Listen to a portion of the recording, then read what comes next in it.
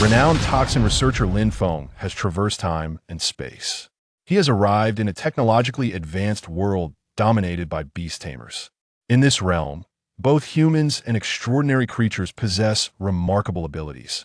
Some soar through the skies, while others burrow underground, as if all impossibilities can be realized through these fantastical beasts. Lin Feng begins his journey under dire circumstances, an orphan, impoverished, and burdened with numerous debuffs.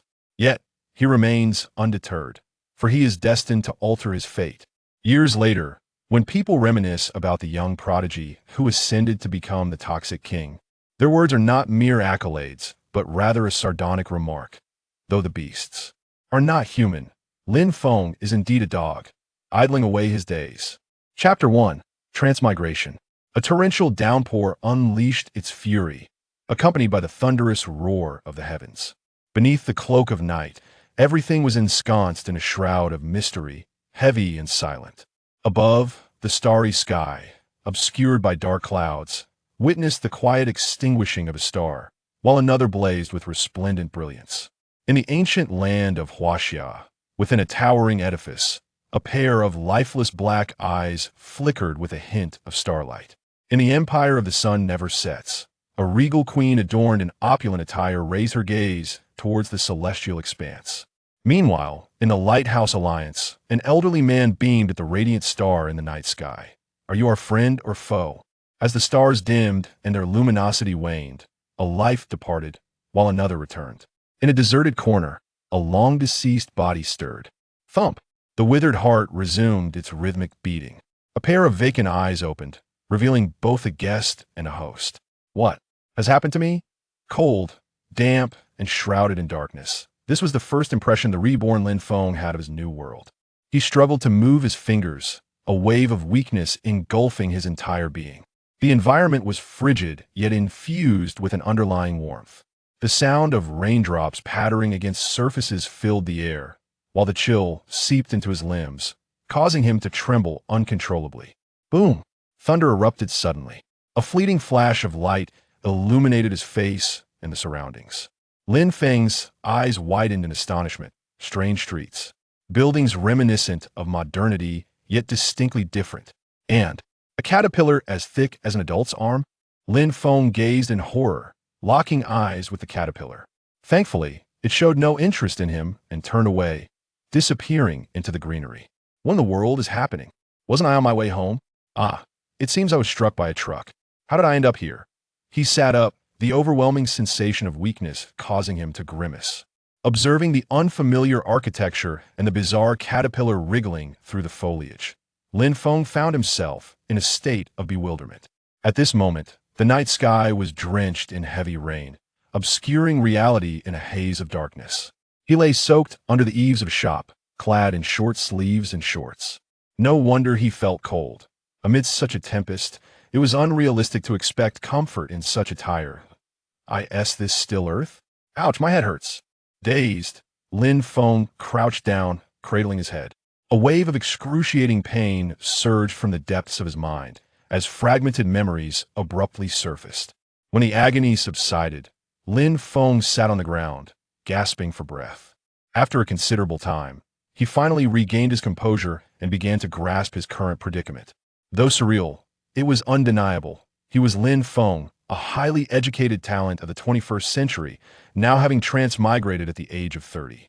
This revelation compelled him to stifle a cry of triumph, though his frail body prevented him from vocalizing it. With a sigh, he accepted this bizarre reality. Rubbing his throbbing temples, he pieced together the fragmented memories. The original Lin Feng also bore the same name and was an unfortunate student in his final year at Chuanqing No. 1 High School, specializing in beast taming. To speak of misfortune, his life could be encapsulated in a single phrase: born motherless, fatherless at 5, bereft of kin, subsisting on government aid while working tirelessly to support himself, ultimately succumbing to exhaustion and death. Yet, that was not the most tragic aspect. The greater sorrow was that he had transmigrated into a perilous world, a realm dominated by beast tamers. Indeed, Lin Feng was no longer on Earth, but had arrived in a place known as Blue Star. The culture of this world bore both similarities and stark differences to Earth. Civilization appear to have diverged at some point, with science waning and fantastical elements flooding the realm. Since the inception of culture, Blue Star had been home to extraordinary abilities. Various elements, even time and space, could be manipulated by the creatures inhabiting this planet. These remarkable powers were referred to as anomalies by later generations. However, possessing such anomalies was not exclusive to humans. They were collectively termed as beasts.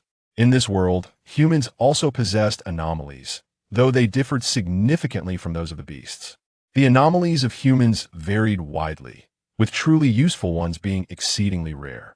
Crucially, not every human was endowed with an anomaly. Those lacking talent would never acquire such abilities. This disadvantage rendered ancient humans vulnerable during survival struggles. If that were the extent of their plight, it might still be bearable. However, there was a grimmer reality. Human flesh was a delicacy for the beasts. This led to a time when humans were reduced to mere prey, teetering on the brink of extinction, even raised like livestock. In ancient times, frail humans could only cling to the might of formidable creatures, struggling to survive. Until one fateful day, a great leader rose from the multitude of prostrating humans. He sounded the clarion call for rebellion, igniting a war for humanity's freedom from the beasts. However, he perished on the eve of victory. Yet, the treasure he bequeathed to humanity continues to serve them well. This ancestor created a groundbreaking technology, spiritual techniques. Spiritual techniques are skills devised by humans, not innate but learned. Even those without awakened anomalies could harness their spiritual energy through studying these techniques, transforming it into combat prowess. Among the myriad of spiritual techniques, a skill for contracting beasts emerged as particularly prominent. Through spiritual techniques, humans could forge contracts with beasts, nurturing their growth in exchange for energy.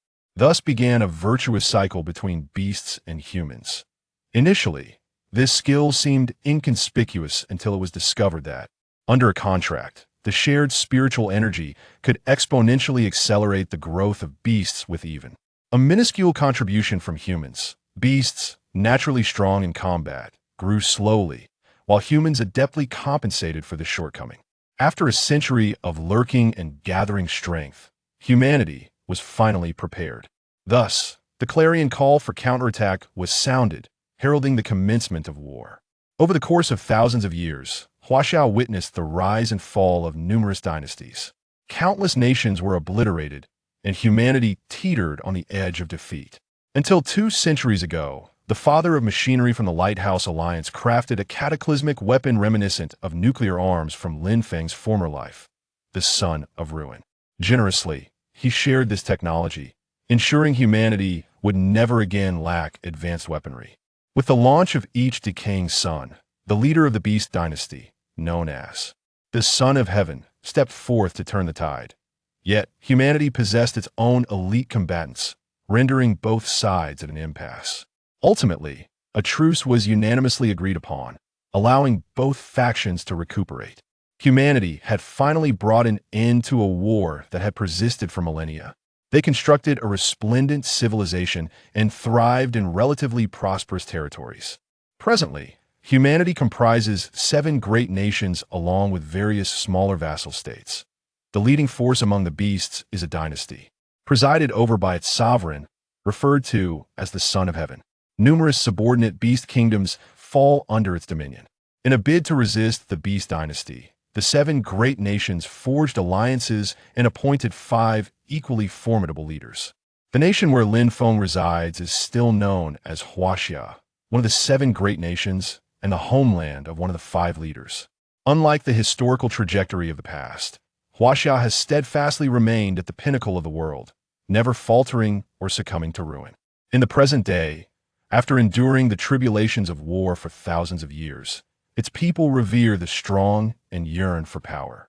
The beast tamers, once the mainstay of warfare, naturally rose to become symbols of status and class.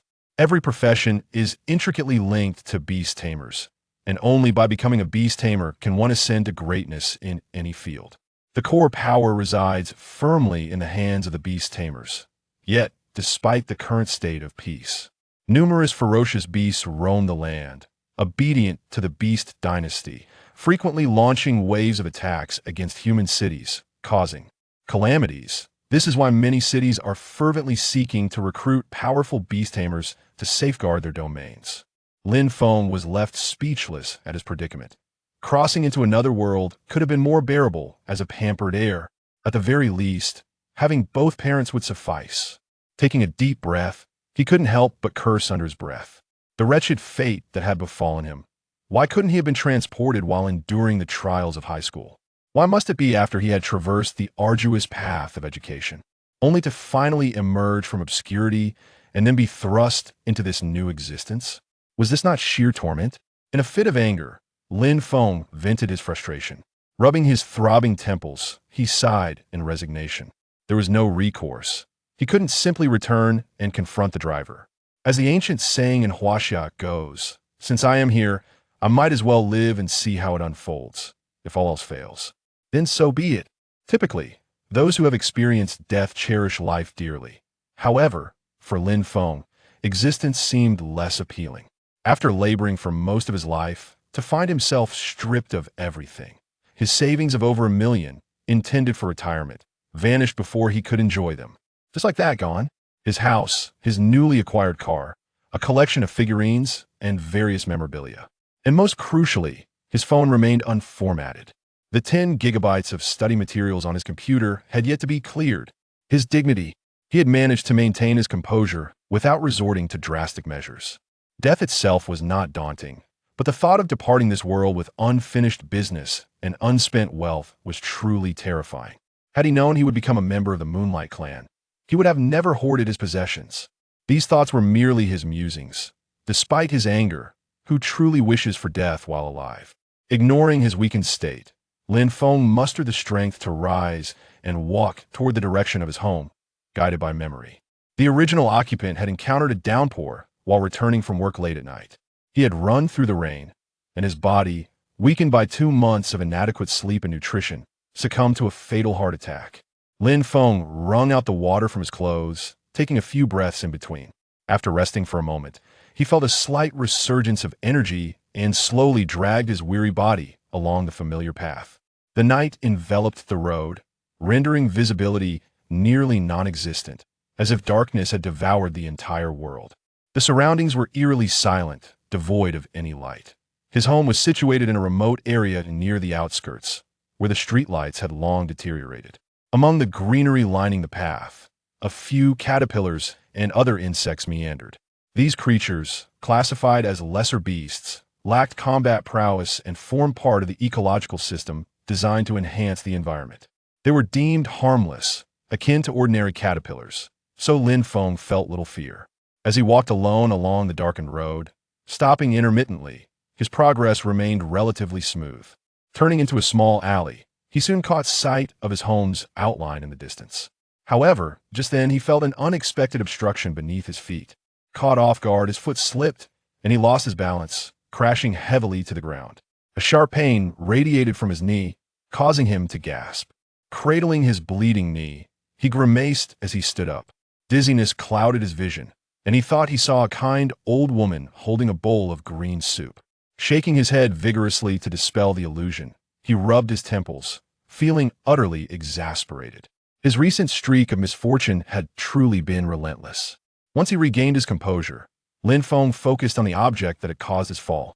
Before him lay a dark, motionless figure on the ground, surrounded by litter, rendering it inconspicuous. A jolt of alarm surged through him, prompting an instinctive step back. The shadowy form stirred slightly, then fell, still once more. What on earth? Is it a person? Chapter 2 First encounter, it should be a person, right? Although shrouded in darkness, it is still discernible as a human figure.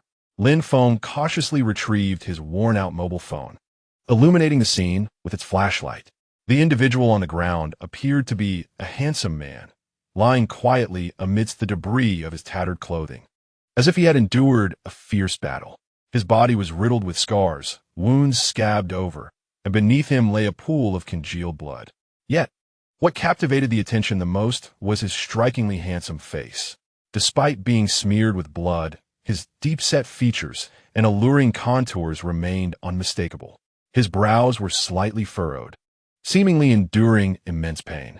Blood trickled down his cheek, dripping onto the ground and forming a dark crimson stain. His hair hung in disarray across his face, intertwining with the blood, adding an additional layer of tragic beauty. Small abrasions and bruises were evident upon his visage. However, Lin Feng had no time to admire the handsome stranger. A sense of urgency washed over him. Was this man alive or dead? Although he specialized in toxins, his undergraduate studies were in clinical medicine. Estimating the volume of blood lost, he thought this individual would surely be dead on Earth. The kind of lifeless body that had grown cold. Lin Feng checked for a pulse at the man's neck and felt a faint heartbeat. He was still alive. Though it defied logic, such phenomena were not uncommon in this extraordinary world. Lin Feng pulled out his phone, intending to call for emergency assistance. Despite the original owner's phone being out of service, emergency calls were exempt from restrictions and could be made at any time. Just as the phone emitted a single beep, a sudden, forceful strike hit Lin Feng's hand. Pain shot through his hand as the phone soared in a perfect arc, crashing a distance away before shattering. Wait, it exploded. That was a phone the original owner had cherished for 5 years. Though annoyed by the impending financial strain, Lin Feng maintained a stoic expression. After all, he was an adult. Managing one's emotions was essential. With only the man and himself in the vicinity, Lin Feng turned to face the stranger. In an instant, a pair of golden eyes met his gaze. Those eyes sparkled like brilliant gold, radiating a heart-stopping glow in the darkness. The pupils resembled those of a fierce beast, erect and menacing. As their eyes locked, an intensely cold aura enveloped Lin Feng, akin to a chilling wave that penetrated his very being, binding him tightly. The once boiling blood coursing through his veins felt as if it had been doused with icy water, rapidly cooling his fervor. The anger that had filled his heart evaporated in an instant, replaced by profound fear. Lin Feng attempted to move his body, only to discover that his limbs had grown unnaturally rigid. Even the simple act of wiggling his fingers became an arduous task. In that moment, he could only stare blankly at the man with the golden eyes, utterly paralyzed. After a few seconds, the man's pupils returned to their normal black hue, and the terrifying presence dissipated. Lin Feng knelt on the ground, gasping for breath. Zhong Imo gazed at Lin Feng with a tinge of remorse. He began, "I sincerely apologize for resorting to such measures to halt you. Alas, I lack the strength to even stand and must resort to a somewhat brusque approach." Lin Feng, having caught his breath, cast a glance at Zhong Imo, rose to his feet, and turned away to depart. Watching Lin Feng walk away, Zhong Imo opened his mouth, but ultimately remained silent. The impression he left was far from favorable. It was reasonable for Lin Feng to wish to avoid entanglements and leave in haste. Rescuing him was a matter of sentiment. Not rescuing him was merely a matter of duty. Zhong Imo closed his eyes, attempting to meditate and recuperate from his injuries. His wounds were grievous, and even his contracted beast was severely injured. Relying solely on meditation was ultimately insufficient. A torrential rain soaked his clothing, exacerbating the risk of infection in his wounds. If he did not find a safe refuge soon, he feared he would not survive the night. Yet the higher-ups were evidently compromised, and the mission he was assigned was fraught with peril. Upon his arrival at the designated location, he was ambushed by a group. He could not ascertain whether they were surveilling the hospital or monitoring communications. Given the current circumstances, if he were to visit a hospital or use that boy's phone to contact his family, it would likely be discovered by his adversaries. That would seal his fate. His dedicated phone had been deliberately destroyed by the enemy during the skirmish. Otherwise, he could have at least sought help. Now, he was left to await his demise. Beneath the cloak of night, Zhong Imo leaned against the wall of an alley, his thoughts drifting aimlessly. The rain continued to pour. The raindrops fell like scattered pearls, crashing against the ground in a cacophony. The frigid rain mercilessly washed away everything around, even the once ghastly bloodstains, which gradually diluted into crimson water, vanishing without a trace. With his eyes tightly shut, Zhong Imo lay still, allowing the rain to cascade over his body. At this moment, he lacked the strength to resist the harsh weather and the pain that gripped him. He could only endure in silence. Zhong Mo desperately needed a place to shield him from the elements. Approaching a hotel through conventional means was out of the question. Enforcing entry into someone else's room could lead to complications should the occupants alert the authorities.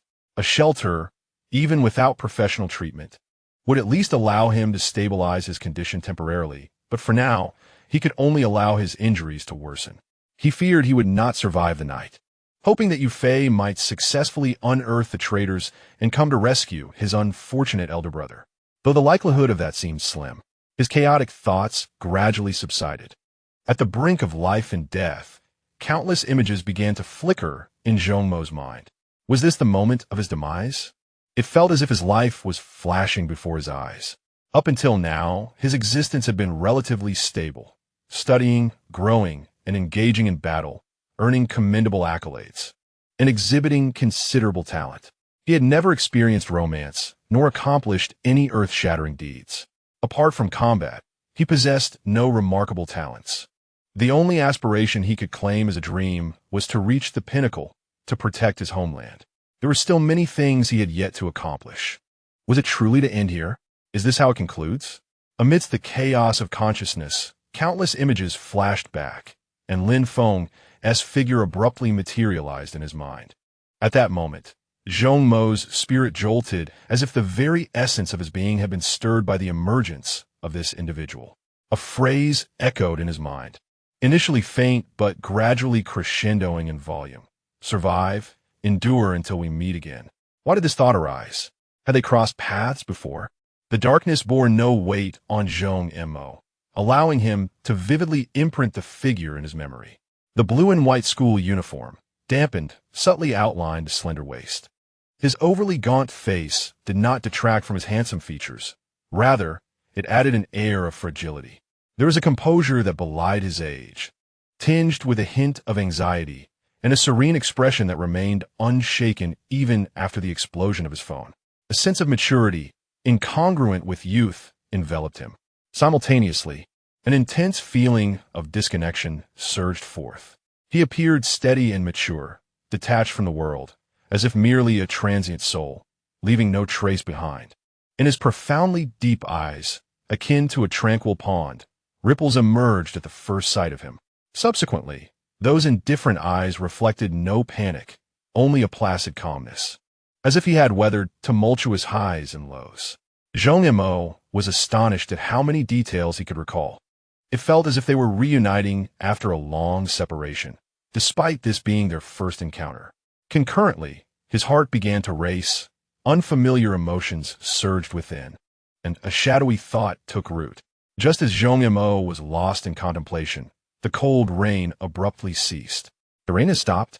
With a puzzled blink, he opened his eyes, and instead of the incessant droplets, he was greeted by a pitch-black umbrella. The umbrella shielded Zhong Mo from the relentless rain, restoring a semblance of clarity to his mind. Slowly, he turned his gaze to the newcomer. It was the boy who had just departed, the very protagonist of his darker thoughts.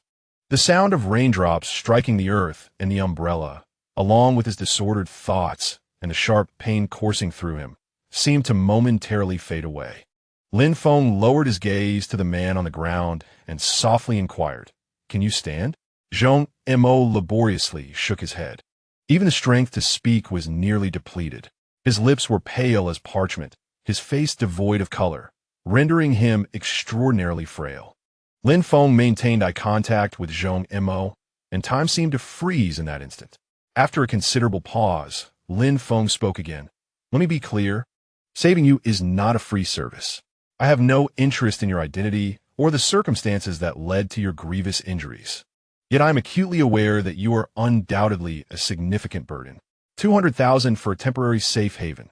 Does that not seem like a fair trade? Do you understand?" Nod for yes, shake for no.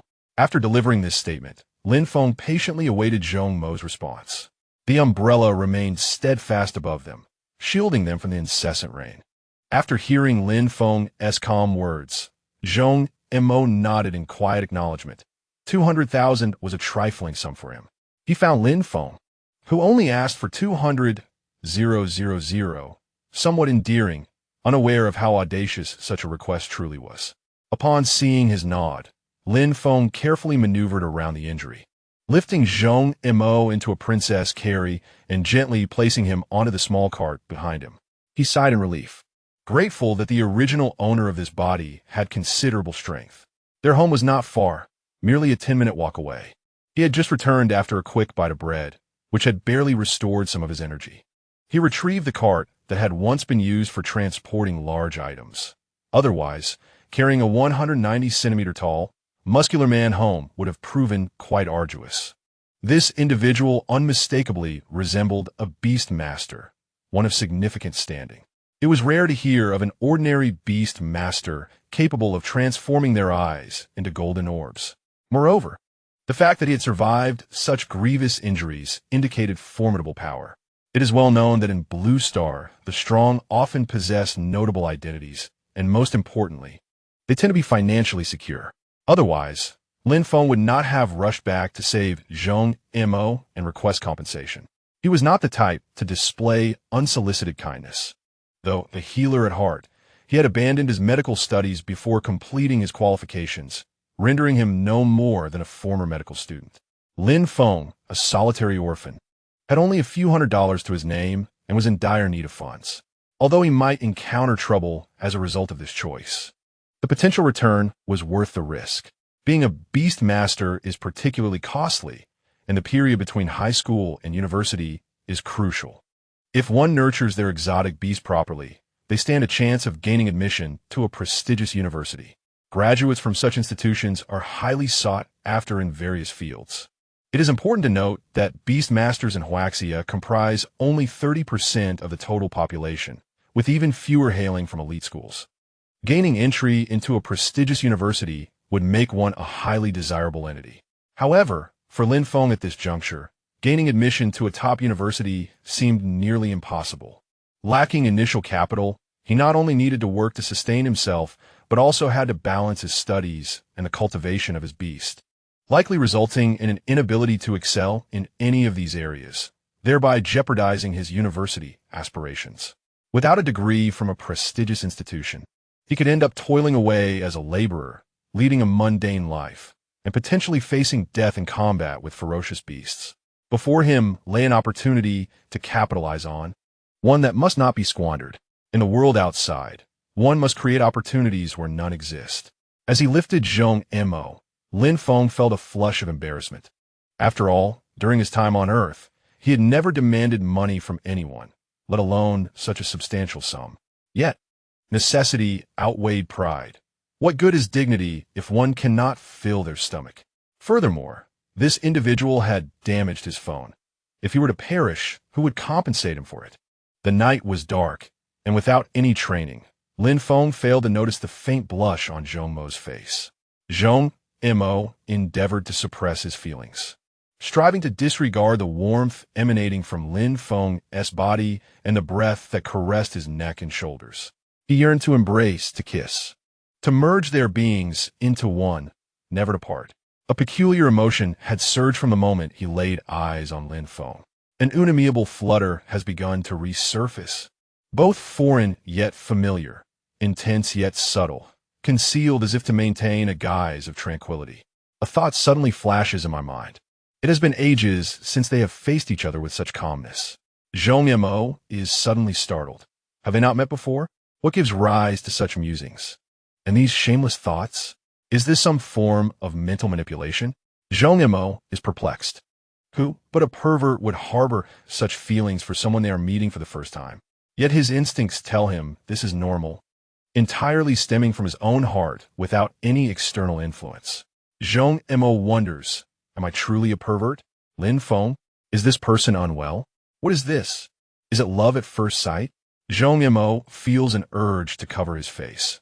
It turns out he is just another ordinary person swayed by appearances. His head itches as if he is about to succumb to the folly of infatuation.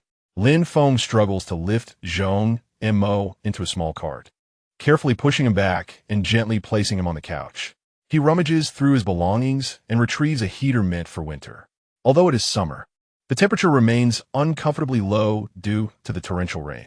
Particularly, given that this person has sustained severe injuries, Exposing him to hot water would be tantamount to courting disaster. It is imperative to keep his body dry. Thus, this small heater proves to be quite useful. Turning on the heater, Lin Feng swiftly changes the tattered cloth covering Zhong Mo. They are laid bare before one another, and neither party finds it shocking. Lin Feng wonders, is there anything to hide? He furrows his brow, gazing at Zhong Mo's battered and alarming physique, a wave of concern washing over him. Can he survive this? He silently nods. Of course he will survive. The 200,000 will definitely arrive. Lin Feng begins to meticulously examine Zhong Mo's wounds, which vary in size and crisscross across his body. New injuries mingle with old ones, after enduring the relentless drenching of the rain. Many wounds that had begun to heal now reopen, blood seeping forth slowly. Under these circumstances, suggesting a bath is unrealistic. Lin Feng shakes his head helplessly and turns to the room, quickly searching for supplies. He recalls there being alcohol and some bandages in the room. Fortune favors the diligent. After a prolonged search, Lin Feng finally discovers an unopened bottle of alcohol and some scattered medical bandages in the corner of a drawer. Just as he thinks he has been sufficiently fortunate, he unexpectedly finds a few bottles of oral iron supplements deep within the drawer. This sudden discovery brings him a measure of relief. After all, for someone who has lost considerable blood, replenishing iron is vital for recovery and blood regeneration. Under normal circumstances, such injuries would warrant a trip to the hospital, but since the individual is averse to receiving treatment there is no alternative. Emergency measures must be taken to alleviate the condition. Lin Feng strides back into the living room, only to find Zhong Mo sprawled on the couch, eyes tightly shut, his complexion as pale as parchment. It is evident that he has succumbed to a state of semi-consciousness, his awareness of the external stimuli virtually extinguished. Even as Lin Feng delicately cleansed his body with alcohol, meticulously removing the debris from his wounds, there was little reaction from him. Following the disinfection process to prevent further bacterial growth, Lin Feng noticed a sudden shudder from the man's body, which soon settled into stillness. Remarkably resilient, Lin Feng thought to himself, offering a quiet compliment. He then skillfully and swiftly applied gauze to secure the wounds, the entire procedure flowing seamlessly as if choreographed. Once everything was in order, Lin Feng exhaled a long, deep breath of relief. Observing the man before him, now resembling a mummy, he nodded in satisfaction. Excellent. My skills remain intact. He gently patted the man, who had fallen into a deeper unconsciousness, and brought an oral iron supplement to his lips, softly advising, do drink this iron supplement. While its formulation and efficacy may not match that of a hospital-grade remedy, it will nonetheless serve a purpose better than having nothing at all. Groggily, Zhong Mo nodded and obediently accepted the bottle, tilting his head back to consume its contents in a single gulp. Not long after, exhausted both physically and mentally, he succumbed to a profound slumber. Lin Feng sighed, knowing that the rest was now left to fate. Glancing at the clock, he noted it was 3 a.m., with matters awaiting him at 9 a.m. He sighed again, placing Zhong Mo on the sofa and covering him with a blanket. Setting his alarm, he climbed into bed, forcing himself to switch off his phone. Despite the payment of 200,000, which had yet to materialize, he appeared indifferent to the responsibility it entailed. This sum primarily represented the risks he had to bear after sustaining such injuries in the city. His reluctance to seek hospital care indicated that he was likely being pursued by enemies. Even the simplest acts of providing shelter and treating his wounds could expose him to the peril of being targeted and killed by those adversaries. This was indeed a matter of risking his life, yet he bore no regrets, even if it led to his demise. Beyond the familiar stirrings in his heart, he felt a disconnection from this world. He vaguely recalled the moment when a bus collided with him, the warmth of blood flowing away, the numbing agony it wrought, the very essence of death itself. Having faced death once, who could ascertain that he would fear it? He merely chose to continue living in this new world as life, albeit burdensome, seemed preferable to the finality of death.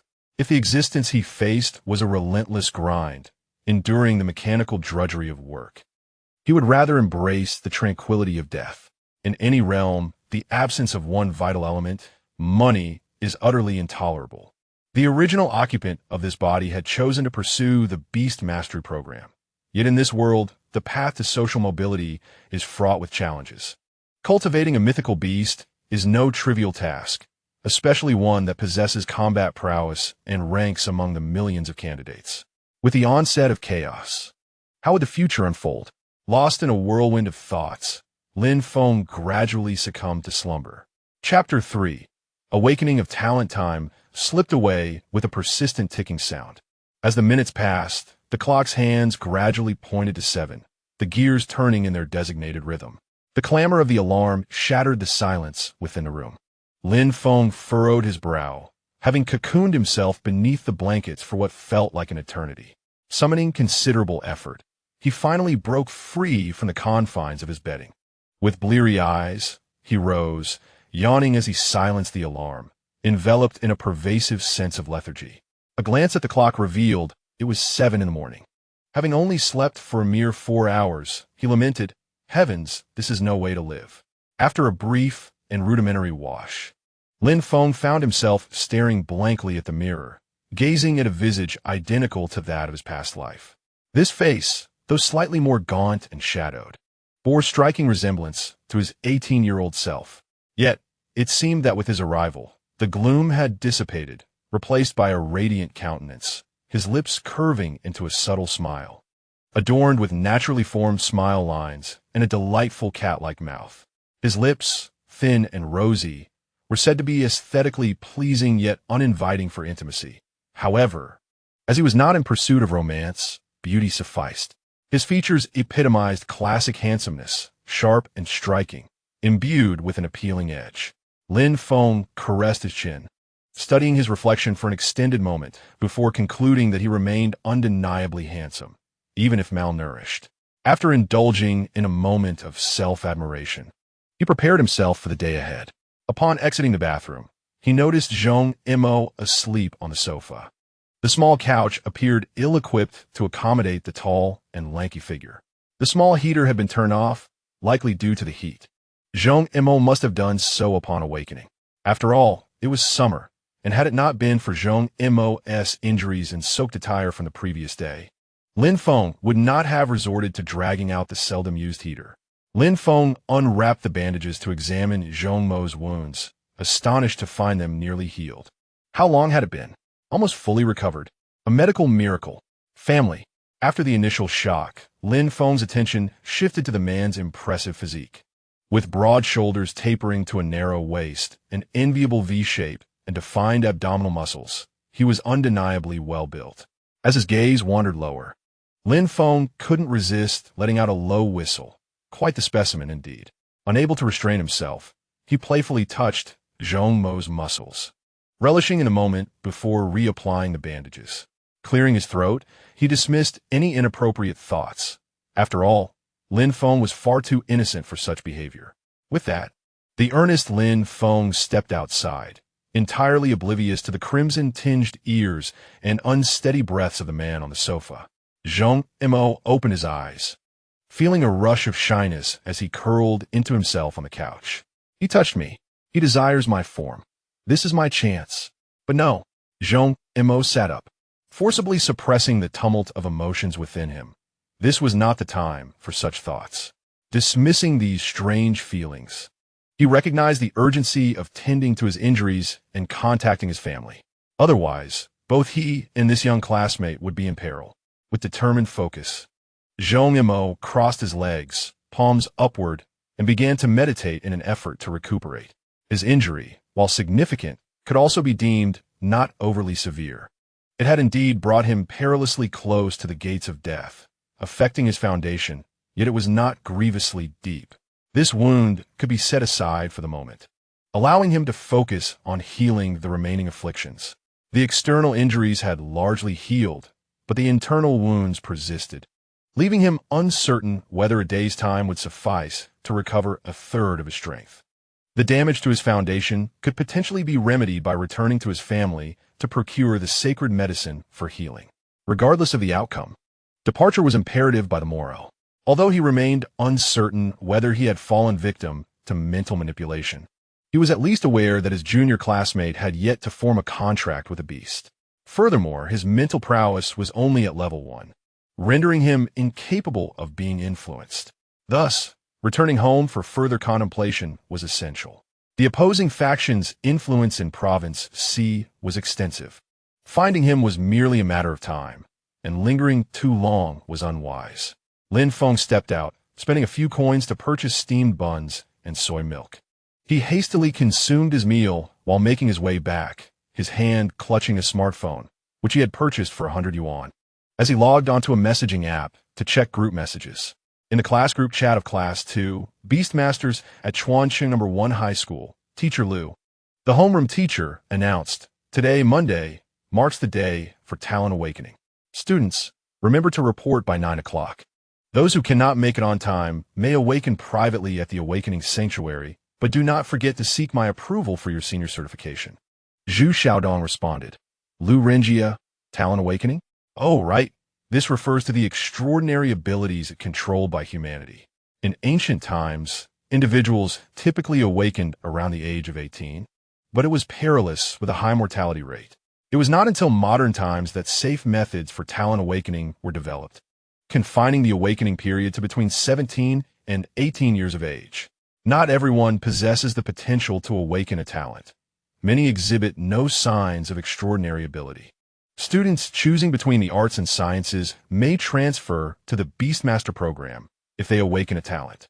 However, being a Beastmaster is no simple feat. Unless one's talent is rather lacking or suited for logistical support, most Beastmasters are compelled to engage in battle, where casualties are alarmingly high. Many parents, desiring a secure life for their children, discourage them from pursuing the Beastmaster path. Talents manifest in a myriad of forms, broadly categorized into 3 types: combat, nurturing, and special abilities. Combat talents enhance the fighting prowess of one's beasts. Nurturing talents assist in accelerating the growth and evolution of beasts.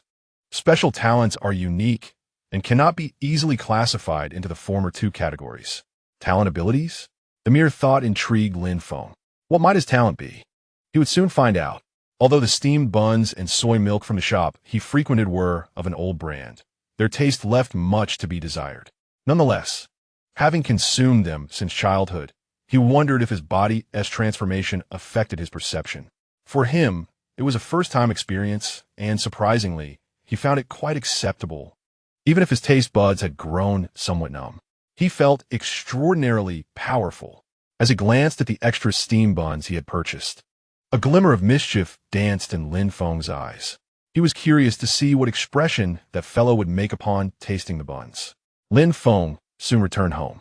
Upon opening the door, he noticed that Zhong Mo, having heard the sound, ceased his training. As the door swung open, Lin Feng entered the hall with breakfast in hand. Spotting Zhong Mo awake, he waved the food slightly and placed it on the small tea table by the sofa. "Just in time, come have a bite." The summer sunlight streamed through the window, casting a golden glow upon the youth, illuminating him with a radiant charm. A slight smile graced his lips, and it seemed as if starlight flickered within his dark eyes, rendering him extraordinarily captivating. Zhong Mo picked up a bun and took a bite. The skin was thick, and the meat was scant. The texture was difficult to describe, greasy and rich. He struggled to chew a couple of times before swallowing it down. Having consumed raw meat during training before, he thought the taste was merely unpleasant, which was tolerable. After a moment's reflection, Zhong Mo added, "It's quite delicious." Lin Feng, scratching the back of his head, regarded Zhong Mo with an expression akin to disbelief. "Buddy, if it's not good, don't force the flattery. I've been eating these buns for 10 years, and their horrendous taste is a miracle they haven't gone out of business." Zhong Mo coughed a couple of times and set the bun down. Just as he was about to say something, Lin Feng had already donned his school uniform jacket, slung his beloved backpack over his shoulder, and opened the door to head to school. Zhong Mo felt the conversation had fallen flat once again. Chuan City No. 1 High School is a public institution in Chuan City, ranking among the better schools in the public sector. The original owner had merely been fortunate to gain admission, edging in by the skin of his teeth. Once enrolled, balancing work and studies inevitably diverted his focus, resulting in mediocre academic performance, which prompted the original owner to consider a gamble in the Beastmaster program. The entrance examination for the Beastmaster specialization is a martial test, where cultural scores hold less significance, and the difficulty is considerably lower than that of the academic streams. However, aspiring to become a trainee Beastmaster poses significant challenges for the original owner. Firstly, to become a Beastmaster, one must possess a beast. Otherwise, what would one be commanding? Secondly, sufficient financial resources are essential for the beast's growth. This is a genuine arena for competition, where malnourishment and proper nutrition yield vastly different outcomes. Thirdly, maintaining satisfactory academic performance is crucial, as universities do not accept illiterates. Those uninterested in theory and solely inclined toward physical confrontations should head right to military recruitment. These three aspects presented considerable difficulties for the original owner, with financial constraints being the foremost challenge. As the saying goes, money may not be omnipotent, but lacking it is certainly a grave impediment. Purchasing a beast requires funds, and subsequent nutritional needs demand more money. If one had financial stability, more time could be devoted to academic pursuits. Hence, it is quite a headache. While one might take out loans to acquire a beast, there is no financial assistance for subsequent care and development. After paying utility bills, tuition, phone, and internet fees, the remaining funds barely suffice for sustenance, let alone nurturing a beast. Lin Feng found himself at a loss, as the knowledge from his previous life no longer applied here, and he lacked any particular skills. As for manual labor, it was laughable. He would hardly be hired, for there were cheaper labor options in the form of beasts. Lin Feng ultimately decided to take a step-by-step approach. If all else failed, he would return to the nightclub where the original owner had previously worked. However, the lecherous patrons and the unscrupulous boss, who sought to exploit, were truly beyond words. The original owner had been unable to endure the harassment and had simply resigned and fled. As the announcement for passengers to disembark at Chuanchengno, one high school echoed, Lin Feng stepped off the bus and casually discarded his trash into a nearby bin.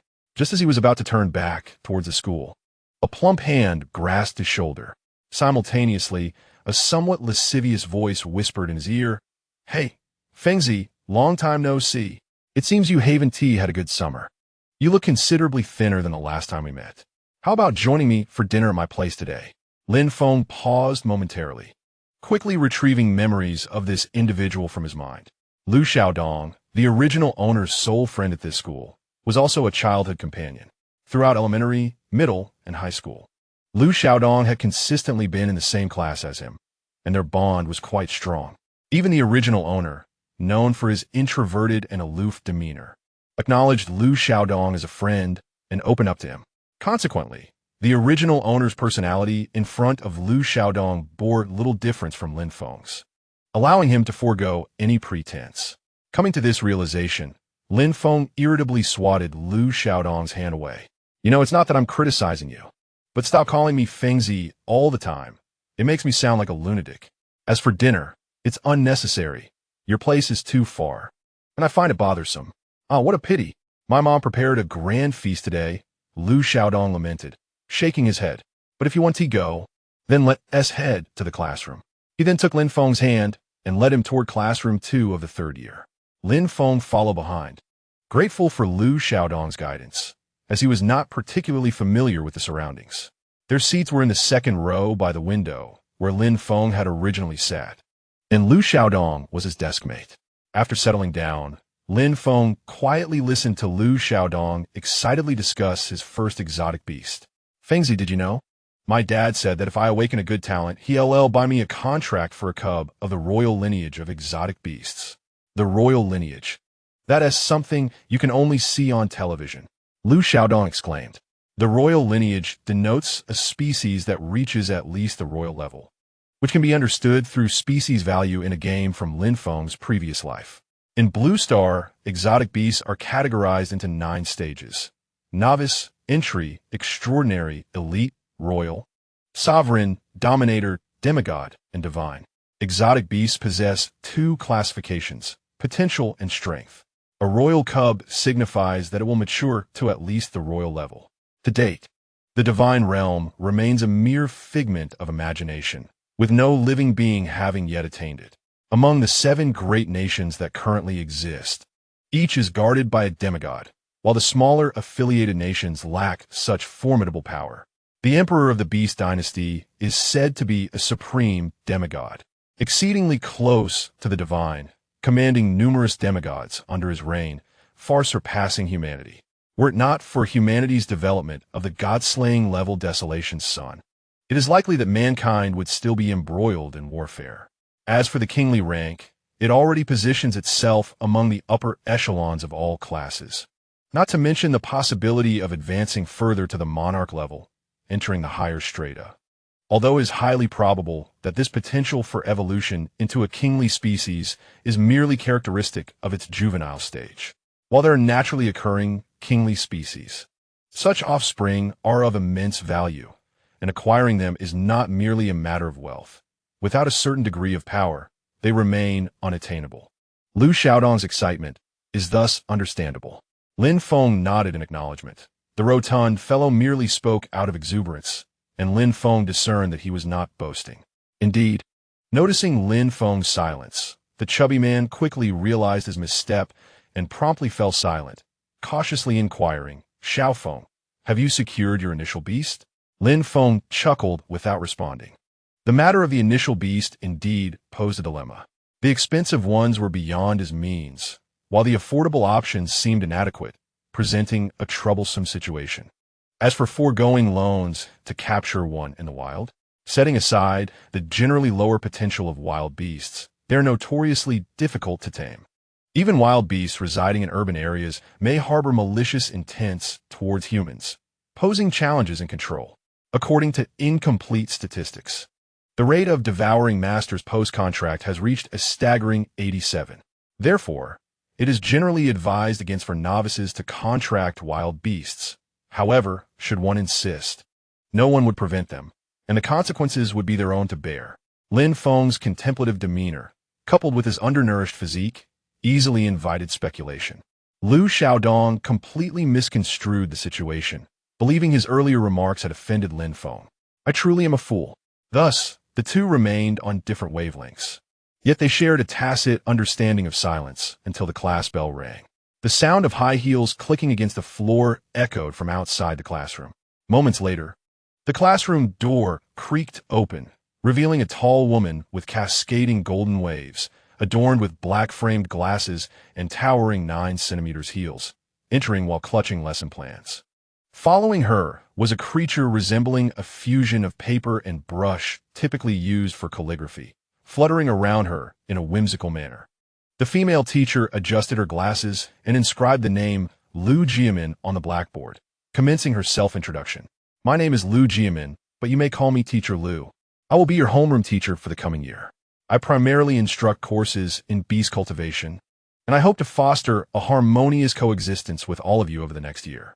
Upon concluding her introduction, applause erupted from the students in welcome. Teacher Lu cleared her throat a couple of times to signal for quiet. Once the class settled, she nodded for those outside to enter.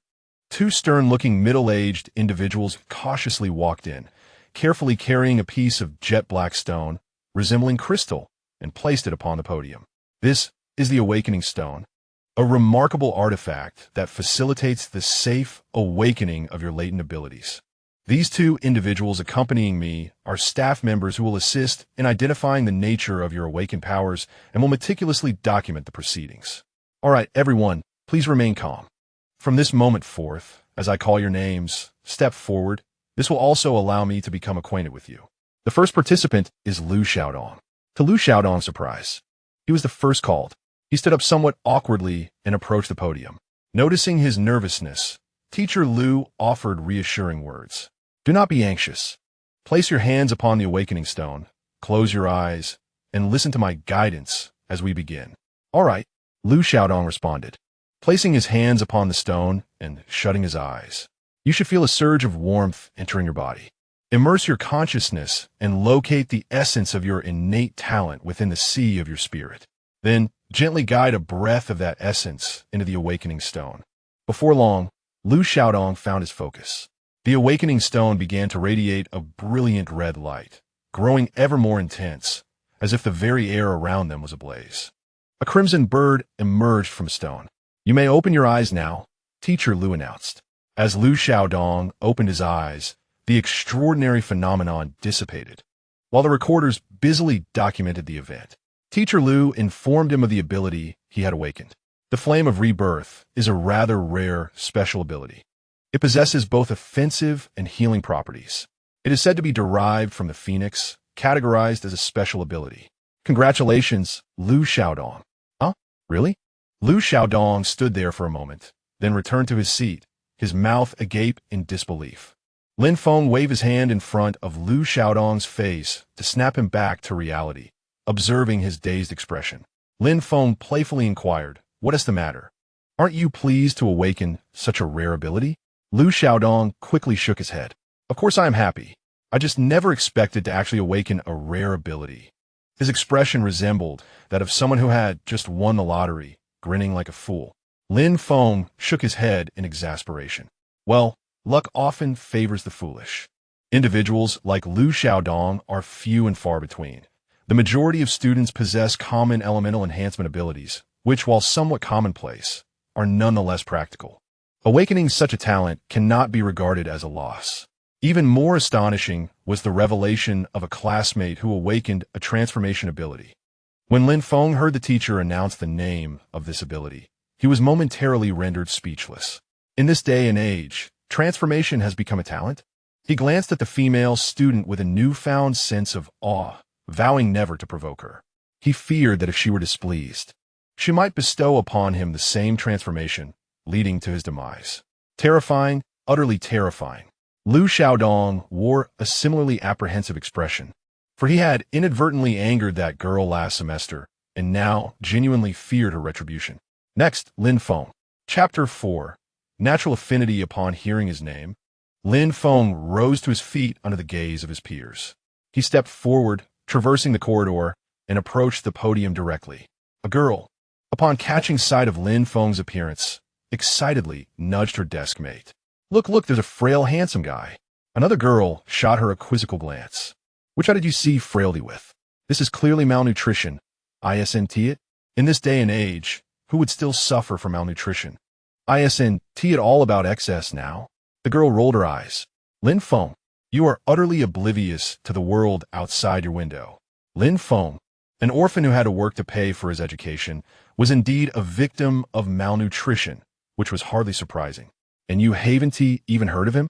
The girl smiled sheepishly, admitting she hadn't really paid much attention to her classmates. "Who is this?" "He is quite handsome," another girl whispered. "Uft. What good is being handsome? Just a child born without a mother to care for him," remarked a boy named Suzhou with disdain. Lu Xiaodong, upon hearing this, became furious, rolling up his sleeves and preparing to confront him. "Suzhou, repeat that again. You bastard." Suzhou, now even more irked by the outburst, stood up to retort. "I'm telling you, come at me." Lu Jiamin, observing the noisy classroom, unleashed her own roar akin to a lioness. Silence. Lin Feng, seated nearby, felt a buzzing in his head. The two arguing individuals fell silent. Lu Lishi shot a glare at the troublemaking students, while the nearby calligraphy student understood the unspoken message. The noisy students, except for Lu Xiaodong and a few who had initially been quiet but later retorted, were suddenly enveloped in a blue luminescence and forcibly lifted and thrown outside, compelled to stand at attention by the door. Now quiet. The classroom fell into an immediate hush, with each student daring not to breathe. "I solemnly inform you, before you can become competent beast tamers, you must first learn to be decent human beings. Otherwise, get out of my classroom." Finally, no one dared to speak. Lin Feng, having recovered from his shock, first cast a grateful glance at Lu Xiaodong, shaking his head to indicate it was fine, offering him some comfort. Had it been the original owner, he would have directly confronted that boy. In the original owner's memories, he had always been surrounded by malice, which he had grown accustomed to, yet familiarity did not equate to acquiescence, especially since the original owner had an exceptionally strong sense of pride. Youthful impulsiveness often led to rash actions. However, for Lin Feng it mattered little. as he was not the original owner and had matured to the age of 30, having lived a life rich in experience. Even as a researcher, he often interacted with officials and businessmen, developing a resilient heart over time. The original owner's memories played in his mind like a film, devoid of tangible sensation. What storms had he not weathered? Mere verbal taunts, at times, were less harsh than insults from gaming teammates, and hardly worth dwelling upon. Lin Feng dismissed the minor incident. Following the steps he had previously observed, he cautiously placed his hands upon the awakening stone, which emanated a mysterious glow. At the same time, he gently closed his eyes and regulated his breathing. Lin Feng gradually calmed himself, following the guidance of his teacher, and began to delve wholeheartedly into the depths of his inner soul's ocean. The so-called spiritual realm is that boundless void that emerges in one's mind when the eyes are tightly shut. However, this experience transcends mere darkness akin to being blindfolded. It harbors deeper, enigmatic meanings, representing the unique ocean of the soul possessed by each individual. For most ordinary people, traversing this void to reach the profound ocean of the soul is no simple feat, yet it is not entirely impossible. At this moment, Lin Feng concentrated all his energy, striving to break through this barrier and explore the unknown territory. As Lin Feng firmly placed his hands upon the awakening stone, he distinctly felt an indescribable, peculiar energy flowing into his palms like a gentle stream. This sensation quickly spread through his arms to every corner of his being. It was both unfamiliar and wondrous, as if countless tiny sprites were joyfully dancing within him. Then, something unexpected occurred. It was as if this mysterious power possessed an unimaginable magic. Suddenly, within Lin Feng's previously dark and lifeless ocean of the soul, a faint green arc streaked across like a brilliant meteor in the night sky. Although this green arc appeared rather unremarkable, the visual impact it created and the dazzling transformation of colors left one in awe. With the emergence of this green arc, the once silent and desolate void of the soul finally welcomed its first glimmer of light.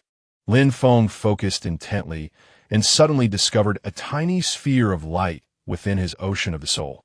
To his astonishment, beside this small sphere was another light orb nestled closely against it. The two appeared like celestial bodies, drawn to each other, revolving in harmony. Two light spheres? Two innate abilities? This was beyond the expected. Lin Feng, have you not found the innate light sphere yet? Came the voice of teacher Lu from the outside world, snapping Lin Feng back to reality. He hastily drew a thread of light from the sphere's back into the awakening stone. Soon, the stone erupted in a kaleidoscope of colors, illuminating visions of forests, volcanoes, and thunderstorms, various natural scenes. What is this? Nature affinity? Lu Jimin gazed in astonishment at the spectacle before her. This phenomenon was the legendary innate ability of nature affinity. This ability is an extraordinarily formidable type, boasting powerful advantages not only in combat, but across various realms. It is said that this talent is recognized by the world itself, and those who awaken it, provided they do not meet an untimely end, are nearly guaranteed to leave their mark in history. Lin Feng slowly opened his eyes, and the brilliance along with the extraordinary phenomena began to fade. Teacher Lu, regaining his composure, beamed at Lin Feng and congratulated him. Congratulations, Lin Feng. You have awakened the rare, innate ability of nature affinity. Nature affinity? Lin Feng immersed his consciousness once more, swiftly encountering a small luminous orb that symbolized affinity with nature. The methods and effects of utilizing this affinity manifested in his mind in the form of vivid imagery and text, easily grasped by him. With the affinity for nature, you are the beloved of the natural world. You are under its protection, and nature shall not harm you lightly. It harbors a fondness for you. The effects could enhance all powers belonging to the elements of nature, akin to the amplification of innate talents. One could manipulate plants devoid of consciousness, as well as flames and lightning, and with sufficient strength, even exert control over formidable beasts of the wild. It could be said that the potency of this ability was indeed remarkable. Meanwhile, his classmates erupted into excited discussions. Wait, is it true? Is it really the affinity for nature? That powerful ability from the textbooks, which has only been possessed by 6 individuals in history. Exclaimed one. Goodness, I'm envious. Unlike me, with my ordinary enhancement talent. Another chimed in. I told you my brother was bound to awaken a formidable talent. You lot with your narrow-mindedness must be feeling foolish now. This was Lu Xiaodong speaking. Having a strong talent doesn't guarantee swift progress in cultivation. What if he turns out to be a heavenly curse? The term heavenly curse referred to those endowed with rare abilities yet lacking the aptitude for cultivation. Seeing the uproarious classroom, Teacher Lu's gaze sharpened, a palpable aura of authority enveloping him. Silence. The students fell instantly quiet. The memory of the earlier incident where a classmate had been ejected from the classroom lingered vividly in their minds, instilling a sense of caution. Lin Feng, please take your seat. Lin Feng, having been absorbed in receiving the information, had not noticed the commotion around him. He nodded and returned to his desk. All right, everyone, your talents have been awakened. I hope you choose the appropriate beast based on your abilities. Teacher Lu continued.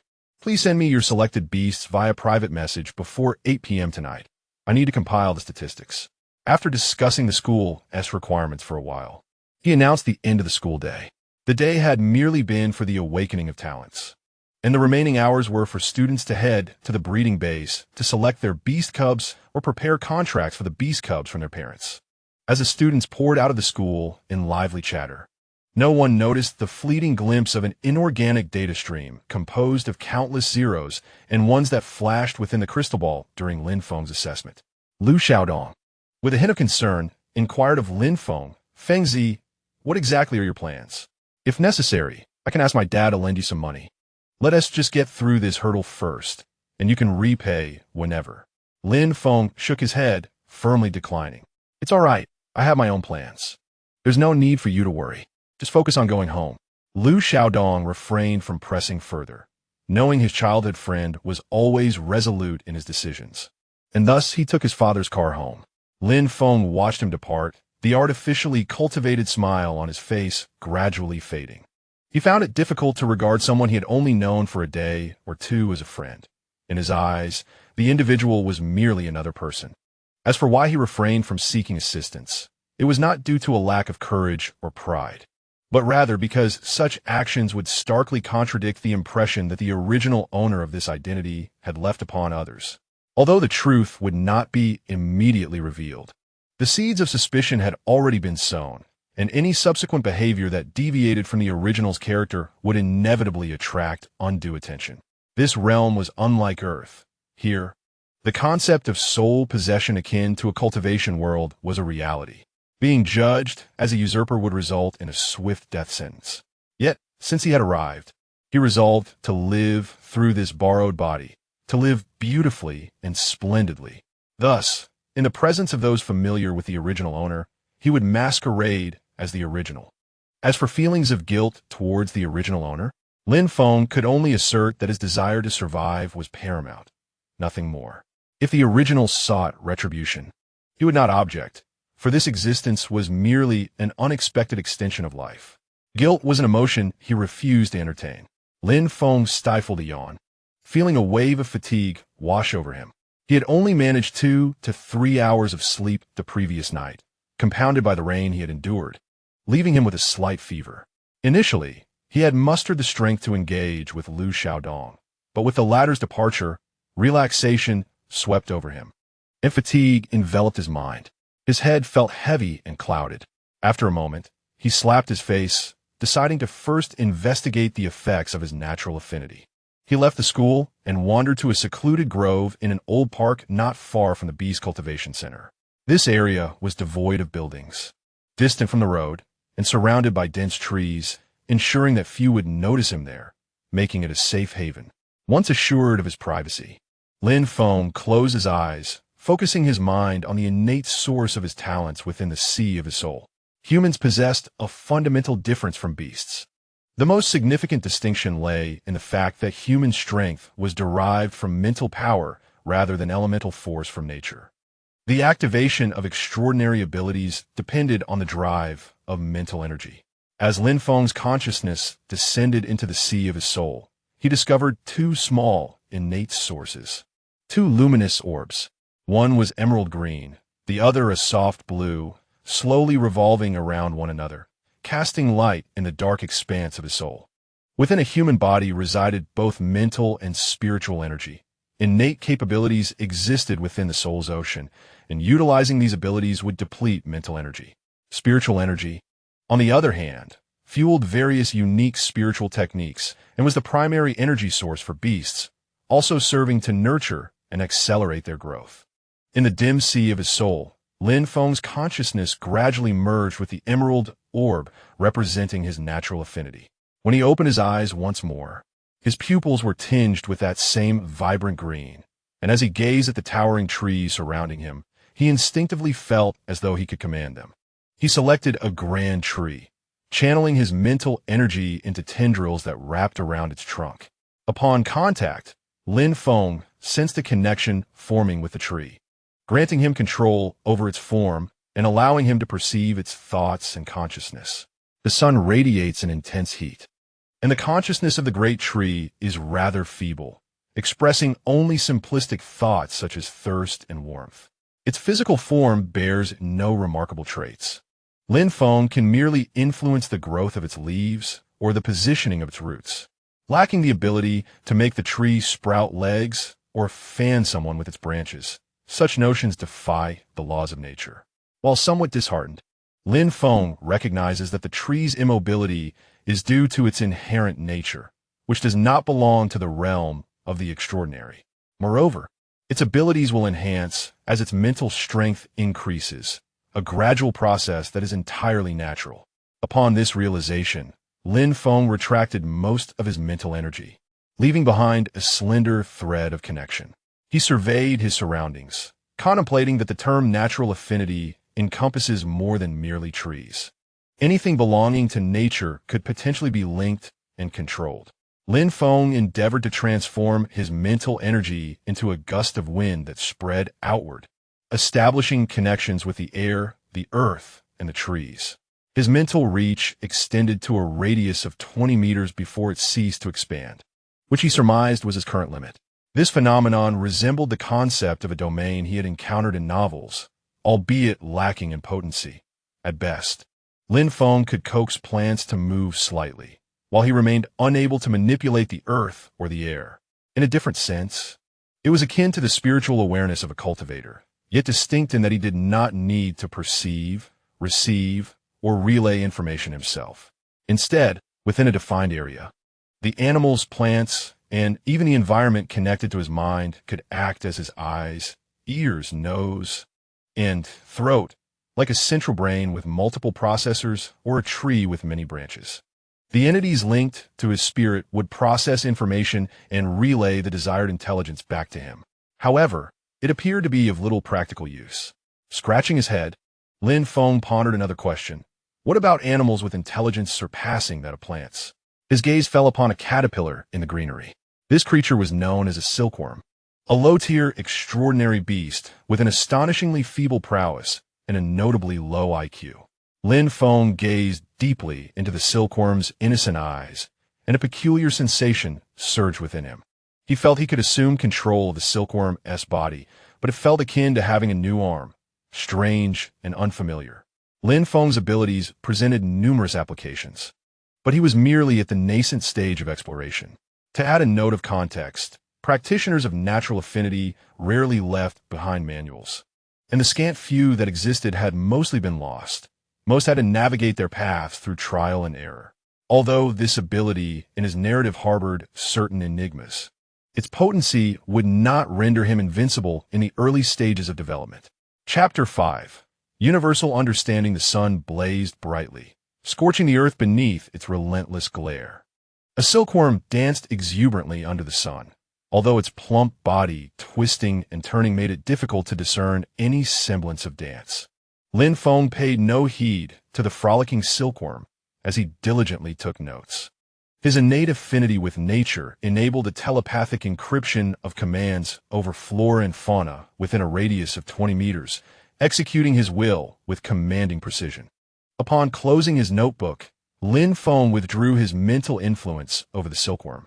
Once regaining control of its own body, the silkworm paused, blinking its large eyes in bewilderment. After shaking its head and swaying its tail in confirmation of its restored autonomy, it cast a fearful glance at Lin Feng, as if he were a ferocious beast, and scampered away with remarkable speed. Lin Feng, on the other hand, felt a wave of exhaustion wash over him as the initial thrill subsided. A throbbing pain pulsed at his temples, and his head ached. Previously, when commanding plants, he had not felt such fatigue. The reason was evident.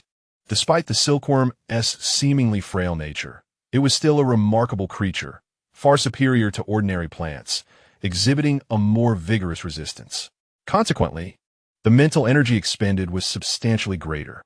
Lin Feng speculated that the natural affinity was not purely a mental ability, rather than exerting forceful control. It leaned toward a request, or perhaps a form of leadership. After massaging his temples and feeling slightly better, he retrieved his notebook and amended his previous command regarding the flora and fauna to a more familial appeal. "Dear brothers and sisters, please lend a hand. We are family." He also noted, "Mr. Nature, please assist." Having rested sufficiently, Lin Feng's attention was drawn to another ability. Stretching languidly, he began to examine the second talent orb. As his consciousness brushed against the blue glowing sphere, information flooded his mind. Upon reopening his eyes, Lin Feng could hardly contain his astonishment.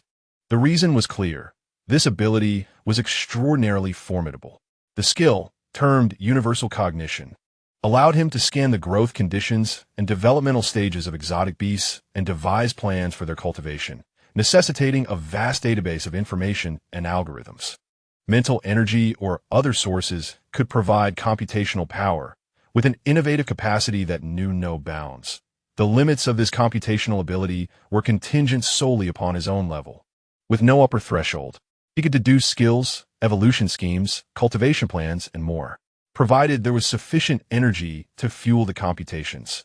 Even in the absence of data, he could infer everything. Lin Feng possessed no limits. Was it truly this preposterous? This meant that, given adequate data and energy, he could potentially ascertain even the ascension methods of deities. Plans had altered. If he could amass a wealth of data, then he could devise formidable evolutionary forms. In such a case, unless faced with high-tier exotic beasts akin to royal species, other varieties would pose little disparity, as they too could achieve evolution, royal species included, merely through the accumulation of time. Although evolutionary materials were costly, he no longer needed to worry about the initial exotic beasts lagging behind. In this world, beast tamers were categorized into ranks: apprentice, novice, intermediate, advanced, elite, master, venerable, and legendary. Consequently, mental power was likewise classified into 19 levels.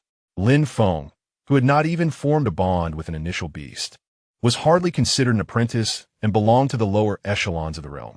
As he pondered these thoughts, he abruptly felt an invisible force tugging at his right hand, causing it to plunge downward. Instinctively, he lowered his gaze to discern what was transpiring, only to behold an ancient tome that exuded a sense of age and gravitas. This book, resembling a stone, was meticulously crafted from various uniquely shaped stones, expertly assembled and carved. The stones were skillfully interwoven to present a vivid depiction of an owl. Its sharp talons, wide-open eyes, and outstretched wings all showcase the sculptor's remarkable artistry and meticulous attention to detail. Between the interstices of the stones, a profound blue hue filled the gaps, rendering the entire exterior akin to a splendid tapestry. The tome was weighty, and with Lin Feng's strength, he could not hold it with one hand for an extended period. The heft of the book even led him to contemplate that, in a moment of peril, it could very well serve as a weapon. "What on earth is this?" Lin Feng exclaimed, his eyes widening in astonishment. Could this be a manifestation of universal knowledge? A stone book devoid of content? Unable to comprehend its purpose, he waved his hand and stored the cumbersome tome into his spiritual space. The universal knowledge he possessed had capabilities for data filling and upgrading. Without sufficient data to support it, even its formidable computational power would be of little use. As long as relevant data could be continually provided, the contents would naturally be enriched and perfected. Afterward, He focused intently on the universal knowledge for some time, yet he failed to uncover any new insights. Noticing that time was running short, Lin Feng shook his head in resignation, returned the tome to his soul sea, and then strolled towards the Beast Cultivation Center. By the time Lin Feng arrived, most individuals had already made their selections, and the entrance was sparsely populated. While the role of a beast tamer was revered by many, the number of individuals who truly embarked on this path was quite limited. The primary constraint preventing them from choosing the path of the beast tamer was financial. A common juvenile beast cost upwards of several $100,000, and once contracted, considerable resources were required for its cultivation, representing a significant expenditure. Indeed, the profession of a beast tamer held immense promise, but one had to excel in the rigorous entrance exams to pursue it. Not every family possessed the financial means or the fortitude to allow their children to delve into the realm of beasts. Should they invest a substantial sum, only to find themselves barred from the gates of beast tamers, it would all be in vain. Moreover, even upon becoming a beast tamer, the profession was fraught with peril. Statistics indicated that many beast tamers went missing or perished each year. Specific figures were deliberately suppressed by the authorities, yet it was evident they were far from negligible. The risks were substantial. Lin Feng approached the queue, which comprised only 4 or 5 individuals. He was not overly concerned that the finest beasts had already been chosen, for he knew that exceptional beasts would likely not be available to an orphan like him. The breeding facility is equipped with specialized detection instruments capable of assessing the innate talents of exotic beasts. Those with exceptional talents have long since been reserved. As an orphan devoid of power and influence, he finds himself in a position where he must resort to loans even to acquire an exotic beast. The notion of obtaining a creature from a superior lineage, especially one with remarkable abilities, is entirely beyond his reach. Thus, he is left with the option of selecting from lesser breeds, such as entry-level species, which are the only ones he can afford. After all, loans have their limits. Despite the existence of student loans specifically designed for scholars, banks are not fools. They would never extend exorbitant amounts to students for the purpose of acquiring high-tier exotic beasts, as this could jeopardize their future returns. Although only 4 individuals remain, the previous batch had only recently entered, and it is conservatively estimated that he must wait for at least another half hour. Lin Feng took out his phone to search for relevant information, for he could not afford to approach the selection process blind. He began to explore details regarding the Chuan City Exotic Beast Breeding Center. This center is one of the few authorized by the Spirit Alliance to sell juvenile spirits. While there are other channels available, Lin Feng's understanding of the Blue Star's waxia remains somewhat superficial. His primary focus was on the prices, appearances, evolutionary forms, and growth potential of the juvenile spirits. Upon accessing the official website, he was greeted by a dazzling array of high-tier exotic beasts, a veritable showcase. The water spirit, an extraordinary breed, possesses a 2-stage evolutionary pathway, ultimately evolving into the regal tidal sea spirit. The earthwood turtle, another extraordinary species, also follows a 2-stage evolution, culminating in the imposing giant wood artillery turtle, a kingly breed. The flame monkey, likewise an extraordinary creature, evolved through 2 stages into the explosive lava blaze, part of the royal lineage.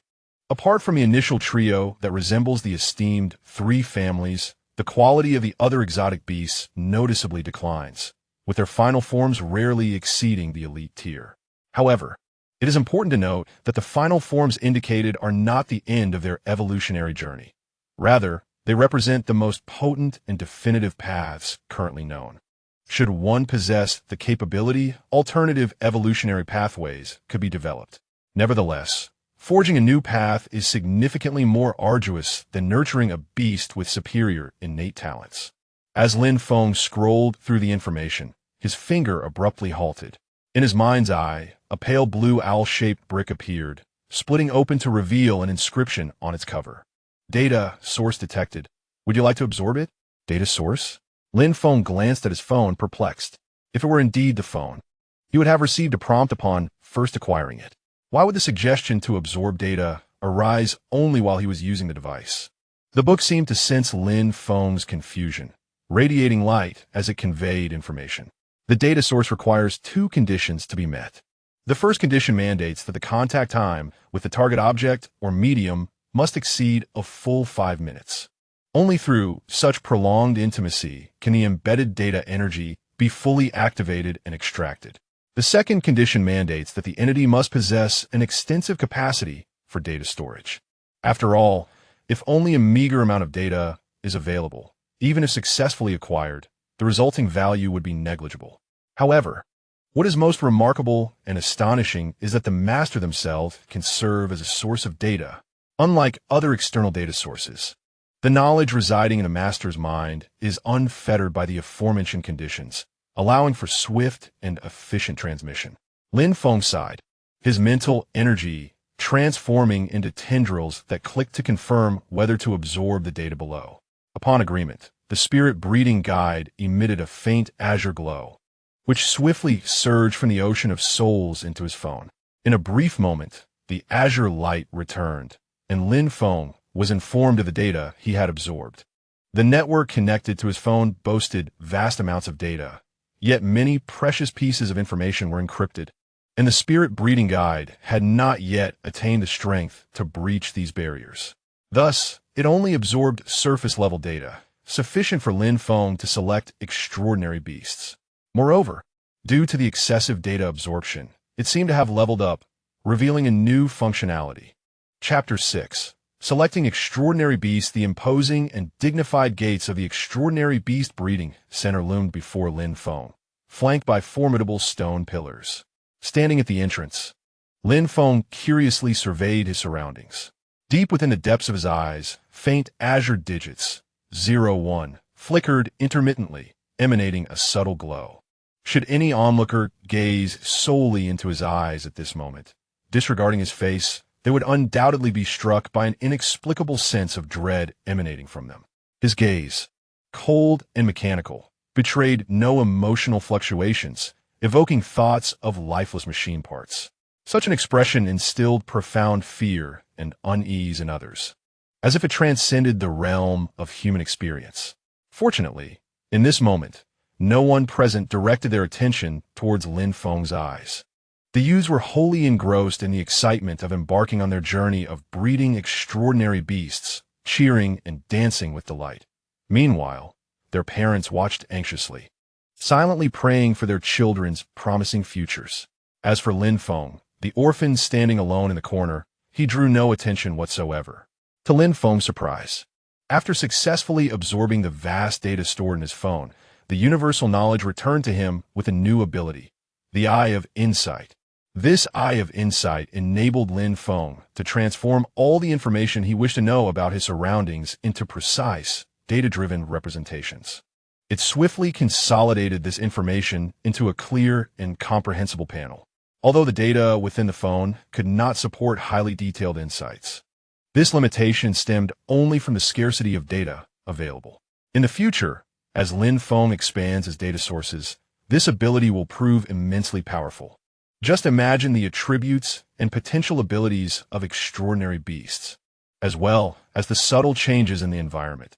Everything within his line of sight will be instantaneously converted into intuitive and clear data presented before him.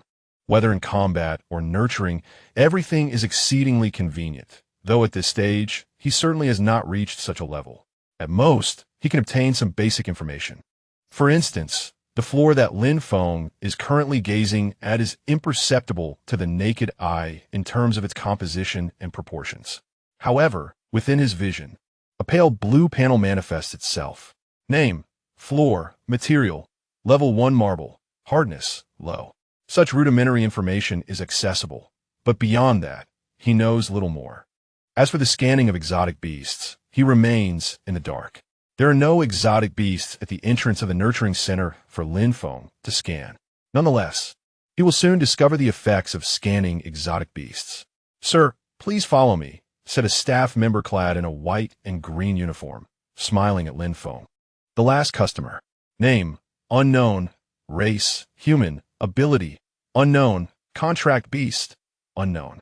Lin Feng smiled and followed the staff member into the nurturing center, pondering the blue panel displayed in front of the staff. Can even humans be scanned? It seems, however, that only those possessing abilities and having signed a contract with an exotic beast can be scanned. Otherwise, the individuals who stood before him in line would have been scanned as well. Our entire park is organized according to the existing 14 attributes. Which attribute park would you like to see first, sir? The attributes are tentatively classified as gold, wood, water, fire, earth, wind, thunder, light, darkness, poison, dragon, ice, fighting, and psychic. Noticing Lin Feng's silence, the staff member prompted him again, bringing him back to the present. Huh? Oh, yes. Please take me to the poison attribute park. Lin Feng responded. The staff member's expression stiffened, appearing somewhat reluctant, yet he nodded in agreement. Very well, sir, please follow me.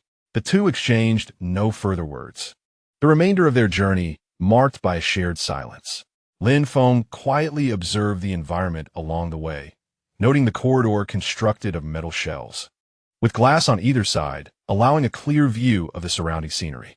Forests, grasslands, and lakes provided habitats for various exotic beasts. Upon closer inspection, he could see numerous exotic beasts traversing through the thickets. A six-legged, eight-eyed wolf crawled like a spider, while a lion leisurely licked its paws, its fur around the neck flowing like flames. Observing the lake, he noted various fish leaping and frolicking. Lin Feng was utterly amazed. This was unlike the exotic beasts found in the green belts. The diversity was astounding, and many appeared to possess formidable aggression. He felt he could contend with the wolf on equal footing, while the lion seemed capable of devouring 5 of him without difficulty. He believed he could withstand 3 bites from the wolf, but with a single strike from the lion, he would surely meet his end. What Lin Feng failed to notice was that the staff member was discreetly assessing him throughout their journey. Dressed in a faded school uniform, standing at 1.8 meters tall, with a lean physique and short hair revealing handsome features, he certainly did not fit the typical mold of someone who would choose the poison attribute. As the staff recalled the peculiar individuals they had previously encountered, the choice of attendees at the poison attribute park appeared remarkably conventional. However, today seemed to mark the arrival of novice beast tamers selecting their initial exotic beasts. Was it truly prudent for newcomers to opt for such a ferocious creature as one of the poison attribute? Among all attributes, the overall difficulty of taming poison beasts ranks just below that of the notoriously challenging dragon attribute. Could these novices truly manage? Or have the standards for newcomers sunk to such an alarming level? The staff found themselves ensnared in profound confusion. It is well known that the poison attribute predominantly comprises venomous insects or plants, which inherently possess toxins that can adversely affect intelligence. Furthermore, the majority of poison beasts controlled by humans belong to lower racial tiers, resulting in their cognitive abilities being akin to that of a 1-year-old child, primarily driven by instinctual hunting. High-tier poison species are exceedingly rare, and almost none have been domesticated by humans, remaining within the realm of the exotic beast dynasty. Opting for lower-tier creatures would yield considerable losses, with the risk of backlash. Thus, they hold little utility for advanced beast tamers, while low-tier tamers are incapable of mastering them. Conversely, high-tier poison beasts are predominantly wild, belonging to the exotic beast dynasty, and mature specimens are virtually impossible to tame. The challenge of acquiring offspring is daunting, and the process of rearing them is both time-consuming and labor-intensive, with risks that far outweigh potential rewards. It would be far more judicious to invest resources in procuring a high-tier exotic beast of a different attribute from within a country. Consequently, the poison attribute has become the least favored category among all attributes, which is precisely why the staff's curiosity was piqued. The mere thought of the bizarre array of poisonous insects and plants in the cultivation area, coupled with the fetid aroma of decay in the environment, sent shivers down their spines. Lin Xian, an expert in toxin research, expressed his bewilderment. He merely operated under the conventional understanding of PM games and others, where attributes capable of inflicting negative effects are typically potent in the early stages. Currently, devoid of resources, he believed that selecting a strong early-stage exotic beast would be advantageous. He was utterly unaware that the poison attribute is second only to the dragon attribute in terms of taming difficulty, and not only is it challenging to tame, But the combat prowess of matured specimens pales in comparison to dragons, ranking merely in the upper middle tier among high-level creatures. Nonetheless, within the low to mid-tier range, poison beasts indeed hold a certain advantage. Apart from a select few specialized healers skilled in detoxification, most low to mid-tier exotic beasts lack specific detoxification abilities. In one-on-one confrontations during the early stages, they wield significant advantages, while later encounters with lower-tier creatures become mere acts of slaughter devoid of bloodshed. "Sir, we have arrived." The staff halted before a grand door, closing their eyes and extending their hands, as a white circle emerged beneath their feet and a figure materialized from a luminous radiance. Lin Feng watched with curiosity. This was likely a spiritual technique that could only be mastered after becoming a beast tamer. The ancestors of humanity had created various spiritual techniques, among which the most fundamental is this summoning technique, capable of calling forth exotic beasts from short distance. The applications of spiritual techniques are manifold, serving to enhance exotic beasts or safeguard their lives. Spiritual techniques differ from innate abilities. They represent various applications of the spiritual energy within one's body, transforming the power of a beast master into enhancement buffs for extraordinary creatures. Meanwhile, array formations are something that most individuals can learn, although advanced levels require instruction at a university. Typically, high school students only master the arts of summoning and contracts. Before Lin Feng's eyes stood a creature resembling a black-coated wolf dog, its fur interspersed with white, showcasing sharp teeth and robust limbs, exuding an aura of ferocity. Lin Feng pondered the evolution options displayed, noting that the shadow wolf was already classified as a transcendent racial level, and it was astonishing that further developments could still be theorized. He decided to postpone this inquiry for later. The staff member beckoned him to enter. "Very well. Let us proceed. I assure your safety while in the park, but do prepare yourself mentally, as we are entering a toxic attribute area." The staff member conveyed with a knowing glance. Lin Feng, perplexed, questioned internally, "What am I supposed to understand?"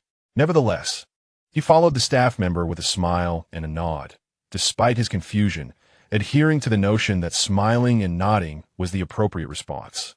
Upon opening the door, they were greeted by a desolate world, littered with withered branches and leaves. In the distance, numerous mud puddles of varying sizes were visible.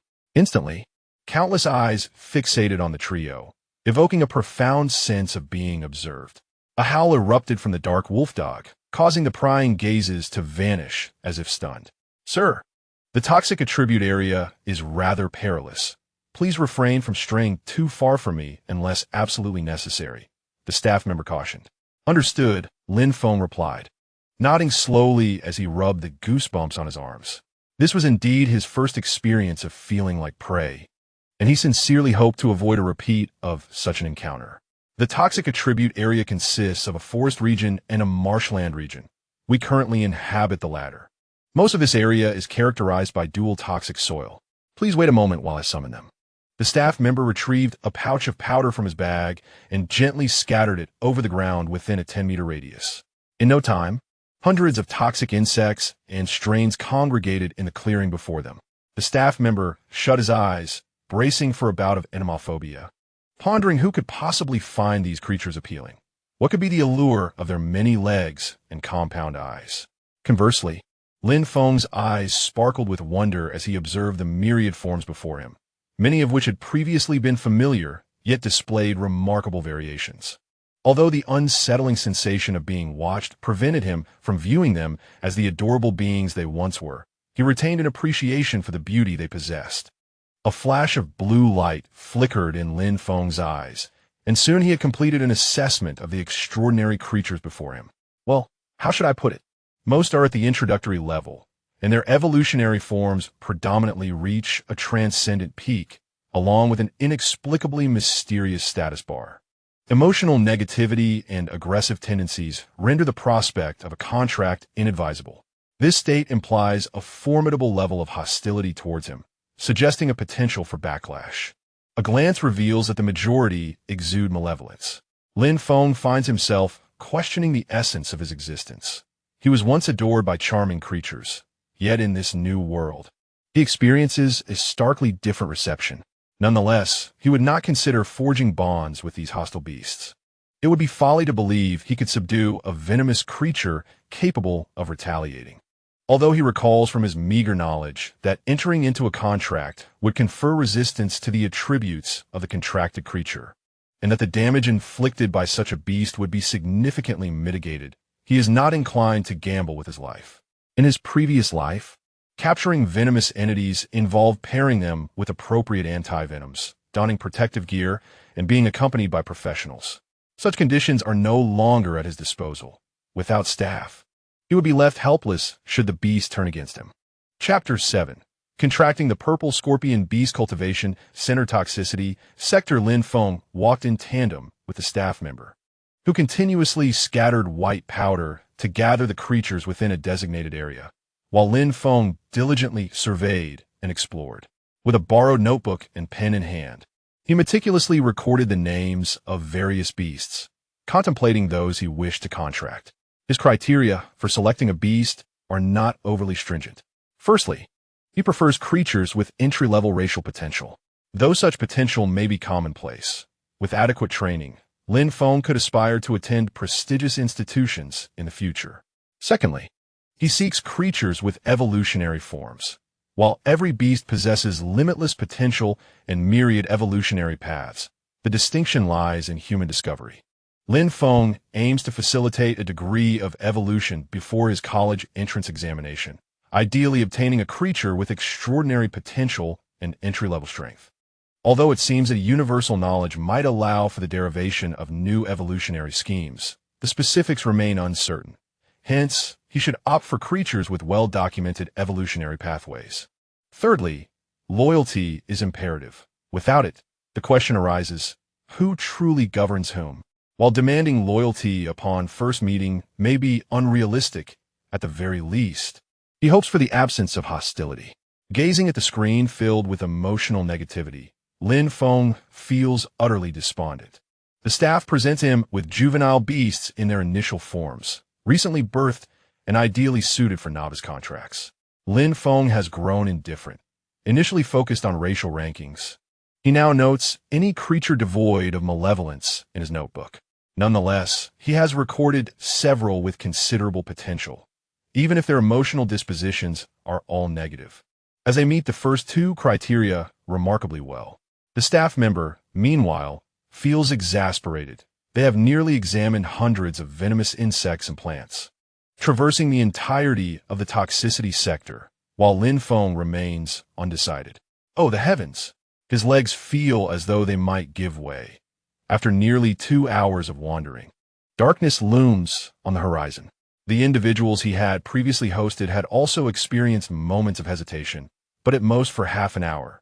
However, after 2 hours of indecision, they still had not made a selection, and this was only their second encounter. The first meeting involved researchers who came to select toxic beasts, and that day, the staff accompanied them for an entire day, only to take 3 days off to recuperate afterward. This was understandable, as they were conducting research and needed to be meticulous in their choices. A single beast could take half a day to assess. In contrast, Lin Feng merely glanced at each specimen before moving on to the next, and in a short time, he had finished inspecting the area and continued on his way. It was as if he were merely testing the diversity of beasts within their facility. This thought sparked a sudden alertness in the staff member. Could it be that a superior was disguised as a student to evaluate whether the types of beasts in their facility aligned with the reported information? As the staff member studied the youth before him, his initial impatience faded, replaced by a hint of respect. After all, he was set to finish work at 5, and whether he accompanied Lin Feng or someone else, it was merely a matter of walking. Moreover, he didn't need to provide any introductions, making this experience far more pleasant than with previous visitors. Unbeknownst to Lin Feng, the staff member's mind was racing with conjectures, and he sensed the staff's gaze becoming increasingly intense.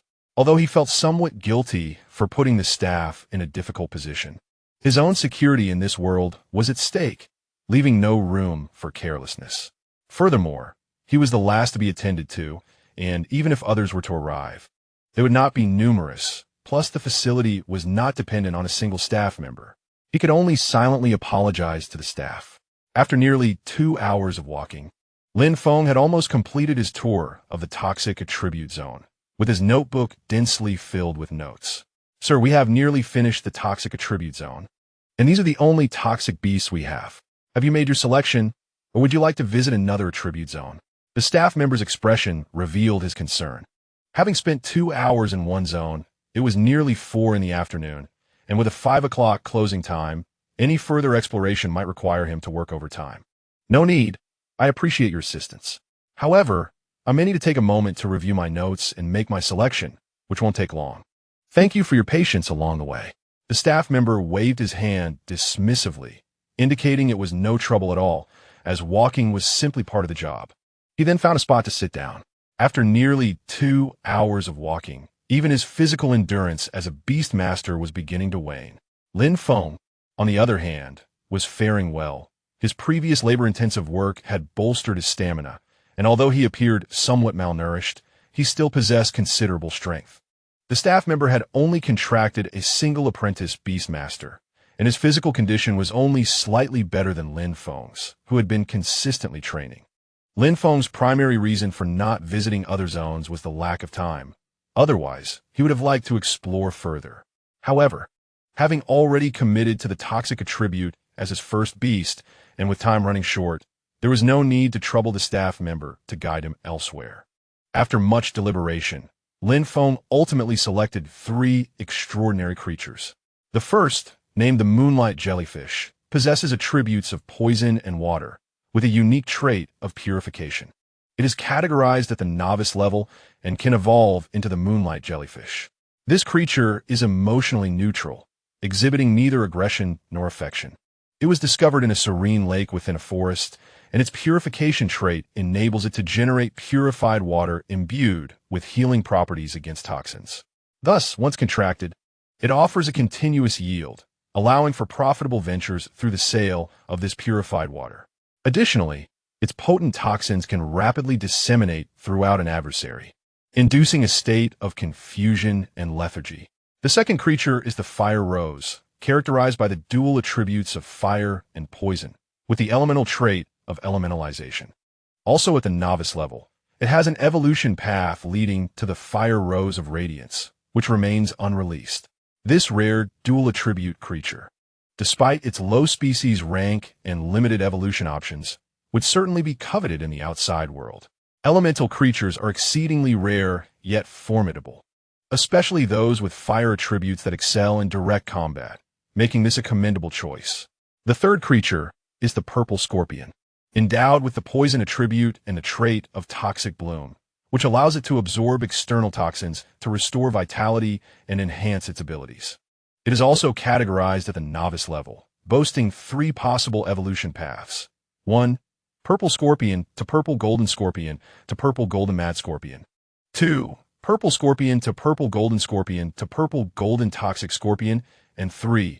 Purple scorpion to purple golden scorpion, with the latter path remaining unreleased.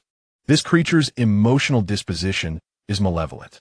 Lin Feng was genuinely astonished upon encountering this creature, as most extraordinary beings typically offer only a single evolution route. However, this one presented 3 potential paths, suggesting it may be a unique individual, as others nearby only exhibited the first 2 paths. The prospect of selecting this creature was enticing. The mere existence of 3 evolution options indicated immense potential. While a greater number of evolution paths does not necessarily equate to greater strength, it signifies a plethora of possibilities and hints at a lineage that may draw from diverse sources.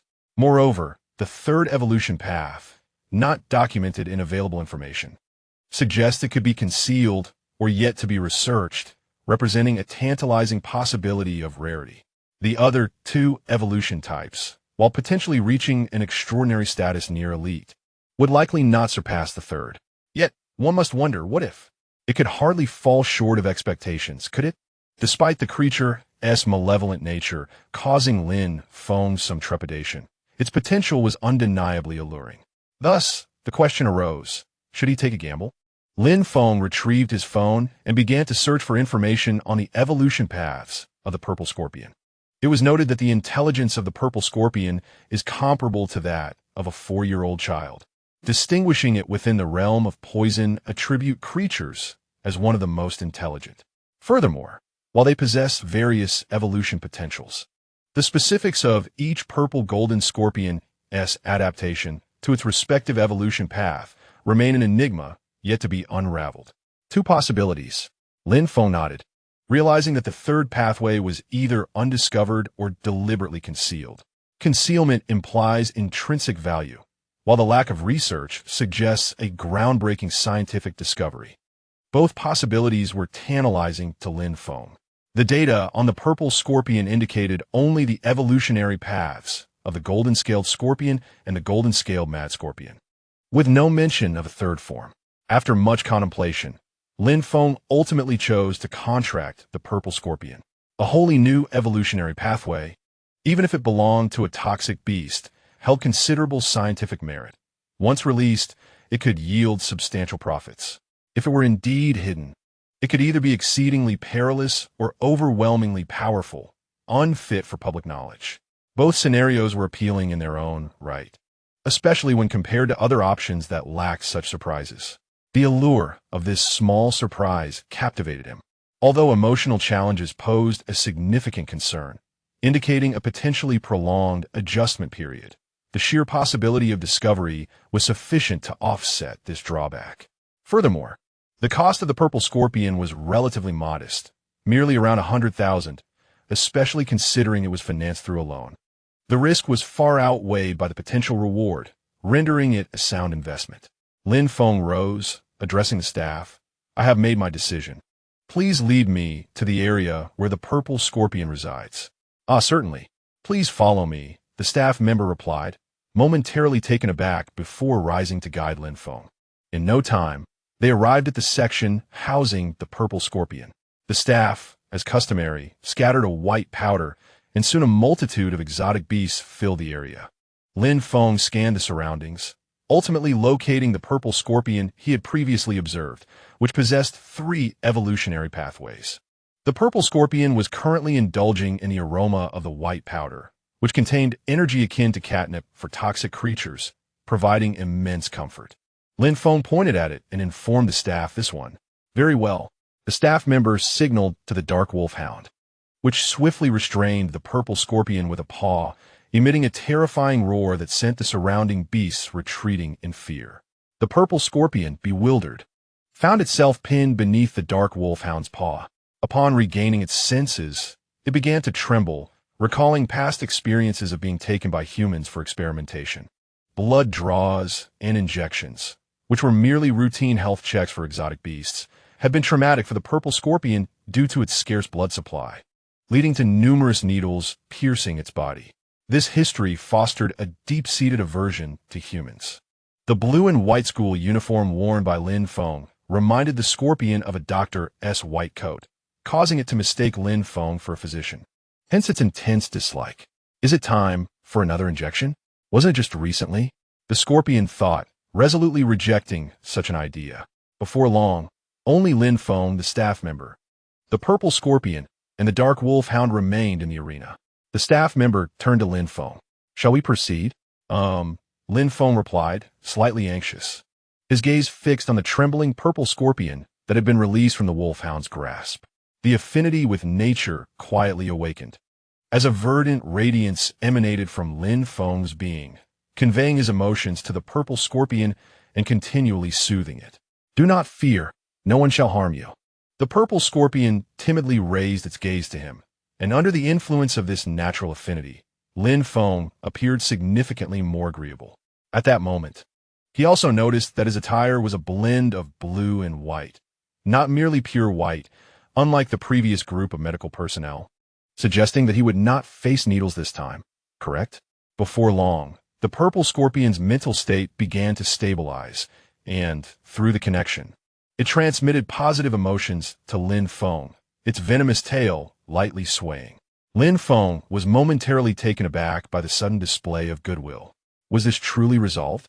He had anticipated a prolonged process of inducement, constant demonstrations, and relentless acts of kindness, akin to the arduous training of a falcon. It seemed he had overthought the situation. Once emotions settled, Lin Feng commenced preparations for the contract. The process of forming a contract was not particularly complex, but it did require a certain cost and effort. The first step was to procure the creature's blood as a medium, while simultaneously utilizing spiritual energy to trace a specific trajectory that would create a unique contract symbol to complete the ritual. Each spiritual technique bore a distinct symbol, vanishing upon completion. Yet the symbol resulting from a contract was unique to each individual, akin to a fingerprint, and would remain until the demise of either the extraordinary beast or its tamer. Lin Feng grasped the syringe handed to him by the staff, wincing as he punctured his index finger, allowing a droplet of blood to bead slowly from the wound before gently applying it to the hard shell atop the purple scorpion's head. The next crucial step in the contract involved forming the symbol through a designated flow of energy. It was not mental energy at play, but spiritual energy. If mental energy was essential for activating abilities, then spiritual energy was the force that unlocked their myriad applications, serving as the vital energy required for spiritual techniques. Lin Feng closed his eyes, focusing intently as he summoned the scant spiritual energy within him. Under his guidance, a faint stream of spiritual energy coalesced in his hand, gradually shaping into a complex and enigmatic white symbol. His hands danced gracefully, the energy flowing under his command, with the symbol continuously evolving until it culminated in an intricate and elaborate mark. This mark was exquisitely detailed, each line and rune imbued with unique power. Although the original owner had practiced this contract technique numerous times and was intimately familiar with it, for Lin Feng, this was his inaugural attempt, rendering him somewhat clumsy. At this juncture, he had expended a considerable amount of spiritual energy and felt utterly fatigued. Nonetheless, Lin Feng understood the importance of perseverance. He must strike while the iron was hot. Gritting his teeth, he summoned the last vestiges of his spiritual energy to refine the intricate details of the contract technique, striving for perfection. As he completed the final stroke, the entire room radiated a dazzling white light, the brilliance flickering before his eyes. Lin Feng sensed the gradual convergence of his body and mind with the purple scorpion as they became increasingly intertwined through the bond of their contract, nearing its conclusion. A violet sigil began to manifest upon the back of Lin Feng's hand, a unique mark that belonged solely to him, unalterable unless he were to contract with a new beast. Much like a fingerprint, it bore an inimitable quality. No two marks in the world would ever be identical. As the contract reached its finale, the radiant light dissipated. Lin Feng opened his eyes and extended his left hand, allowing the purple scorpion to slowly crawl up to his shoulder. In an inexplicable manner, the scorpion seemed to comprehend that it was no longer confined to its previous space, but would accompany the individual before it. Congratulations, the contract has been successfully established. Shall we procure the necessary food and nutritional supplements from the laboratory, or would you prefer to purchase them privately? Lin Feng smiled and nodded, indicating his preference to buy from the lab. The sun hung low in the sky, casting a golden hue over the world, bathing Lin Feng in a warm, radiant glow that mirrored the joy in his eyes. From here on, I look forward to our partnership, Purple Scorpion. Let us ascend to greatness together. The scorpion on his shoulder gently waved its pincers, appearing both bewildered and in agreement with his words.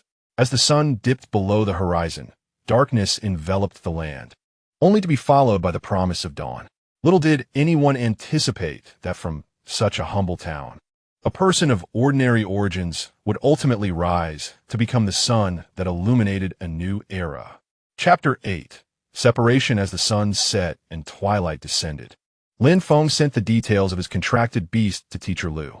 He soon realized that Teacher Lu had inundated him with messages, including several missed calls.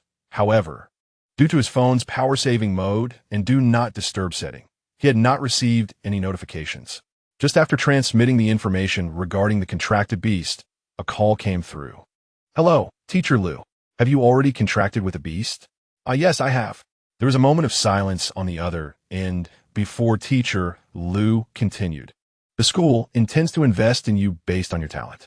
We originally planned to assist you in selecting a beast with exceptional abilities, but since you have already contracted, That is no longer feasible. In 3 days, I will inform you to come in. The school plans to provide you with financial support during your time here. The specifics have yet to be finalized, but you will be notified in 3 days. Lin Feng was momentarily taken aback, nodding in agreement. The call ended with a beep, leaving him somewhat bewildered. So, this talent was indeed a coveted asset? However, any investment was better than none. With a shrug, Lin Feng gathered his belongings, accompanied by the purple scorpion, and made his way home. By the time he arrived, darkness had fully enveloped the sky, with stars twinkling above. Lin Feng opened the door to find the living room eerily empty, momentarily surprised. After a brief contemplation, he nodded in understanding. Perhaps they felt this place was insufficiently secure.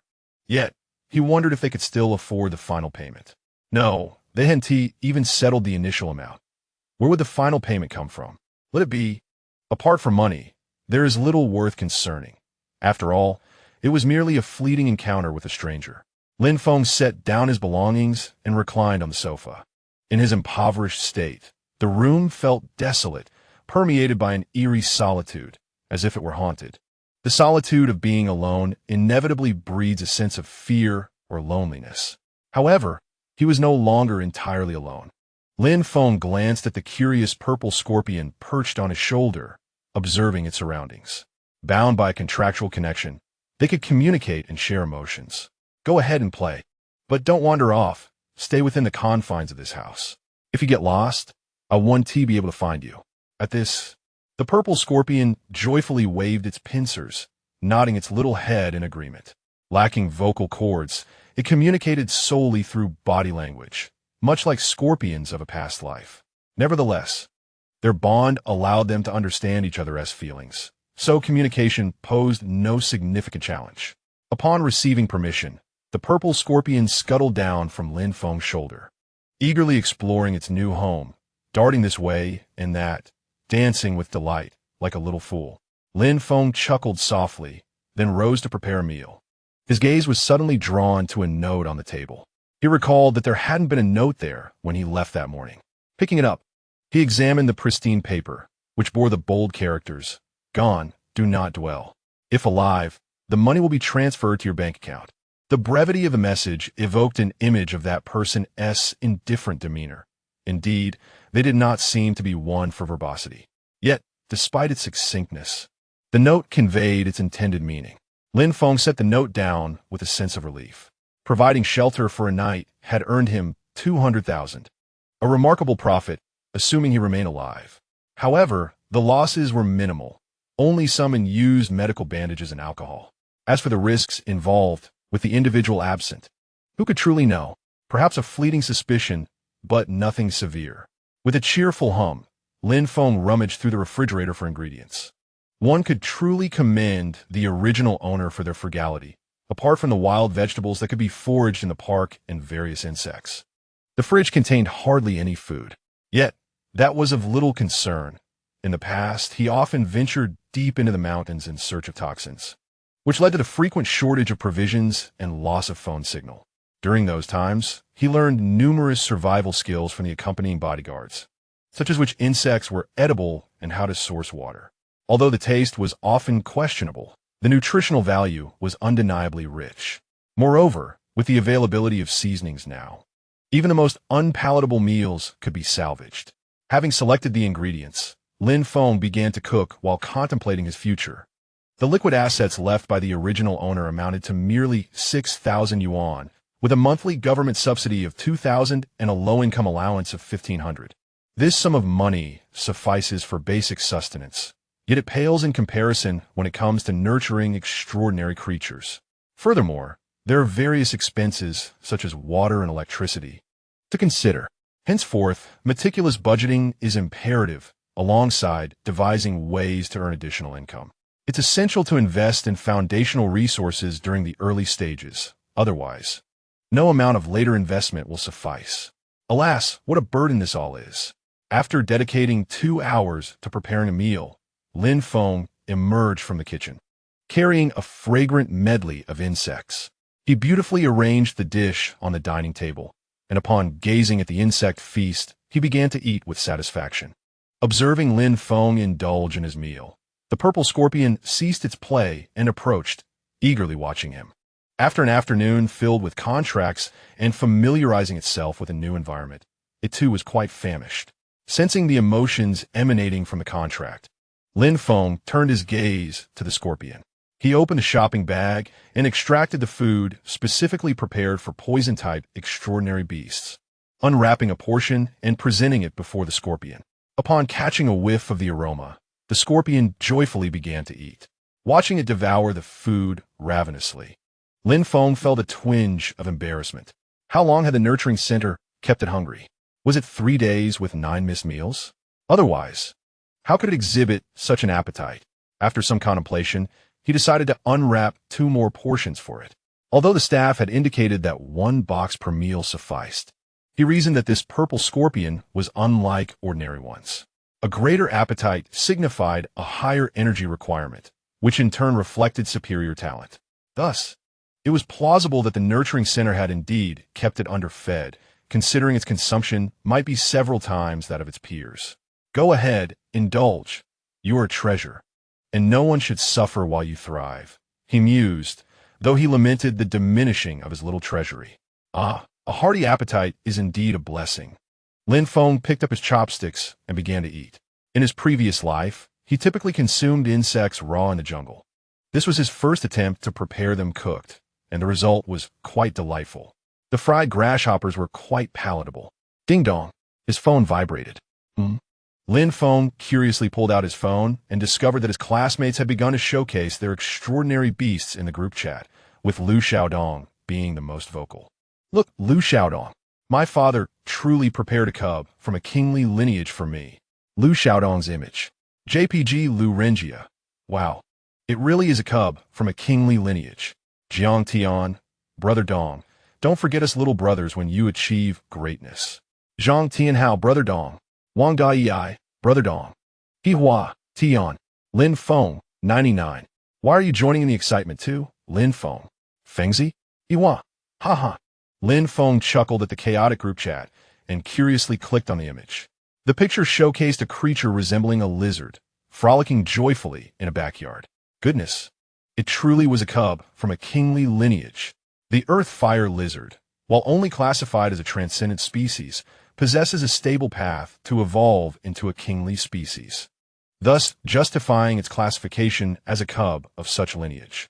Moreover, considering the financial standing of Lu Xiaodong's family, the parents of this earth-fire lizard must have evolved into the final form of the earth-fire dragon. It is not to say that he can evolve into a royal species. Merely being capable of such evolution does not qualify him as the offspring of a royal lineage, especially if neither parent belongs to that esteemed race. The process of evolution, in such cases, is fraught with peril and demands various forms of assistance. Conversely, should the parents be high-tier beasts, the offspring can effortlessly undergo evolution. This is due to the optimization of their bloodlines, rendering the arduous process of painful transformation unnecessary. They are thus destined for greatness, with an unlimited future ahead.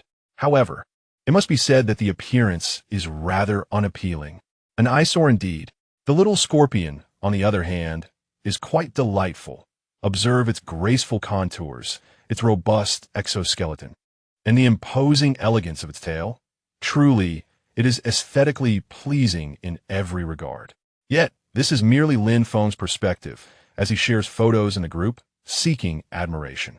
The reactions from his peers, however, are far from flattering. Lu Xiaodong, my heavens! Fengzi, what on earth have you contracted? This creature must be toxic. Wang Dai. Haha. As expected from a connoisseur, your taste is indeed unique. Zhang Yulin, what is this? It's terrifying. He Huaishan, purple scorpion. Lin Feng, what has happened to you? This thing is surely poisonous. Lin Feng remained silent, observing the purple scorpion joyfully consuming its food, its adorable demeanor captivating him. He glanced at the starkly contrasting comments on his phone, lost in contemplation. After a moment, he switched off his device, haughtily snorting at his friend's lack of aesthetic appreciation. Clearly, the purple scorpion was utterly charming. Nevertheless, there were those who remained unconvinced, incessantly calling. Ding dong, ding dong, ding dong. Lin Feng picked up his phone to find a message from Lu Xiaodong. This creature is toxic. Fengzi, heed my advice. Let's find a different one. Lu Xiaodong, Fengzi, speak to me. Have you succumbed to its poison? Panic. JPG Lu Xiaodong. This is unacceptable. I am coming to see you. Stay put. Seeing Lu Xiaodong's anxious demeanor, Lin Feng felt a faint annoyance and decided to respond seriously to prevent him from rushing over. I'm fine. The purple scorpion is very docile. It won't sting me. Lu Xiaodong, I don't believe you. That creature is toxic. Did you simply pick one off the street to save money? Lin Feng replied with conviction. I contracted it at the breeding center. They would not permit a contract if there were any issues. Lin Feng, yes you. Everything is fine. I have already contracted it, and it truly poses no threat to me. Am I not conversing with you right now? Lu Xiaodong, I don't believe you. I'm genuinely worried you might perish at home. Lin Feng, it's not that serious. I've spent nearly the entire afternoon with it, and nothing has happened. Really? I may not be well read, so please do not deceive me. Lin Feng, why would I lie? What do I gain from it? Now just relax. After much persuasion, he finally managed to calm Lu Xiaodong down. Lin Feng sighed. It was evident that Lu Xiaodong genuinely cared for the original owner, though regrettably, that individual was no longer present. However, there lies a peculiar question. Why does his physical form resemble that of an 18-year-old from his past life? And what is the enigma surrounding his transmigration, along with those two innate abilities? Perhaps this is a riddle beyond comprehension for now. Yet he harbors an intuition that as long as he becomes sufficiently strong and stands at the pinnacle of the world, the answers will eventually reveal themselves. Once he had stabilized Lu Xiaodong, Lin Feng could finally enjoy his meal in peace. Although he had surpassed the age for growth at 18, his appetite remained substantial. In a short while, he had devoured all the food laid out on the table. Satisfied, he patted his belly as he gazed at the now barren surface, before tidying up the bowls and chopsticks and reclining comfortably on the bed alongside Zixi. Zixi appeared to be slightly overindulged, promptly drifting into slumber. For extraordinary beasts, the most effective means of digesting energy is through rest. Thus, Lin Feng held no concerns, merely a thought that perhaps he might need to reduce Zixi's portions in the future. Lin Feng retrieved his phone from his pocket, intending to check the group chat. With over 30 classmates and the excitement of a new school term, the chat was bustling with activity, messages multiplying rapidly. Yet, the content was devoid of substance. Either classmates were boasting about the exorbitant and rare beasts they had contracted, or they were debating which celebrity was more handsome or beautiful. Silently, Lin Feng set his phone down and adjusted the group chat to do not disturb. However, as soon as he finished this adjustment, his phone vibrated again. Curious, he reopened his device and discovered that Lu Dabbing had created a new group, the Apprentice Beast Tamer Exchange. Upon entering, he found that besides himself and Lu Xiaodong, a dozen or so others had joined in succession. Soon, over 20 participants filled the group, nearly the entire class, excluding the teachers. Lu Renjia remarked on the low intelligence of his beast, unable to engage in conversation. Zhang Dali expressed uncertainty, stating that her giant sea turtle had remained motionless, unresponsive to any attempts at communication, with the contract not reflecting its thoughts. Zhang Tianhao noted, "Hey, Donggu is a second-generation beast tamer. He must possess a different understanding." "Donggu, how do you care for your beast?" Indeed, chimed in Jinjia. "Does your family bestow upon you any unique secrets? Would you mind sharing?" Lu Xiaodong replied, "What else is there to care for? Isn't it simply eat and sleep, sleep and eat?"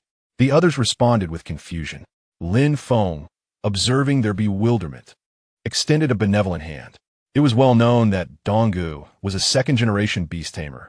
Thus, there must be some intricacies involved in the eat-sleep routine. Lu Xiaodong questioned, "What intricacies? I don't concern myself with these matters. I usually leave my beast with our nurturing master. However, I do occasionally see him feeding the earth fire lizard with a fire spirit pearl. A single fire spirit pearl costs thousands, with high-quality ones reaching up to hundreds of thousands. Moreover, enlisting the aid of specialized nurturing practitioners for the cultivation process incurs exorbitant costs, with even a basic monthly salary exceeding 10,000. This amount escalates dramatically for intermediate and advanced levels, where the elite practitioners are often unattainable, even for the affluent. Such extravagance is indeed beyond comprehension. Zhang Tianhao, a man of considerable wealth, is worthy of reverence. Ah, how did this conversation veer off course? Never mind. It's not my doing. Lin Feng set his phone down, silencing the incessant notifications from the group chat. Rising to take a shower, he noted that it was nearly 10 o'clock in the evening. How swiftly time slips away, and before one realizes, it is once again time for slumber. In truth, Lin Feng was a night owl, accustomed to remaining awake until the early hours, often not succumbing to sleep until after 2. Were it not for his robust genetics, he might have succumbed to premature baldness long ago. Yet tonight, fatigue truly enveloped him. Having hardly slept the previous night, the weariness lingered, prompting him to retire early. As he drifted off, the striking visage of Zhong Mo surfaced in his mind, the first person he encountered in this alternate realm, evoking an inexplicable sense of familiarity.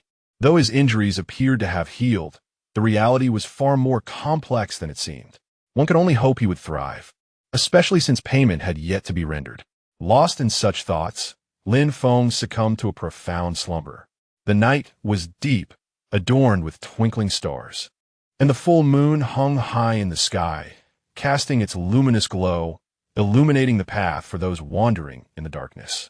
Yet, sunlight could not reach every corner, and the moonlight illuminated even fewer. Beneath the moon's gentle embrace, some had already succumbed to peaceful slumber, while others continued to engage in brutal combat. In the shadowy recesses, within deserted alleys, darkness crept alongside like a specter. Golden eyes shimmered with a bloodthirsty gleam amidst the dimness. Clawed hands covered in dragon scales relentlessly extinguished the lives of adversaries. Deep brown dragon horns entwined with golden patterns sparkled vividly against the night. With a triumphant laugh, Zhong Mo dispatched his final foe, leaning against the wall, gasping for breath. Although he had regained some mobility after a night and a half day of rest, the toll of intense combat was evident. Fortunately, the adversaries were mere weaklings, and no formidable opponents had been dispatched. Otherwise, he would not have lasted long. Suddenly, Zhong Mo's gaze sharpened, scales bristling as he warily observed the alley's entrance. Had a friend or foe intruded upon his senses? His dragon claws gleamed with a lethal coldness, poised to strike. In the stillness of the night, a figure approached, accompanied by the distinct sound of applause echoing through the air. Upon recognizing the face of the newcomer, Zhong Mo felt a measure of relaxation, though he remained on guard. "What brings you here? Shouldn't you be on a mission?" he inquired, his body tensing as he propelled himself forward like an arrow released from a bow, his claws tightening around the man's throat. "Or perhaps you were in league with them." The man chuckled lightly, seemingly unperturbed by Zhong Mo's aggressive stance, his deep voice resonating through the alley like the notes of a cello. Zhong Mo fell silent, bemused that even at such a moment, the man remained intent on posturing. How absurd! A dead duck in springtime, making a ruckus here. Why not go to the duck shop and laugh there? Xian Yuanche paused, his laughter stifled, casting a speechless glance at Zhong Mo. "After such a long time apart, you still possess the ability to wound. Rest assured, I am not among those who pursue you. On the contrary, I have been sent to rescue you, young master." With his claws still resting on Zhong Mo's throat, Xian Yuanche extended the identification documents toward him, the contents facing Zhong Mo's eyes. Only after Zhong Mo discerned the official seal and text did he finally lower his guard, relaxing his hand and exhaling a sigh of relief. The document bore the seal of his family as well as that of the government, unmistakably genuine. Moreover, given his current precarious state, there was no need for such subterfuge. If he were an enemy, they would have attacked directly. "Very well, my dear general, let's depart quickly. It will be troublesome if they catch up." Xian Yuanche snapped his fingers, and a cat adorned in blue and white appeared on his shoulder. Its pale blue eyes shimmered with light, and its form began to waver. "Take my hand, let us teleport away." Zhong Mo gazed at the blue and white cat. An inexplicable thought of Lin Feng, donned in a blue and white school uniform, resurfacing in his mind, stirring neglected emotions within him. Pressing his lips together, Zhong Imo extended his hand. Please clear the tail for me. Xian Yuan Che rolled his eyes, responding with exasperation. Someone has already taken care of that. Your recent movements in Province C should be well covered. We must leave, there isn't much time. A pale blue teleportation array rose beneath their feet, causing the space to tremble, a vast rift appearing before them. Zhong Imo stepped forward, entering the gap, and soon the two vanished into the night. Before departing, Zhong Imo cast a glance in Lin Feng's direction. He himself was uncertain how to navigate this burgeoning affection, deciding to temporarily set it aside. The gap between them remained substantial, yet Zhong Imo was confident that Lin Feng would soon catch up, perhaps even surpass him. To Zhong Imo, Lin Feng resembled a seemingly inconspicuous weed, an ordinary sight by the roadside, yet with a little opportunity and nourishment could grow into a towering tree. The path to ascend was narrow, but as long as Lin Feng continued to strive upward, their paths would inevitably converge, marking a moment of reunion. The night was beautiful, and he wished good morning, good afternoon, good night. Until we meet again. Chapter 9. Naming name. Purple Scorpion gender. Male traits. Toxic Blossom race level. Novice growth level. Not yet initiated 8 skills. Hardshell intermediate. Poison Needle low recommended cultivation plan.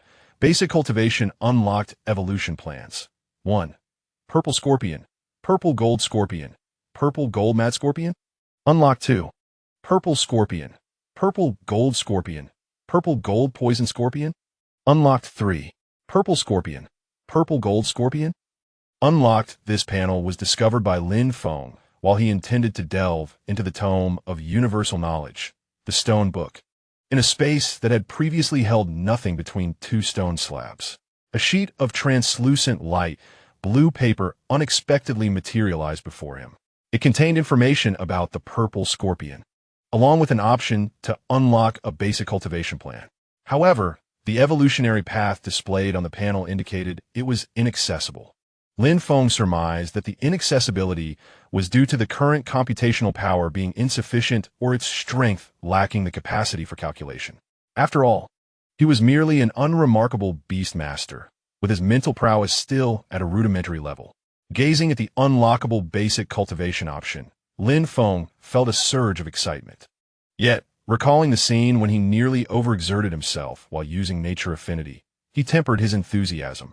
He still had school to attend, and feigning at home would not bode well. Today marked the beginning of the new academic year, and he wanted to leave a favorable impression on his teachers. Lin Feng yawned, tidied his desk with haste, and tucked the still-eating purple scorpion into his school uniform pocket. After shouldering his backpack, he stepped outside. The purple scorpion emerged from the pocket, climbing up his uniform to perch on his shoulder. Shouldn't you have a name? It feels rather odd to keep calling you by your species name, Lin Feng mused. The purple scorpion tilted its head in confusion, wondering what a name was. Could it be something edible? Lin Feng sighed.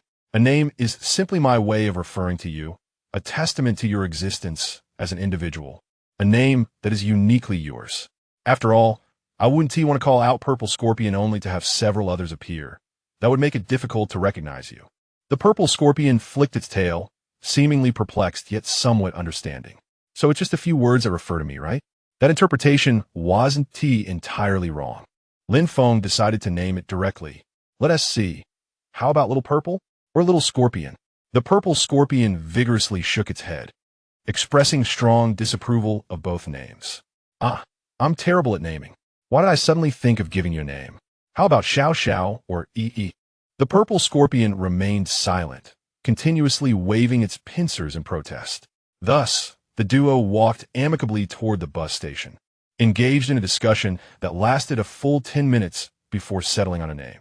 Zixuan was chosen, pleasant to the ear, easy to remember, and resonating with the theme.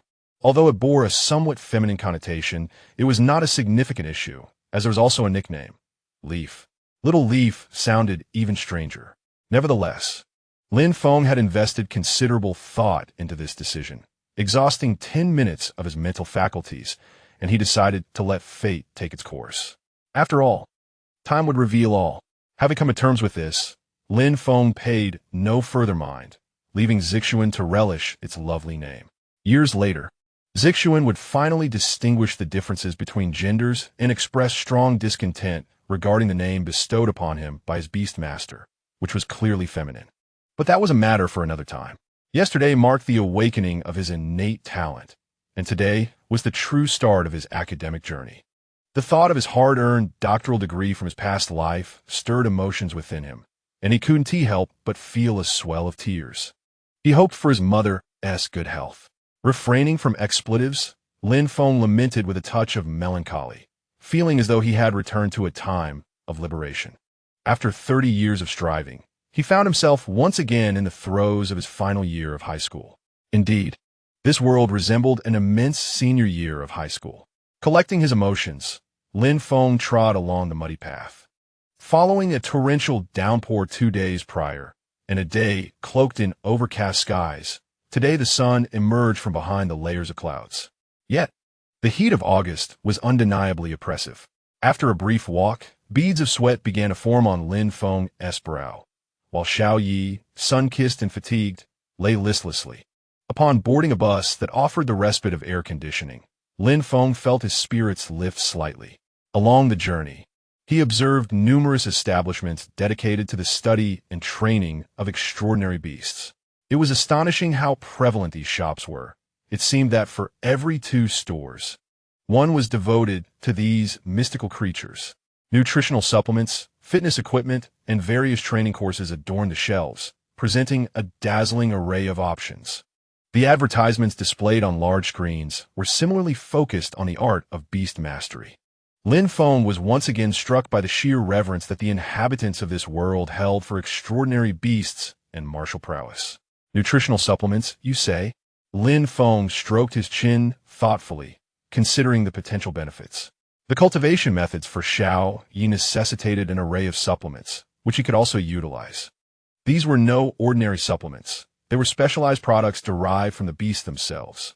The objective was immediate effectiveness with minimal side effects, especially given that he would need to unlock various abilities or engage in combat in the future.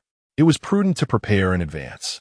Upon reaching his destination, Lin Feng disembarked and discovered that the school entrance was teeming with students.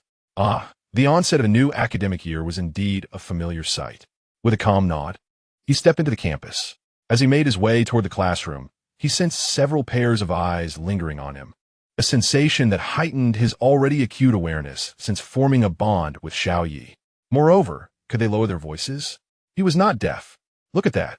Isn't he the one with the awakened affinity for nature? What was his name? Lin Feng, right? How peculiar to name oneself after madness.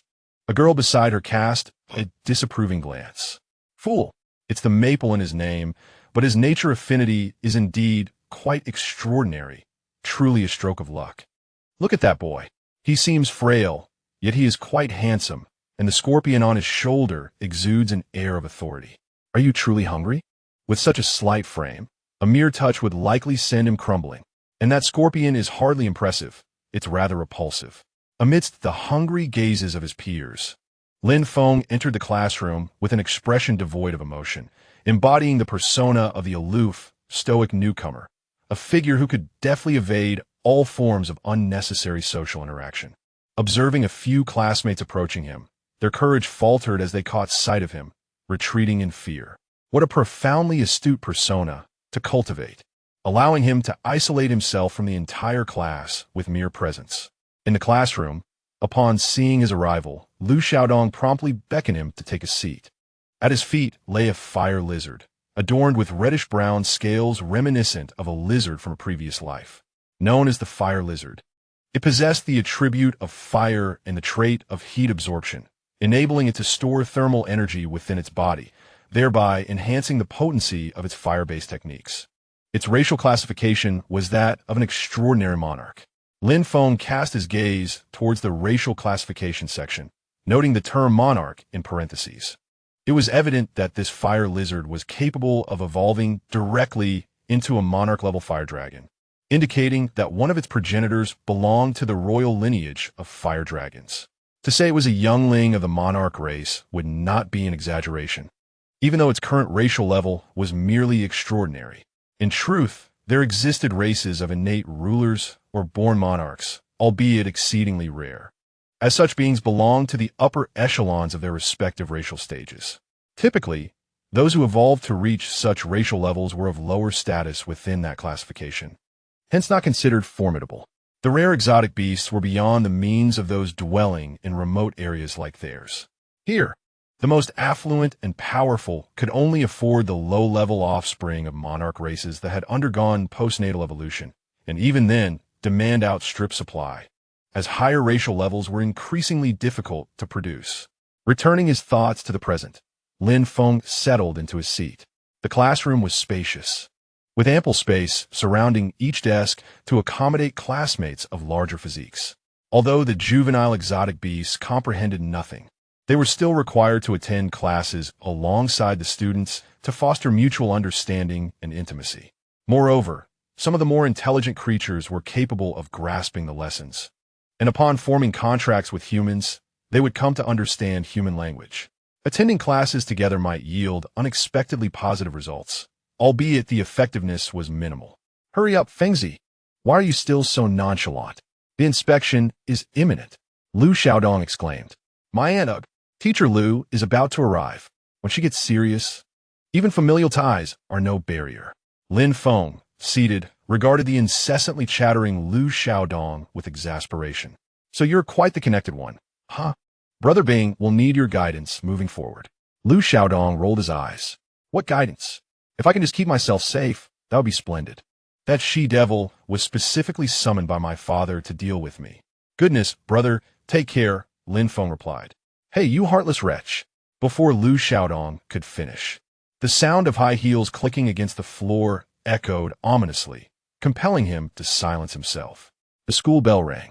Teacher Lu entered the classroom with measured strides, her stern countenance and commanding presence instantly silencing the room. Ascending to the podium, she adjusted her glasses and spoke in a calm voice. Allow me to reintroduce myself. I am your homeroom teacher for this year, surnamed Lu, responsible for your upcoming courses on beast taming techniques and exotic beast cultivation. During the first 2 years of high school, you have completed the essential cultural studies. In the coming year, the primary focus will be on the multifaceted knowledge of exotic beasts.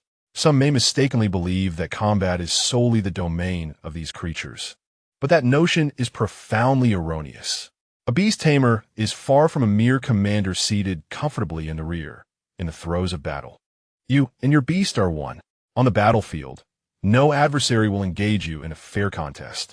At this moment, your vulnerability makes you the prime target for the enemy's advances.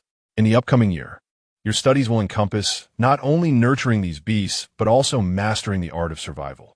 You are not merely a burden to the exotic beasts, and conversely, they do not require your encumbrance. She paused briefly before continuing in a measured tone. It is imperative to place great importance on the cultural subjects. The next year will be dedicated to review, as the teachers will not introduce new material, nor will they revisit previously covered content. Although the cultural subjects hold a modest weight in the martial examinations, they present a unique opportunity for you to surpass your peers. I leave you with this thought. The universe is yet undecided. We are all dark horses. It is a classic approach, first wielding the stick, then offering a sweet date. Lu's mastery of this technique is commendable. However, the student's enthusiasm has indeed been ignited.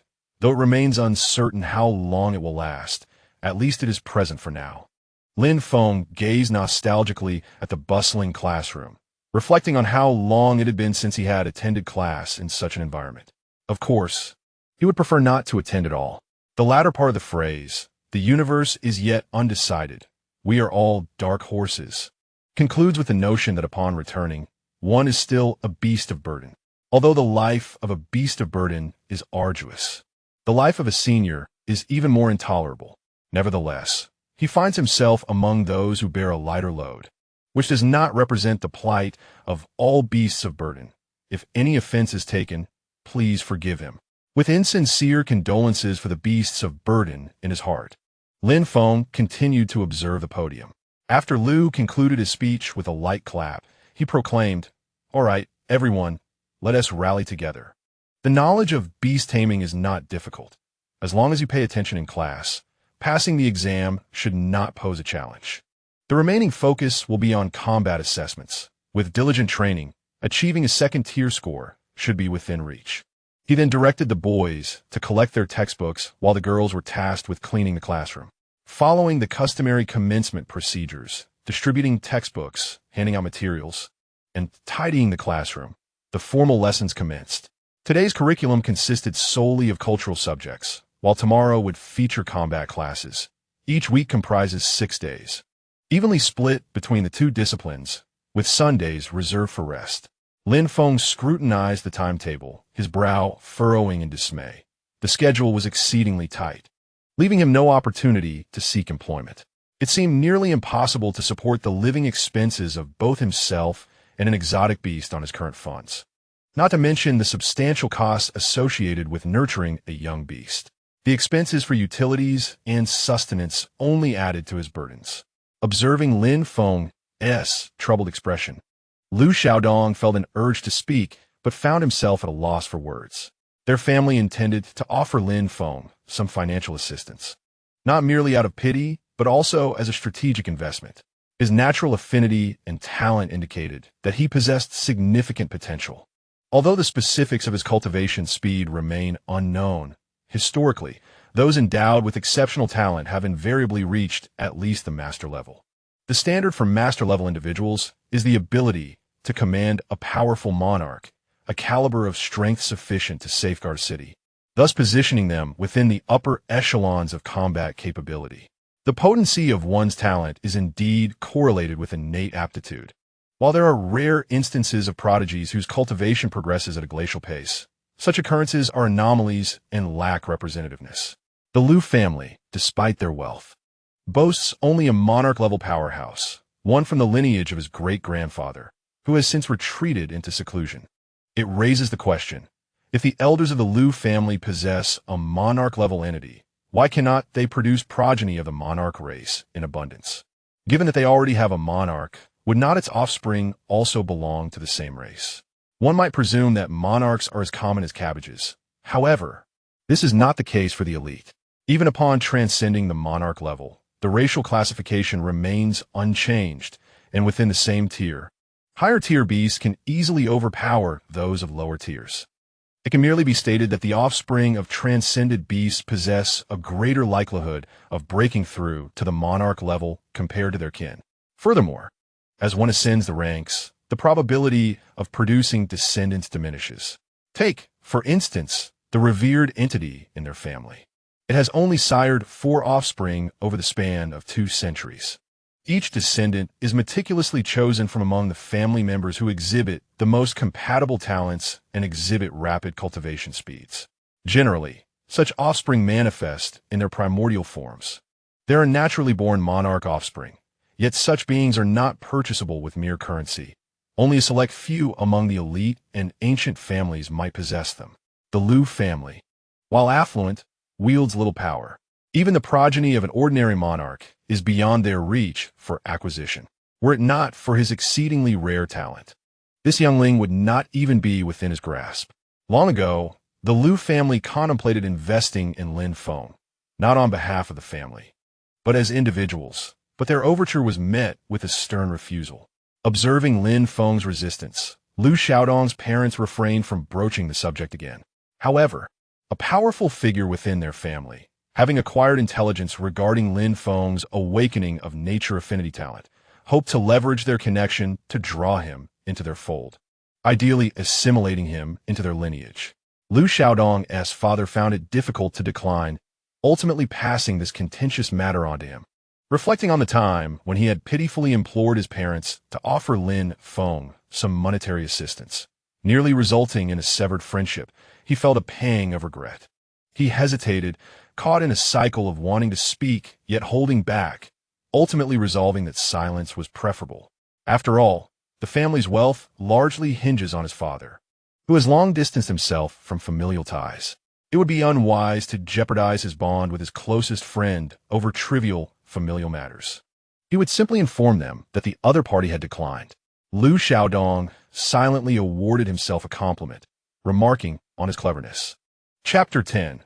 Foundational Cultivation. As the day's classes concluded, Lin Feng meticulously noted the timetable, shouldering a heavy backpack as he returned home. He had made cordial arrangements with his teachers and added them to his contacts, ensuring that should there be any changes to the schedule, they would inform him in advance, allowing him to carry only the necessary books. Although the education system in Huaxia bore similarities to that of his previous life, there were notable differences. For instance, apart from universities, there were no boarding schools. Most institutions permitted local enrollment, with classes dismissing at 4 p.m. daily, and additional lessons were seldom held unless absolutely necessary. In the case of martial arts classes, the schedule was dictated by the instructor, who could decide the dismissal time, even extending it to as late as 8 p.m., though poor-performing students risked losing their instructors, who would also incur penalties. Mobile phone regulations were relatively relaxed, as long as students maintained good grades. No teacher would object to their use. However, persistent decline in academic performance could lead to intervention. In stark contrast, the boarding schools of his past life had been nothing short of a nightmare. Lin Feng and Lu Xiaodong made their way towards the exit, with Lu Xiaodong having shed his earlier timidity, fully embracing his newfound confidence. Lin Feng, exuding an air of nonchalance, had accepted Lu Xiaodong as a friend. As they chatted, they remained oblivious to the approaching figure of a boy beside them. "Ah, if at ISNT, our future pillar of society, Mr. Lin Feng. What's this? No sense of direction? Have you collided with me inadvertently?" Suzhou sneered, harboring ill intentions. This insufferable brat was the reason he had been expelled by the teacher yesterday. Forced to stand in disgrace until everyone else had completed their awakening, only to be released at the end of the day. Suzhou was determined to exact vengeance today. What if he appeared congenial? He had yet to mature, merely a follower of Lu Xiaodong, and today he would ensure they receive their comeuppance.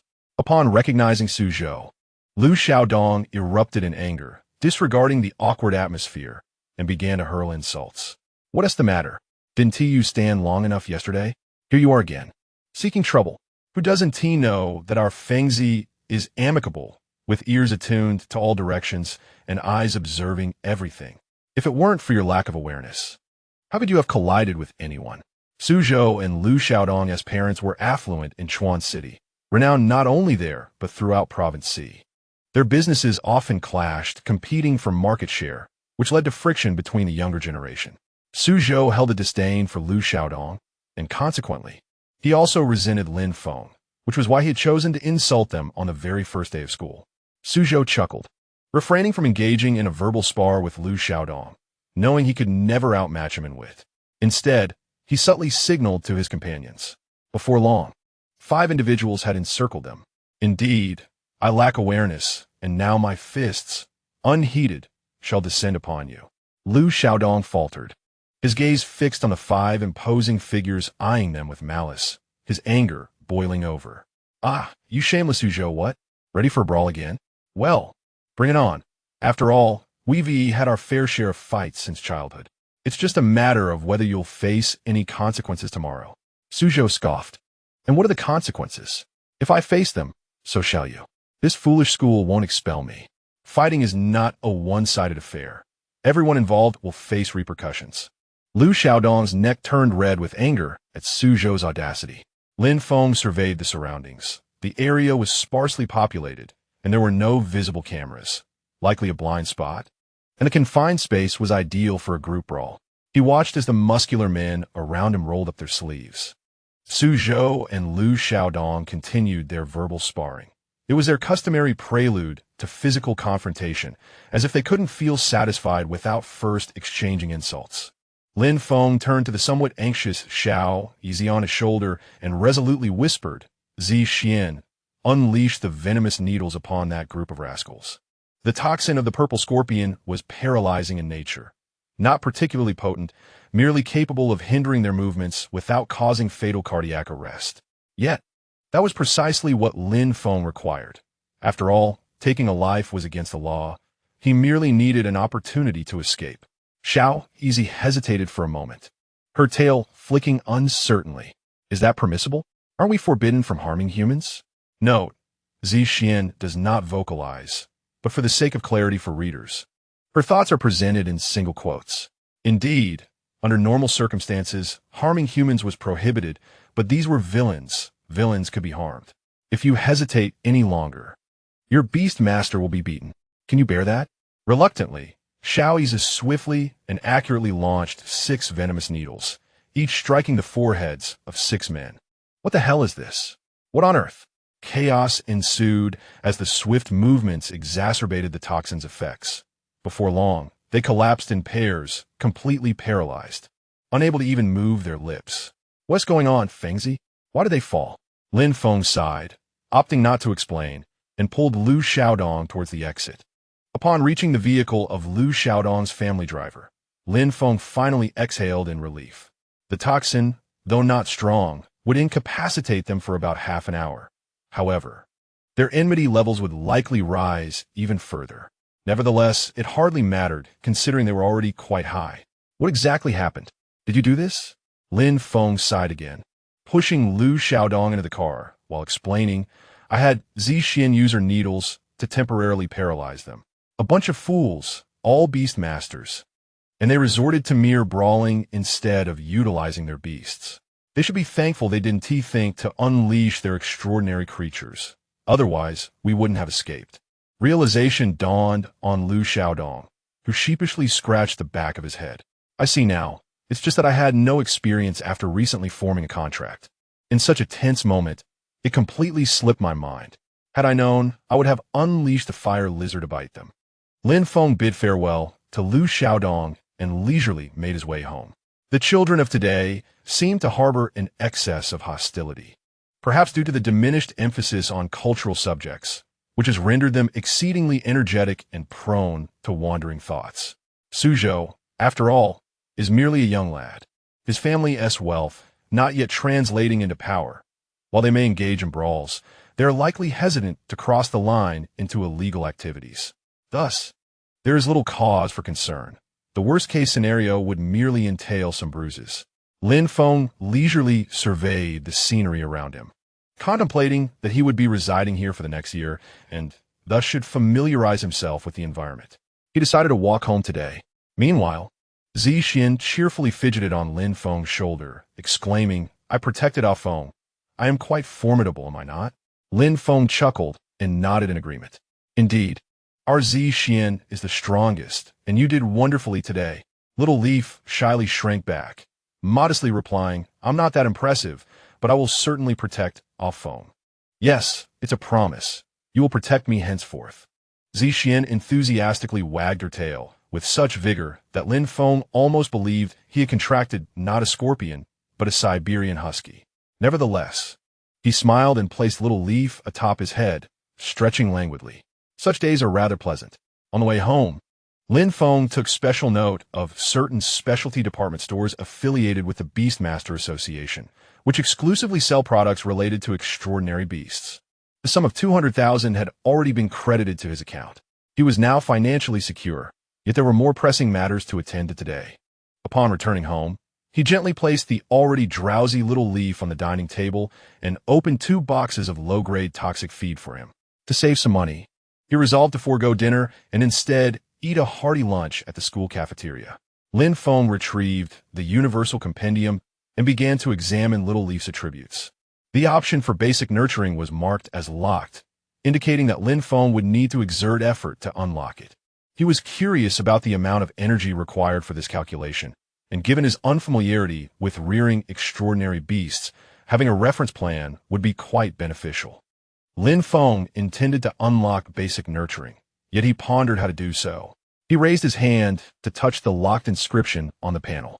In the next moment, an abrupt mechanical voice resonated in his mind.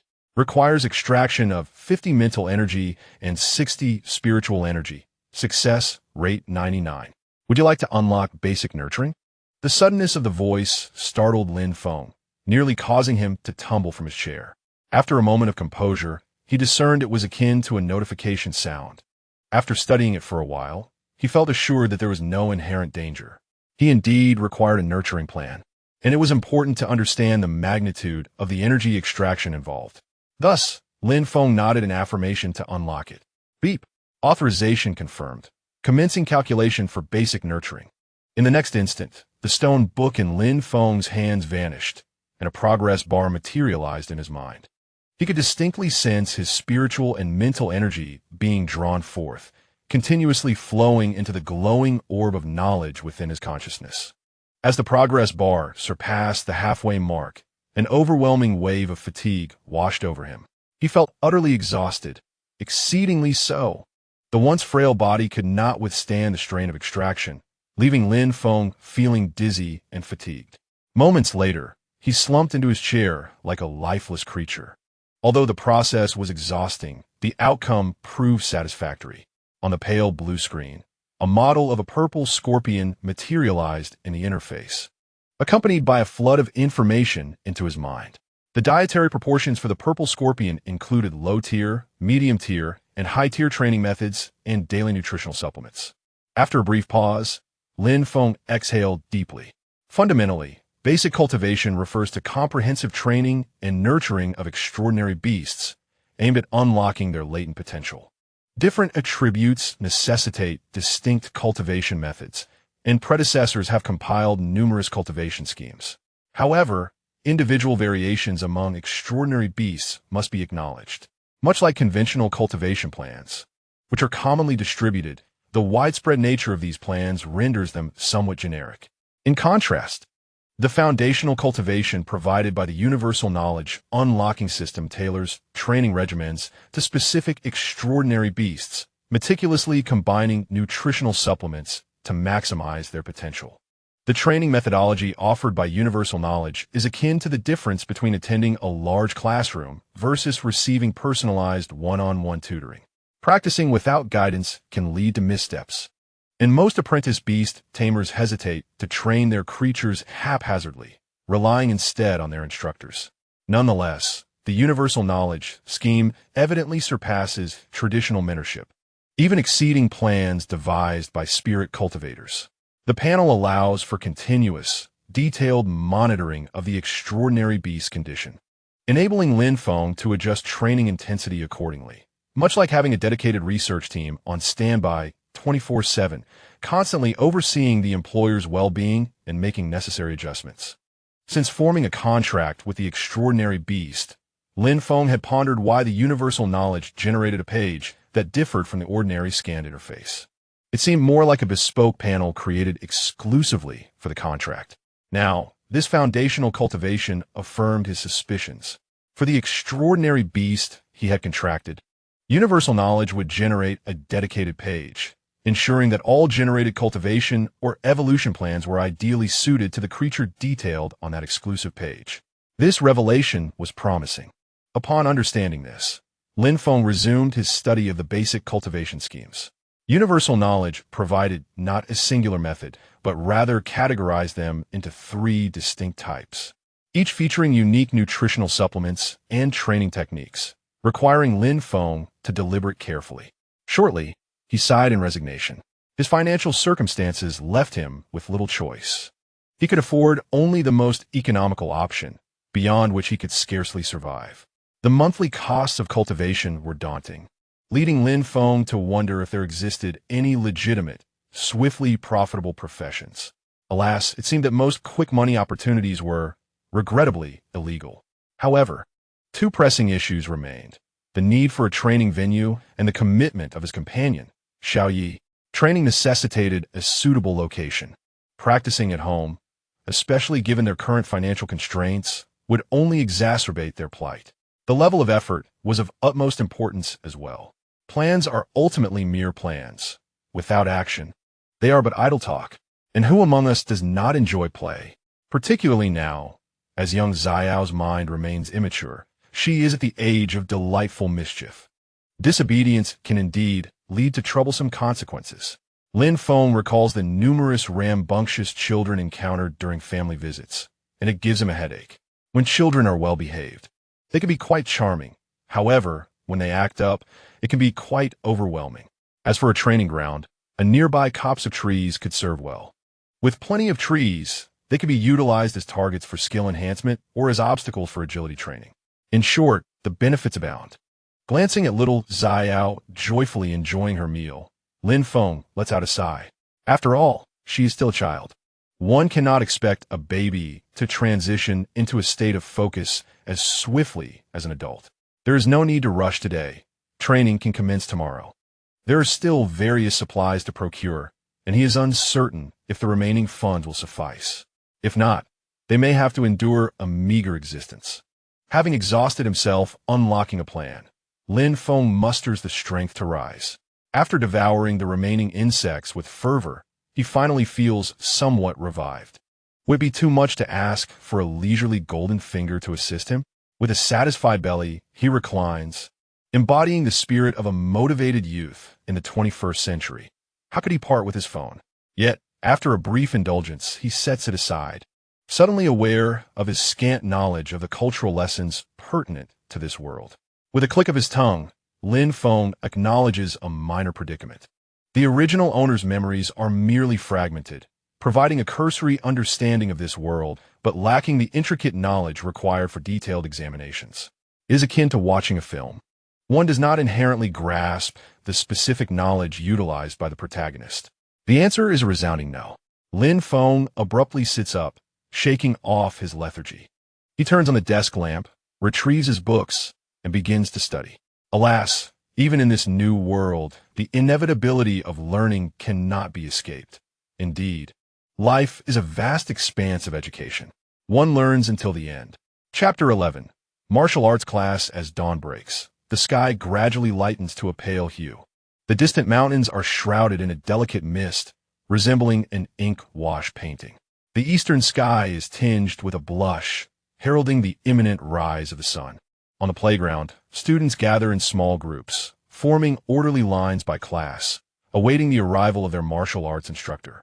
Lin Feng stands in the second class of the senior year, observing his surroundings with a lackluster demeanor. Having read late into the night, he woke with a stiff neck and is now suffering from shoulder pain. With no sign of the teacher yet, the energetic high school boys, brimming with youthful vigor, quickly descend into chaos in the absence of supervision. At Chuanqing No. 1 High School, there are a total of 20 classes in the senior year, with only 4 dedicated to beastmaster studies. After all, not everyone is suited to tread the path of a beastmaster. The majority lack the mental fortitude to form contracts with extraordinary beasts. Those who remain face limitations imposed by talent, finances, and various other factors, resulting in a minuscule number of individuals reaching the pinnacle of success. Therefore, many opt for traditional academic examinations, pursuing careers as support personnel, which also offers a commendable future, at least a safe and stable one. In a gathering of over 100 individuals across 4 classes, including around 200 peculiar creatures, the incessant chatter was enough to induce a headache. Fengzi, let me tell you, that little brat from Suzhou had the audacity to cast the first stone. I had barely returned home when I received a call summoning my parents. To my dismay, the absence of surveillance in that place rendered my claims unbelievable. And despite the blood test results, they accused me of maliciously slandering my classmate, leading to a 3-hour admonition. 3 hours. Lin Feng patiently listened to Liu Xiaodong's grievances. He too had been questioned about the situation yesterday, and, after providing an honest account, endured a lengthy reprimand. However, he simply set his phone aside, immersed himself in a book, and nonchalantly replied, "All right, I was wrong. It won't happen again," to navigate through the ordeal. The school, eager to avoid unnecessary complications and lacking sufficient evidence, opted for a mere verbal reprimand, which was rather fortunate. On the playground, devoid of teachers, the atmosphere was vibrant and lively. Yet, in an unnoticed corner, a robust man observed the students with keen interest. Beside him, Lu Jiamin, arms crossed, quietly accompanied him without any urge to hasten the moment. Yuan Hong, aged 46, a distinguished beastmaster and renowned martial arts instructor in Chuan City, had previously trained 3 provincial champions and hundreds of university students. Even the least accomplished among them had gained admission to a second-tier beastmaster university. Although he had proclaimed his retirement from teaching, for reasons unbeknownst to him, he suddenly appeared at Chuan City No. 1 High School seeking a position. Naturally, The school administration seized this opportunity, extending an array of enticing offers in hopes of nurturing another champion and elevating next year's enrollment. Lu Jiamin was assigned to escort him around the premises, and as for his teaching plans, she neither had the authority to inquire nor the desire to do so. After a while, Yuan Hong suddenly turned to Lu Jiamin and inquired, "I recall there is a student named Lin Feng who has awakened the natural affinity talent, correct? Or might he be?" Lu Jiamin momentarily hesitated before realizing and pointing towards Lin Feng in Class 2S formation. That student right there. Following her direction, Yuan Hong's gaze fell upon Lin Feng. Dressed modestly, with an impressive demeanor and a calm expression, he exuded a maturity that was uncommon among typical high school students, leaving a remarkable first impression. Satisfied, Yuan Hong nodded. At least he appeared to be an easy pupil. Although he had indeed retired and had no intention of returning to the classroom, the city's mayor personally approached him, requesting that he mentor this rare genius. Throughout history, only 6 individuals with the natural affinity talent have emerged. While the number of those who may have remained hidden or under aliases is uncertain, this talent is undeniably rare. In modern China, Lin Feng stood as the sole individual to have awakened such a gift. To an aging educator, the prospect of nurturing an untapped genius was irresistibly alluring. Thus, he decided to take the plunge and teach for a year. If he were to cultivate another provincial champion, his reputation would soar, allowing him to return to a leisurely retirement thereafter. If he failed, it mattered little. There was no real loss involved. As time approached, Yuan Hong raised his hand slightly, summoning a magical array that manifested a striped tiger beside him. The tiger's golden fur shimmered with an oily sheen, punctuated by occasional sparks that flew forth. Its body bore numerous scars of varying sizes, a testament to countless battles fought. Muscular and imposing, the scars accentuated its ferocity and strength. With a thunderous roar, the tiger unleashed an ear-splitting sound wave that surged toward the students, an overwhelming pressure radiating from its form. The sudden intimidation left the classmates' minds unable to process the shock, causing their bodies to kneel instinctively. The formation shattered, and a multitude of students toppled over. Lin Feng, startled by the unexpected roar, felt his legs weaken but managed to remain standing. However, Lu Xiaodong beside him had already knelt, and in his hefty frame, he lost his balance and bumped into the coach. Suppressing a laugh, Lin Feng covered his lips, torn between amusement and restraint. His keen eyesight allowed him to discern that 2 individuals stood beside the enormous tiger, one of whom was their homeroom teacher, lending him a sense of stability. Otherwise, he would have fled in terror. Yet, with a new authority often comes a fierce initiation, and one could not be sure that the first act would not be directed at him. Adhering to the principle of avoiding attention, Lin Feng obediently followed the crowd and collapsed. Ah, youth is splendid. One can simply fall asleep. This sight amused Yuan Hong, who observed from the sidelines, finding the young man rather clever. The tiger was named the Blazing Flame Tiger, possessing the attribute of fire and the trait of a fiery body capable of inflicting burns upon its adversaries. It was classified as a transcendent creature with a neutral disposition. Mounting the Blazing Flame Tiger, Yuan Hong covered the distance of several hundred meters in an instant, standing before the trembling students in mere seconds. A slight smirk graced his lips as disdain danced in his eyes, and he looked down at the heap of quaking students, mockingly addressing them. "Ah, are these not the future pillars of our nation, the forthcoming beast masters? What a pitiful display from you fledglings." Some students, recognizing the tiger as belonging to someone, managed to summon the courage to respond, albeit still fearful. Many, enraged by his taunts, retorted indignantly, "Isn't it you who lacks martial virtue by frightening us first? We're merely newcomers. Must the standards be so stringent? And who are you to unleash a beast in school? I'll alert the security to have you removed." The students clamored in protest, but Yuan Hong remained unperturbed, allowing them to voice their grievances before he interjected. "All right, novices, hold your horses. First and foremost, you are indeed novices. You are not even qualified as interns yet. Are you not a bit inept? And to the one accusing me of lacking martial virtue, yes, you step forward." In the heat of battle, no one cares about martial ethics. Being a beastmaster is no easy civilian role. You're to engage in real combat, facing the dangers of the wild. In the realm of sword and blade, survival is the ultimate truth. With his retorts, silence fell over the playground, leaving the students at a loss for words, unsure of how to counter his assertions. Yuan Hong clapped his hands, signaling the conclusion of this futile conversation. They had absorbed enough information for today. Now, they could only await the fruits of their future endeavors. I nearly forgot to mention, I will be your martial arts instructor for the upcoming year, and I will be leading all your combat courses. However, judging by your current state, I must admit my disappointment. Students, this sarcastic old fellow is going to be our coach for the next year. One by one, the classmates bowed their heads like defeated roosters, and in this moment, silence seemed to be the wisest choice. All right, everyone, do not fret. A temporary lack of skill does not denote a lifetime of ineptitude. Are we not currently on the path to improvement? Lin Feng's lips twitched. This coach certainly possessed a unique sense of humor. My surname is Yuan. You may address me as Instructor Yuan. Today marks the first lesson of our martial arts class, and we shall not indulge in any frivolous antics. We will focus solely on physical conditioning. Let us begin with 20 laps around the field. Oh, and the exotic beasts must accompany you, maintaining perfect synchronization. 20 laps.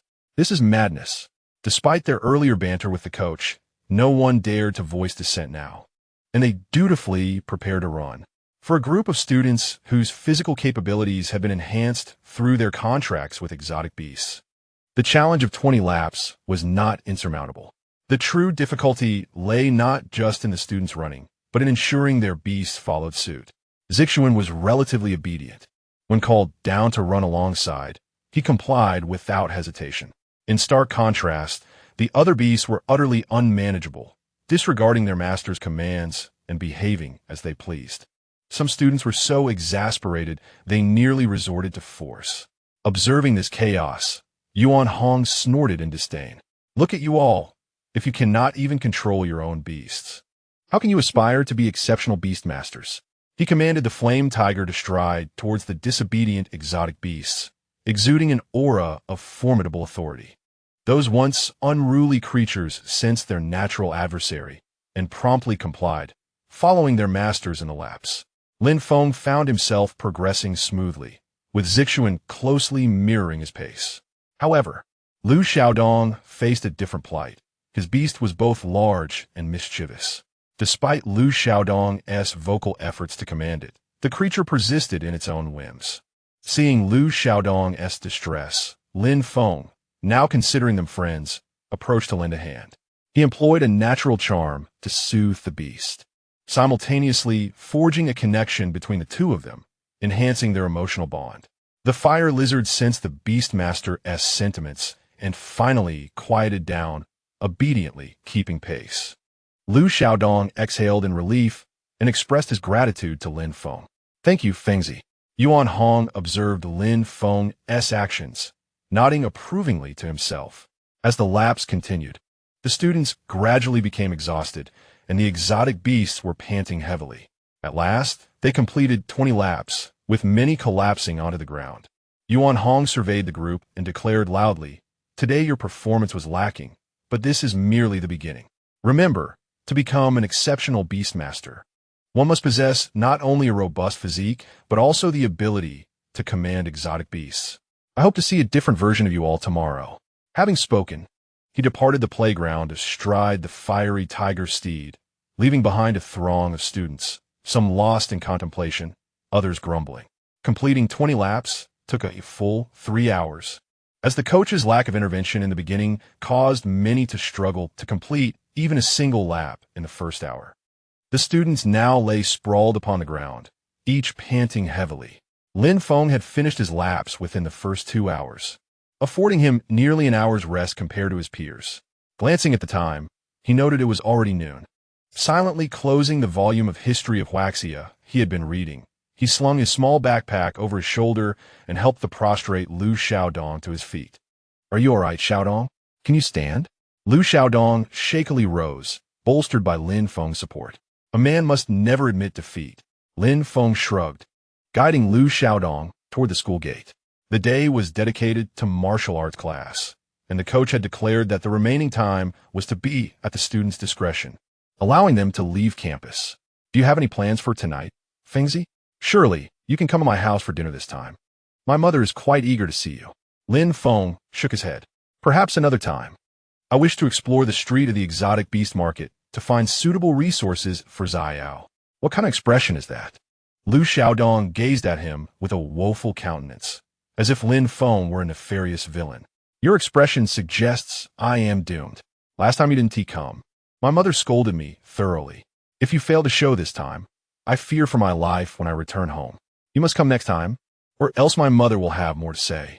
Ah, come now, is it truly that exaggerated? Your mother cannot be that fearsome. In Lin Feng's recollections, Lu Xiaodong's mother had always appeared gentle and amiable, far from the terror Lu Xiaodong described. She is certainly gentle in front of you, my godson, but she is not so lenient with her own son. Just think, it has been ages since you last visited my home. Previously, you would come for a week every month. Now, if you manage to visit 2 or 3 times in a month, it is considered fortunate. Lin Feng chuckled awkwardly. This time, I genuinely have matters to attend to. Just tell Andy that I will come. No, I shall come tomorrow, I promise. Reassured by Lin Feng's commitment, Lu Xiaodong departed with ease. Lin Feng, feeling a mix of embarrassment and complexity, observed the luxury vehicle departing in the distance. The original owner's family had nearly all perished or suffered grievously. To most, he was merely a burden. His relationship with Lu Xiaodong had improved over time, and Lu Xiaodong frequently invited Lin Feng to his home. Upon learning of Lin Feng's background, Lu Xiaodong's parents felt a sense of pity for him and often extended their kindness.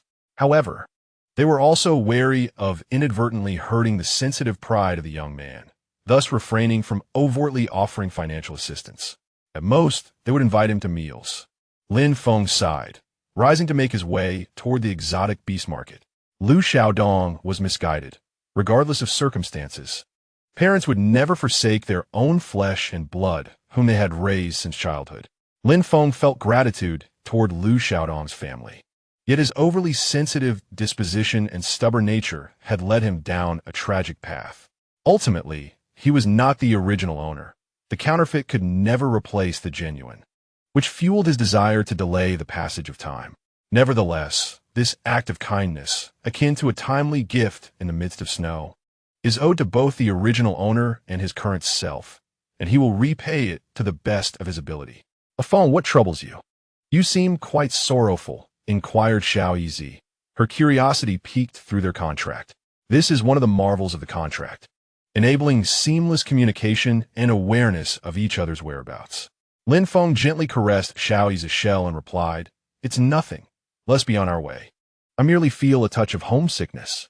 Here, he is truly all alone, and having witnessed the care bestowed upon the original owner by Lu Xiaodong's family, the sense of loneliness within him has been magnified infinitely. However, glancing at Xiao Yizi, who was attempting to comfort him, Lin Feng's spirits lifted, and a subtle smile graced his lips. After all, things could be worse, could they not? Their acquaintance, their bond, all transpired as Lin Feng himself, allowing him to be authentically himself in Xiao Yi's presence, free from pretense.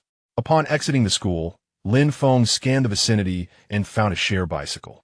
Pedaling through the gentle breeze, his previously dismal mood began to brighten. Initially, Xiao Yizi was somewhat apprehensive, but soon she forgot her fears and began to revel in the experience, her curious eyes wide as she surveyed the surroundings.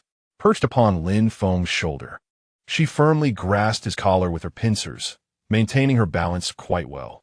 Just the previous morning, Lin Feng had noticed 200,000 had been deposited into his bank account.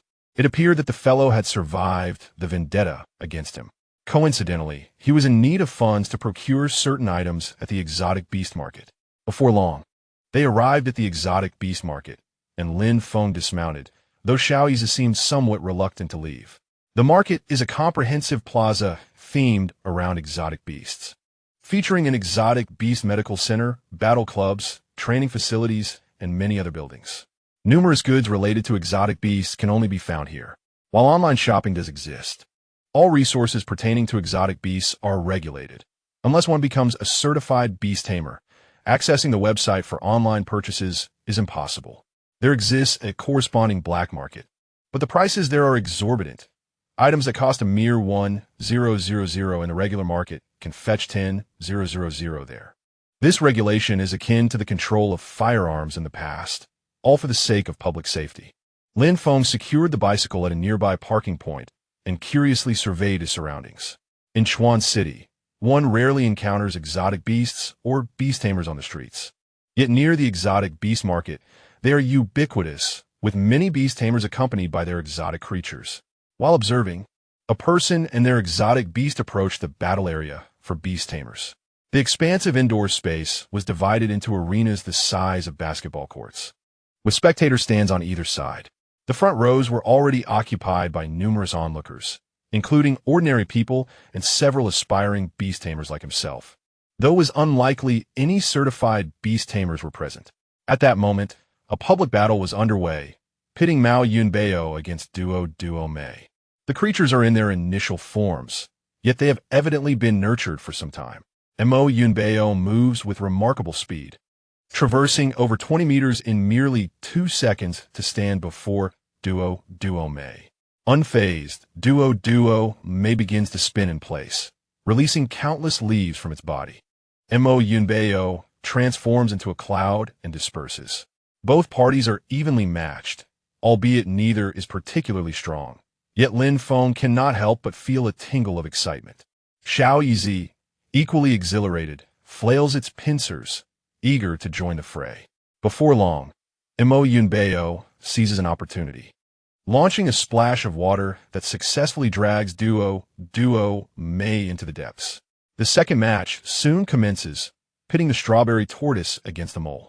The strawberry tortoise retracts into its shell, spinning rapidly as a multitude of toxic, deep green spines shoot forth. The mole digs a hole to evade the onslaught, but should it dare to surface, it would be met with a barrage of spines. The scene is gruesomely vivid, culminating in the mole being pierced like a hedgehog. Lin Feng glances at Xiao Yizi, which continues to wave about in excitement, showing no signs of fear or hesitation. It is fortunate. A life on the edge of danger awaits, and succumbing to fear in battle would spell trouble.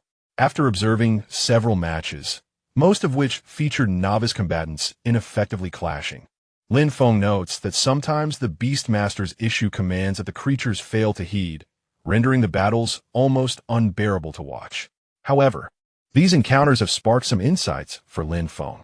The spines of a strawberry tortoise rival the hardness of steel, while Mo Yunbei's mist-like body offers considerable protection. In contrast, Xiaoyi's weaknesses are glaringly apparent. Its defense is notably lacking. Although it possesses a shell, it is soft and pales in comparison to the resilient shell of the strawberry tortoise or the evasive mist of Mo Yunbei. Nevertheless, with diligent training and improvement of overall qualities, the disadvantages can be mitigated, thus enhancing advantages in battle. Lin Feng is confident that if he can evolve Xiao Yizi before the crucial examinations, he will secure a place at a prestigious Beastmaster Academy. Upon exiting the battle arena, Lin Feng takes a detour to the adjacent beast supermarket. This establishment does not stock ordinary goods. Rather, it specializes in items related to magical creatures, including medicinal supplies, provisions, elixirs, and evolution materials. It is the most comprehensive marketplace for beast-related products available. Many items align with his current needs, yet his financial constraints pose a significant obstacle. Chapter 12. Training preparations. As Lin Feng meanders through the store, scanning for necessary materials, he finds himself amidst a bustling crowd, making navigation quite challenging. The Beast Recovery Pill, developed by the Clingy group, is specifically designed for healing creatures. Its price is reasonable, yet it is not applicable for initial battles. The self-healing method within Xiao Yi's training regimen enhances the hardness of its shell, and excessive consumption of this pill can be toxic. Thus, he decides against purchasing it. The Moo Moo Milk Jelly, a dairy snack crafted from the milk of a specially bred cow through hybrid techniques, is priced at an outrageous 1,000. Is this not extortion? And would a giant winged be King's venom? Such an obscure item actually exists. The cultivation plan requires specific items to enhance the toxicity of the small leaves. This can be considered a miraculous medicine, indeed classified as a secondary resource with a steep price. Alas, it is of no use at present. Perhaps it shall be addressed in the future. Lin Feng, carrying a selection of essentials for the training of the small leaves, approached the checkout counter. Behind the counter stood not a person, but an elaborate machine, adorned with a large display screen. Beep! A red beam emanated from the camera, sweeping from top to bottom over the plastic bag Lin Feng had placed on the platform. All the items he purchased were scanned, and in the next moment, a QR code along with the total price appeared on the public screen. 1008,695 Thank you for your patronage. Upon exiting the store, Lin Feng felt disheartened. It was indeed exorbitant. 10,000 yuan was merely sufficient for a month of basic training, and as the level of the small leaves increased, the expenses would undoubtedly escalate. He had been exceedingly frugal, avoiding unnecessary purchases, yet anything related to the exotic beasts was simply overpriced, were it not for the recent deposit of 200,000. He would not have ventured into such a shop. Small leaf, you must train diligently, understand? Do not squander this money. After leaving the exotic beast plaza, Lin Feng did not rush home. Instead, he wandered about with the small leaves. His aim was not aimless strolling, but rather to seek alternatives for training facilities. Initially, he had planned to find a wooded area for casual practice, only to discover that damaging trees in public spaces incurs hefty fines. With no other choice, he resolved to find a secluded spot. He was determined. In his previous life, one need not confine oneself to a gym for fitness, right? Surely, he could find a free substitute in nature. Thoughtfully stroking his chin, Lin Feng contemplated. The city center could be dismissed. Areas with fewer people were equally risky, as there was always the possibility of being reported. Nowadays, people had too much idle time. As the saying goes, the more idle one is, the more trouble one seeks. A clever person might just engage in a righteous report, and that would be a significant loss for him. After some reflection, he set his sights on the suburbs. His home was also situated at the edge of the city, making suburban travel convenient. Eureka! Sunday Park, located on the outskirts. It was but a 30-minute walk from his home. With trees and water, it had been abandoned for a considerable time due to the last beast tide. Designated as a suburban area and inhabited by wild exotic beasts, posing certain dangers, thus seldom visited by those with nothing better to do. Though wild exotic beasts resided there, their aggression was minimal, none reaching even the entry level. As long as Lin Feng remained cautious and did not provoke the pack-hunting beasts, he had little to fear from a solitary poisonous creature. Moreover, Lin Feng had lived in that vicinity until the age of 10, making him intimately familiar with the terrain of Sunday Park. By delving deeper into his fragmented memories, he could not only identify several training locations, but also enjoy free companionship and practice, saving yet another sum. Truly, he was a little genius. As the day waned, Lin Feng's thoughts remained vague, prompting him to return home for the time being. After a simple morning routine, Lin Feng returned to his room to ponder. Zixian, having exhausted himself in the morning, fell asleep while shopping in the afternoon. However, by nightfall, he was invigorated and fervently refused to sleep. Annoyed by the disturbance, Lin Feng turned on the television, allowing Zixian to sit and watch. To Lin Feng's surprise, once the boy learned to watch television, he showed no interest in cartoons like Paw Patrol or Peppa Pig, but rather became captivated by horror films, romantic dramas, and the animated series Dragon Quest. Late into the night, he watched horror films in the dark. When Lin Feng emerged to fetch water, he was nearly startled, questioning why the lights were off. Zixian replied that it created a better atmosphere. Just as Lin Feng was about to admonish him, he reconsidered and allowed him to continue watching. Thinking that his leisurely days would soon come to an end, it was best to enjoy this moment while it lasted. Throughout the night, Lin Feng meticulously planned the training schedule and regimen for Xiao Yizi. The following day, he was once again awakened by the alarm clock. After completing his morning routine, he pulled the still dreaming Xiao Yizi from the bed. Startled from slumber, Xiao Yizi had been dreaming of being a heroic character from the television, triumphantly defeating the villainous boss, marrying a beautiful and affluent partner, and reaching the pinnacle of life. Instead, he was abruptly roused by the unyielding Lin Feng. "Get up and go back to sleep." Lin Feng chuckled, observing as Xiao Yizi, still half asleep, attempted to drift back into his dreams, only to be forcibly awakened again. With a grunt, Xiao Yizi stiffened, his fists clenched.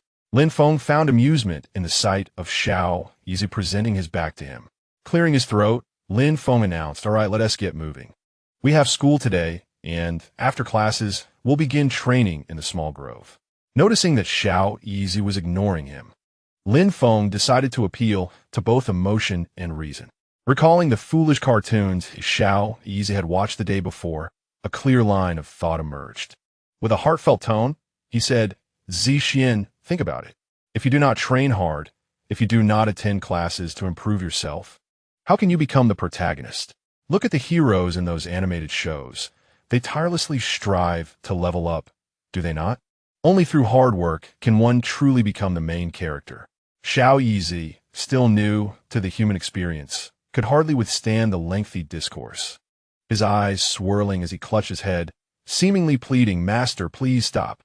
Silently, Zixian crawled onto Lin Feng's shoulder and lay still, prompting Lin Feng to wisely cease his lecture. At school, it was the third day of a new term. In the theoretical class on beast mastery, Lin Feng had placed a book titled The Journey of Beasts from Birth to Burial on his small desk. Although the title was peculiar, the content was rich with valuable insights, detailing the growth journey of beasts from birth to burial in a manner that was easily comprehensible, ideal for novice beast masters. In the classroom, Old Neo was passionately delivering his lecture. Old Neo was a nickname bestowed upon Teacher Liu by former students, as he also taught first and second-year students. And the moniker had persisted to this day. The origin of this nickname dated back to long ago when Teacher Liu, during a 3-hour class, had raised her voice over 60 times, resembling an exceedingly strong ox that could not be moved regardless of the effort exerted. To put it bluntly, one might say that you are rather foolish. Even a teacher as formidable as I am unable to guide you effectively. Nevertheless, she exhibits great concern for her students, often providing them with discreet support. However, should they breach any principles, the consequences could be dire. Overall, the students hold her in high regard, affectionately referring to her as Old Cow. She does not object to this moniker, for her extensive experience in education has taught her that it is better to be lenient than to impose strictness. Suppressing such things may only provoke rebellion among the youth. Alas, the current generation seems to possess a rebellious spirit, weighing in at nearly 100 pounds of defiance.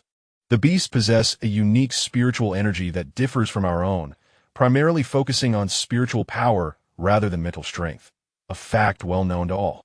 It is crucial to note that when the spiritual energy within these beasts reaches a certain threshold, they can begin the process of compressing it within themselves. This process is referred to as laying a foundation. The longer and more thoroughly the compression is executed, the stronger the foundation becomes, leading to enhanced combat capabilities upon breaking through. Each student's initial beast species level may not be high, but with a solid foundation, they can still compete with higher-level beasts at the same realm after their breakthrough. At this juncture, Teacher Liu took a moment to pause, casting her gaze towards the less fortunate students, particularly focusing on Lin Feng. The school intended to provide financial assistance to Lin Feng, a beast of a relatively high species level. It was not a matter of affordability. More than money, the school sought to enhance its reputation. The stellar reputation would inevitably attract funding. However, Lin Feng was elusive. By the time the school had attempted to reach him, he had already completed his contract. Subsequently, the administration, seizing the opportunity presented by Lin Feng's recent predicament, engaged him over the phone to discuss potential investment. During Lin Feng's senior year, the cafeteria and the food for the beasts would be under their purview, with the stipulation that he must not transfer schools and must strive for excellence in his academic pursuits. Lin Feng readily agreed, recognizing the value of financial support, and since he was already aiming for prestigious institutions, Any failure to achieve this goal would merely halt the food assistance, resulting in no real loss. Teacher Lu then continued. The growth phase of the beasts, which is the stage you are currently navigating, is characterized by rapid development. During this period, their growth rate accelerates, and their intelligence gradually increases. It is imperative to cultivate the beasts to an introductory level during this time and establish a solid foundation. Many beasts falter because they fail to solidify their foundation during their growth phase. Upon reaching maturity, their potential becomes exhausted, making it exceedingly difficult to achieve an introductory level, let alone ascend to higher realms. Lin Feng listened intently, aware of his limited knowledge in this area. Furthermore, for his mind to assimilate information into the universal knowledge database, it must be cohesive and comprehensive. As a mature individual, he possessed the necessary self-discipline and awareness, having once been an intellectual in his previous life. The martial examination is not as simple as you might envision, yet it is certainly not insurmountable. As long as you can cultivate the extraordinary beasts to the entry level before the college entrance examination and gain admission to a prestigious beast university, your success is virtually assured. She paused momentarily before continuing, stating that prior to reaching the entry level, you may arrange for the beasts to learn skills based on their growth. The acquisition of skills is a true test of a beast's innate talent. Thus, it should not be forced, as having more skills does not necessarily equate to greater strength. Consider those researchers whose beasts, despite possessing numerous experimental skills, suffer from the affliction of overindulgence, resulting in significantly diminished combat prowess at the same level of development. A well-known example is the 4 strongest combatants of the Beastmaster Alliance, the 4 Heavenly Kings, none of whom possess more than 20 skills. In the later stages, a Beastmaster does not solely evaluate the combat strength of individual beasts. They also explore combined attack strategies, weather tactics, and various schools of thought. Ding, ding, ding. Teacher Lu closed the book and announced, "All right, time's up, class dismissed. This afternoon, we have history. And the history teacher asked me to remind you that there will be a recitation quiz today, so make sure to review the material covered the day before yesterday." Ignoring the cacophony of protests from the students, Lu Jiamin pointed at Lin Feng, saying, "Lin Feng, come with me to the office." Lin Feng nodded, rising from his seat to accompany teacher Lu to the office. They had previously discussed over the phone that they needed to sign a contract today. Lu Xiaodong, anxious, tugged at Lin Feng's sleeve. "Fengzi, what's going on? Why did the homeroom teacher call you? Is it about that incident?" It dawned on him after yesterday's excitement that the school had a clear policy. Allowing extraordinary beasts to harm classmates could lead to expulsion. This situation was serious. Fortunately, Lin Feng had not caused significant harm, and it depended largely on the attitudes of both families involved. He worried that Suzhou's family might pressure the school to expel Lin Feng. If Suzhou were to find out, he would undoubtedly cry injustice, having been incapacitated for half an hour and returning home in disgrace. Afraid to tell his father that he was stung by a poisonous needle due to a scuffle with classmates, he feared that revealing the truth would leave him battered. As a wealthy heir, he acknowledged his arrogance, but he was not foolish. Little did he know, his father was already aware of the situation and would unleash a barrage of reprimands upon his return, instructing him to behave more modestly or risk losing his allowance. With no other option, he resigned himself to remaining compliant at school, refraining from further trouble. Lin Feng shook his head to reassure him, then followed teacher Lu out of the classroom. Chapter 13. Institutional investment. Once Lin Feng departed, the classmates began to murmur among themselves. "Hey, what do you think Lin Feng did he get called to the office? It's only been a few days since school started. I don't know, but to get into trouble so soon is quite remarkable. Hey, I heard it's because he got into a fight with Suzhou and his gang. He might even be expelled. Is that for real? Can this rumor be trusted?" The chatter continued, and the more Lu Xiaodong listened, the more alarmed he became. He quickly pulled out his phone and sent a desperate message to his father. "Dad, my friend seems to be on the verge of expulsion. Please come and help." At this moment, Lin Feng remained oblivious to the chaos that had unfolded, quietly following teacher Lu as they made their way to the principal's office. Not merely an office, but the principal's chamber. After all, it was the principal who had decided to invest, and it was only fitting to meet in person. Upon reaching the door, teacher Lu knocked gently, and upon hearing a voice beckon him in, he pushed the door open and entered, with Lin Feng trailing closely behind. The principal's office was not particularly spacious. It was furnished with 2 desks and a sofa, while a cabinet housed a multitude of documents. Seated behind the central desk was the principal, beaming warmly at Lin Feng. He embodied the archetype of a middle-aged man, slightly balding with a paunch, attired in a suit, exuding an aura of kindness rather than sternness. Much like the elderly gentleman one might encounter at the village entrance, the principal, at the age of 62, appeared to be in his early 50s, likely due to his role as a beast master. Lin Feng recalled that the principal's name was something akin to Nian Baiyu. "Principal, I have brought the student," teacher Lu announced. Nian Baiyu nodded, inviting Lin Feng to take a seat with an amiable tone. "Ah, splendid. You must be the young student Lin Feng." Lin Feng responded affirmatively. "Yes, good day, principal." The terms had already been negotiated the previous day, leaving Lin Feng with little to articulate. Since it was the principal who had initiated the meeting, there was no need for him to indulge in flattery. Remaining silent was fitting for one of his age. Nian Baiyu observed Lin Feng with a nod of approval, having conducted private inquiries about him. Born an orphan with a commendable intellect, Lin Feng had mingled well with the sons of affluent businessmen without appearing to accept their charitable investments.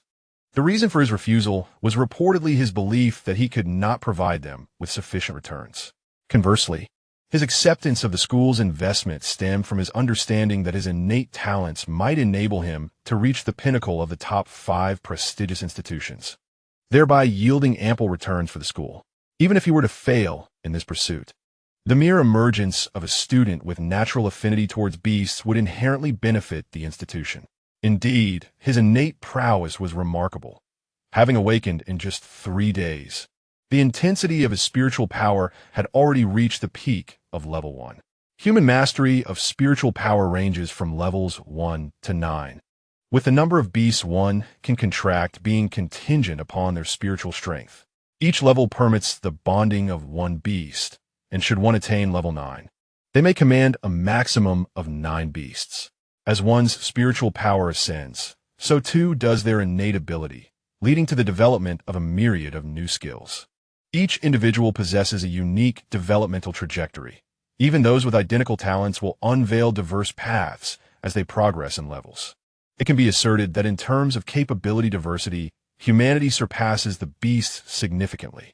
Nian Baiyu's gaze shifted to the purple beast perched upon Lin Feng's shoulder.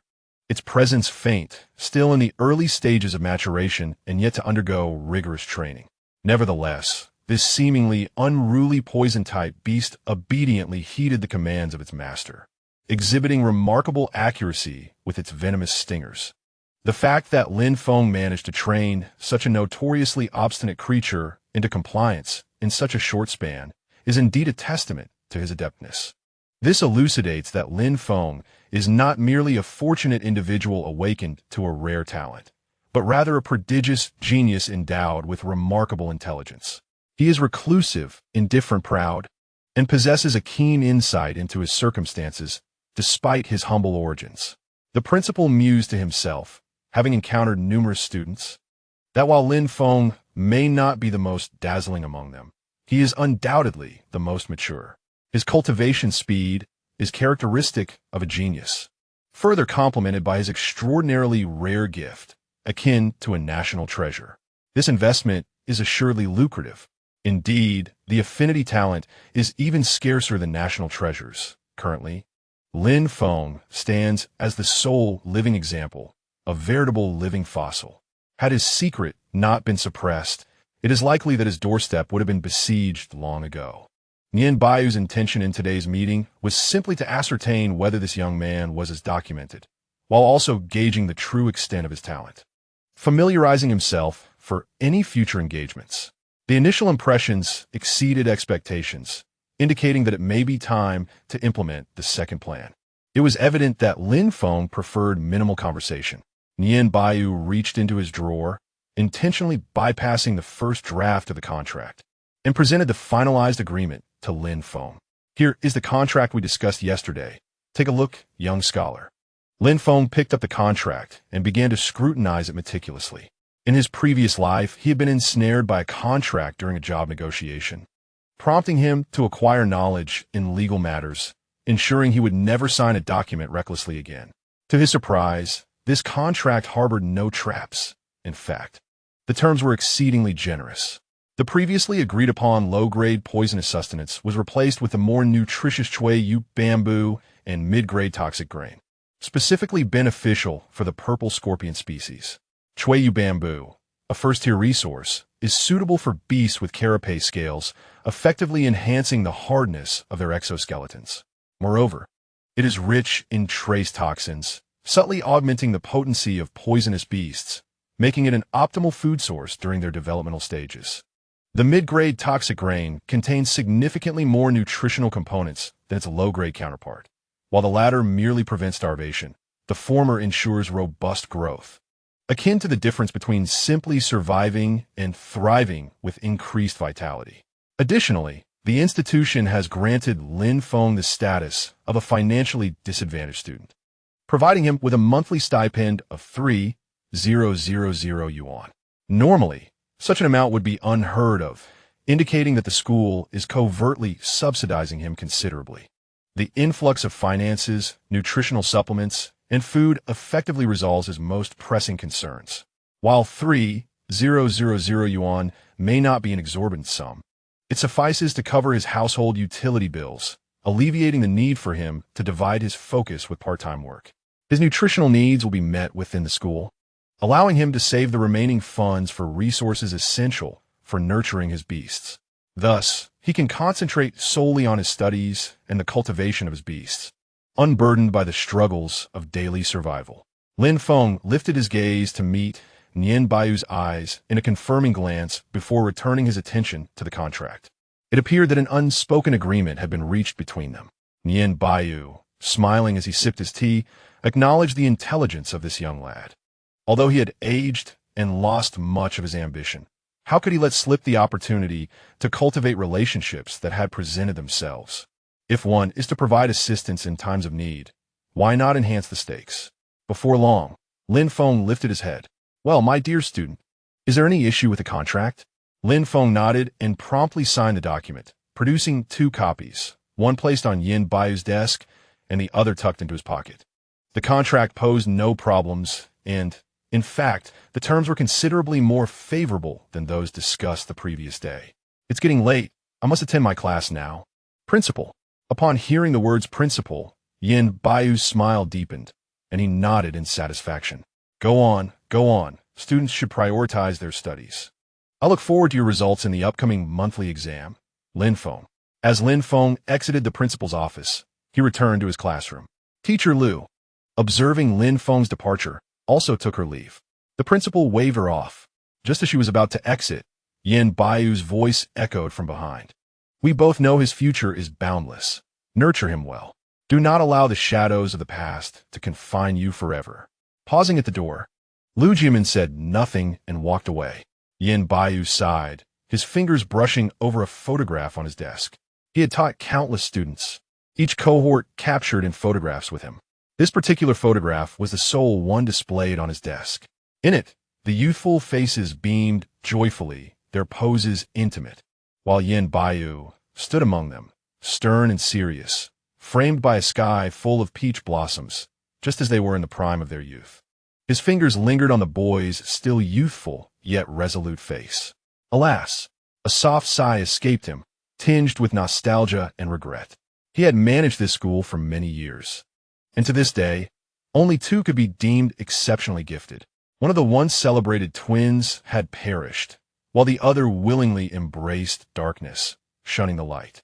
He could only hope that this remaining talent would flourish. The sudden vibration of his phone disrupted Yin Baiu's reverie. He retrieved it, puzzled at the name displayed. Lu Zong. What could this call signify at this hour? "Hello, Principal Yin. Didn't we come to an agreement? Neither party has suffered significant harm, and both parents are willing to reconcile. Why do you still wish to expel Lin Feng?" "Expel? Lin Feng? Why does that phrase seem so incomprehensible?" "Lu Zong, this is a misunderstanding. The young student was indeed acting in self-defense, and neither set of parents intends to pursue the matter further. We have absolutely no intention of expulsion. Lu Tianyu fell silent, contemplating his son's intelligence, and suddenly realized it was a mere misunderstanding. Oh, it's nothing. My son must have received some erroneous information suggesting you intended to expel Lin Feng. It's quite normal for children to seek adult support when faced with insurmountable issues. Indeed. It's likely my calling him to the office spurred the speculation among the students. Very well then. Please keep an eye on such rumors. Sometimes, negative news can devastate a child. Regardless of whether there is any fault, he will not bear the blame. Very well. I shall take the time to clarify the rumors in class. After hanging up the phone, Nian Baiyu sighed. What else could be done but to indulge him? After all, he is one of the school's investors, and the most generous one at that. Nian Baiyu rose and made his way to Lin Feng's classroom. It was merely a matter of dispelling a rumor, just a few steps to take. As Lin Feng entered the classroom, an immediate silence enveloped the room, with everyone regarding him with peculiar glances. Lu Xiaodong hurriedly pulled him to his seat and whispered, "How did it go? Is everything all right?" Lin Feng nodded, responding nonchalantly. "What could possibly be wrong? I merely went to have a heart-to-heart." At that moment, Su Zhou, seated at the back, scoffed disdainfully, "Humph. A calamity that will haunt for 1,000 years." Lin Feng chose to ignore him, opening his textbook in preparation for class. However, the surrounding chatter was overwhelmingly loud. Is it true? Could it be an act? Davy already claimed it's not. If it were, he would have packed his things and left. How on earth did you manage to get into high school with that level of intelligence? What is wrong with my intelligence? Some people just can't swallow their pride. They need to put on a show before they depart. Classmates, can we consider the possibility that I am not deaf? As class commenced, the students' discussions finally subsided, allowing Lin Feng to breathe a sigh of relief and focus on the lecture. After class, the principal, having received a call, came to prevent the rumors of Lin Feng's impending expulsion from spreading further. He personally announced that Lin Feng had qualified as a student from a disadvantaged background and praised him, stating that he had a promising future ahead. The classroom erupted in astonishment, Su Zhou's face a mask of disbelief. How could a student without connections achieve such recognition? Simultaneously, Su Zhou began to ponder, recognizing that the principal was a veteran educator whose former students included the renowned twin stars of Chuan City. The principal's acknowledgement of Lin Feng's talent could not merely refer to innate ability. Reflecting on his father's words, Su Zhou gradually calmed down. Although his earlier ridicule of Lin Feng had cost him face, his anger was more directed at his rival, Lu Xiaodong, who had inadvertently made Lin Feng a target. Initially, Su Zhou regarded Lin Feng with disdain, but things had changed. An exceptionally gifted individual could not be dismissed. It was essential to dissolve any hostility.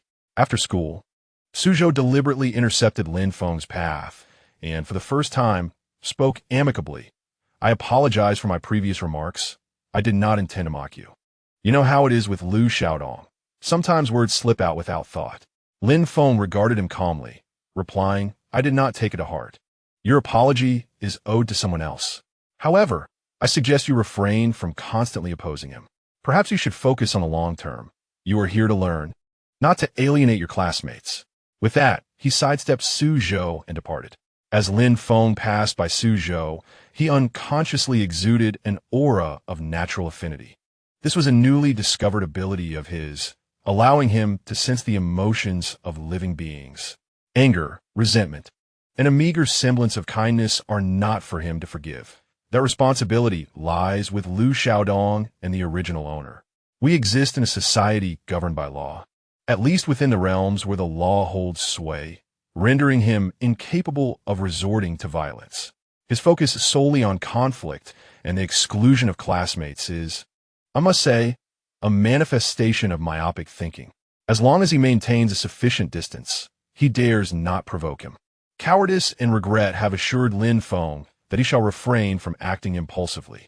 Even amidst a chaotic world, China remains a relatively stable society founded on the rule of law. Those nurtured in a society governed by law harbor an innate fear of taking a life. They are simply unprepared for such actions. Lin Feng is, and so is Suzhu, allowing each other to pass by unheeded, living out our days in oblivion. is the wisest choice. Chapter 14. Training on a Sunday in the park, once a vibrant locale before the beast tide, has now languished into desolation over the years. A visitor has ventured into this forsaken place, rarely graced by human presence.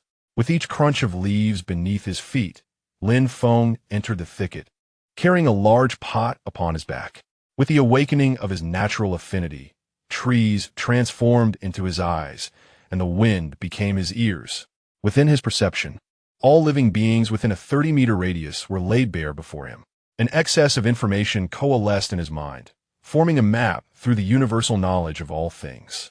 As his mental prowess grew, the application of his abilities became increasingly adept, allowing for the harmonious interplay of two skills.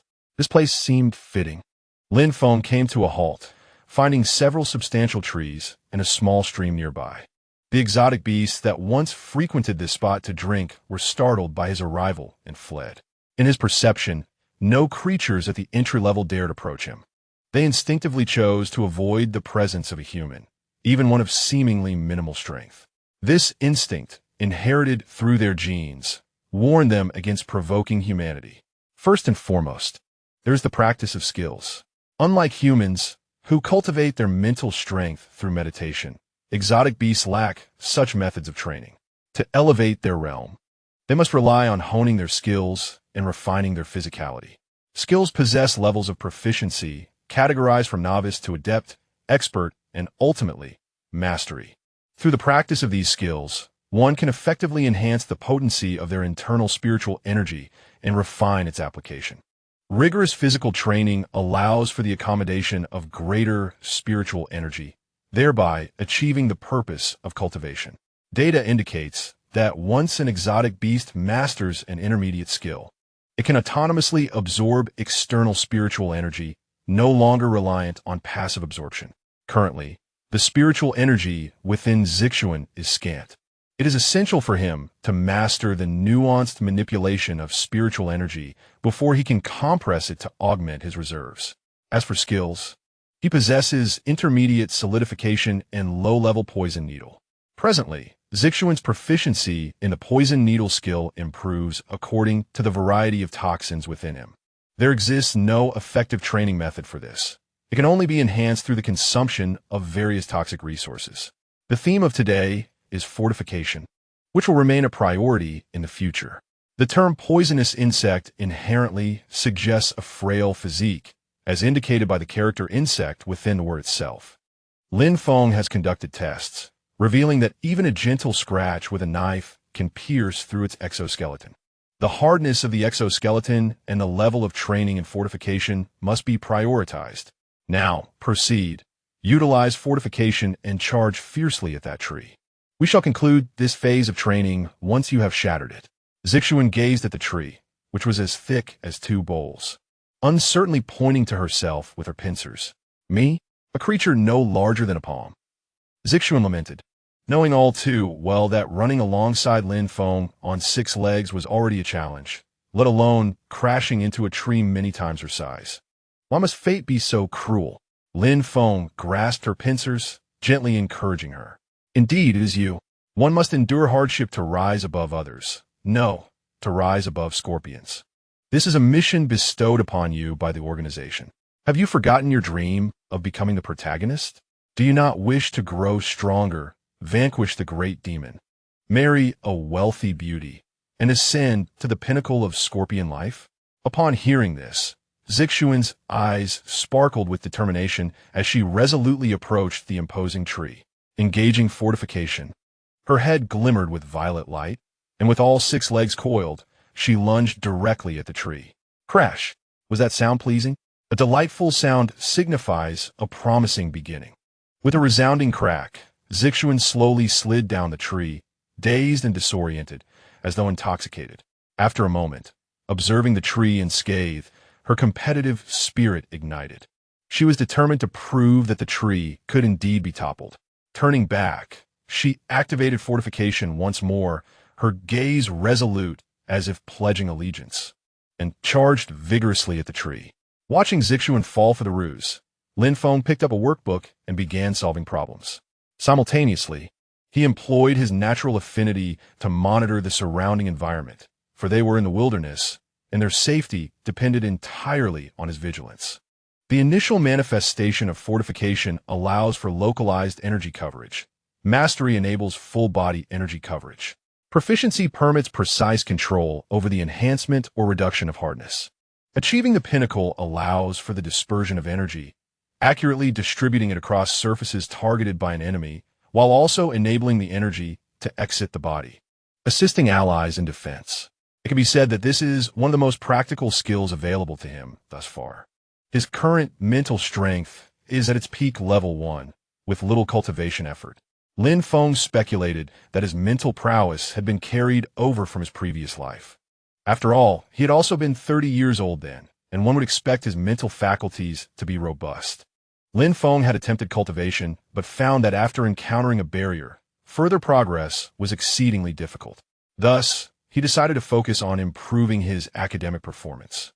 As his current level of innate talent was sufficient, and he was not in a hurry to contract a second beast, Zixuan, still in her growth phase, exhibited remarkable changes daily, her spiritual energy increasingly potent.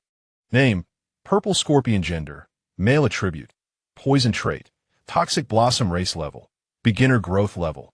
Uninitiated 30. In just a few days, the growth level has already surpassed 30. However, Lin Feng is aware that this pace will inevitably decelerate, akin to encountering a barrier that makes further advancement arduous. Many uninitiated beasts remain trapped at the final stage, unable to break through. Fortunately, he need not worry, as the foundational cultivation encompasses the beginner level. It also elucidates methods to enhance the success rate of breakthroughs. Time swiftly passes, and after 4 hours of battering against the southern gate, Zixuan emerges battered and bruised. Yet the results are gratifying. She has achieved proficiency in the skill of solidifying her entire body. Moreover, a dent now marks the tree she collided with. As he lights a campfire, Lin Feng retrieves the pot he brought along and begins to boil a pot of water, patiently awaiting it to reach a rolling boil. Once boiling, he adds various herbs from his backpack: wine-heart grass, 7-leaf flower, and a medley of over a dozen other herbs, initiating a concoction. As a refreshing aroma of the medicinal brew wafts into the air, Lin Feng begins to feel slightly dizzy. He shakes his head and holds his breath, gradually regaining his composure. He nearly forgot that these substances are potent toxins, but fortunately, after forming a pact with Zixuan, he has developed a robust resistance to poison. Otherwise, he might have succumbed to unconsciousness. When he deems the brew sufficiently potent, Lin Feng calls Zixuan over for a medicinal bath. Upon hearing his call, she eagerly scurries over, and he scoops her up, dropping her into the pot. To prevent truly cooking her, he carefully regulates the flame's temperature with his affinity for nature. As the medicinal effects take hold, a purple glow envelopes Zixuan, and the energy from the poison attribute surges, beginning to absorb the spiritual essence of the herbs. In no time, the entire pot of herbs dissipates into nothingness, leaving the water a deep, dark purple. Lin Feng, visibly displeased, retrieves her by her tail and rinses her in the stream until he feels she is clean, then places her atop his shoulder. He must admit that the medicinal bath proves quite effective. Her shell now shows no signs of wear, instead appearing well-maintained and glossy. It seems that due to the toxicity of the herbs, Zixuan's venom potency has indeed intensified. Pondering, Lin Feng inquires, "Little Leaf, have you mastered a new type of toxin?" Zixuan shakes her head and then nods. "You mean, it is not a new type of toxin, yet its effects are significantly stronger than before?" Zixuan affirms, seemingly finding verbal expression inadequate. With a flick of her tail, a venomous needle accurately strikes a beast perched on a tree. The creature lets out a wail before collapsing shortly thereafter. Intrigued, Lin Feng approaches to inspect the fallen beast, a white feather dove. Known for its aggressive demeanor and formidable physique, harboring hostility towards any intruder in its territory, he is astonished that it was so effortlessly subdued. Name: White Feather Pigeon. Status: deceased. Lin Feng let out a soft gasp. Was it truly possible for Zixuan to execute such a clean and efficient strike? Moreover, did the potency of the toxin escalate at an alarming rate? Initially, it could incapacitate a human for no more than half an hour. Yet it swiftly brought down a creature with formidable strength. Wait, had the type of toxin remained unchanged? Lin Feng recalled that most paralyzing toxins were not inherently lethal. However, certain paralyzing agents could indeed prove fatal. For instance, the toxin known as ricin in his previous life was a paralyzing toxin that could lead to multi-system damage, including hepatic dysfunction, central nervous system impairment, cardiovascular and respiratory central effects, and malignant arrhythmias or unstable blood pressure in the circulatory system. When these symptoms reached a critical severity, they could jeopardize life itself. Yet, there was typically a process involved. It would take at least an hour or two for death to ensue, especially for a creature whose physique surpassed that of a human. The potency of this toxin was off the charts.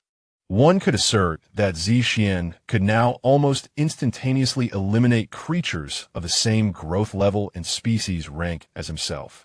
Nevertheless, he had yet to test it against stronger opponents, leaving their efficacy uncertain. After pondering briefly, Lin Feng continued to inquire, "Can you control the strength of a toxin?" Xian nodded, indicating that he could manipulate the dosage at will.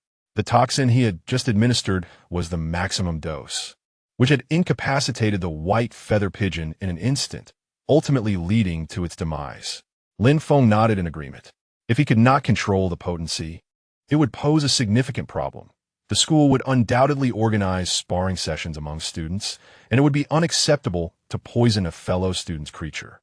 However, he had not anticipated the medicinal bath's effects to be so remarkable. Lin Feng failed to consider the nature of the herbs he had used for the concoction, which were predominantly lethal substances.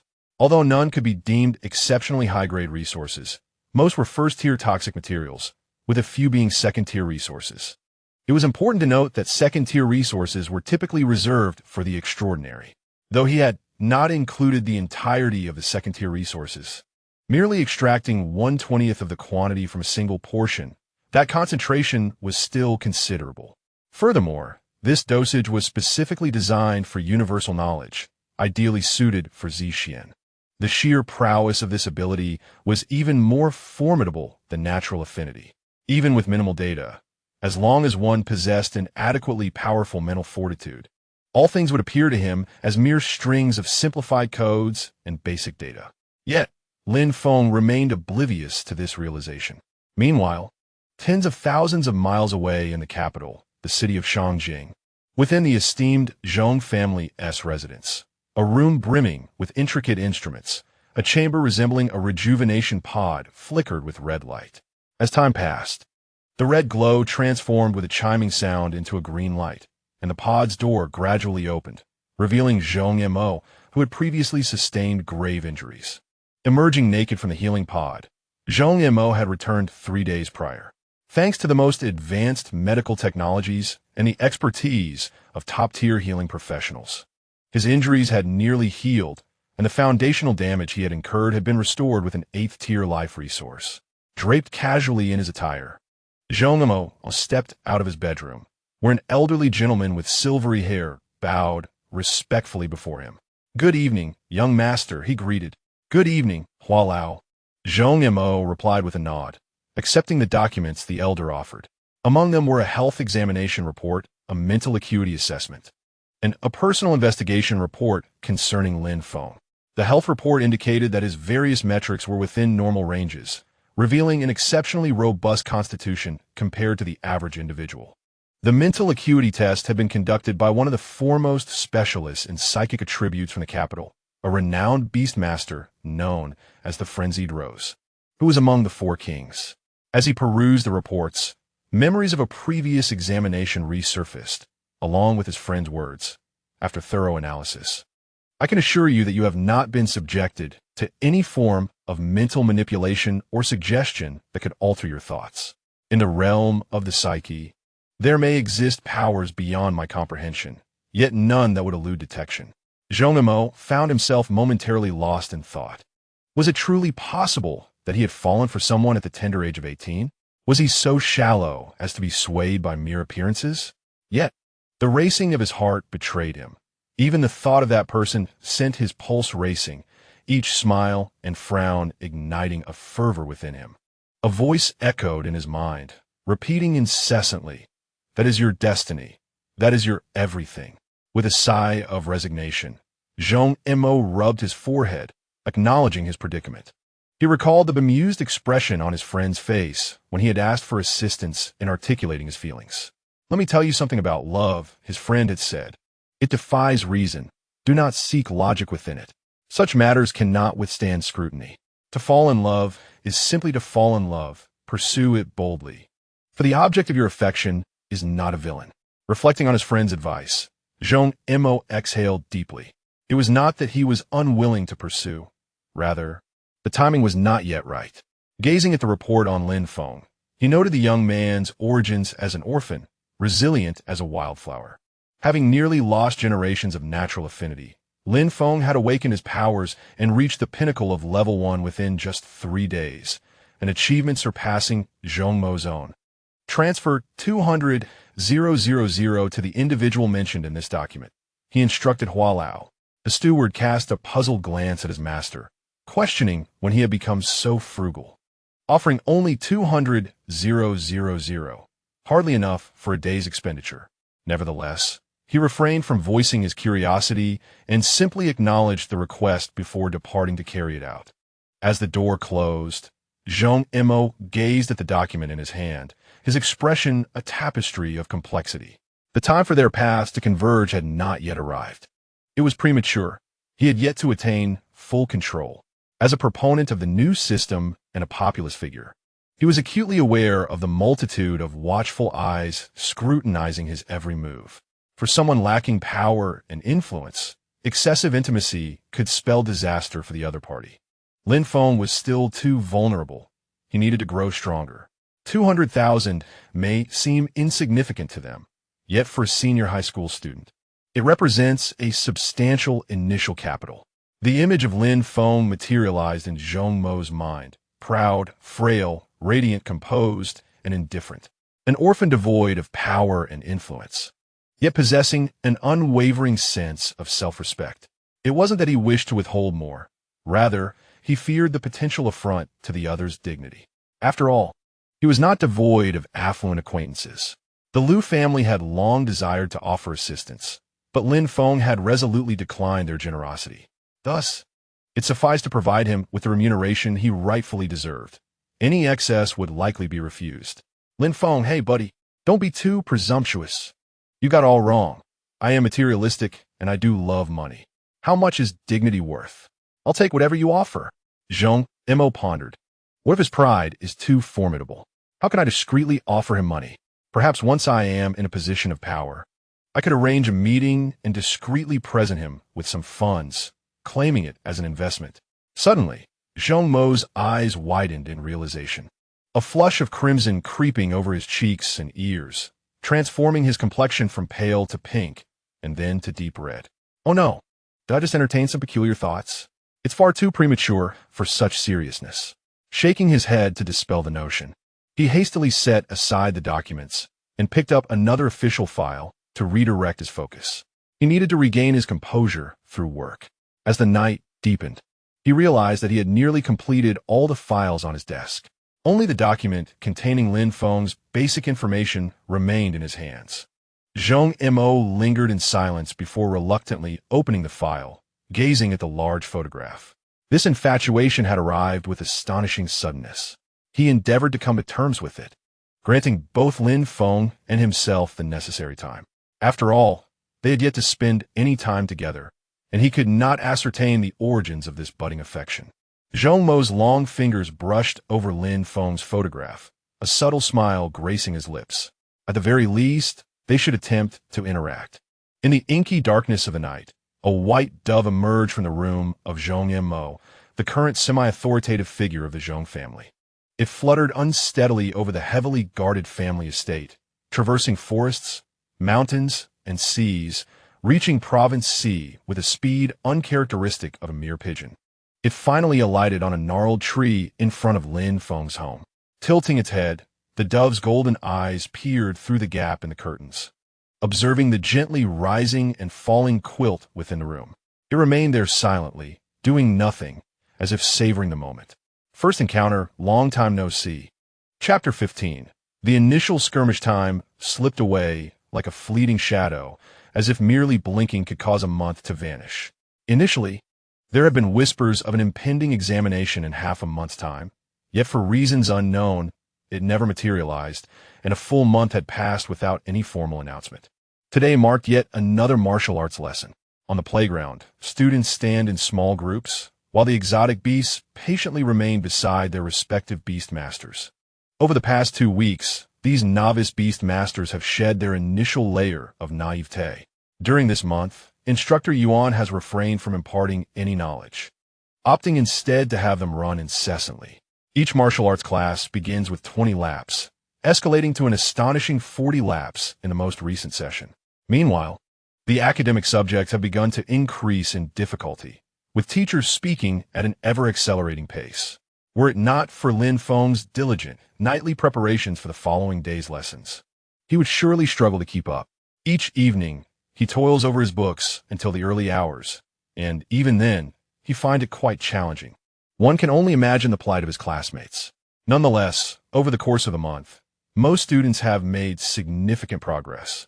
The exotic beasts have begun to heed their commands, and the once chaotic scenes of confusion have dissipated.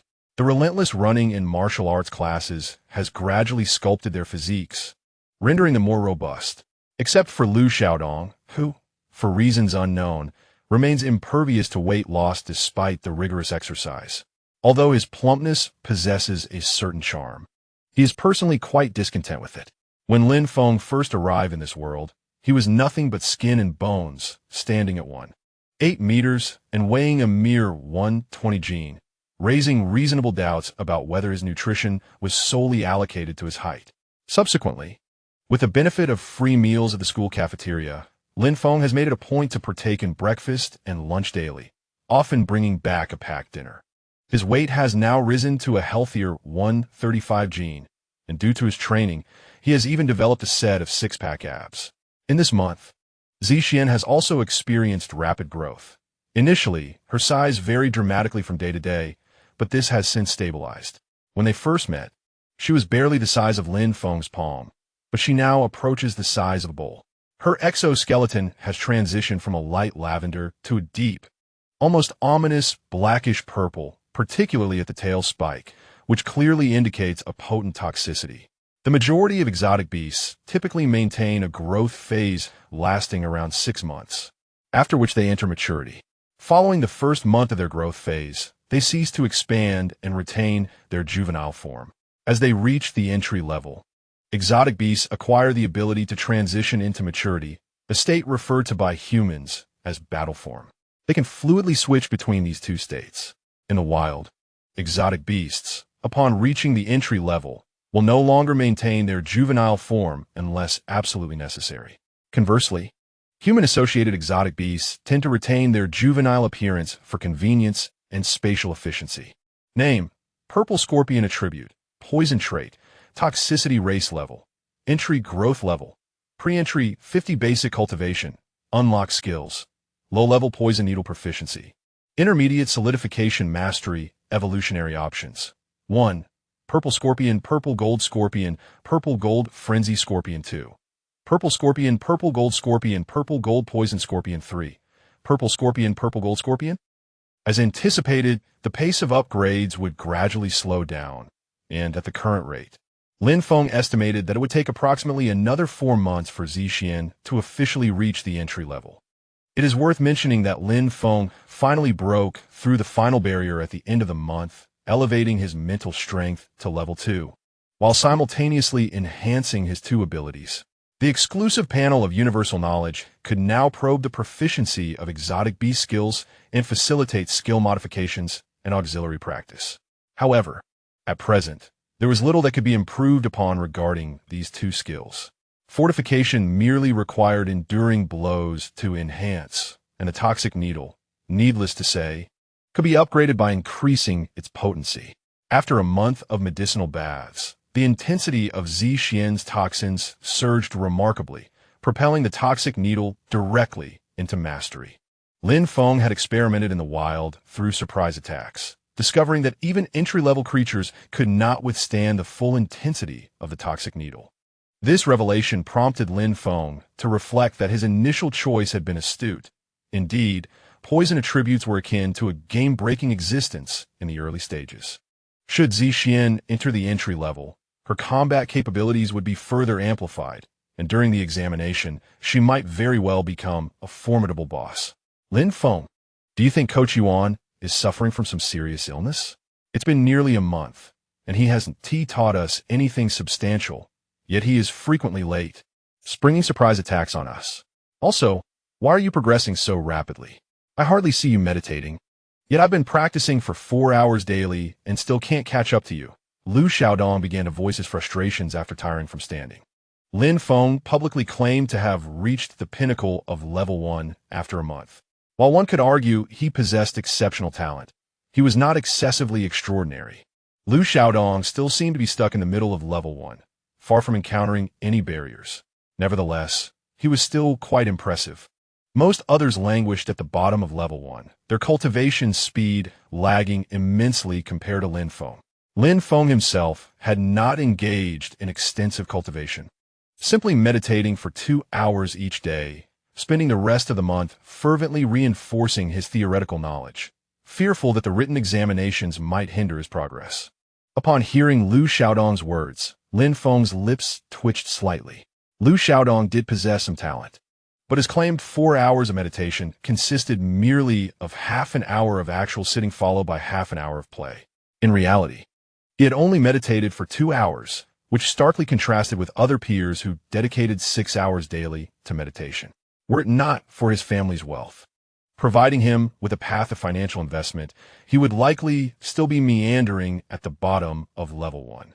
The talent of Rebirth Flame was rather extraordinary, encompassing both healing and lethality, and inherently exerting a powerful suppression over malevolent and toxic entities. The toxins of Zixin could easily be resolved by his abilities, illustrating just how remarkable this talent truly was. To his knowledge, within the entire third-year Beastmaster program, only Lu Xiaodong's capabilities distinctly countered his own.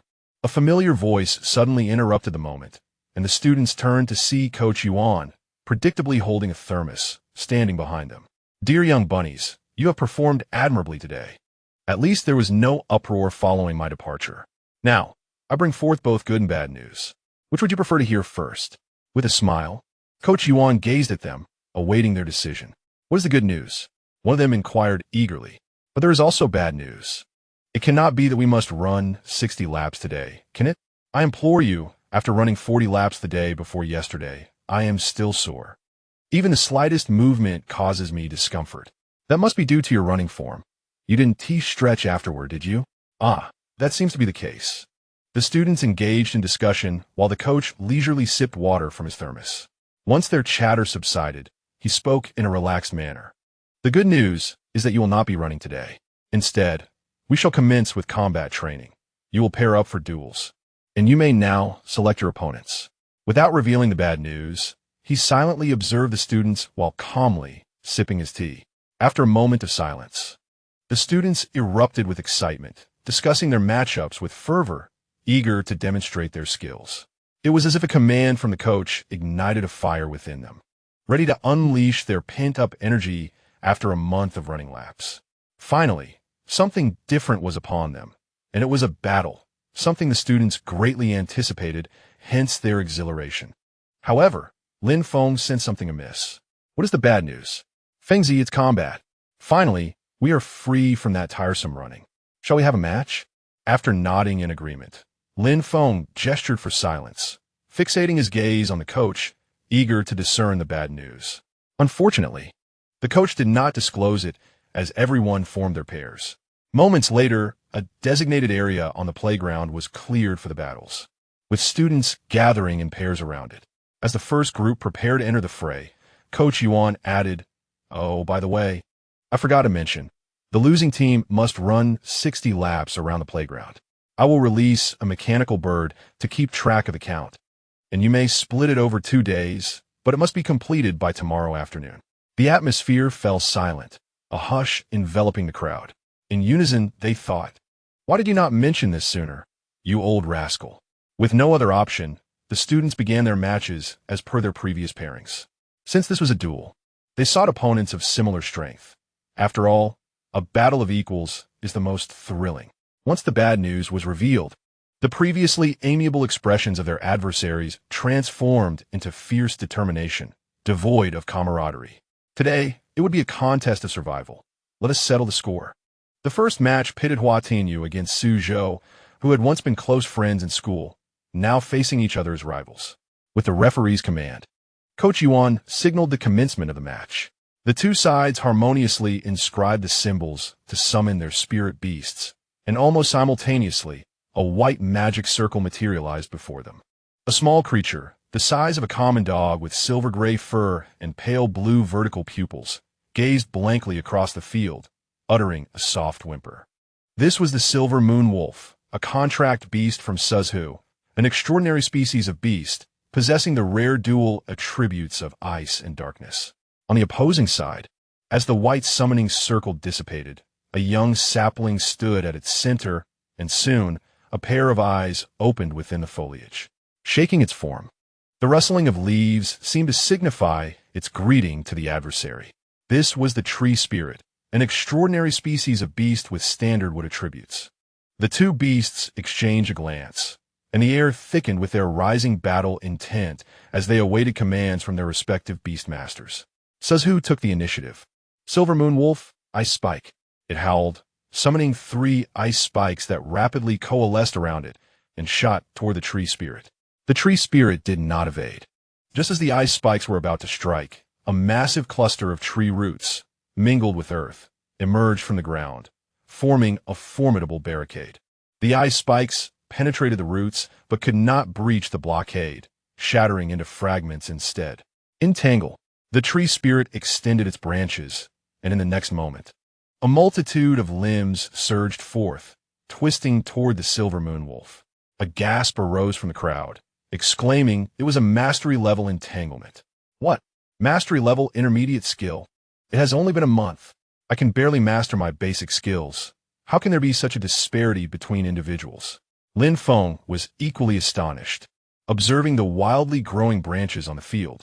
Purple Xian had merely brushed against the threshold of mastery after a month of practice. Yet here was someone who had achieved mastery in an intermediate skill. The Silver Moon Wolf was now in peril. Though swift, the Silver Moon Wolf was ultimately hindered by the mastery-level entanglement, which was not only abundant, but also exceedingly troublesome. Mastery level signified that every branch was under precise control, each as deft as an arm, making them both numerous and accurate. Furthermore, the branches were remarkably sturdy, difficult to destroy. Indeed, the Silver Moon Wolf soon found itself cornered. Unable to move, seeing impending defeat, Suzhou hastily commanded, "Break through with Frost Claw." The Silver Moon Wolf complied, its forepaws enveloped in ice attribute energy with a deft swipe. The branches, once deemed invulnerable, were swiftly severed. A mastery-level Frost Claw. This is formidable. The emergence of the mastery-level Frost Claw reversed the tide of battle in an instant, swiftly vanquishing countless branches and, while the tree spirit was caught off guard, inflicting a deep gash upon it. The tree spirit, defenseless, found its entanglement thwarted before it could even approach, and soon, more wounds began to accumulate. As victory loomed, the coach intervened to prevent any severe injuries to the classmates' beasts. "All right, let us call it a day. Suzhou is victorious." He offered a few words of consolation to the visibly disheartened Hua Tianyu. "Do not be dismayed, Tianyu. Frost Claw is an offensive skill while Entangle is a control skill. Your current skill set is limited, lacking substantial reference." Hua Tianyu was on the verge of tears. He was acutely aware that there was little reference to be made. Yet the prospect of running 60 laps loomed ominously over him. 60 laps. Was he truly concerned about winning or losing? What haunted him was the mere thought of those 60 laps. In a fit of anger, he smacked Su Zhou on the shoulder and they descended from the arena, arms draped over each other's shoulders. "You must compensate me well. I've suffered a great loss. All right, I shall treat you this weekend." "That sounds splendid. I shall feast upon you." The two descended amidst laughter, soon followed by the second group. However, This group lacked any remarkable highlights. It was a complete display of novices clashing ineffectively. Lin Feng observed Su Zhou's departure, noting that he refrained from causing trouble for Lu Xiaodong. It was evident that Su Zhou had temporarily relinquished his antagonism. In the past, he had been relentless in seeking conflict. Now, he seemed to treat them as mere air, which was quite satisfactory, as there had been no expectations for amicability.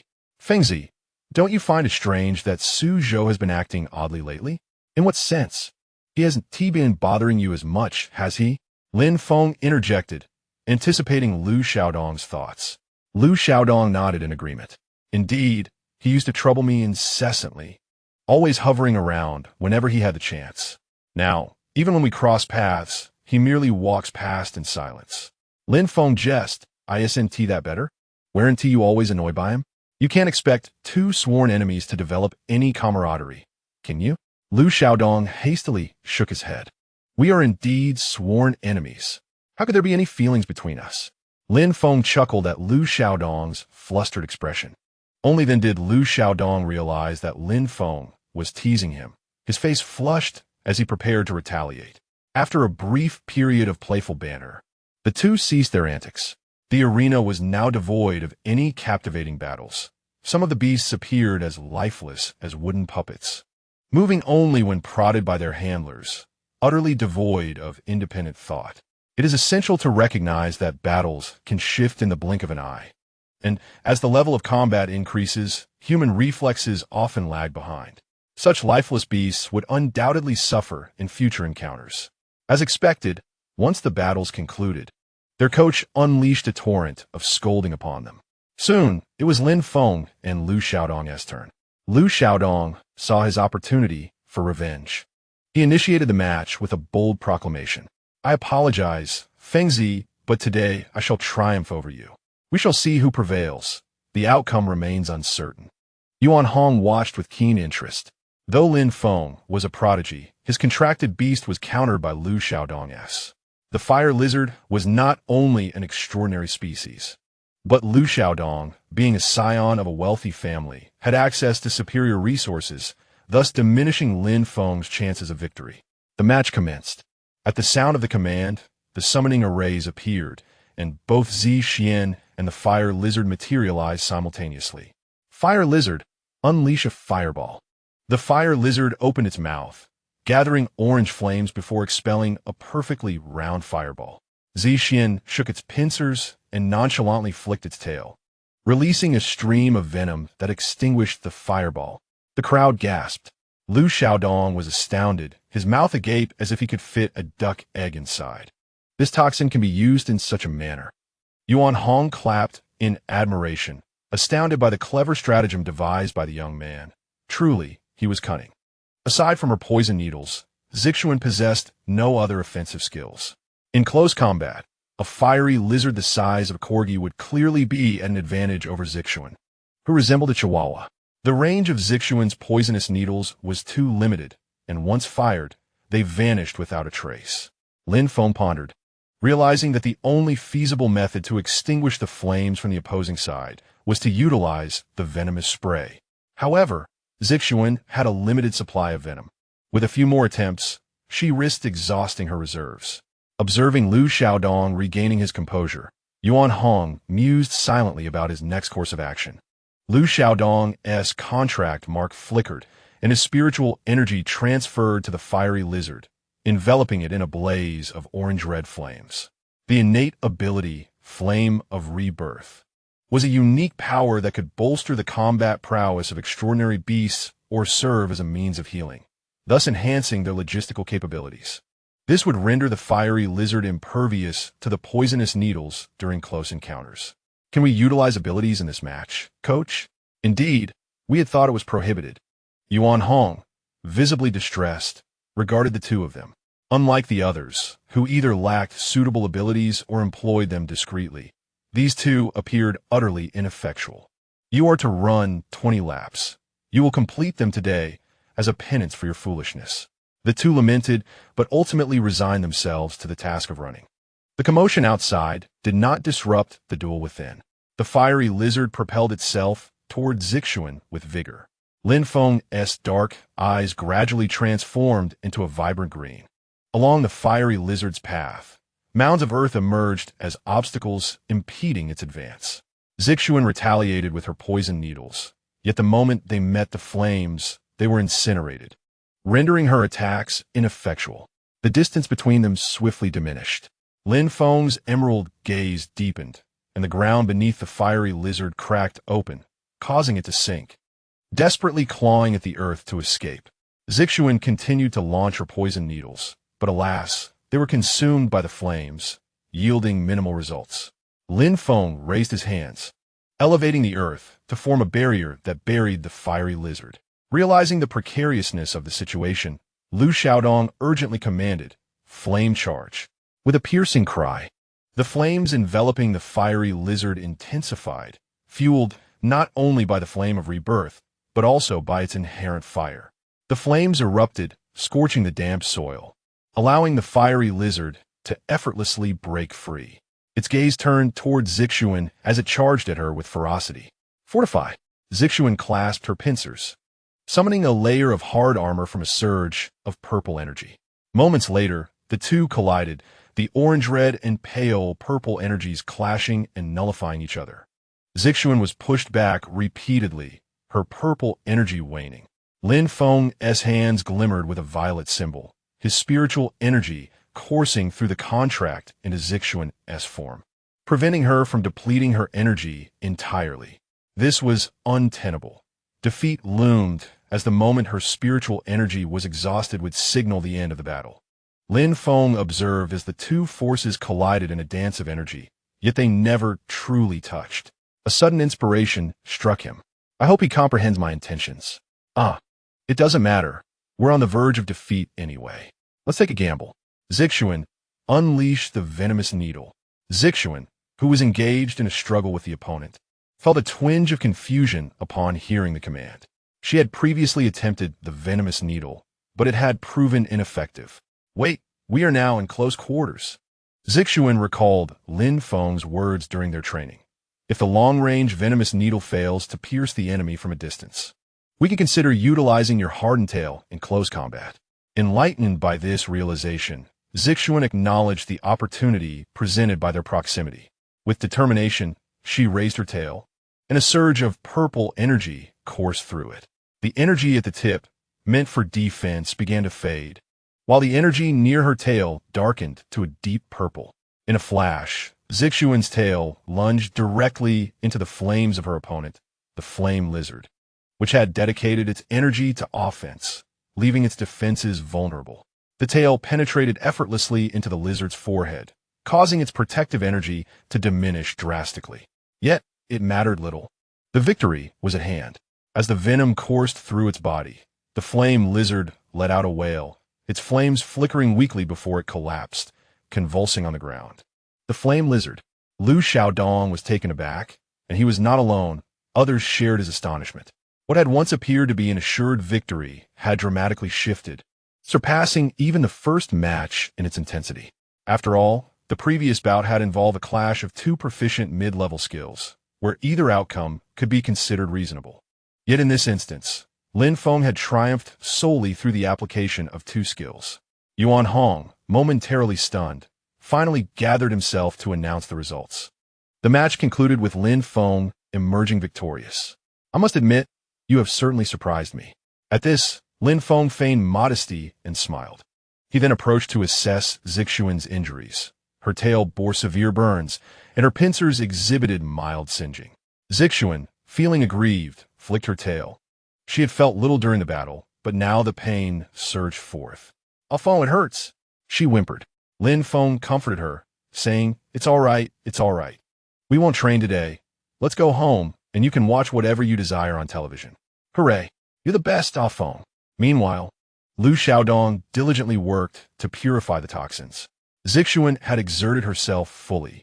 Given that the flame lizard was of the fire element and had been enhanced by Lu Xiaodong's regenerative flames, her resistance to toxins was maximized, and without full effort, the poison could not be reversed. However, the toxins posed little challenge for Lu Xiaodong. Before long, The flame lizard was lively once again. Alas!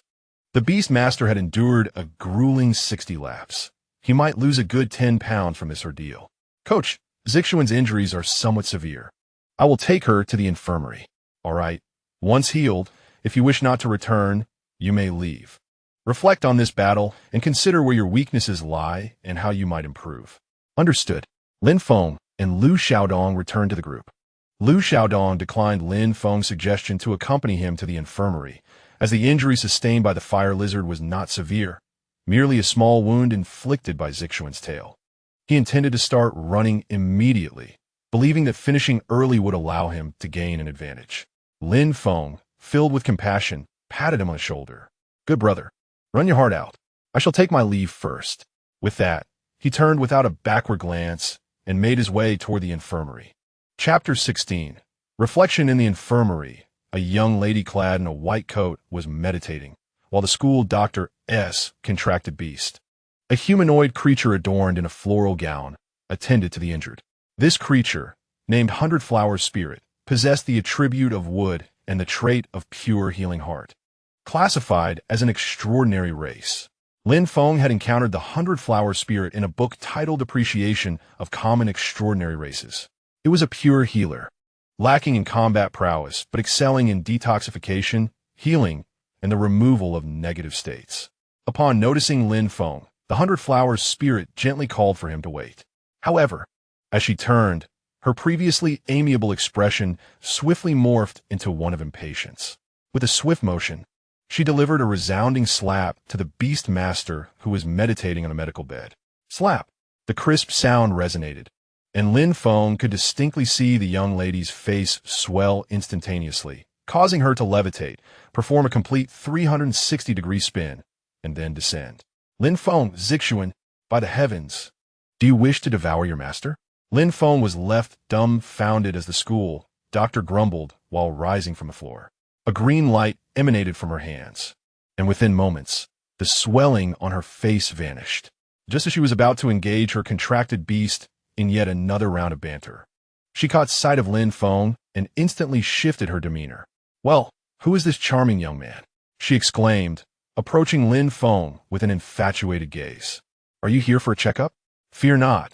I shall conduct your examination with utmost gentleness, leaving no safety concern unaddressed. Lin Feng, alarmed, stepped back hastily, promptly removing Zixuan from his shoulder and placing her gently into the eager hands of the school doctor. She is injured, suffering from minor burns, particularly severe at the tail. Could you please examine her?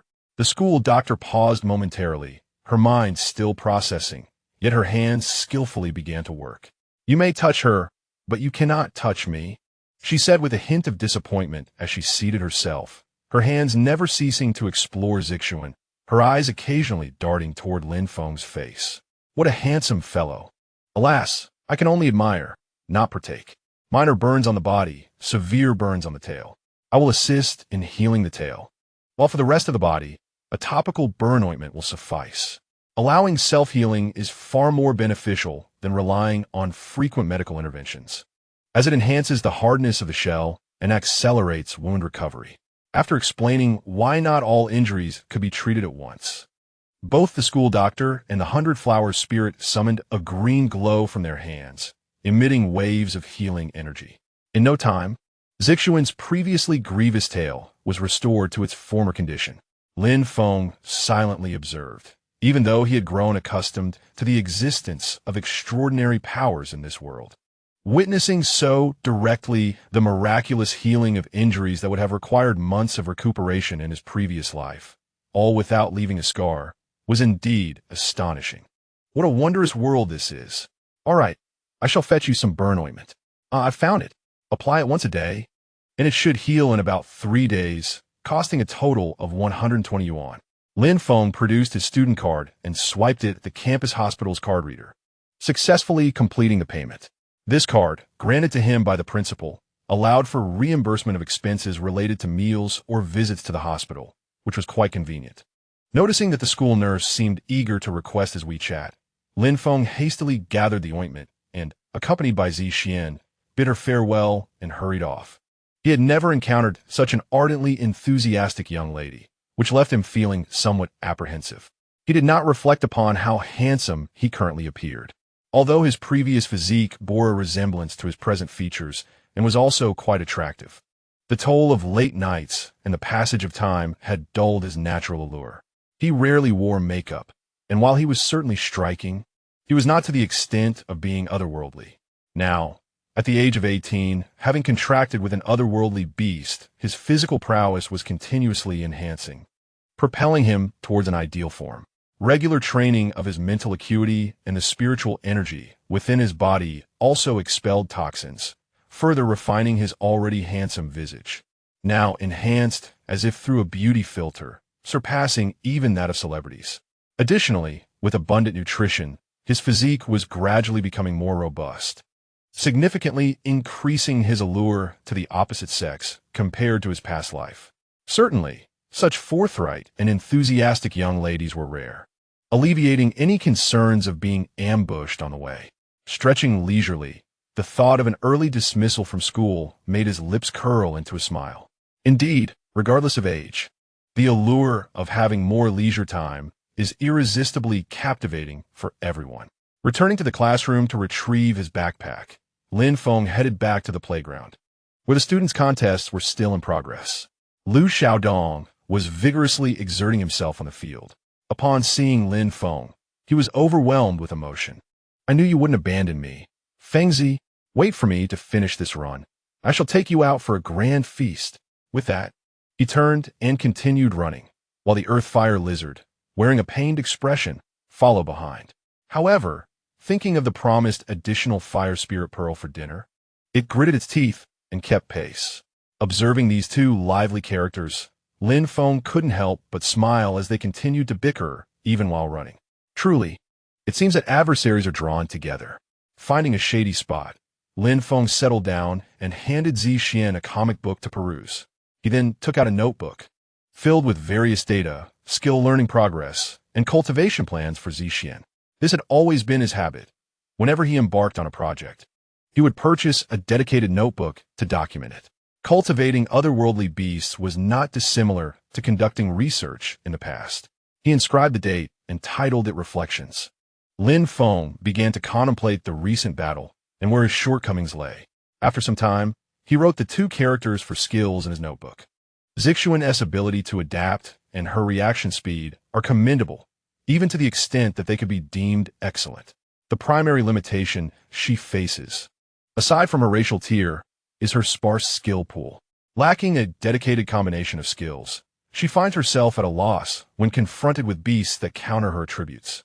This time, fortune favored her.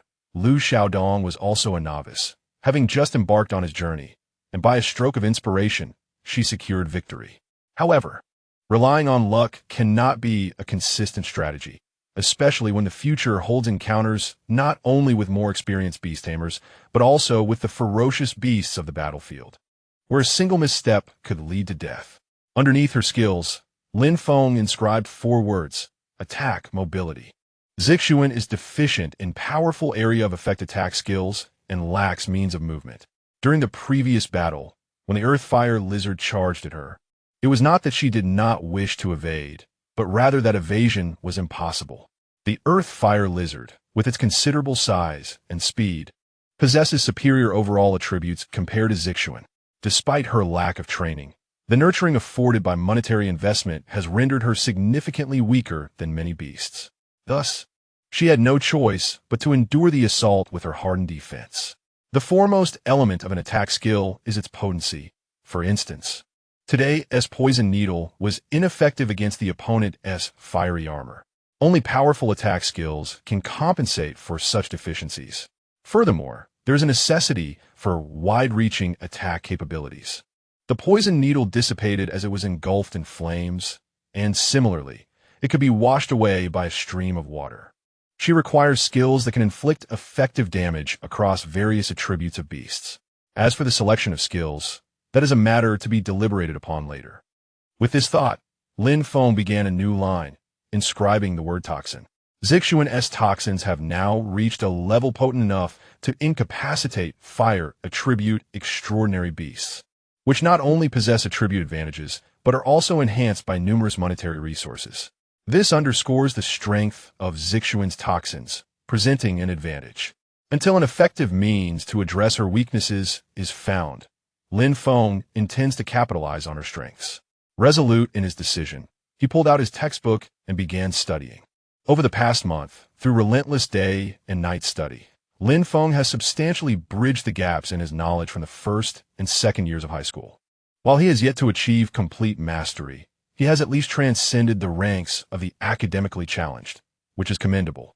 The book he is currently perusing is the upgraded version of a survey of common entry-level beasts, which also includes extraordinary level content.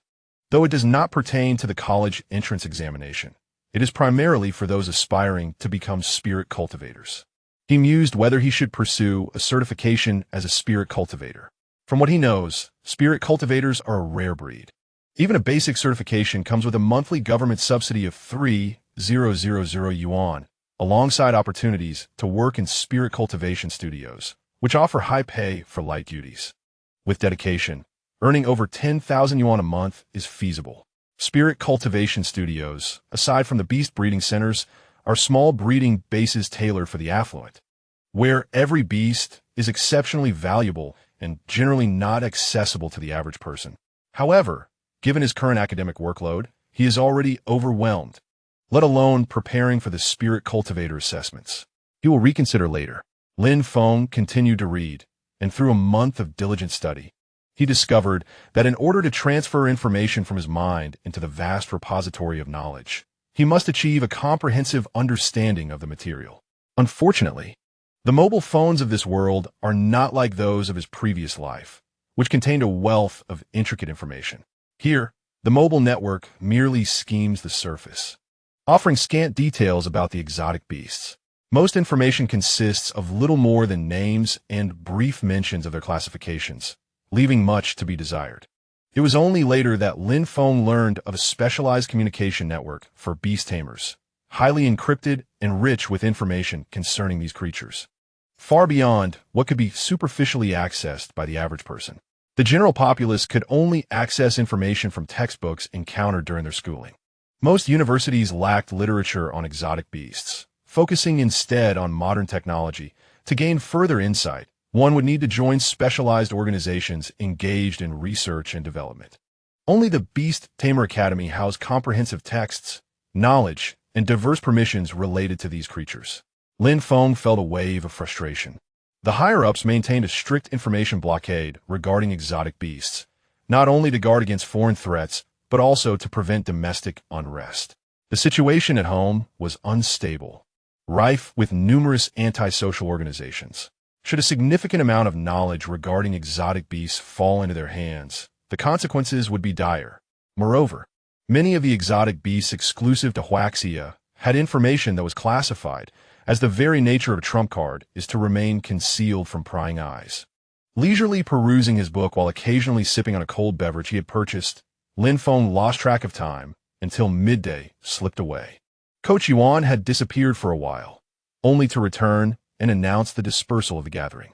Lu Xiaodong was still running with determination. He had completed 20 laps and intended to run 30 today, with another 30 planned for tomorrow. As the crowd began to thin, Lin Feng suddenly noticed that the sunlight illuminating his book was obscured by a shadow. Looking up, he saw Yuan Hong, who had blocked the sun and wore a rather peculiar grin. Admittedly, it was unkind to describe a teacher in such terms, but the resemblance was striking. Lin Feng closed his book and calmly inquired if the coach needed to discuss something. Yuan Hong's grin widened, taking on a more mischievous quality as he stealthily reached into his garment and discreetly placed a square object into Lin Feng's hand. As they stood close, Yuan Hong spoke directly. This disc contains a mobility skill that your purple scorpion desperately needs. Take it home and make good use of it. Lin Feng's eyes widened in astonishment. The box contained a skill disc. The name struck a chord in him. As such items are specifically designed to assist exotic beasts in learning new abilities, serving as one-time consumables that facilitate immersive skill acquisition. Their cost was steep, with higher-tier skills commanding exorbitant prices. Even the most basic ones could exceed 10,000 yuan. Lin Feng quickly shook his head, pushing the box back. recognizing it as a proverbial hot potato. No, no, no, I do not require for the time being. I have already contemplated the skills I wish for him to acquire. Truly, this is no longer necessary. This is far too precious. Yuan Hong's smile faded, his expression turning serious as he pushed the box towards Lin Feng, insisting, very well, this item is superfluous to me, easily attainable. My decision to reward you stems from your commendable performance this morning. It is neither an investment nor a favor owed. Accept it. Lin Feng, awkwardly clutching the metaphorical hot potato, found himself at a loss. You are a genius, and I have nurtured countless prodigies. At this juncture, I lack neither fame nor fortune. I merely take joy in recognizing talent and feel compelled to extend a modicum of assistance. Please accept it. After a moment of contemplation, Lin Feng nodded gravely. He indeed needed this skill, and given the insistence of the offer, to refuse would be somewhat disrespectful. My apologies, coach. I should not have remarked on your smile as being lewd. It is, in fact, remarkably wise and dignified. With a solemn gesture, he placed the box in his backpack and expressed his gratitude. I shall accept this. Thank you immensely, coach. Yuan Hong nodded in satisfaction. Regardless of whether it was pity or not, he truly did not wish to see a genius diminish in his presence. Lin Feng lacked resources, not the easily accessible kind, but rather those of a higher caliber, such as skill discs, esoteric techniques yet to be discovered, and various combination skills. Additionally, there existed knowledge circulating only among the upper echelons. These were resources unattainable to someone of his current standing, and often, without such advantages from the outset, reaching the pinnacle would be impossible. A rare genius. Let this individual enter the university to challenge those who have been labeled as prodigies since childhood. The offspring of noble families had greatly irritated him. By placing this individual among them, it would serve to temper their arrogance. He did not believe anyone could match Lin Feng. In his very first battle, faced an entirely countering attribute and comprehensive suppression, yet still managed to seize victory. If this is not genius, then what is? Regrettably, Yuan Hong remained confined within his limited sphere. The world is replete with geniuses, as numerous and brilliant as the stars in the sky. Yet by sheer happenstance, he had indeed encountered the brightest star of the future on the entire blue planet. Presently, Lin Feng's cultivation speed could only be described as talented, but not yet extraordinary. His remarkable 3-day peak was merely a consequence of the fusion between his previous life's soul and the current reality. His fortuitous encounters and strength lay ahead of him. They were unaware of the heights he would eventually attain. After some conversation, Lu Xiaodong, breathless, completed his final lap, and the two bid farewell to their coach. Once they departed, the coach gazed at the dilapidated grounds and sighed in resignation. Addressing the figure in a white lab coat behind him, he said, "Thank you for your assistance." "Not at all." As Bai Hualing closed her eyes, her roots delved into the earth, and green energy surged forth. The land has been leveled, and flowers and grasses have begun to flourish anew, soon resembling their former selves. Chapter 17. A Serendipitous Encounter. "Fengzi, you simply must come over to my house today," proclaimed Lu Xiaodong, his face alight with anticipation, while Zixuan playfully tugged at his collar. This past month had been filled with training and sleep. Zixuan, having grown accustomed to her new home, was beginning to feel stifled. The prospect of exploring new territories was indeed enticing. Lin Feng glanced at Zixuan, contemplating the time. It was still midday, and the afternoon held no pressing engagements. Originally scheduled training had been interrupted by today's unforeseen skirmish, so it would be prudent to allow Zixuan a day of respite. The child was still young. A balance of relaxation and activity was essential, and a bit of playtime would be harmless. Resolute in his decision, Lin Feng nodded in agreement. Lu Xiaodong and Zixuan erupted in cheers. Hooray! Hooray! Soon, Lu Xiaodong whisked Lin Feng into a luxurious vehicle. Lin Feng, not particularly knowledgeable about cars, merely recognized that this one was quite expensive. The car boasted sleek and elegant lines, and its front grille sparkled like a dazzling starry sky, radiating a unique brilliance. Inside, the exquisite leather seats were soft and comfortable, as if one were resting upon clouds. The high-end wooden accents exuded a subtle fragrance, creating a warm and inviting atmosphere.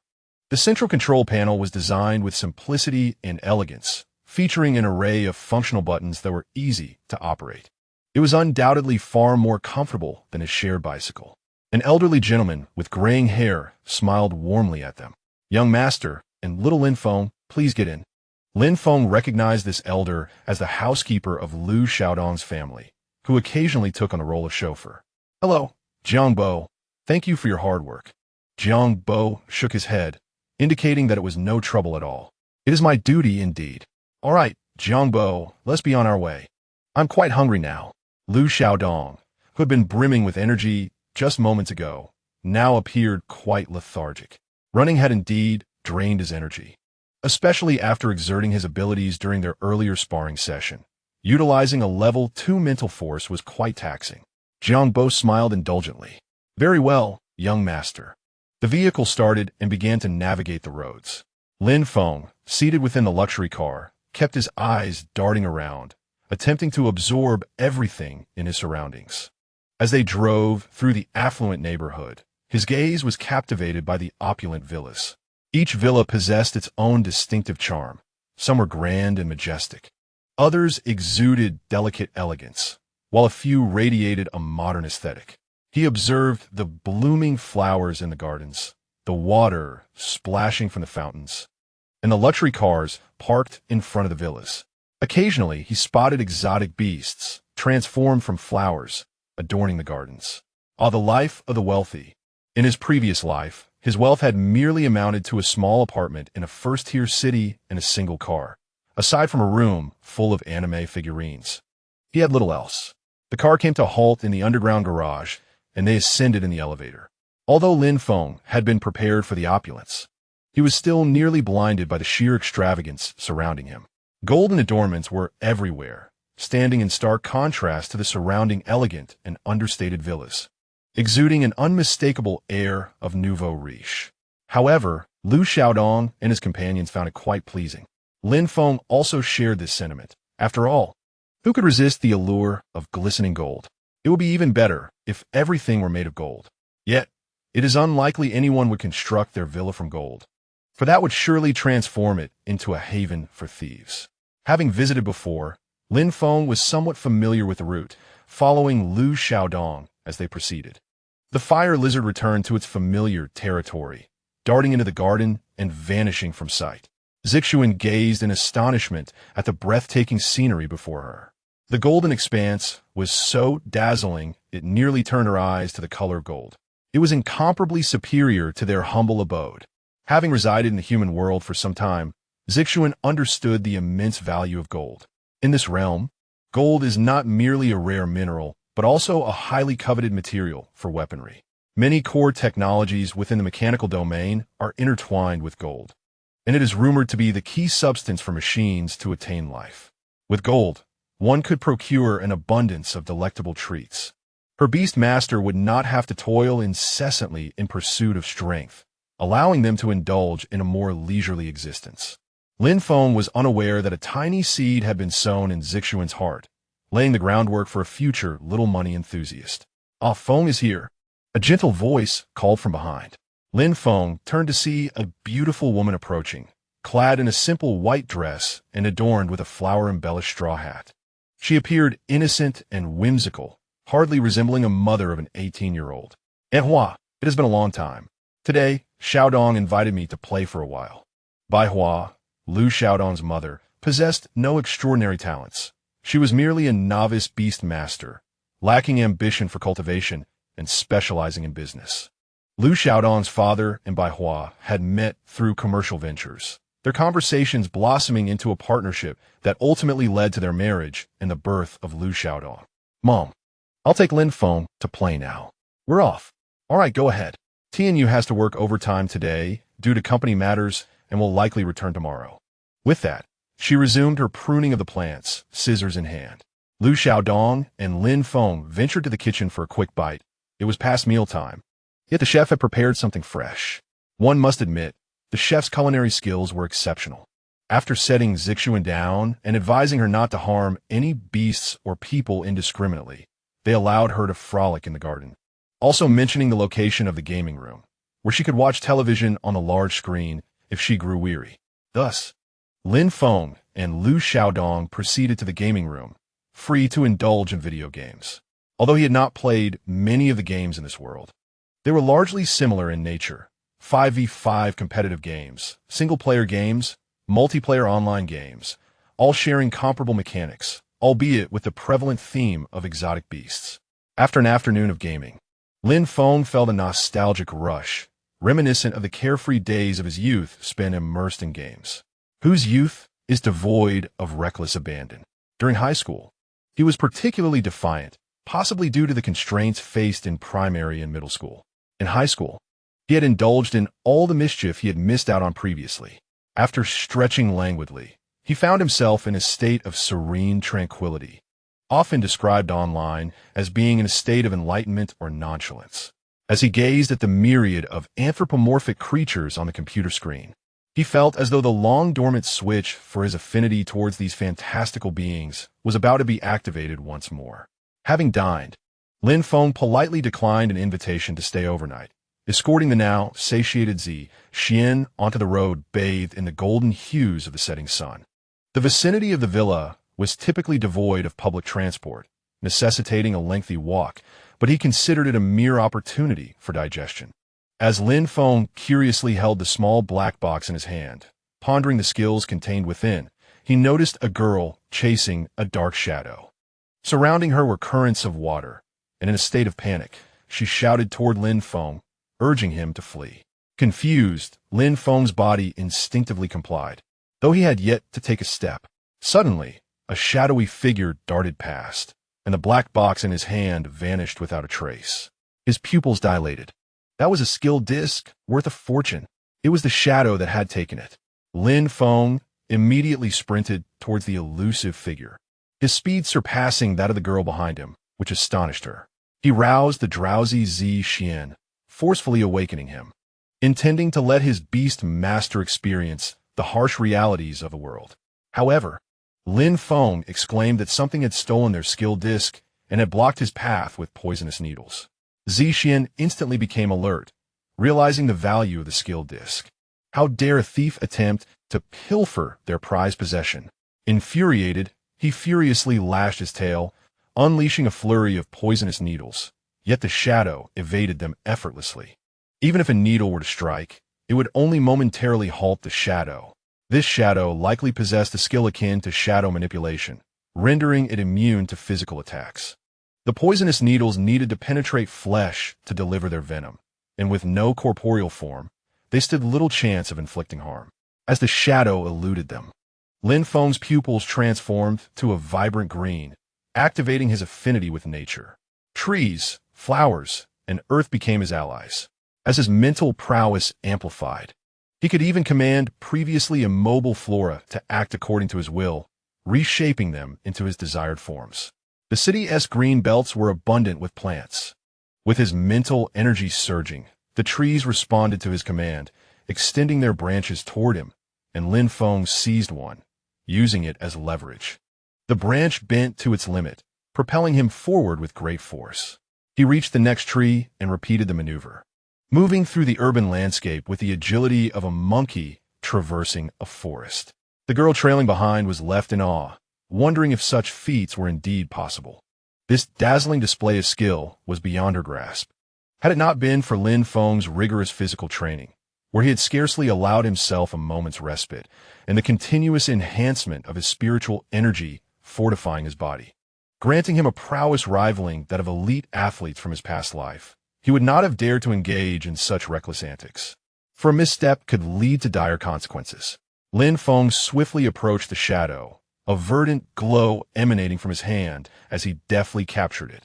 While the shadow could evade physical assaults, it was vulnerable to energy-based attacks. Grasping the dense fur, he yanked upward, revealing the true visage of the thief at last. Meow. Name: Shadow Cat. Attribute: Dark Trait, God's Hand, with a 50 probability of successful theft at the same level, though success rates diminish with increasing levels. Race level: Entry level. The Shadow Cat, equipped with the ability to transform, had a diverse diet and could be found in various locales. It was one of the few creatures possessing a certain combat prowess while residing within the urban landscape, specializing as a professional thief, albeit lacking in strength. At that moment, a young girl arrived, slightly out of breath, gazing at Lin Feng with admiration. "Hello, I am Imo Sha. Thanks to you, this shadow cat would have escaped. It stole something of great importance to me." As she spoke, water began to swirl around her, gradually coalescing. Meow. With a delicate call, the water formed into a peculiar beast. It had limbs, a diminutive frame, and a head shaped like a droplet, with eyes gleaming like radiant rubies. Name: Water Sprite Attribute. Water trait: pure water body, capable of consuming spiritual energy to negate negative effects. Race level: extraordinary monarch, another rare creature descended from monarch lineage. Lin Feng pondered how he always encountered such unique beasts. The water sprite, only a letter away from the water spirit, possessed an entirely different potential. Although this sprite's parents had not ascended to monarch status, it had a clear evolutionary path ahead of it. Compared to Lu Xiaodong's monarch-level fire lizard, the rarity was not merely a matter of species, but also indicated the girl's familial influence. Furthermore, elemental life forms were exceedingly rare across all races. They were favored by the elements, innately capable of wielding them. Seizing the moment of Lin Feng's distraction, the shadow cat, feeble as it was, slipped from his grasp and vanished into the shadows, fleeing with remarkable agility. The two exchanged glances before reluctantly resuming their pursuit. Water sprite, water wave bomb. Meow. The water sprite's head swelled, and from its small mouth, water projectiles erupted in a torrent. Bang! Bang! The shadow darted nimbly, evading the water orbs with ease. Upon impact with the concrete road, the projectiles created several depressions in the surface. Lin Feng aimed to replicate his earlier success. But the element of surprise was lost. The shadow cat was now on guard, and Lin Feng's attempts met with failure. As the creature began to fade from their sight, in a moment of desperation, Zixuan unleashed a poison needle. Unlike before, this needle was enveloped in a swirling violet mist, piercing through its original limits to strike true at the shadow. However, physical attacks were utterly ineffective against the transformed shadow cat. Yet in the next instant, Lin Feng's eyes widened in astonishment. After the poison needle struck the shadow, it did not flee immediately. Rather, it appeared to be pinned to the ground, struggling in vain to escape as it transformed in myriad ways. With a flick of her pincers, Zixuan unleashed a surge of toxic energy that coalesced into chains, ensnaring the shadow cat and binding it tightly, rendering it utterly silent. "What is this?" Lin Feng and Imo Sha gazed in astonishment at the shadow cat entangled in chains. The pinnacle of the poison needle technique enabled her to vaporize toxic energy and attach it to the needle, allowing her to manipulate its form or infiltrate an opponent's body. Zixuan had been practicing diligently over the past few days, yet had always fallen just short of success. To her surprise, this little creature's anger had inadvertently led to her triumph. The two exhaled in relief. Despite the harrowing process, they had captured it. Imo Sha, with an imposing demeanor, addressed the shadow cat, suggesting it relinquish its possessions lest it face dire consequences. The shadow cat struggled futilely against the chains, and as Imo Sha advanced menacingly, it let out a terrified cry.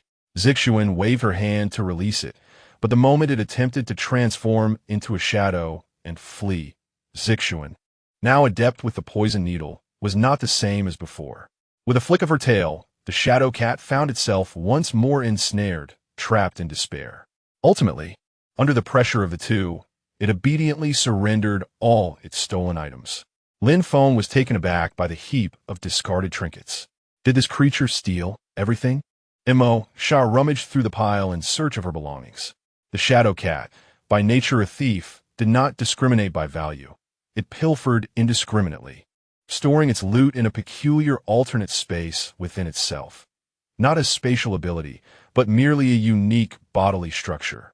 Lin Feng quickly located his skill disc and carefully placed it into his backpack, determined to prevent any further theft. After a prolonged search, Imo Sha finally retrieved her stolen item, an elegantly vintage sapphire necklace. Upon finding it, she sighed in relief and lovingly adorned her neck with it. Finally able to focus her attention back on Lin Feng. "Hello, classmate. Judging by your uniform, you must be from Chuanxing No. 1 High School, right? I am also a student there, in Class 1 the senior year. That class is prestigious, predominantly filled with heirs from influential families, though I've yet to see many who are truly formidable. Hello, my name is Lin Feng, a student in Class 2 of the senior year." Emosha gasped, covering her mouth in astonishment. "You are the proud genius, Lin Feng." Lin Feng? Chapter 18. Announcement of the monthly examination. Proud genius? Why do these terms sound so unfamiliar together? Rare talent does not equate to formidable aptitude. Lin Feng had compared his cultivation speed. While it was slightly quicker than that of an average person, it was hardly remarkable. His direct ascent to the second level of mental prowess seemed more a consequence of his transmigration than innate ability. Despite his ostentatious claims and promises, he was acutely aware of his limitations. Perhaps he could be deemed a genius in a small county, but when stacked against the talents from larger cities, he felt woefully inadequate. In the previous world, the academic realm was populated by a multitude of extraordinary geniuses. Even in a new environment, he remained unconvinced of his ability to reach the forefront of this world. In his past life, he had seldom been lauded as a genius, and it was only now, in front of them, that he encountered this title for the first time. How to articulate it? His emotions were intricate, and he felt as if he were digging his toes into the ground. "No matter, pay no mind to me. I shall face my own social demise, while simultaneously unearthing a luxurious mansion."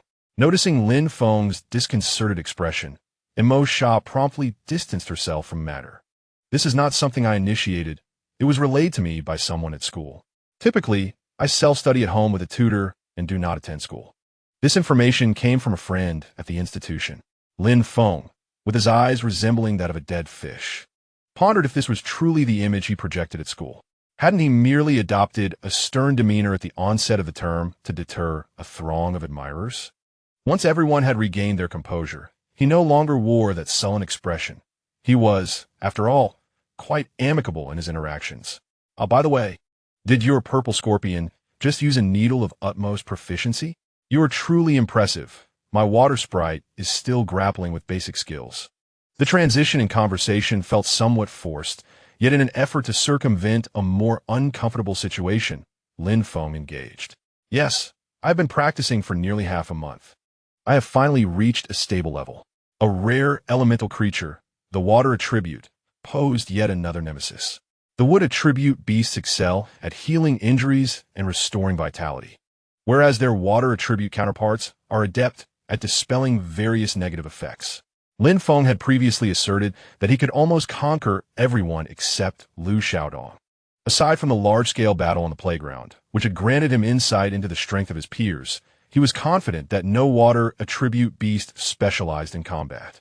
The innate abilities of a beastmaster, despite Liu Xiaodong's ability to firmly suppress him, would not necessarily be able to neutralize the toxins amplified by the nurturing program of Zixuan. The younglings of the monarch race, such as the water sprite, encompassed a blend of combat and support capabilities. Even without a skill to dispel negative effects, her innate trait, purifying body, could autonomously detoxify. However, should the toxin be potent enough, even with such a trait, it could lead to his demise. Fortunately, Zixuan's toxin had yet to reach a level capable of overcoming the purifying body. In a true confrontation, judging by the potency of the mid-level skill, Water Wave, it appeared he might indeed be at a disadvantage.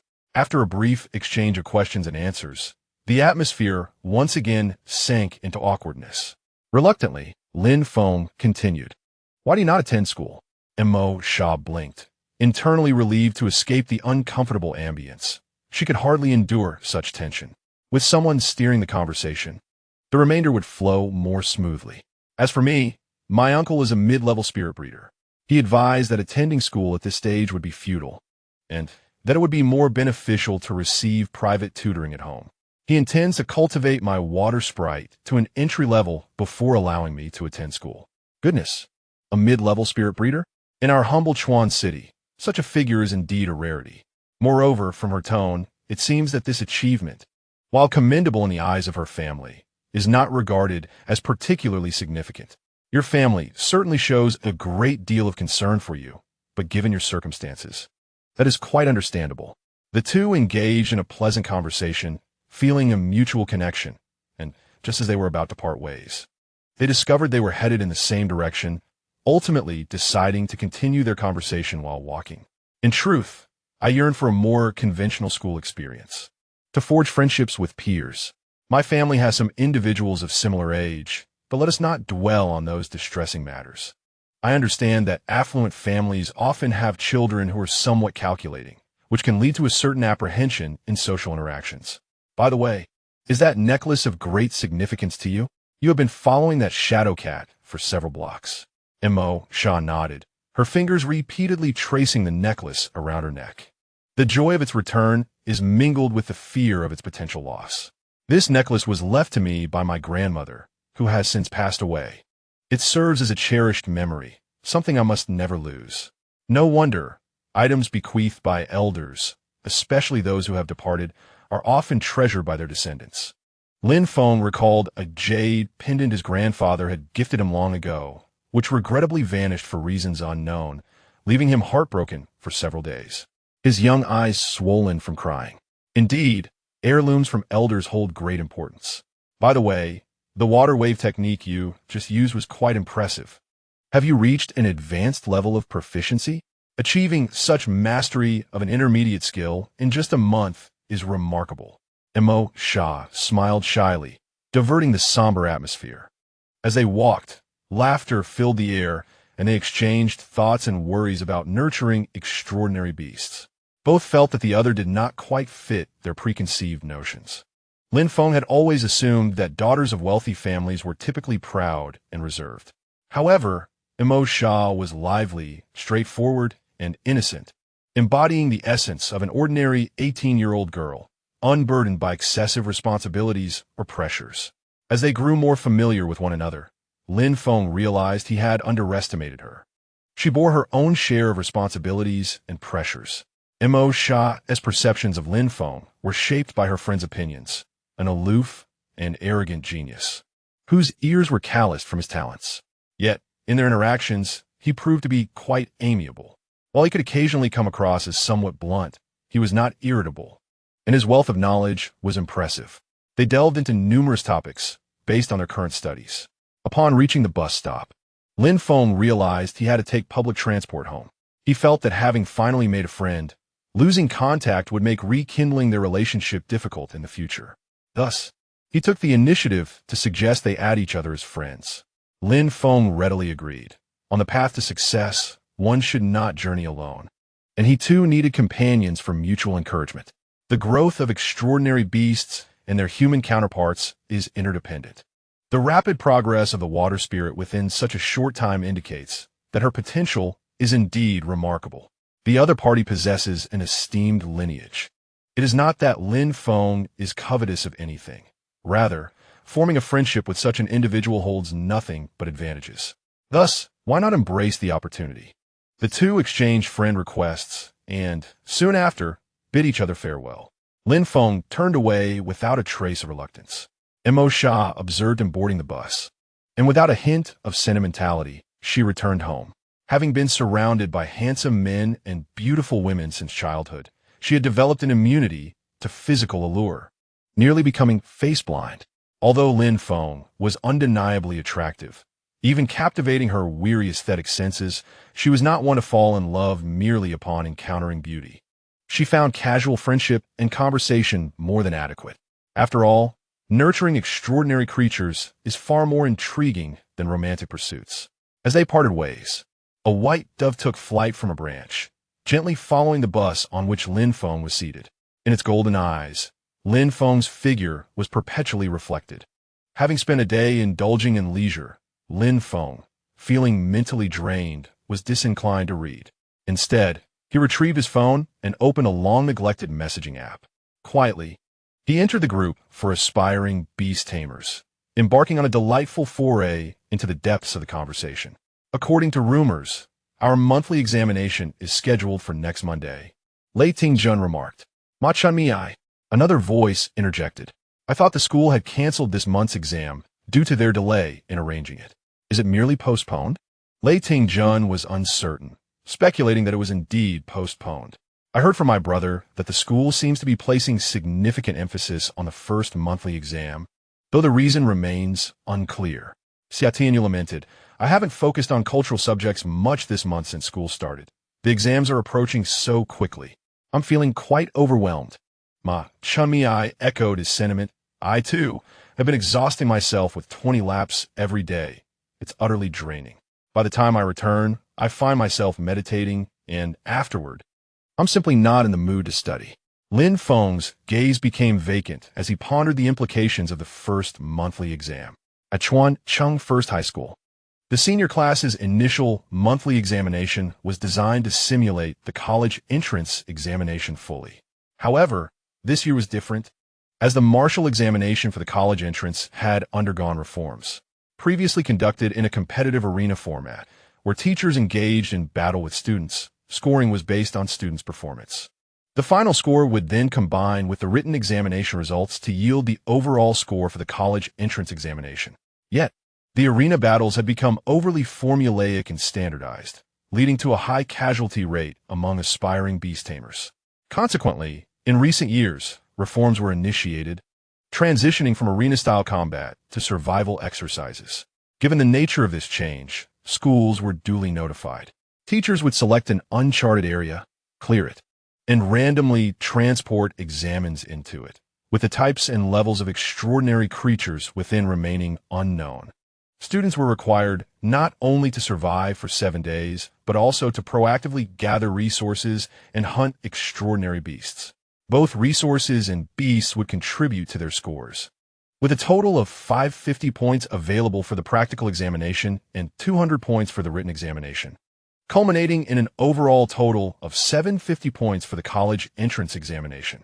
This reform coincidentally took effect during Lin Feng's cohort, necessitating an adjustment in the educational model of the school to align with the new guidelines. Currently, not only has everyone failed to reach the entry-level proficiency with their extraordinary beasts, but their skill mastery remains woefully inadequate, rendering formal survival drills impractical. Nevertheless, the school seems to place considerable emphasis on this matter, suggesting that it may resemble a simulation examination closely aligned with survival scenarios. After coming to this realization, Lin Feng began contemplating how to navigate the upcoming monthly assessment. He had assured the principal of his commitment to achieving commendable results. Thus, he cannot afford to be indifferent towards this first examination, as it will demonstrate his sincerity and potentially foster further collaboration.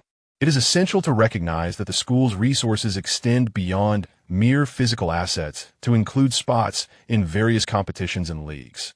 These represent a form of intangible capital. Currently, Zixian's shortcomings, aside from a racial tier, lie primarily in her offensive capabilities and speed. At present, she possesses a skill disc provided by her coach, which, if it teaches intermediate skills, could be considered a temporary solution. While her mastery of the poison needle technique is exceptional and offers a broad range of applications against various skills that grant immunity to physical damage, she still lacks a powerful direct damage skill, ideally one suited for close combat. When engaged at close range, her hardened defense offers limited counterattack options aside from utilizing her scorpion tail, while her pincers can only attach energy for defense. In terms of offense, without skill effects, they cannot breach the defenses of some exceptionally tough, extraordinary beasts, rendering them ineffective in inflicting damage. This situation might be worth exploring through the Universal Knowledge Cultivation Scheme. Since implementing this program, Zixian's growth trajectory has surged ahead of her peers by a significant margin, and her overall qualities are commendable compared to extraordinary beasts of a higher racial tier. This has led Lin Feng to harbor a degree of faith in the derivations produced by universal knowledge. Products of such caliber are undoubtedly exquisite. Lin Feng plans to deduce a skill tailored for her pincers, thereby engaging all 4 of her limbs in action. Upon arriving at the hatchery port, the announcement beckoned passengers to disembark. Lin Feng ceased his contemplations, slung his backpack over his shoulder, and eagerly dashed home. What could the skill on the disc be? His curiosity was palpable. Upon returning home, despite the lack of necessity, Lin Feng still took the time to secure the doors and windows. With anticipation coursing through him, he opened his backpack and retrieved a small black box. Upon opening the box, he discovered it contained something akin to the films used by video players in his past life. He pulled out the instruction manual, and as he read the details, his eyes widened in astonishment. High-level skills. The manual prominently displayed 4 large characters at the top, which also represented the name of the skill contained within the disc, high-speed movement. Although it was merely an inferior high-level skill, slightly superior to intermediate skills, it still qualified as high-level. This was significantly stronger than any intermediate skill, particularly in terms of speed. His movement speed had already surpassed the definitions of comparable intermediate skills, allowing him to ascend to high-level status. Such high-level skills remain invaluable even in mid-tier stages. Coach Yuan is indeed generous. He truly lives up to his reputation as a mentor who has produced numerous top scholars. He is quite affluent. Lin Feng felt a deep sense of gratitude towards Yuan Hong, recognizing that the latter had no obligation to provide him with the skill disc, nor was it an investment in him. Yuan Hong could have comfortably enjoyed his retirement without engaging in the pursuit of power or wealth. He had already cultivated numerous students, with many talented individuals among them, and had ample connections. This could certainly be regarded as a form of sponsorship. Next came the projection of the direct damage skill. Lin Feng raised his left hand, and a stone tablet carved in the likeness of an owl materialized in his grasp. The tablet unfolded to reveal a pale blue screen, acting as the pages of a book within. The details were as follows. Name, Purple Scorpion. Attribute, Poison. Trait, Poisonous Splendor. Racial level, Novice. Growth level, Uninitiated 50. Basic cultivation, unlocked. High-speed movement learning program, not unlocked. Skills, low-level poison needle mastery, intermediate hardening proficiency. Evolution options, 1. Purple Scorpion, Purple Gold Scorpion, Purple Gold Mad Scorpion. 2. Purple Scorpion, Purple Gold Scorpion, Purple Gold Poison Scorpion. 3. Purple Scorpion, Purple Gold Scorpion. Not unlockable. Emotion, loyal. High-speed movement learning program. Is it possible that the universal knowledge is updating in real time according to his needs? Chapter 19. Trouble approaches in the dimly lit room. Lin Feng sat upon the sofa, the chilling blue light casting a pallor across his face. As his mental and physical strength were continually drained, beads of sweat trickled down his visage, transforming his once rosy complexion into a ghastly pallid hue. The fleeting roundness of his face had withered away once more. As the progress bar gradually reached 100%, Lin Feng finally exhaled in relief and reclined. He closed his eyes, observing the line of text beneath the progress bar in his mind, nodding in satisfaction. Advanced skill, Venom Strike, projection complete. Consumed 80 mental strength and 70 physical strength. But at last he had successfully projected an advanced skill. Lin Feng momentarily felt dizzy as he took the chocolate offered by Zixian, taking a considerable time to regain his composure. "Are you all right, Alphonse?" Zixian inquired with concern, her tail swaying anxiously as she extended the chocolate towards him. Lin Feng shook his head, signaling that he was fine and no further offerings were necessary. This is not sustainable, Lin Feng thought, feeling utterly drained. It seemed imperative to prioritize the acquisition of supplements designed for human consumption. Such resources were specifically intended for individuals whose consumption of innate abilities was exceptionally demanding. As the rarer the ability, the greater the expenditure involved. For instance, even Lin Feng's natural affinity could only be maintained for half an hour with his current secondary level of mental strength when utilizing the probing domain. Beyond this duration, he began to overdraw both physical and spiritual energy. He had read that if he continued to exert his abilities past this point, it would begin to diminish his lifespan, depleting his vitality. This meant sacrificing longevity to sustain his powers. The supplements of Blue Star differed significantly from those of Lin Feng's past life. In his previous existence, supplements were primarily derived from various herbs found deep within the mountains. Conversely, on Blue Star, Supplements were generally sourced from extraordinary beasts evolved from plants and flowers endowed with nourishing properties, as well as resources that had naturally evolved.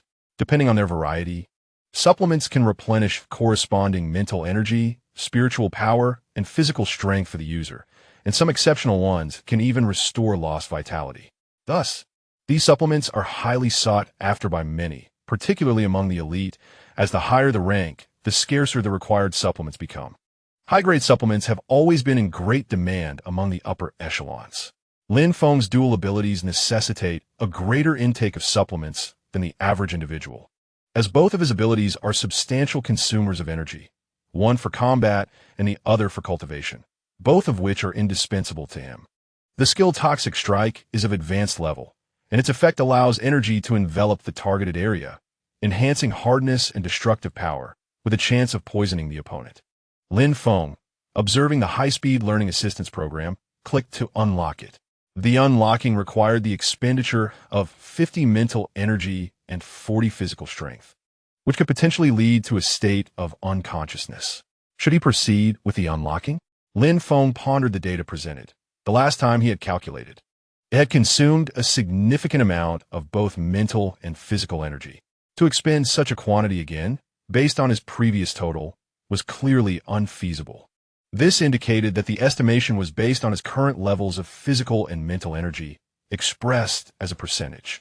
As long as he could endure it, he could proceed with the calculation. However, a critically low state of mental energy could indeed result in unconsciousness. He clicked no to close the panel in his mind and turned to leave with Zixian. The sky had completely darkened, the moon hung high above, and the stars adorned the inky expanse, forming a river-like pattern. The technological level here felt comparable to that of his previous life, perhaps even more advanced. However, as most of the energy utilized was extraordinary, it was remarkably green and environmentally friendly. Consequently, the night sky here was exceptionally beautiful. Under the cloudless night, darkness resembled daylight, akin to a splendid painting. Lin Feng took the bus to the city center, heading towards the exotic Beast Square. By this time, many shops had already closed, but after some wandering, he eventually found a store selling supplements. The shop was modest in size, yet it boasted a dazzling array of supplements, offering a wide variety. The store did not employ mechanical checkout methods. Instead, a drowsy young man sat at the cash register, who only perked up to greet him upon his arrival. After taking a stroll around the shop, Lin Feng discovered that the prices of the supplements were quite reasonable. Activating his eye of insight, the products within the store transformed into tangible data for him to examine. Name: Ginseng Beard, Level 1, Quality, Superior, Effect, effectively restores lost physical strength. Name: Poria, Level 2, Quality, Superior, Effect, effectively restores mental energy. The efficacy, quality, and level of various key factors were now vividly visible as data in his eyes. The convenience brought by the Eye of Insight was beyond imagination. Its practicality was immensely strong. Not only did it assist Lin Feng in successfully uncovering hidden treasures among seemingly ordinary items, but it also ensured that he would not fall victim to being overcharged when purchasing various goods. As of now, not a single item has eluded his meticulous scrutiny. However, this may be attributed to the fact that he is currently limited to items disclosed within the public network. Lin Feng strolled amidst the dazzling array of goods, his discerning gaze absorbing the properties and qualities of the medicinal herbs on display. Casually, he selected several supplements to replenish his mental and physical vigor, and then he made his way to the counter to settle the bill. He roused the sleepy cashier, who barely managed to open his eyes before accurately appraising the herbs Lin Feng had placed before him. 10 roots of ginseng, 5 pieces of poria, 12 slices of angelica, totaling 8,000 yuan. Thank you for your patronage. Lin Feng produced his bank card and completed the transaction. After concluding his purchase, he exited the shop. As he took advantage of the nightfall to head towards the bus station, he remained oblivious to the two individuals closely observing him from behind. Brother, is this the lad who assisted that prominent figure from the capital? Indeed, the clues from the young master of the Zhong family do lead to him. He is quite cautious erasing all traces. Were it not for my ability to restore the truth, I would never have known that this fellow once saved the young master of the Zhong family. Although there has been no contact since, it signifies the importance he holds. They belong to the investigative arm of the Tiandi Gate, specifically the outermost echelon. Tiandi Gate is an illicit organization within China, primarily recruiting individuals lacking the innate talent to command beasts. Not everyone awakens abilities upon turning 18. Many remain devoid of any special capabilities at that age, relegating them to the status of ordinary individuals. Tiandi Gate proclaims that they possess the means for ordinary people to awaken latent abilities, thereby amassing a multitude of eager recruits. Even among the higher echelons, ordinary individuals from affluent families have become involved, distinct from their lower-class counterparts. These two brothers are peripheral members of Tiandi Gate, which promises to assist anyone who joins in awakening their innate talents. Thus, they too possess such abilities, and due to their unique skills, they have been dispatched to gather intelligence. Their identities have been uncovered by law enforcement, and they are currently on the run. Yet, one among them possesses an exceptionally rare talent. The elder brother is endowed with the extraordinary ability of true illusion. Any event that has transpired leaves behind a trace, and this ability allows him to briefly restore the surrounding scene. It is through this power that he has pursued Lin Feng, discovering his whereabouts. This ability is formidable, even bordering on the manipulation of time. Were it not for his exceptionally poor cultivation talent and the encroachment of middle age, he might have already entered the core zone. But brother, aside from providing the other party with a sanctuary, what else has this fellow done? Why does our superior seek information about him? Uncertain, yet acutely aware, we find ourselves under the watchful gaze of law enforcement, who are exerting considerable effort to unearth the powerful figure above us, thereby putting those of us at the grassroots level in grave peril. The two men sighed deeply, retreating further into the shadows. In any case, delivering his information to that esteemed individual is a task previously assigned by them. With such a contribution, they hoped that this figure would ensure their safety. What that individual might do with Lin Feng's information was beyond their contemplation. Resigned to their fate, the two lamented their decision to join the Heavenly Gate, regretting their choices profoundly. Initially, they had been driven by a desire to acquire extraordinary abilities. They had once enjoyed a stable existence, yet they were discontent, yearning for excitement, power, and transcendence beyond the realm of the ordinary. Only after joining did they come to realize the brutal nature of such a cult. Enduring exclusion and facing numerous obstacles, they began to reminisce about the comfort of their former lives.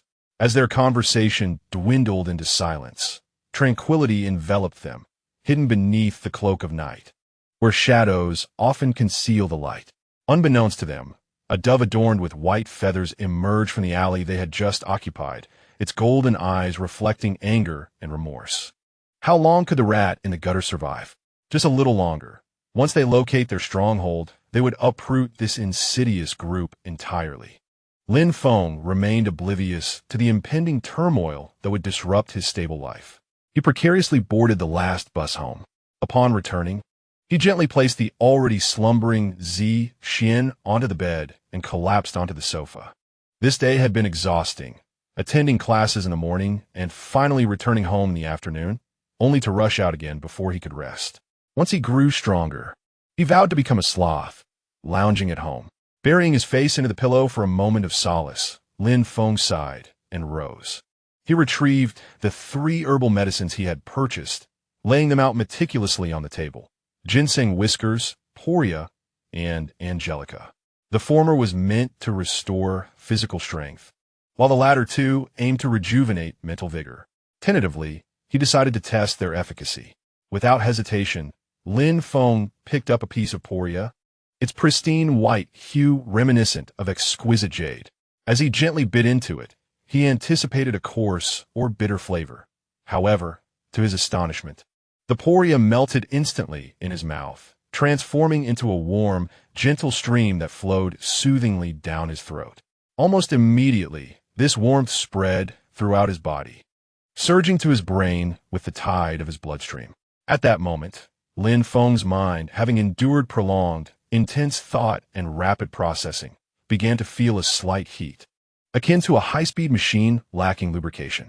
Yet, as this warm current surged into him, a wondrous transformation occurred. A refreshing coolness emanated from the depths of his consciousness, like a gentle breeze on a sweltering summer day, sweeping away the discomfort born of overheating. Gradually, this coolness deepened and spread, akin to pouring cold water over an overheated brain, allowing it to regain its composure swiftly. As the chill gradually permeated the air, Lin Feng's previously chaotic thoughts began to crystallize with remarkable clarity. The conundrums that had long plagued him suddenly seemed to unravel effortlessly, with a torrent of inspiration flooding his mind, as if the entire world had flung wide its doors to him at that very moment. Concurrently, he sensed an uplifting transformation in his mental state. The fatigue that had weighed him down dissipated, replaced by an unprecedented vigor and exhilaration. Perhaps the effects were somewhat overwhelming. At this juncture, he felt as if all prior exhaustion had vanished, and his mental acuity surged to its zenith. Truly, a secondary resource worth hundreds. Lin Feng gently extended his hand and grasped the ginseng root once more. Being merely a primary grade, its effects were likely less impressive than he had envisioned. Nevertheless, for someone of his current secondary level, the benefits should still prove substantial. With such hopeful anticipation, Lin Feng unhesitatingly tossed the ginseng root into his mouth. Instantly, an indescribable bitterness surged forth, flooding his entire oral cavity like a tidal wave. This bitterness was so overpowering that Lin Feng had to stifle his discomfort and quickly seized a bottle of mineral water, gulping it down with urgency. Yet, the acrid taste stubbornly lingered on his tongue, refusing to dissipate. "I detest bitterness," Lin Feng muttered, furrowing his brow in frustration. "Why can't this ginseng root dissolve in my mouth like Poria does? It's simply unacceptable." However, while Lin Feng remained immersed in his dissatisfaction with the bitterness, time slipped away unnoticed.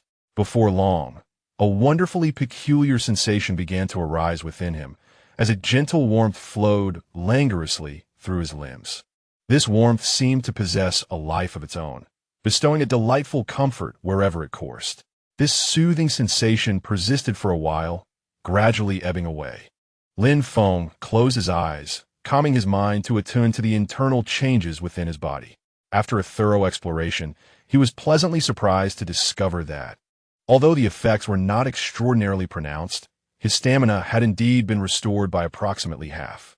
At that moment, Lin Feng finally sensed that his body was no longer burdened by the heaviness and fatigue it had previously endured. He stretched out his limbs, moving his joints, and felt a newfound lightness, as if he had been reborn. After tidying his clothes, he indulged in a refreshing bath. Lying on his bed, a thought flitted through his mind. Had he unlocked the high-speed movement auxiliary learning program? With a conscious decision, he clicked yes with his hands. Succumbing to the fatigue of unlocking the program, he fell into a deep slumber. Upon awakening, he found his energy rejuvenated, saving him the need for supplements. One must admit, he was quite relentless in his self-exploitation. Chapter 20, The Dream So. You mean to say that our impeccably crafted plan of annihilation has been thwarted by a mere third-year student, not even worthy of an internship? In the dimly lit sewer, a formidable pressure erupted, compelling the two who had come to report to their knees. The oppressive force intensified, threatening to crush the two prostrate figures into mere pulp upon the ground. The man on the ground hastily pleaded for mercy. "My lord, spare my life. This news is undeniably true. You're aware of my abilities. I procured this information at the cost of my own lifespan, and there is no possibility of deception." The figure known as my lord offered no reply, though the oppressive aura at least subsided momentarily, just as the two men secretly sighed in relief. An overwhelming force drew the speaking man closer. When he regained his senses, he found himself grasped by the throat, his feet dangling above the ground. "Do not resist." The chilling gaze of his lord swept over him. A wave of tyrannical mental energy surged into his body, penetrating his very soul. The man trembled in dread. This was soul-searching, a technique wielded only by advanced beast tamers, now classified as forbidden by the Alliance. Once it touched his soul, a mere thought could render him a fool, or, worse, lead to his immediate demise. The shadow of death loomed over him, and he regretted joining this sect more than ever. Meanwhile, another individual knelt on the ground, trembling and too fearful to utter a word for his companion. In the darkened sewer, only the sounds of flowing water and the scurrying of rats remained. Time passed, though how much was unclear, and the man was finally released. Appearing to have received a satisfactory answer, his lord turned to depart. The other man, regaining his senses, hastily prostrated himself, his forehead touching the ground. "My lord, we have been discovered by the authorities while investigating this information. The Spirit War Association is searching for us. I beg you to save our lives." The shadow paused, as if contemplating. Then, with a scoff, he disregarded the pleas and continued forward. After he left, an intense heat surged within the sewer. The superlative skill, extreme heat, was unleashed. The two kneeling men had not even comprehended the situation before they were reduced to ashes. A flicker of flame appeared above the remnants, wavering as it soared towards the shadow. The shadow extended a hand to receive the fire, allowing it to dance upon his palm. "What a pity.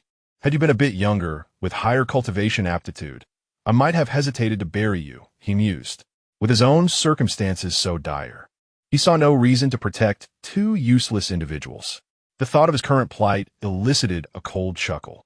Lin Feng? Was that the name? "Alas, I have no time to attend to you now, but fret not. Should you dare to disrupt our plans, be prepared to face the consequences, even if you are utterly unaware of them. Furthermore, how could such a rare affinity for nature be allowed to remain in the hands of the authorities?" The shadow laughed heartily. A mere lowly figure was not worth his direct intervention.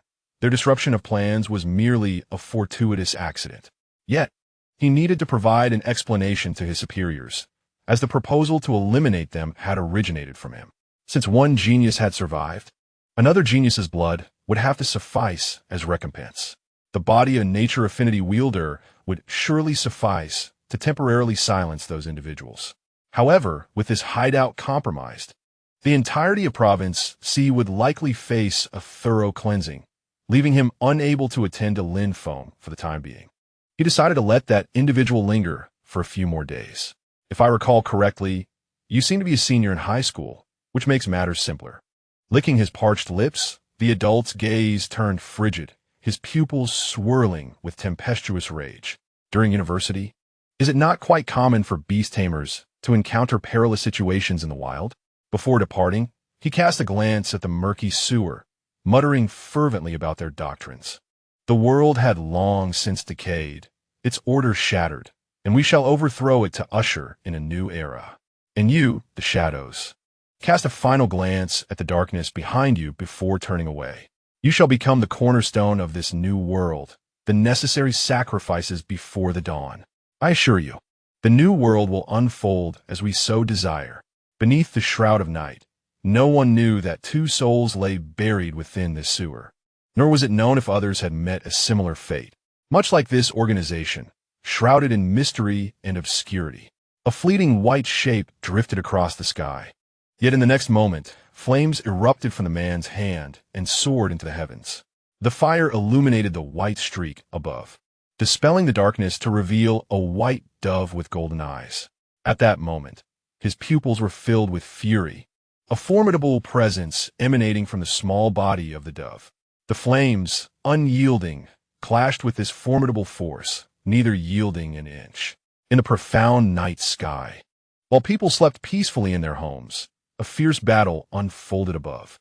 With the crowing of a rooster, the dawn broke, banishing yesterday and welcoming a new day. After a night passed, everything seemed to leave no trace. But did it truly leave no trace?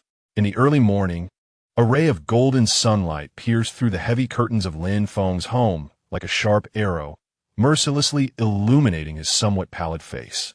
Lin Feng lay quietly on the soft bed, yet his body writhed like an uneasy fish, seemingly unable to find restful slumber. His brows were tightly knitted, as if pressed by an invisible force, creating deep furrows upon his forehead. Large beads of sweat trickled down his brow, soaking the pillow beneath him. His eyes were firmly shut, yet his eyelids quivered slightly, as if struggling to break free from the grip of a horrific nightmare. Suddenly, a terrified scream shattered the silence of the room. No. Lin Feng jolted upright in bed, gasping for breath. Bewildered, he surveyed his surroundings, his gaze landing on the familiar furniture and decor, taking a while to regain his composure. Instinctively, he raised his hand and gently touched the skin on the back of it.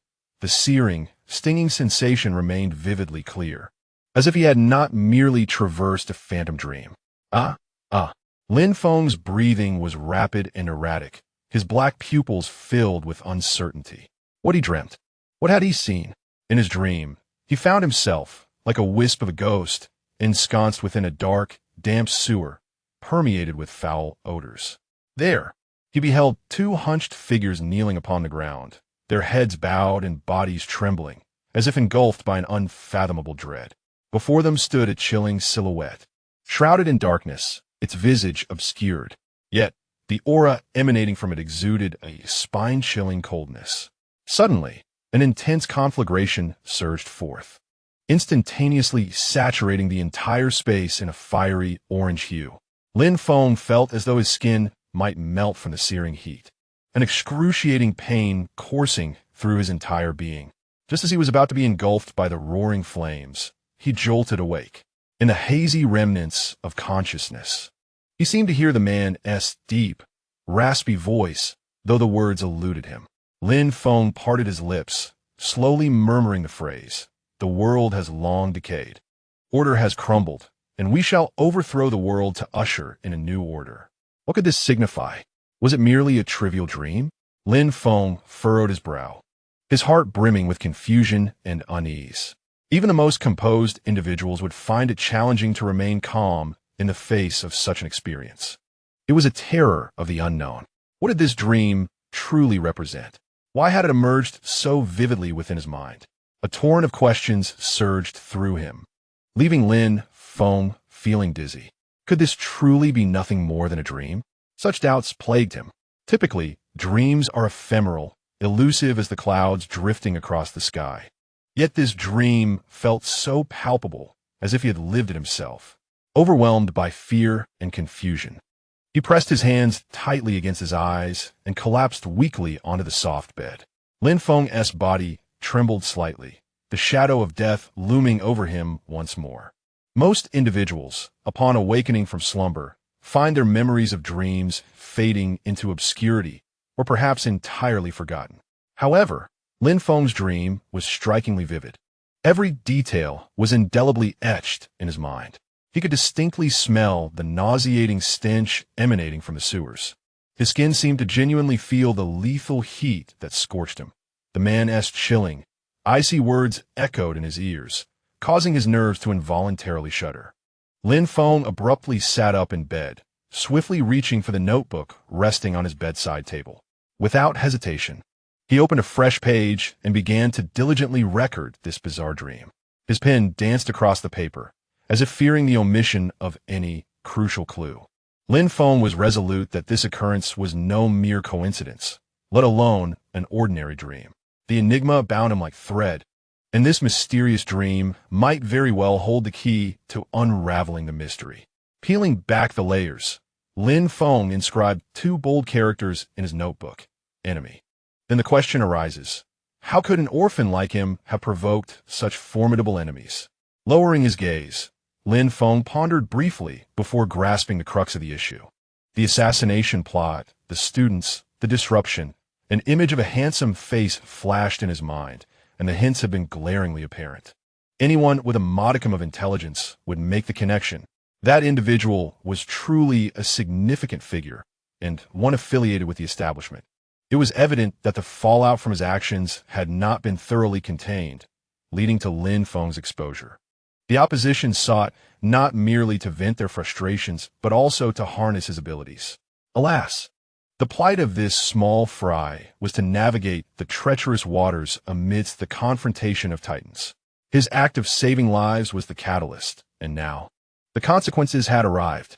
The War Spear Association had set its sights on them. The official organization of Huaxia was comprised of three prominent associations: the War Spirit Association, the Nurturing Spirit Association, and the Council, each representing military, cultivation, and authority respectively. Lin Feng furrowed his brow and, after a moment of contemplation, lifted his pen. He solemnly inscribed the word official at the top of the page, followed by his own name, Lin Feng, written with vigor, slightly off-center below. Subsequently, he adeptly connected these three elements with lines. An arrow emanated from official, pointing directly towards the enemy. Another arrow traced back from the enemy to Lin Feng, and a final arrow returned from Lin Feng to the official. Thus, a remarkably stable, triangular structure was formed among the three entities. Meanwhile, the dreamscape in Lin Feng's mind unfolded like a cinematic reel. The voices from that dream reverberated in his ears, and he dared not allow himself the slightest lapse in focus, transcribing the words with meticulous care. He understood that this was the only way to untangle the current convoluted situation. Just as Lin Feng was engrossed in his analysis, his pen abruptly halted beneath a particular phrase, and he forcefully drew a long line beneath it. Upon closer inspection, the phrase read, "I have no time to deal with you." Lin Feng gazed at this specially marked statement, pondering quietly. It seemed the authorities were undertaking a reckoning against certain individuals or factions. Judging by the information conveyed in this phrase, it was likely that those being targeted were currently overwhelmed and preoccupied with their own troubles. If that were the case, then, at least for the short term, he need not excessively worry about his safety.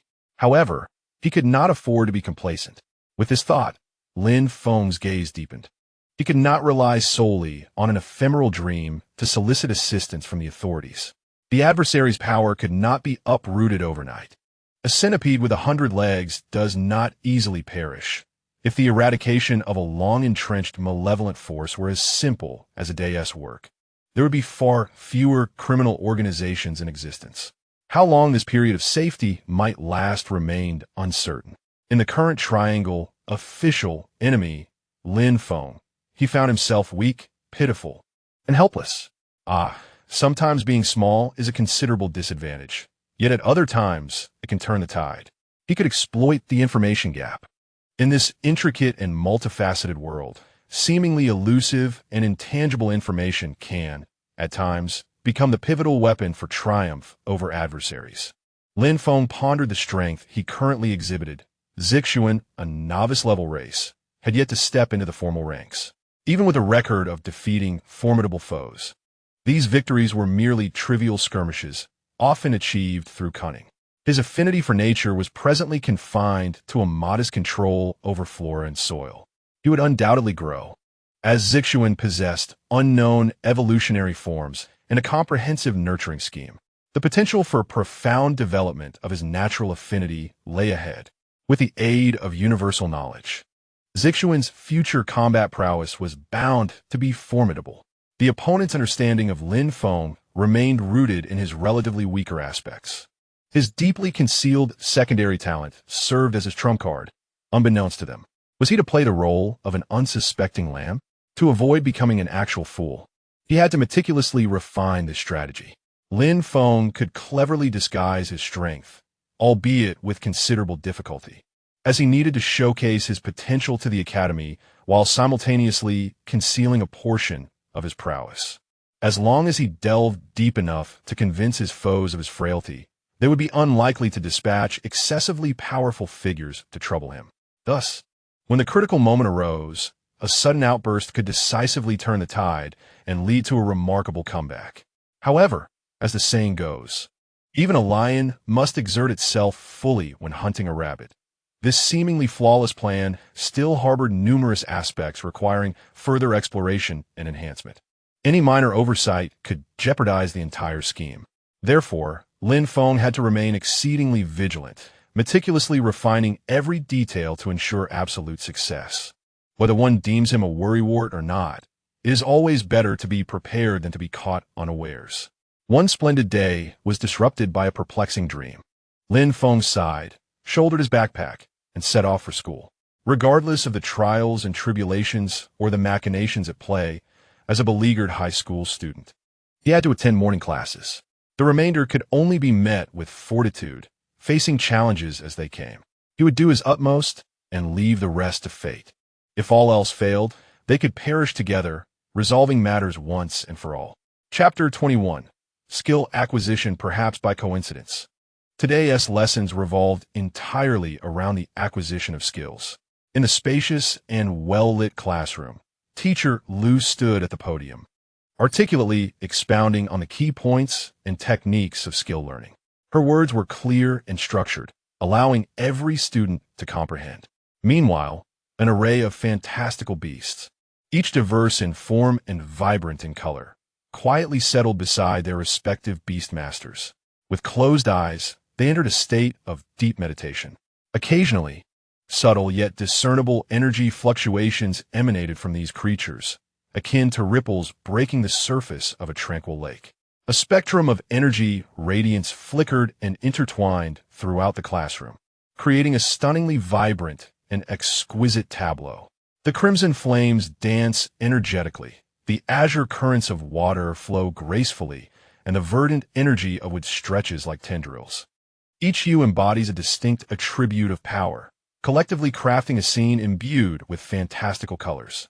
For these extraordinary creatures, the paramount task at hand is to master the precise control of the energy coursing within them, continuously refining their finesse and command over it.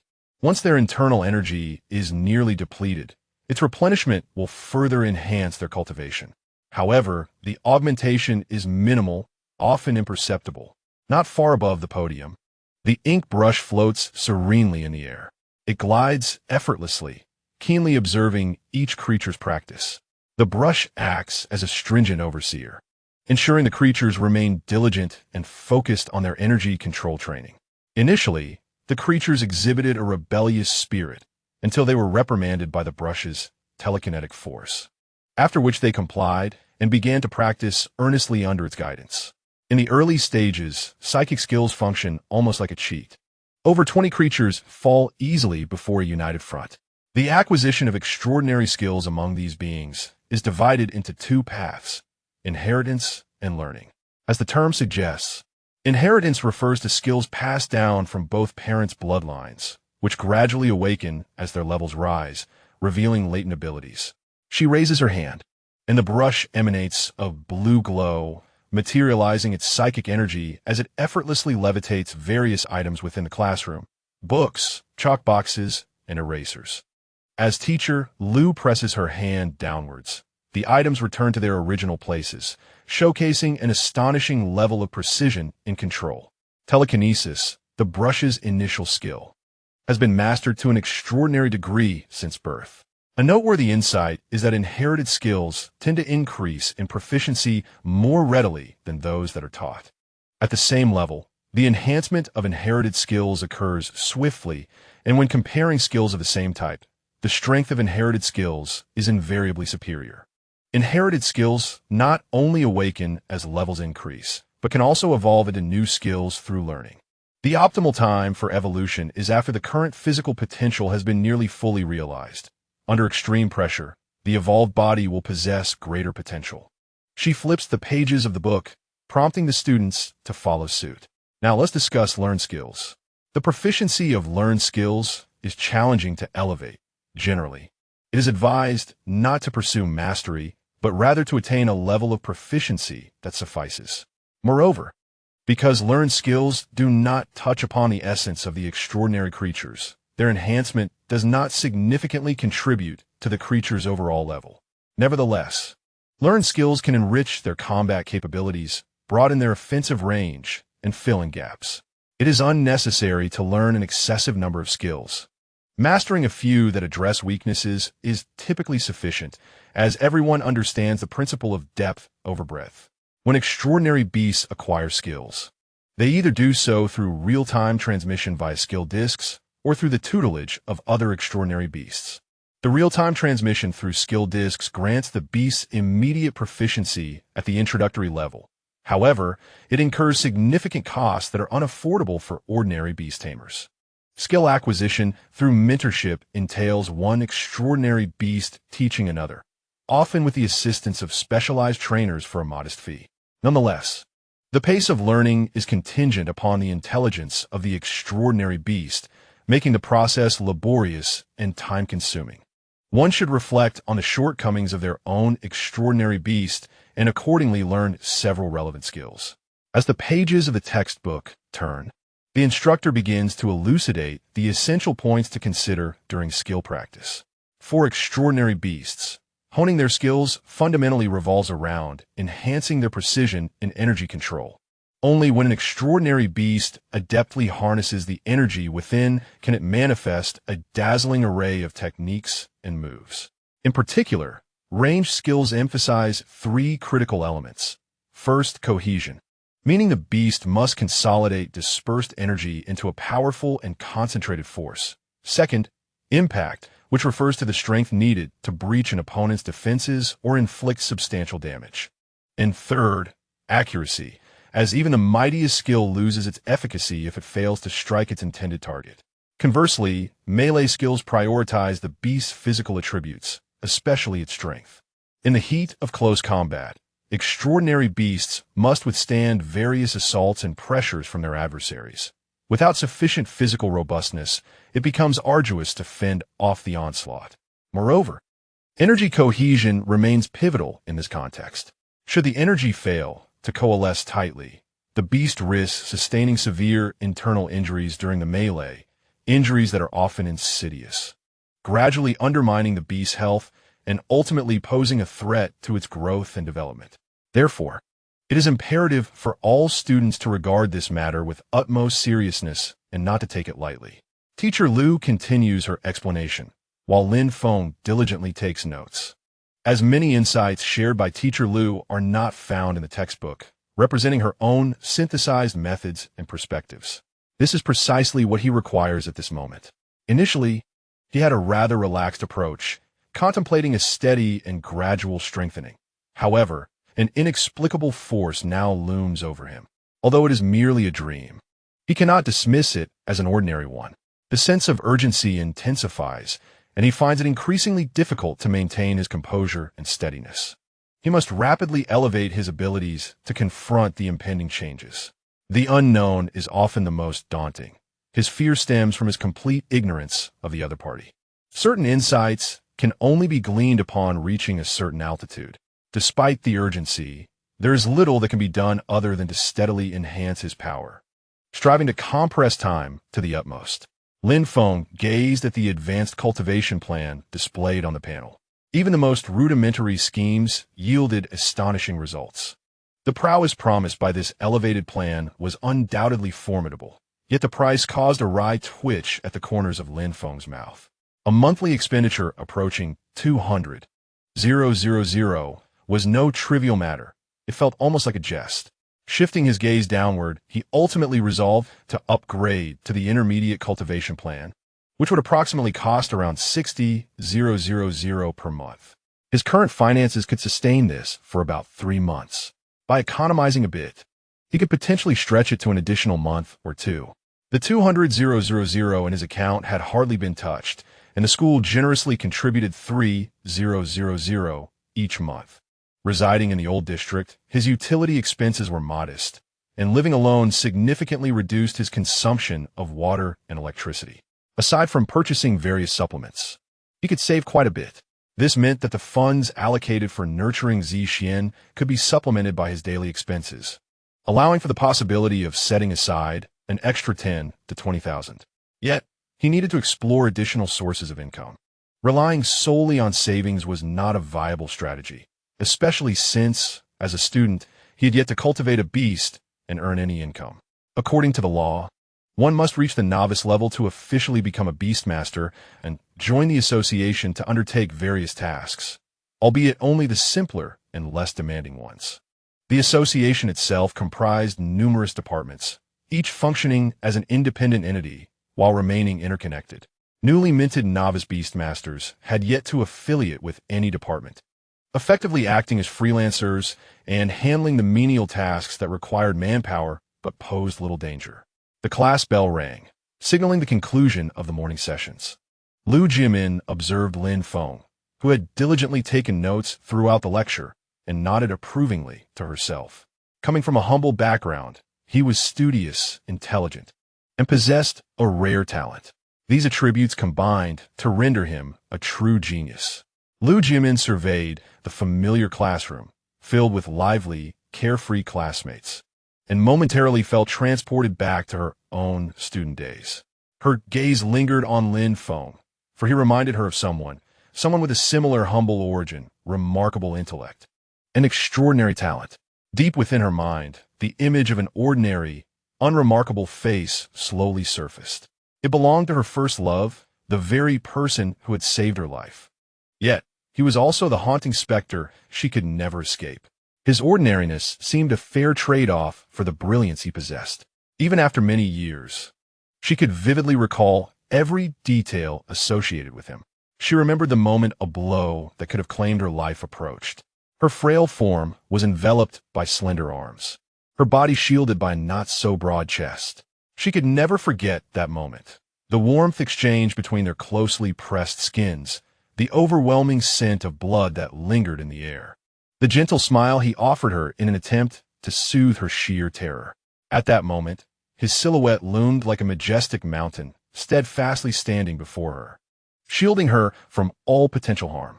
Though his shoulders were far from broad and robust, it was precisely this seemingly frail frame that pulled her back from the brink of death, safeguarding her very existence. Ultimately, after the fierce battle, silence engulfed the surroundings like a suffocating shroud. Not even a single intact corpse remained. Her hopes and courage dissipated entirely. Lu Jimin gently caressed the jade pendant, shaped like a ring, that hung around her neck. It was the sole remnant of his presence in her life. Bitterness welled up within her, surging like relentless tidal waves.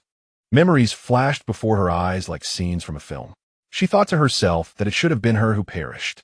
She survived, yet he transformed into her haunting nightmare. What good is genius?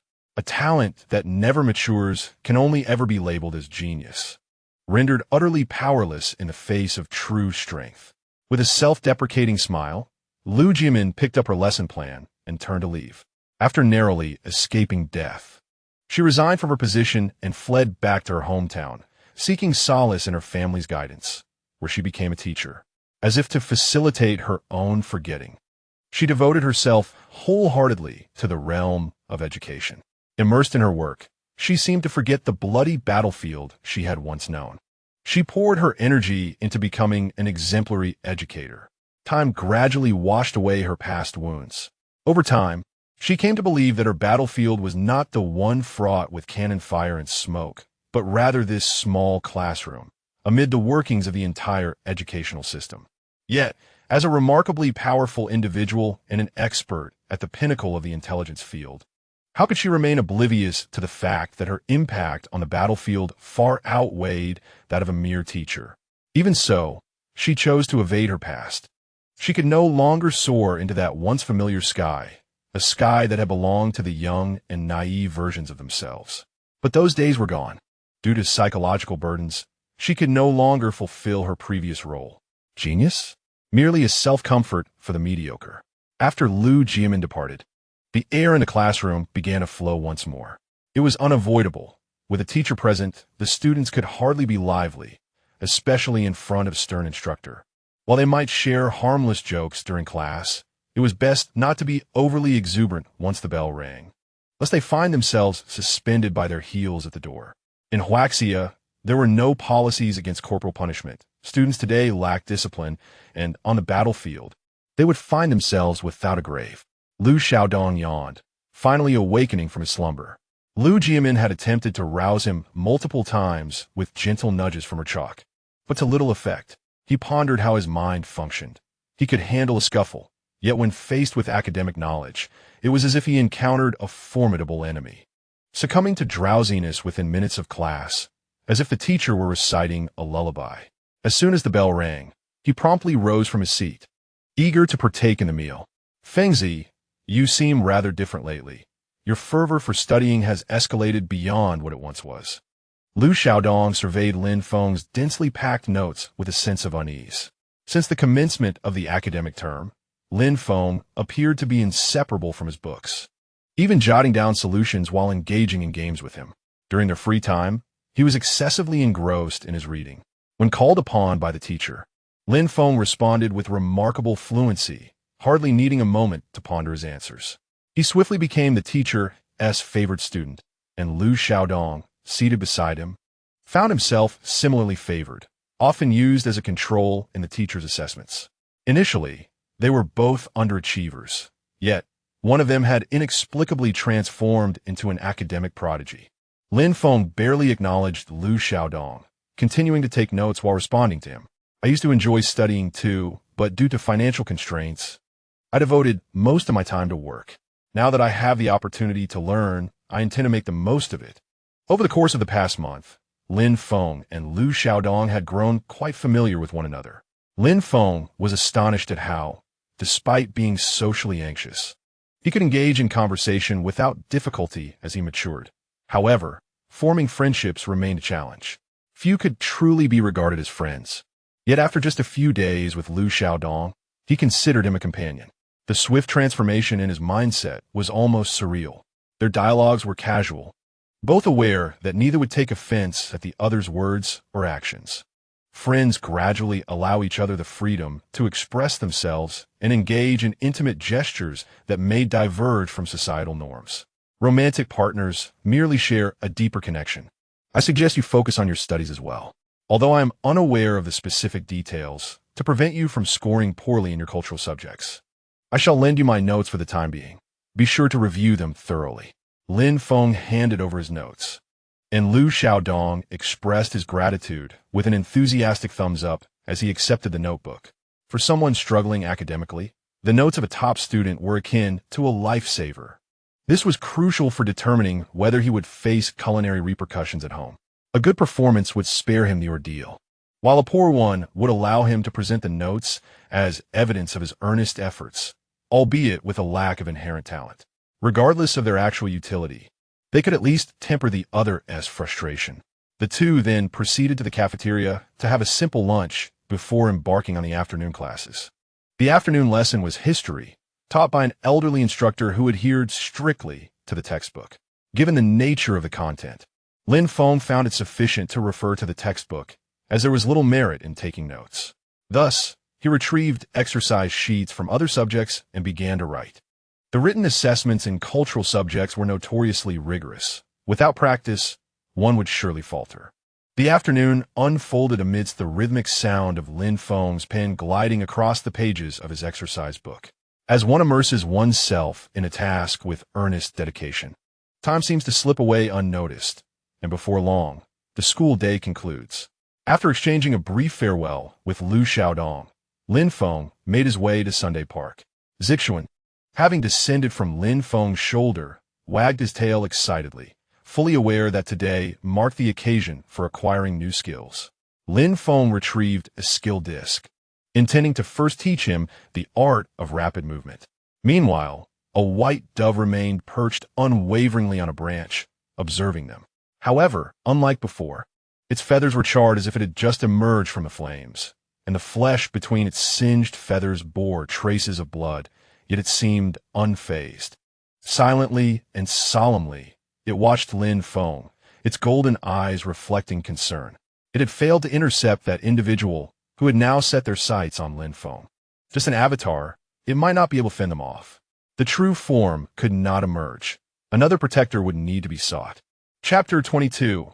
Toxic Strike and Rapid Movement in Sunday Park. Amidst the dense woods, a diminutive figure darted swiftly through the underbrush. Lin Feng, gripping an AK rifle, had eyes as sharp as a hawk, locking onto the swift silhouette of Zixuan.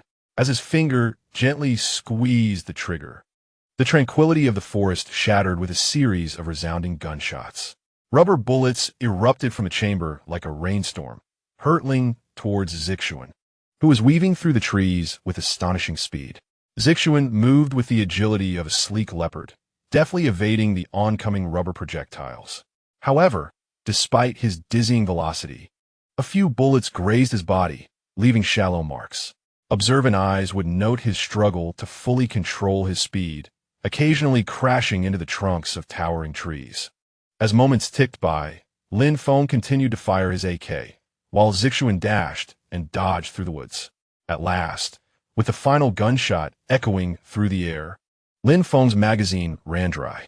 Zixuan, having exerted himself with such intense activity, panted heavily. "Ah Feng, is it over?" he inquired, lifting his gaze to Lin Feng, who stood in the distance with an empty gun, a hint of fatigue in his voice. Lin Feng nodded, signaling a break. Zixuan climbed down from the tree and flopped onto Lin Feng's shoulder like a pancake. The AK had been procured from a store specializing in training equipment, featuring rubber bullets and a specially designed structure that inflicted only pain on the beasts, not fatal harm. Priced quite reasonably at a few hundred yuan, it proved effective for training speed and reflexes. Lin Feng, undeterred by Zixuan sprawled on his shoulder, continued to jot down notes. The skill of rapid movement had reached a rudimentary level of proficiency, primarily enhancing explosive power and significantly boosting individual mobility, though it bore notable limitations.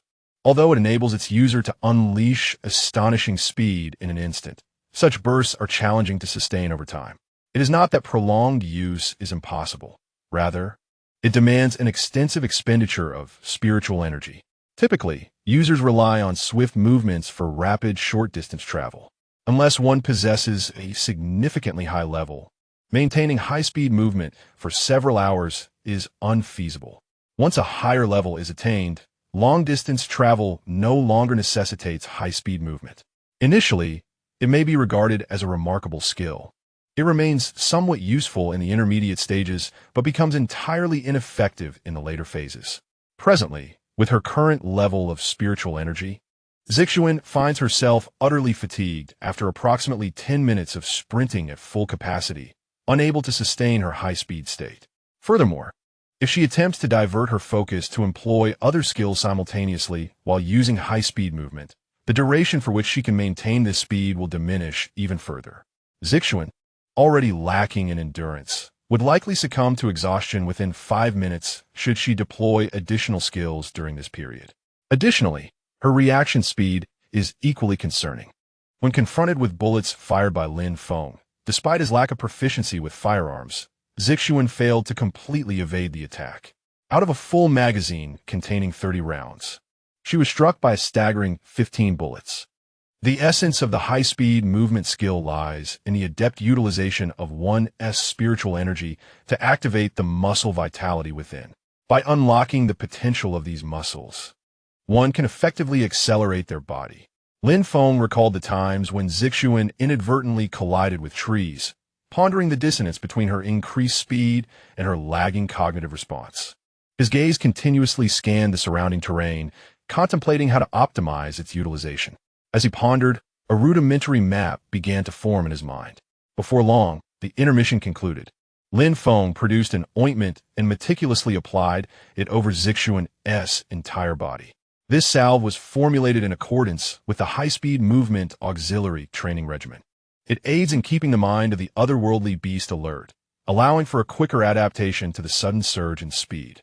After the application, Lin Feng signaled Zixuan to resume her training, albeit this time not to evade the rubber bullets he had procured. "Little Leaf, we shall proceed in this manner first. Do you understand?" Zixuan nodded, swaying her tail to indicate her comprehension. At Lin Feng's command, Little Leaf resolutely turned, her body enveloped in a layer of hardened energy, a soft lavender hue enveloping her. The flora beneath her feet gradually withered under the influence of her energy. Subsequently, she activated high-speed movement, charging directly toward the first obstacle Lin Feng had designated. Bang! Caw caw caw! Several dark crows erupted from the trees in a panic as Zixuan collided with a trunk, creating a small hole. Struggling, she managed to extricate her head from the opening. Lin Feng gasped at the sight of the hole, which appeared painfully impactful. Is Zixuan lovely? If she is lovely, then such a head is indeed splendid. As anticipated, even with the aid of the ointment, her first practice session concluded in failure. Lin Feng's new training strategy was to have Zixuan fully capitalize on the terrain.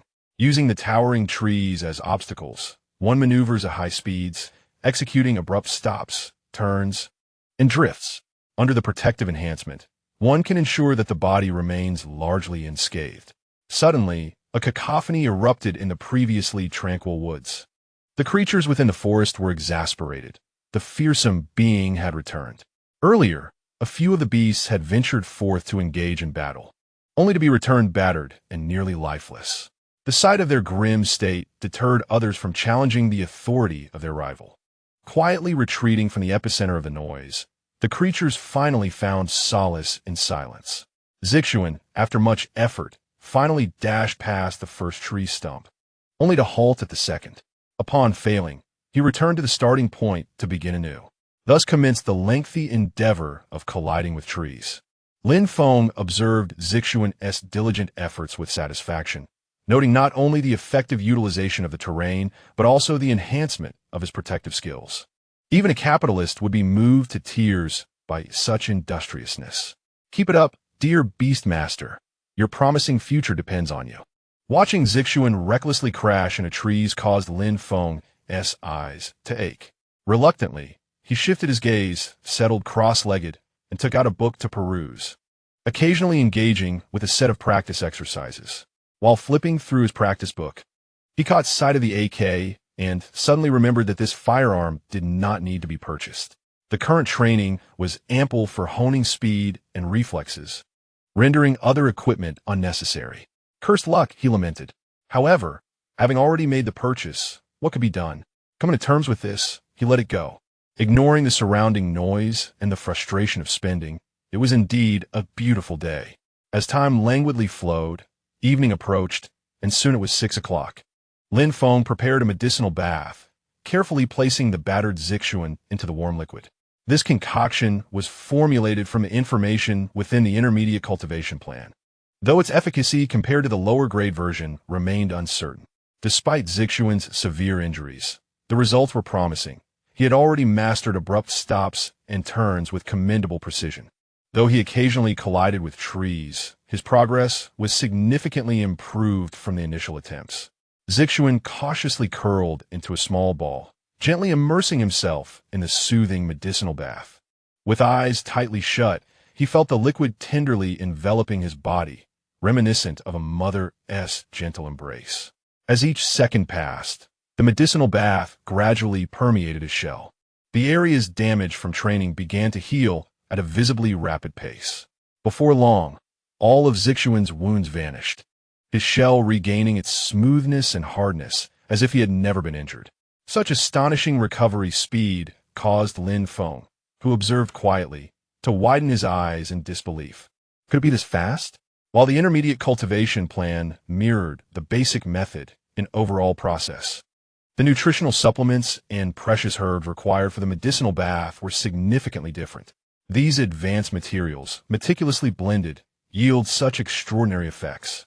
Yet, the surprises do not cease here.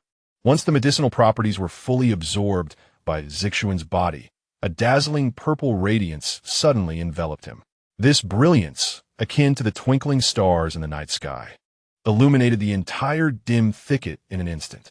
As the light gradually receded, Lin Feng was astonished to discover that the previously pale green medicinal bath had transformed into a crystal-clear pool of water.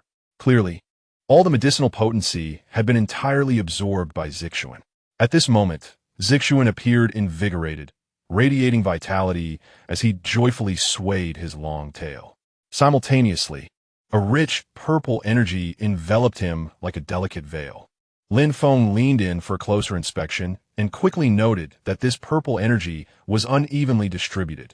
Some areas were deep in color and strikingly vibrant, while others were relatively faint, almost ethereal. At this realization, he murmured to himself, could it be that he has achieved mastery in solidification? Zixuan, wagging his tail with pride, seemed to almost demand praise. Lin Feng chuckled, affectionately ruffling his sturdy head, and offered words of commendation. Excellent. Achieving mastery in an intermediate skill in just a month is remarkable. It's not that impressive, merely average world-class, Zixuan replied, exhibiting an air of self-importance. Oblivious to where he might have learned such narcissism, Lin Feng pondered silently, certain that it could not have been from him. After all, he prided himself on being humble and low-key, devoid of any such vanity. Shifting his focus back to Zixuan's achievement in solidification mastery, Lin Feng felt a surge of joy. It is crucial to note that mastering an intermediate skill at a proficient level marks a significant watershed for a beast yet to embark on its journey. The reason is simple. It signifies that the beast can actively absorb spiritual energy from the surroundings to facilitate its cultivation. Furthermore, when factoring in the nurturing power bestowed by its beastmaster, the cultivation speed doubles. This is precisely what Lin Feng urgently requires to swiftly transform the latent potential of the beast into tangible combat strength. Lin Feng exhaled, contemplating the value of the intermediate nurturing plan. He had also made substantial progress in high-speed movement today, while solidification had just reached a breakthrough. With no immediate prospects for improvement, Lin Feng resolved to complete all the skills today and then practice them gradually. He pulled out a small notebook filled with learning techniques for toxic strikes, covering an entire page. The study of toxic strikes bore some resemblance to solidification, as it involved attaching energy externally to enhance both hardness and attack strength. With Zixuan's solidification mastery as a foundation, learning this should not take long. After quickly finishing dinner with the prepared boxed meal and intermediate toxic food, Lin Feng announced, "Little Leaf, let us now learn the second skill. Once we complete this, we can almost return to rest." Returning to rest. These 4 words held immense allure for Zixuan. It was only a little past 6. If he could master the skill before 7, he might still catch his favorite animated series at 7:30. Zixuan assumed his stance, signaling for the challenge to commence. With everything at stake, he thought, "Bring it on, you scoundrel." For the sake of the animated show, Lin Feng tilted his head in confusion, wondering why Zixuan was suddenly so exhilarated. Nevertheless, enthusiasm was a good thing. All right, listen closely. Toxic Strike and Fortification are not vastly different. However, Toxic Strike involves localized coverage, and its hardness must be significantly greater. It also requires an offensive nature, which distinguishes it from Fortification.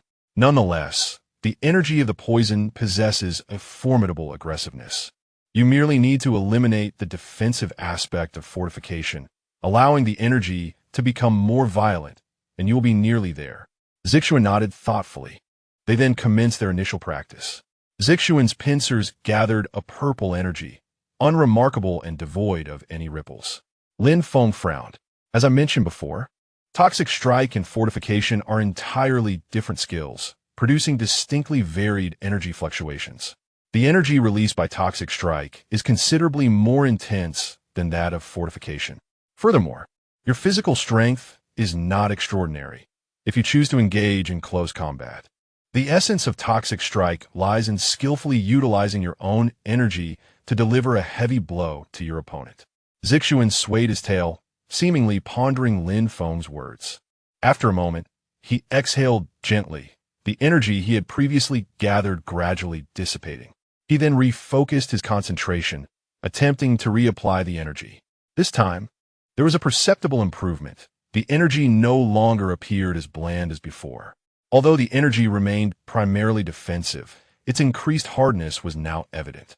Yet, Zixuan was not content with this. He continued to practice the motion repeatedly.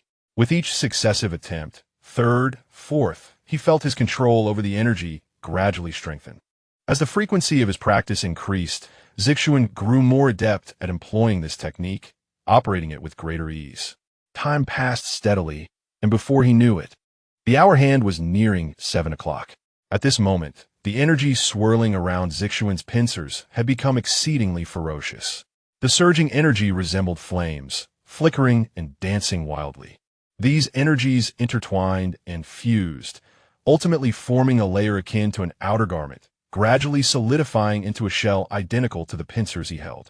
With a focused gaze, Zixuan swung his arms fiercely, directing the energy-encased pincers towards a nearby tree with tremendous force. In an instant, a resounding thud echoed through the air. Lin Feng looked on in astonishment as the small sapling, about the width of a bowl, had been effortlessly snapped in half by this overwhelming power. The break was jagged, with wood chips flying in every direction, creating a truly spectacular scene. Meanwhile, on Zixuan's panel, the advanced skill section displayed the words Poison Strike. She had successfully learned it. Lin Feng gazed at the small sapling, now snapped in half, somewhat astonished. Was the damage this high right after just learning? It was indeed a skill that had nearly drained him, perfectly meeting his expectations for damage. Feng, I've mastered it. Can we go back now? Lin Feng, momentarily taken aback by Zixuan's excitement, realized that, logically, she should be utterly exhausted.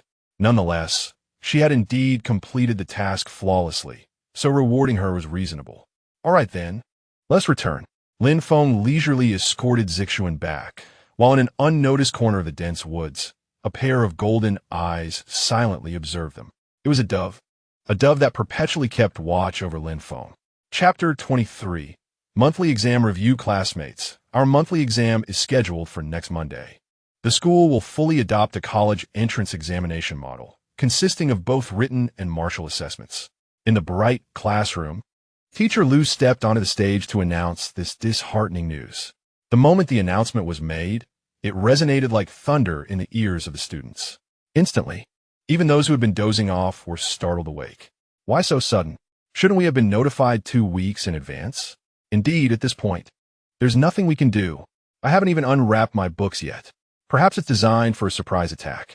Oh no, my book got soaked with saliva while I was sleeping. I unconsciously drooled all over it, and now it's ruined. It's just a book. What's the worst that could happen? I'll just forfeit those points. No, it's all my books that are ruined. You've truly outdone yourself, my child. Get lost. You lot are just a bunch of opportunistic rascals, reveling in my misfortune. The students were all in a frenzy. After all, it was already Thursday, leaving them with a mere 3 days to prepare. Those who typically neglected their academic performance wore expressions of impending doom. Even those with better grades were anxious about whether they would perform poorly and whether they had adequately reviewed the material. Lin Feng nudged Lu Xiaodong, who was still engaged in a dream with the Sandman, signaling him to wake up. Lu Xiaodong lifted his head, bewildered. What is going on? Isn't this break time to catch some sleep? The teacher just announced that next Monday will be our first monthly exam since school began. Lu Xiaodong froze momentarily. Then his eyes glazed over, his complexion shifting from color to monochrome. Witnessing the drastic change in his friend's demeanor, Lin Feng felt a pang of sympathy. Yet, to encourage Lu Xiaodong to improve, he nudged him again with a bit more force. Ouch! Fengzi, are you trying to kill me? That elbow nearly sent me away. Watching Lu Xiaodong emerge from his monochromatic state, Lin Feng nodded with satisfaction. What wrong had he done? His actions stemmed from a fatherly love for the boy. It was certainly not because Lu Xiaodong had been particularly mischievous lately, driving him to distraction. You should focus on how to excel in the written exam next Monday. In regard to the martial examination, Lu Xiaodong harbored little concern, for his combat prowess was evident, although it may not be readily apparent in everyday life. His martial capabilities undoubtedly ranked within the top 20 of the entire school. After all, his fire lizard benefited daily from a plethora of extraordinary resources as nourishment. The initial investment alone far exceeded Lin Feng's by several multiples. Were it not for Lin Feng's extraordinary ability to comprehend all things akin to a cheat code, he would indeed struggle to keep pace with this affluent competitor. What posed a challenge for Lu Xiaodong, however, was the cultural examination. His performance in academic subjects could only be described with 4 words: utterly dismal. It was a sight that could evoke tears from even the most stoic. In middle school, he had already demonstrated an unparalleled aptitude for achieving a score of 0 in mathematics, and in high school, he had set a new record for the lowest score in the school's history. His enrollment in high school was solely due to his father's generous donation of an entire teaching building. Lu Xiaodong's complexion fluctuated like a painter's palette, alternating between shades of blue and purple before gradually paling. With a face marked by despair, he lay his head on the desk, lamenting his fate. Lin Feng prodded the despondent Lu Xiaodong, who did not lift his gaze, his voice emerging muffled from beneath his arms. To be alive, yet feel dead. It's customary to burn paper for the deceased. Lin Feng sighed, reflecting on how his sighs had become increasingly frequent since his arrival in this world. After a brief mental diversion, he returned to the task of comforting Lu Xiaodong. It's nothing serious. Gather your spirits. You still have 3 days. Believe in yourself. You can do it. Lu Xiaodong continued to wail, displaying a stubborn refusal to listen. With a sardonic smile, Lin Feng persisted. Worst case, you'll return home to enjoy a meal of stir-fried bamboo shoots with pork, lovingly prepared by Annie and Uncle. I imagine if you bomb this first monthly exam of the semester, Uncle might cut your allowance for a month or two. And given that your homeroom teacher is your aunt, if she inquires about your performance, Lulashi will undoubtedly recount your usual antics. Those cherished bottles of liquor you've hidden beneath your bed will likely remain out of reach. Startled, Lu Xiaodong sprang up from the desk, realizing the truth of Lin Feng's words. What should I do? How could he possibly know about the liquor beneath my bed? Think of something, my dear Feng. It was amusing how he referred to Lin Feng as Fengzi in times of leisure and a Feng when in distress, showcasing his duality. Lin Feng sighed again, gesturing towards Lu Xiaodong's backpack, noting his bewildered expression. My notes, remember? I lent them to you just yesterday. Lu Xiaodong's face lit up with realization. Ah, yes. Hooray. I'm saved. It was amusing how quickly he had forgotten, observing the foolish grin on Lu Xiaodong's face. A phrase inexplicably popped into Lin Feng's mind. The foolish son of a landlord. What a fitting description, seeing that the atmosphere had been suitably set. Teacher Lu swiftly transformed her previously cheerful demeanor into one of sternness. A palpable seriousness emanated from her, spreading through the classroom with the swiftness of a locust invasion. Satisfied to see her students fall silent, she acknowledged the effectiveness of her method. The news has been conveyed, and there is no need for excessive concern. The school has organized the review sessions efficiently. The next couple of days will be dedicated to revising academic subjects, followed by intensive martial arts training. However, since the martial arts sessions are scheduled for the weekend, attendance is not mandatory. Those interested may come to school during the regular class hours. The words of the teachers are often deceptive, and the school's proclamations are even more misleading. One could say that even the King of Ghosts would have to review before departing. The implication of non-mandatory attendance is a euphemism. In reality, participation is implicitly expected. I must say, the richness of the Chinese language is truly profound. As the bell rang, the cultural studies teacher entered the classroom and began to review essential knowledge points. Despite being termed a review, the teacher did not introduce any new material, primarily focusing on previously covered topics and highlighting key areas. After a full day of lessons, Lin Feng shook his hand, weary from taking notes. Observing Lu Xiaodong, who had remained alert throughout the day, he nodded in appreciation. The child has matured and is making strides in his studies. Truly a moment that brings tears to a father's eyes. Just as Lin Feng was feeling sentimental, he was suddenly met with a chorus of snoring. Upon closer inspection, he couldn't help but draw a few lines across his forehead in disbelief. This fellow had fallen asleep while sitting upright. His back rested against the chair, feet flat on the ground, knees bent at a right angle, head held straight, arms on the desk, eyes fixed on the book. He appeared the model student, if one overlooked the fact that his eyelids were closed. In shock and disbelief, Lin Feng gave him a gentle elbow nudge, successfully rousing the sleeping prince and breaking the spell cast by the old witch. Fengzi, what are you doing? If you don't get up, the teacher's chalk will call you to attention. Amidst playful banter, the 2 days of cultural review soon came to an end. After enduring the torment of being repeatedly awakened, Lu Xiaodong finally managed to listen to the lectures in a state of half-awareness, which was indeed commendable. In the familiar playground, surrounded by familiar classmates, Lu Xiaodong, thrilled at the prospect of no longer being confined to the classroom, eagerly engaged Lin Feng in conversation. Fengzi, have you heard? That arrogant bunch from Class 1 has been completely overshadowed by a new prodigy. The most boastful among them even lost a bet and had to sing conquer beneath the national flag. It's utterly hilarious. They've always looked down on us, thinking their elite class made them superior. But look at them now. They've learned a lesson. While Lu Xiaodong reveled in their misfortune, Lin Feng was deep in thought. Class 1, being the elite class, typically experiences minimal changes in personnel, especially in the senior year.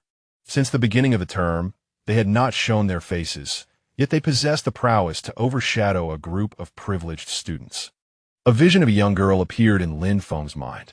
They had known each other for only a few days, maintaining basic contact, and she had recently mentioned her intention to return to campus. Lin Feng turned his gaze towards the formation of Class 1, searching for her. It was a remarkable coincidence when their eyes met, both searching for something. The other party waved excitedly, to which Lin Feng responded with a smile and a nod. Internally, he mused, so, the Divine One has indeed arrived. It must be her. Little rascals, it has been a long time. Do you wish to coach me? The boisterous coach Yuan had once again chosen to ride his flashy tiger. Unlike Lin Feng, who relied solely on his bicycle for transportation and only reluctantly opted for a shared bike when the journey was too far. Look. Now, this is what you call an environmental ambassador. That tiger certainly does not embody eco-friendliness. Lin Feng supported environmental policies, not merely for the sake of saving money. He harbored no envy toward his coach's steed. With a smile and a shake of his head, he thought there were few as dashing and eco-conscious as he was. Zixin wagged her tail and silently added, there are also not many who are as self-absorbed, impoverished, and stingy as you. Lin Feng smiled, his confidence unshaken. Could the pursuits of a scholar be deemed narcissistic? Could they be labeled as impoverished and miserly? No, that was self-love. That was frugality. Yuanong. Observing Lin Feng's almost robotic smile and his slightly distracted gaze, recognized that the young man had drifted off. Ahem, young man, I am granting you a favor. Snap back to reality. Lin Feng did not respond, still engrossed in an internal dialogue with Zixin. Ahem.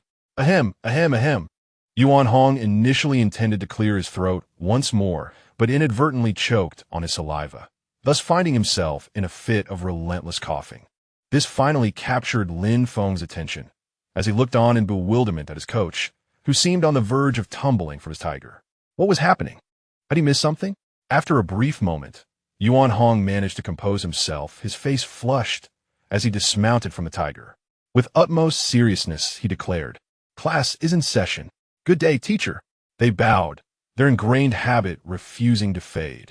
Although everyone was somewhat perplexed by the coach's sudden adherence to formalities, a departure from his usual demeanor, their response remained the same. When he proclaimed class, they would reciprocate with a greeting. Despite a few minor interruptions, the students gradually regained their focus, allowing the lesson to proceed smoothly. Hello, students.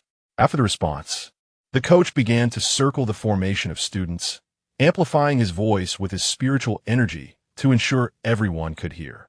Over the past month, I had you running laps around the track, and it was only during our last lesson that I allowed you to begin sparring. Do you harbor any questions? The students exchanged glances, and finally, one bold soul posed a query. Coach, why do we have to run laps for an entire month? Pushing ourselves to our limits each time? Although individual limits varied, the coach had astonishingly managed to gauge the limits of 100 individuals with precision.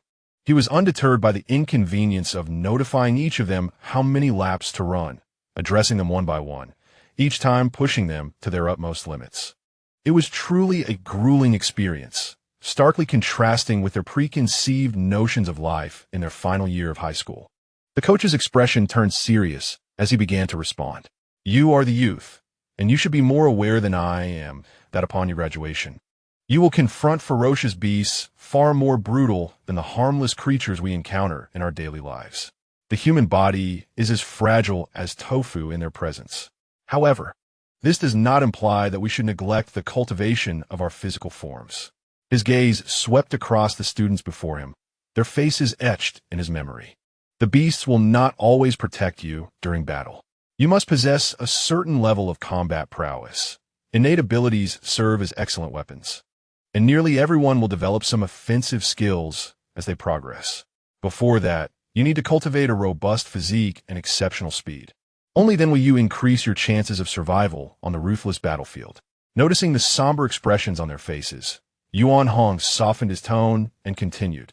The reason I have you running with the beasts is twofold: to strengthen your bodies and to facilitate your early bonding. You are still unfamiliar with one another. I have given you a month to grow accustomed to each other and cultivate a connection. Do not regard the beasts merely as tools. While we do have contracts to bind them, once the seeds of hatred are sown, they will eventually grow into towering trees. Remember, the devouring rate of beasts at the nurturing center is not zero. The students fell into silence, contemplating their contracts with the beasts without uttering a word. They reflected on whether they had wronged their companions in any way. I'm sorry, Firemouse. The milk that disappeared yesterday wasn't tea lost. I drank it out of temptation, mainly because I always wanted to know what it tasted like watching you enjoy it so much. A boy began to apologize to his beast. Like a chain reaction, soon the playground was filled with students confessing their transgressions to their beasts. Lin Feng glanced at the purple flower perched on his shoulder, pondering whether he had done anything to warrant animosity. Their interactions were quite warm. He never attempted to snatch her food, as it would serve him no purpose and only waste money. Yuan Hong twitched the corner of his mouth.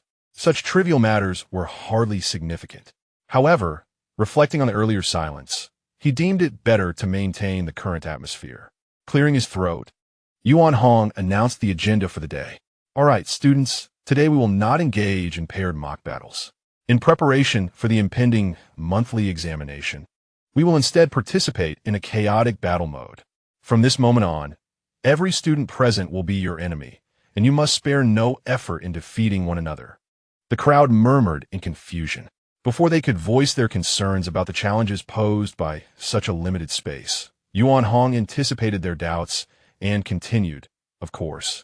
The area is not restricted to just this little spot, but encompasses the entire school. He raised his hand, and a massive summoning array illuminated beneath his feet. With a loud cry, a gigantic mechanical bird soared into the sky. The entire school shall be your stage. Will you hide or fight? Will you ambush or confront head-on? The choice is entirely yours. The only rule is that you must not inflict fatal harm upon your classmates.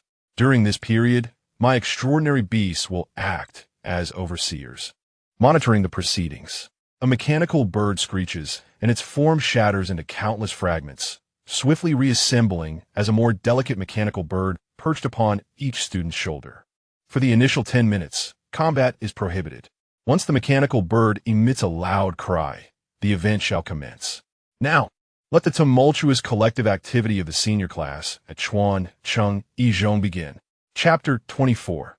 The student melee beneath the radiant sky, white doves gracefully circled, finally alighting at a lofty perch, tilting their heads to observe the humans below with their golden eyes.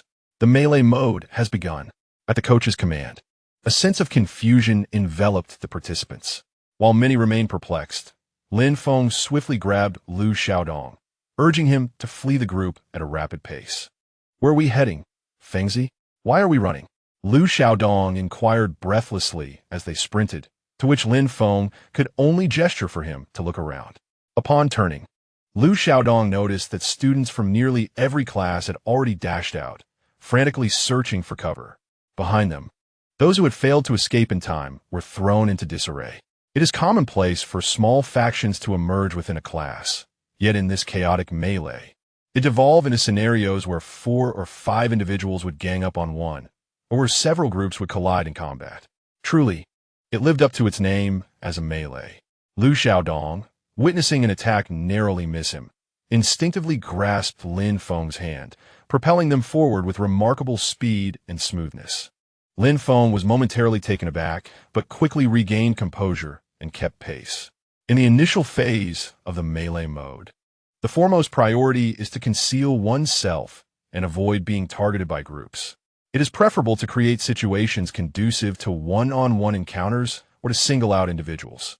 As they ran, Lin Feng and Lu Xiaodong sought a suitable refuge. Their school, vast in size, boasted designated public rest areas for students, alongside elevators, a library, and a gymnasium. While the public rest areas provided sofas and tables, they were exposed and easily discoverable. The elevator, though narrow and enclosed, posed a risk of ambush due to its lack of escape routes. Classrooms were out of the question, offering little in terms of hiding spaces, and inadvertently damaging classmates' books would be a grave offense. After much deliberation, Lin Feng and Lu Xiaodong opted for the restroom. Though lacking a proper escape route, it remained a primary target for many. However, Lin Feng had previously observed a cleverly concealed hiding spot while using the restroom. In the men's bathroom on the 3rd floor, one stall's ceiling bore a hole, leading to a hidden compartment.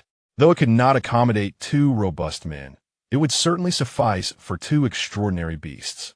Within the confines of the ceiling-s interstice, an observation of the outside world is possible, and these two individuals can serve as bait, enabling the beast to mount a surprise attack from behind. It is a plan imbued with intrigue, yet executed with perfection. Resolute in their decision, Lin Feng grasped Lu Xiaodong and made for the men's restroom on the third floor. At that moment, a voice halted their steps. "Hello. It has been several days. I have missed you greatly, Lin Feng." Turning to face the speaker, they beheld Imo Sha, whom Lin Feng had met a few days prior. Lu Xiaodong, with a visage of sheer terror, pointed at her. "Why, you are that formidable girl who subdued an entire class single-handedly." Realizing the inappropriateness of his words, Lu Xiaodong hastily covered his mouth, feigning ignorance. Imo Sha, however, paid him no mind and instead focused intently on Lin Feng, recalling the profound impression left by that pinnacle of poisonous needles. Though the water sprite possesses the innate quality of a pure body, rendering it immune to toxins, the pinnacle poison needles bore elemental traits, allowing them to bypass the immunity of elemental beings, such as the water sprite. Coupled with the rumors circulating within the school, it was speculated that Lin Feng's strength might be on par with hers, or perhaps even superior. Lin Feng felt somewhat numb to the address of a phone. Initially, she maintained the demeanor of a genteel lady, but as familiarity grew, she gradually let her guard down. In any case, Lin Feng found herself at a loss. Fortunately, her usual demeanor remained rather composed. At this juncture, Imo Sha could either be a rival or an ally, implying that she might not necessarily be a friend. The water sprite held a distinct advantage over Lu Xiaodong, and even without mastering the skill of detoxification, her pure water body could assist in dispelling toxins, similarly countering Lin Feng. Furthermore, Imo Sha had yet to reveal her innate abilities. Maintaining a smile to conceal any hostility, Lin Feng inquired Imo Sha, "Would you be interested in forming a team?" Lu Xiaodong, in a state of panic, tugged Lin Feng aside, leaning close to whisper in his ear, "Are you out of your mind? That girl is the one who made the previous top student sing conquer beneath the national flag. Together, we might not be able to suppress her, and should she launch a surprise attack, we would be left to lament in silence." Lin Feng gently patted his hand, signaling him to remain calm. "I am acquainted with her. It is not as exaggerated as you claim. She is quite amiable and possesses formidable combat capabilities. Having her join us will be more advantageous than detrimental." Imo Sha regarded them with a smile, neither refuting nor expressing her opinion, while water flowed around her, ever vigilant against potential ambushes. "Lin Feng, while I have faith in your abilities, I remain uncertain about the strength of the individual beside you. Prior to any collaboration, I must ascertain the true capabilities of my ally." Lin Feng nodded and began to describe their combat prowess. "You should be somewhat familiar with me. I possess the natural affinity for the elements, and my contracted beast is a poison-type purple scorpion, boasting considerable combat strength, alongside poison-based skills that can control the field and provide support." Trusting in Lin Feng, Lu Xiaodong also joined in to introduce himself. Lu Xiaodong from Class 2 of the third year possesses the innate talent of Rebirth Flame, with a contract beast that is an extraordinary fire lizard, excelling in combat. Imo Sha nodded thoughtfully upon hearing this. The combat prowess of the two was indeed commendable within the entire school. Particularly noteworthy was Lin Feng, whose poison may not pose a threat to her, but for other classmates, it was akin to a nightmare. Furthermore, with the mastery of elemental poisonous needles, any individual attempting to close the distance while relying on immunity to physical harm would likely encounter significant difficulties. Lu Xiaodong was quite conventional, yet his fire-based combat capabilities were undoubtedly formidable, making him a viable offensive asset. Given the current circumstances, joining this team seemed rather advantageous, especially since she had inadvertently provoked an entire class. She certainly wished to avoid being besieged and humiliated in such a manner. Resolute in her decision, she proceeded to introduce herself to the two individuals across from her. Imo Sha, a student from Class 1 of the third year, has a contract beast that is a water sprite, known for its formidable combat ability, as well as its defensive and healing capabilities. Her talent, A common enhancement of water elements allows her to temporarily elevate the water sprite to an entry-level combat capacity, albeit for just 1 minute when fully exerted. She also mentioned her current predicament of being at odds with an entire class, stating that if they did not mind this, she would be willing to join their team. Although her abilities were rather commonplace, her development was commendable, and at this stage, she could certainly be regarded as a significant adversary. The water sprite, being a versatile warrior, could both defend and attack, in addition to offering healing support. By articulating her strengths and her unfortunate situation, she made it clear that if they welcomed her into their ranks, they would collectively bear the risks of opposition. After all, Class 1 was filled with the school's top students, albeit with a fair number of underachievers. However, their training was undeniably rigorous. After much contemplation, Lin Feng extended his hand. "Pleasant cooperation," he said. Mo Sha readily grasped his hand in response. Pleasant cooperation. Their hands met lightly before they quickly parted. Mo Sha's gaze shifted to Lu Xiaodong, extending her hand towards him with a playful tilt of her head and a charming smile. Pleasant cooperation? Lu Xiaodong, momentarily taken aback, quickly reciprocated the handshake. Pleasant cooperation. Pleasant cooperation. Once the trio became acquainted, they hurried towards the boys' restroom on the 3rd floor. Though it seemed they had conversed for quite some time, only 2 minutes had elapsed, and they were in a relatively secluded area, without anyone noticing them thus far. Upon reaching the 3rd floor, Mo Sha naturally could not enter the boys' restroom, especially since this was merely a practice and not an actual emergency. She felt too embarrassed to venture in. What if she were ridiculed by that group afterward? After all, many in Class 1 were scions of prominent families, all of whom knew one another. If her bold foray into the boys' restroom were to be relayed back to her parents, it could lead to quite the scandal. She was not like Lu Xiaodong, who seemed unfazed by such matters. Primarily, Lu Xiaodong had been inseparable from Lin Feng since childhood, rarely attending gatherings or becoming acquainted with the younger generations of those family friends. In that circle, everyone was aware of a certain individual, yet they had seldom crossed paths. Lin Feng gestured towards a corner, suggesting they retreat to the public lounge area.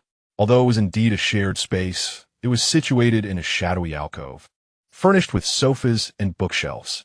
Concealed by these elements, one could hide carefully and remain undetected if not scrutinized closely. Lin Feng's strategy shifted upon the arrival of Mo Sha. She had mentioned possessing a certain grudge, which could be cleverly utilized.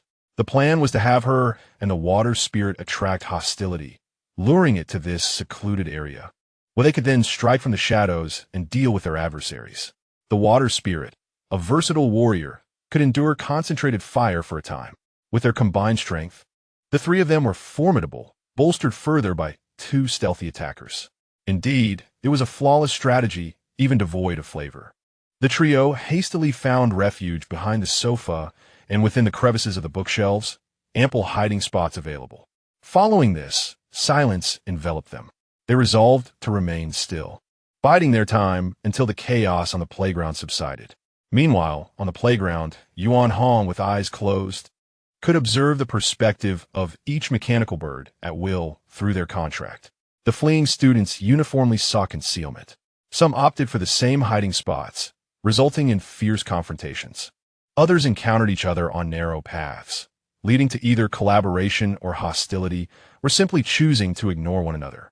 The tumultuous battle on the playground was nearing its conclusion, with Class 1 emerging unexpectedly cohesive.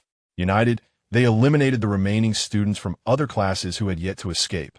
In an instant, everyone bore disheveled appearances. The leader of Class 1 was their monitor, a boy named Lin Xianyi, the same one who had once knelt to sing Conquer. "Boss, aside from us, everyone else on the playground has been eliminated. What shall we do next?" Lin Xianyi scoffed, his voice laced with irritation. "What else can we do? We must find that scoundrel Mo Sha. If we don't make her regret it, I'll take her surname." Subo Air timidly retreated, then turned to the others, declaring, "The boss has spoken. We're to seek out that girl Mo Sha. We must reclaim our lost dignity." The group exchanged glances, ultimately reaching a consensus. After all, Mo Sha had not merely defeated 1 or 2 of them. She had vanquished the entire class, one by one. The result? A complete victory. Where would their pride reside? With Lin Xianyi rallying the call, the entirety of Class 1 marched resolutely towards the teaching building. However, their considerable numbers hindered their movement, making it easy for a few individuals to hide within the sprawling campus. They scoured the grounds, managing to uncover one or two who had managed to evade notice. Boss, this one do. Our target is too obvious. They flee at the sight of us. In such a vast school, we can hardly find anyone, one remarked. Do you think I am unaware? Lin Xuanyi turned around, effectively disbanding the entire class into 6 smaller groups, each comprising 4 individuals, undertaking separate actions with the singular objective of locating that rascal, Mo Sha. Time slipped away, second by second. Lin Feng meticulously monitored the clock, urging Mo Sha to lure the adversaries. Engaging in combat with students from other classes would inevitably result in some losses, and finding her amidst the vast campus would not prove to be an easy task. As long as they weren't foolish, they would likely operate in their respective groups. All Mo Sha needed to do was draw those groups towards her, allowing them to collectively eliminate the opposition. Mo Sha signaled an okay gesture, then emerged from the bookshelf's crevice and descended the stairs. Lu Xiaodong stealthily approached Lin Feng, inquiring, "Hey, is this plan reliable?" "For now, this is the only approach I can conceive. The rest we shall take as it comes," Lin Feng replied. Lu Xiaodong simply acknowledged, then resumed his position behind the sofa. It was a mystery how his sizable frame managed to fit in such a confined space. As soon as Mo Sha reached the ground floor, she overheard a conversation and promptly concealed herself in a corner, beginning to eavesdrop unabashedly. The class leader instructed us to search separately. But how on earth are we supposed to find anyone in such a vast area? One voice complained. Another quickly chimed in. Well, we search. What else can we do? We might as well, since we're here idling. And besides, this is a chaotic brawl. If we eliminate Mo Sha, we might have to turn on each other. What's the point of all this disorder? It hardly seems educational. Isn't it just fighting over and over? You fool, the coach stated that there are no rules. This means we can even attack the beast tamers if we choose.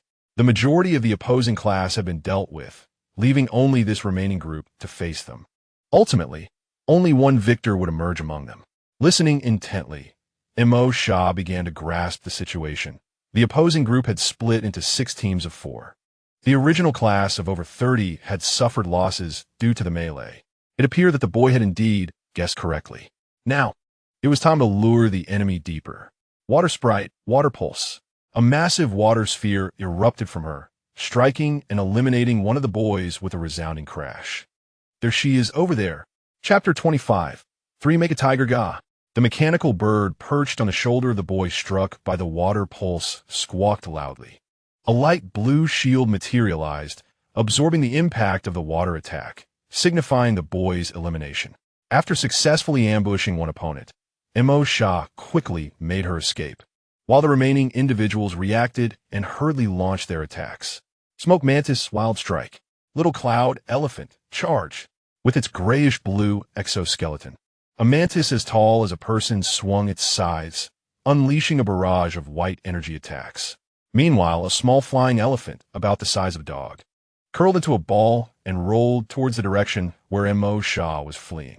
Water Sprite, Guardian's Water. The advanced skill, Guardian's Water, provided exceptional defensive capabilities. The water spirit heeded the command, transforming into a flowing stream that encircled her form. The crescent-shaped white assault struck the water shield as if it were a mere punch against cotton, creating no ripples whatsoever. Dumbo charged forward with great speed, relentlessly battering the water wall formed by the Guardian's waters.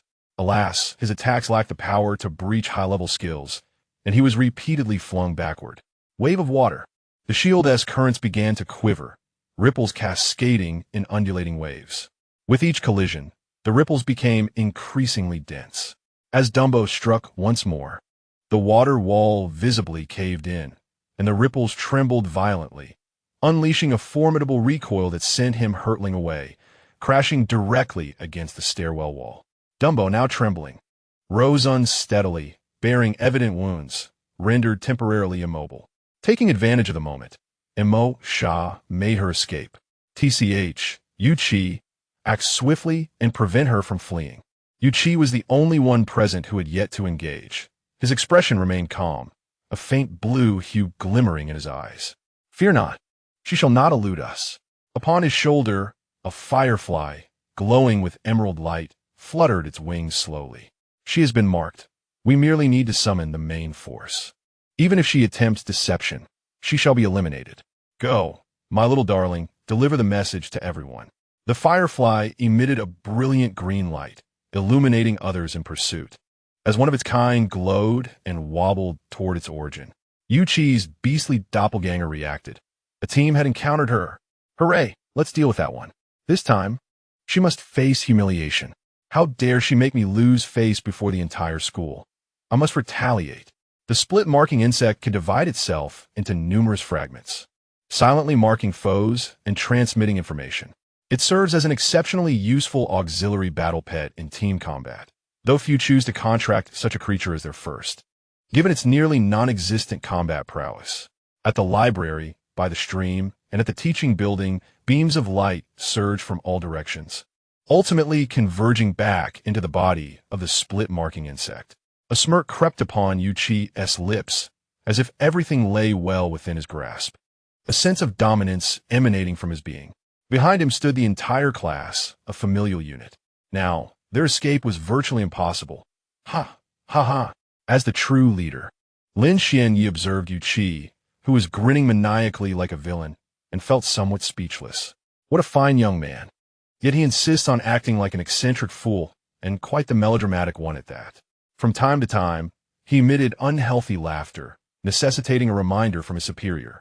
Lin Xianyi approached and delivered a punch to the top of his head, shattering his unrealistic fantasies, while a powerful elbow strike brought him to his senses regarding who the real leader was. I'll have you laugh like a villain. Huh? Do you think you're a villain? How about a little sunshine and cheerful laughter? This is a righteous brawl. Yu Qi lamented, Leader, I was wrong. Please stop, leader. He had become compliant, pleading for mercy. Lead the way. Upon observing the young man's newfound compliance, Lin Xuanyi ceased his actions and permitted him to lead the way. All right, boss. No problem, boss, Yu Qi replied as he released his grip, and the fireflies drifted gracefully towards the staircase, while a group of individuals surged towards the third floor. Meanwhile, on the other side, Mo Sha hurried back. Yet she was unaccompanied. Lin Feng felt a sense of unease. Wasn't she supposed to be luring the enemies away? Why had she returned alone? Lin Feng. I encountered some individuals at the base of the stairs. They indeed dispersed. However, it was peculiar. They attempted to detain me without pursuing further, merely allowing the strange beast to launch a few token attacks. I could not linger there, as it would raise suspicion. They didn't pursue? That is odd. Lin Feng pondered. Logically, even if they were searching for other students in groups, encountering Mo Sha, who had bested their entire class, should have incited a desire for revenge, compelling them to follow her. Their lack of pursuit could imply either a lack of confidence in victory or a strategy to await reinforcements. Lin Feng abruptly raised his head. His once dark pupils gradually enveloped in a pale blue hue as his eye of insight activated. Name, Mo Sha race. Human ability, water element enhancement contract beast, water sprite, exceptional, status, abnormal mark. Upon observing the abnormal mark in the status section, Lin Feng experienced a moment of clarity. Mo Sha, we have fallen into a trap. You have been marked by one of their beasts.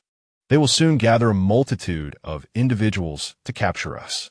Upon hearing this, the expressions of the other two turned pale. Any one of them would easily overpower a small team, but being surrounded by over 20 adversaries would be a formidable challenge, even for the most powerful among them. With a plethora of bizarre beasts and diverse abilities, a misstep could lead to their downfall. While Mo Sha maintained her composure, Lu Xiaodong began to pace anxiously. What should we do? What can we do? We can handle 5, we might manage 10, but 20 will overwhelm us, he exclaimed, shaking Lin Feng's collar vigorously. Ah Feng, you must have a plan, right? Speak up, please. Montag Sha, exasperated, halted Liu Xiaodong's frantic movements. You're about to make him dizzy. How can he think straight? She admonished. Let us take a moment to breathe. Lin Feng patted his racing heart, his mind racing as he contemplated a solution. Currently, Mo Sha was akin to a beacon in the darkness, drawing attention from all directions. However, as before, they sought to transform the animosity directed at Mo Sha into an advantage for themselves. The present situation mirrored that, prompting Lin Feng to consider how best to utilize the mark. If only we could isolate and store that mark, he mused. Wait a moment, isolate. Mo Sha, do you know if anyone in your class possesses the ability to collect information and mark targets? Mo Sha furrowed her brow, reflecting on her battles from the previous day, but she could not recall any particularly notable beasts. After observing her struggle to recall, Lin Feng shifted his approach. Now think back to the beasts of those who just attacked you. Were they? This matter is rather straightforward, considering the recent events. There exists a smoke mantis and a small flying elephant, and one individual was swiftly dispatched by my ambush, leaving one who has yet to make a move. Lin Feng summoned the knowledge residing within his mind. The smoke mantis and the small flying elephant lack the capability to gather information and mark their opponents. With one eliminated, the focus should be directed towards the remaining individual who has not yet acted. Do you recall what his beast is? Mo Sha pondered while stroking her chin, recalling that she had observed carefully. She remembered that the boy who had not acted seemed to have something glowing green upon his shoulder. Was it an insect? Indeed, it appeared to be a luminous green insect on his shoulder. A glowing green insect? Furthermore, it possesses the ability to mark enemies, which narrows down the possibilities considerably. Such beasts with this ability are scarce, and Lin Feng quickly pinpointed his target. Yes, it is the partition marking worm. Both Mo Sha and Lu Xiaodong looked bewildered. Although Mo Sha performed well academically, this beast belonged to a transcendent species not covered in her textbooks. Lu Xiaodong, a well-known underachiever, was even less likely to be aware of it. Observing their confusion, Lin Feng felt compelled to elucidate. This beast utilizes its innate pigment to mark enemies. This pigment is colorless and formless, belonging to the realm of mental capabilities. By binding information for marking, as long as the individual remains alive, the mark will only dissipate once its energy is exhausted. What should we do? Their comrades are almost upon us. Lu Xiaodong clutched the railing. Panic etched on his face as he surveyed the approaching throng. He did not wish to be overwhelmed. Wait a moment. Let me see if I can remove it.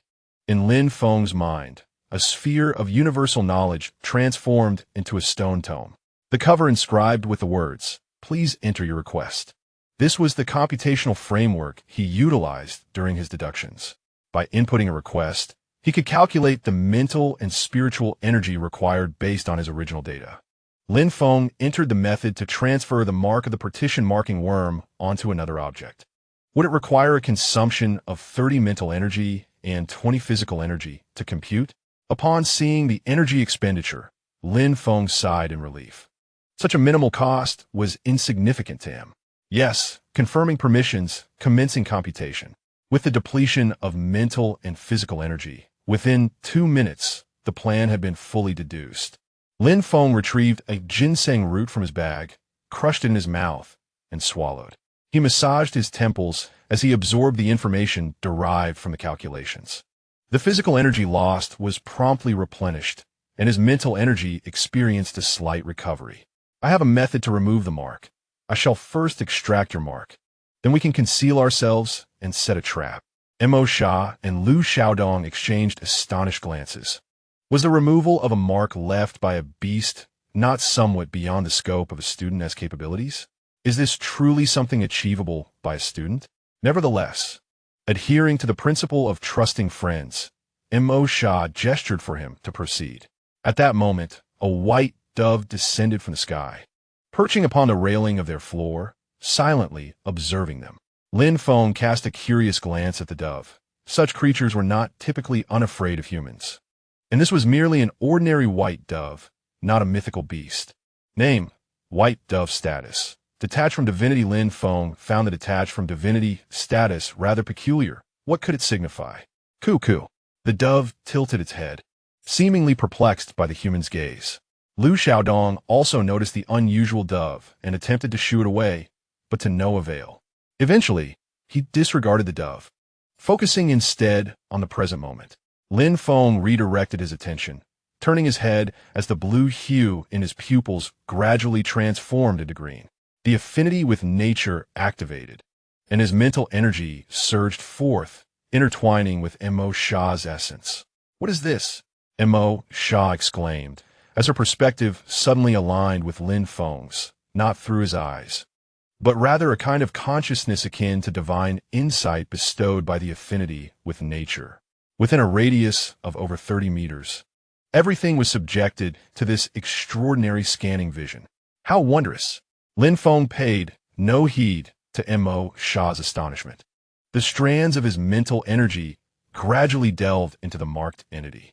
As his mental energy entwined itself, the affinity with nature's ability slowly commenced, assimilating the target. Unbeknownst to the other, he extracted it seamlessly. As he retracted his mental energy, the mark was swiftly drawn out. With a wave of his hand, he urged the dove perched on his shoulder to take flight. The dove circled above his head twice before departing. Under normal circumstances, infiltrating another's body with mental energy is a perilous endeavor. However, Lin Feng's approach was distinct. The connection inherently formed part of the affinity with nature's skill set, resembling an auxiliary ability. Thus, his mental energy did not penetrate too deeply. Even if the other party resisted, it could safely return to Lin Feng's being. Watching the white dove soar away, Lin Feng felt an inexplicable twinge of regret. He quickly refocused. Now, they needed to contemplate how to utilize this mark to achieve their objectives. Let us set that aside for now. Lin Feng, was the ability you just employed the affinity with nature? How fascinating. It felt as though my perspective was elevated to that of a divine observer. Within a certain range, nothing escapes that view. Even the slightest rustle of leaves can be sensed. Mo Sha, still savoring the uniqueness of this ability, had not noticed the peculiar behavior of the dove. Lin Feng regarded her with surprise. Her description mirrored his own domain ability. He had not anticipated that the affinity with nature could engender such an effect, enabling another to witness the perspective it provided. Pondering with a hand on his chin, Lin Feng contemplated whether this implied he could also serve as a support. This perspective resembled that of a divine observer, capable of slow-motion analysis, allowing one to deduce an opponent's intentions through the minutiae of their movements. This, indeed, was the reason Lin Feng consistently gained the upper hand in combat. This is the power bestowed by a natural affinity. I am uncertain how it can be shared with others. Regardless, let us first deliberate on the application of this mark. In a short while, the group reached a consensus. For time was of the essence, and those below had gathered. They were now hastening upstairs. The three exchanged glances before dispersing.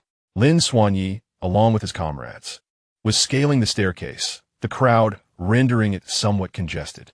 At that moment, the guiding firefly suddenly became agitated and swiftly darted in a particular direction. It was close. She was right at the staircase entrance. A jolt of realization coursed through the crowd. Lin Xuanyi was the first to react, as a crimson falcon took flight from his shoulder. Fire Falcon, enshrouded in flames, charged forth. With a mighty cry, the resplendent feathers of the Fire Falcon ignited in flames and surged ahead. Water Spirit, guardian of the waters, at the staircase entrance. A figure enveloped in flowing water was none other than Mo Sha. The Fire Falcon dove down, yet its fiery charge could not breach her defenses. Mo Sha flashed a playful smile, and the water surged, launching a water wave that sent the falcon hurtling back. With a cry, the flames were somewhat extinguished, and the Fire Falcon spiraled in the air for a moment before regaining its balance. By the time they had processed what had occurred, Mo Sha had already made her escape, leaving behind a taunt. If I can defeat you once, I can continue to do so. If you have the capability, come and chase me. If you can't even handle a group fight against me, perhaps you should return to your mothers and train some more. Lin Xuanyi was seething with rage. Yu Qi timidly called out, "Boss, let's pursue." "All right, boss, no problem." The group set off once more with great determination. They rushed up to the third floor and entered the corridor, while the firefly split and wobbled towards the shadowy public lounge. Lin Xuanyi scoffed. Was she still hiding? She was oblivious to the fact that she had been marked. He beckoned the others to follow. You lot, don't just stand there. Come with me. Fire Falcon. Blazing charge. With a cry, the fiery crimson bird soared ahead. Tree Demon. Ensnare. Parrot Mimic. Replicate the fiery charge. An array of attacks surged forth. Lin Feng sneered. With such an onslaught, even a high-level skill like Guardian of Waters, proficiently mastered, could not possibly withstand it. Mo Sha's audacity in Class 1 stemmed entirely from her possession of the high-level skill, Guardian of Waters. In a one-on-one scenario within the class, no one could penetrate her defenses, which was precisely why they had been unable to defeat her in a group battle. Guardian of Waters was no common skill. Though it appeared simple, it was indeed a true high-tier skill. Even Lin Feng's high-speed movement could not be unequivocally classified as a high-level skill. Moreover, Guardian of Waters was a remarkably rare skill. Its rarity lay in the fact that it required minimal spiritual energy to activate, and its consumption was entirely dependent on the intensity of the opponent's attack. Even in the novice stage, it could be executed to perfection if learned. Unlike other advanced skills, it is not something that a novice beast master can unleash. With a thunderous sound, a mechanical bird emitted a sharp cry, and a light blue barrier firmly secured the public area. This signified the elimination of the students present in that locale. Lin Feng smiled with satisfaction, feeling a sense of relaxation wash over him. Yet at that moment, an unexpected turn of events occurred. Venomous needles, waterway blasts, fiery charges. Ethereal venomous needles surged from behind them, targeting the vulnerable beast masters. Some of the beasts reacted swiftly, knocking the needles away, but the needles fell to the ground, transforming into chains that ensnared them. The fire lizard, cloaked in flames, charged from the side, wreaking havoc among the crowd. Anyone it collided with was met with a light blue barrier. Before them stood the unscathed Mo Sha, who drew fire with the Water Guardian and unleashed waterway blasts. In an instant, the corridor was filled with a multitude of blue barriers, each student being declared out, unable to take action or escape under the constraints of the barriers. How could this be? Were you not already eliminated? Why are you still able to attack? Mo Sha winked at him. Guess what? Before he could finish his words, he was ushered out by a venomous needle. Soon, the entire class was eliminated. Mo Sha stretched lazily, laughing heartily at the furious students trapped within the barriers. That was truly thrilling. Lu Xiaodong patted his chest, feeling his heart still racing with excitement. In truth, there was nothing in the public rest area. Lin Feng had merely transferred the mark onto his mechanical bird and placed it there. When the public resting area was attacked, he had to protect the school's structure, creating an illusion that the opponents had already been eliminated. Seizing the moment of their relaxation, the trio launched a collective ambush, disregarding the beasts, targeting solely the beast masters, which resulted in the elimination of over 20 students. You little rascals, you truly have some tricks up your sleeves. A voice emerged from behind them as the coach slowly approached, casting a disapproving glance at the devastated public resting area. Had he not commanded the mechanical bird to act promptly, the public resting area would likely resemble a battlefield now, a sight too grim to behold. He would then have to painstakingly spend his own funds to repair it. Fortunately, his wallet remained intact. However, this young man should not expect an easy time. You will not have it easy. Lin Feng's strategy indeed exposed an oversight in my considerations, yet your quick thinking is commendable. I am quite curious as to how you came to know of the mark transfer method. Observing Lin Feng's somewhat wary expression, Yuan Hong shrugged, feeling somewhat disheartened. All right, I understand everyone has their secrets, but without your disclosure, I can surmise that it is likely a talent related to natural affinity.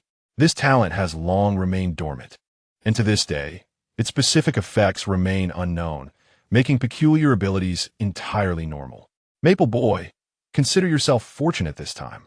Now, with the newly added rules, the mechanical bird is not allowed to stray even a step from your body, and any attack must not disrupt the communal area. Well then, let the chaos continue. However, it seems to me that the outcome will undoubtedly emerge among the three of you.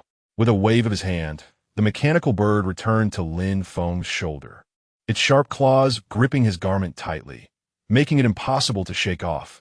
Lin Feng, caught in a state of confusion, secretly wished for elimination, as being ousted would grant him the opportunity to return to his books. To him, whether he finished first or last held little significance, given that there were no rewards at stake. Moreover, this was not a formal examination. Excelling in it would bear no fruit. Yet, with the teacher present, it was imperative for him to demonstrate commendable behavior, for the teacher served as the school's discerning eye. At times, evaluating an individual transcends mere grades, encompassing their everyday conduct as well. Since he had accepted the investment, he was compelled to embody the image of a diligent and eager student. Alas, what a bother to contemplate. The trio moved in unison, transitioning between offense and defense, embarking on a new chase. Together, they resembled a tiger that had unwittingly wandered into a flock of sheep, swiftly decimating the unsuspecting herd. One by one, they unmasked those who had taken refuge within the campus, hiding like ostriches. In an instant, the air was filled with cries of despair. Some individuals had hidden so meticulously that they remained elusive. However, as their numbers dwindled, the dynamics of the game began to shift. The mechanical bird marked each person's location, shattering the hopes of those who aspired to survive until the end. Before long, only the three of them remained in the arena. They exchanged glances, instinctively stepping back a pace, wary of each other's potential strikes. Emo Shah raised an eyebrow regarding the two. So what shall it be? Will you two eliminate me first? Or shall we engage in one-on-one duels, one at a time? Lin Feng's face fell, having endured 4 grueling hours of cat-and-mouse torment. He was indifferent, merely wishing to return and recline with a book. Lu Xiaodong, believing himself to be an honorable individual, opted for the one-on-one duel format. Considering Emo Shah's apparent strength, he resolved to challenge her, hoping that even if he fell short, he could deplete her energy, allowing Lin Feng to take his turn. The two assumed their stances, with Lin Feng acting as the referee. At his command, the duel commenced. Earth-Fire Lizard, Flame Charge. In an instant, the Earth-Fire Lizard was engulfed in roaring flames, its fiery exterior resembling a scorching cloak. Activating its innate ability, Rebirth Flame, a more potent surge of fire erupted, forming an additional layer of flames over the existing one.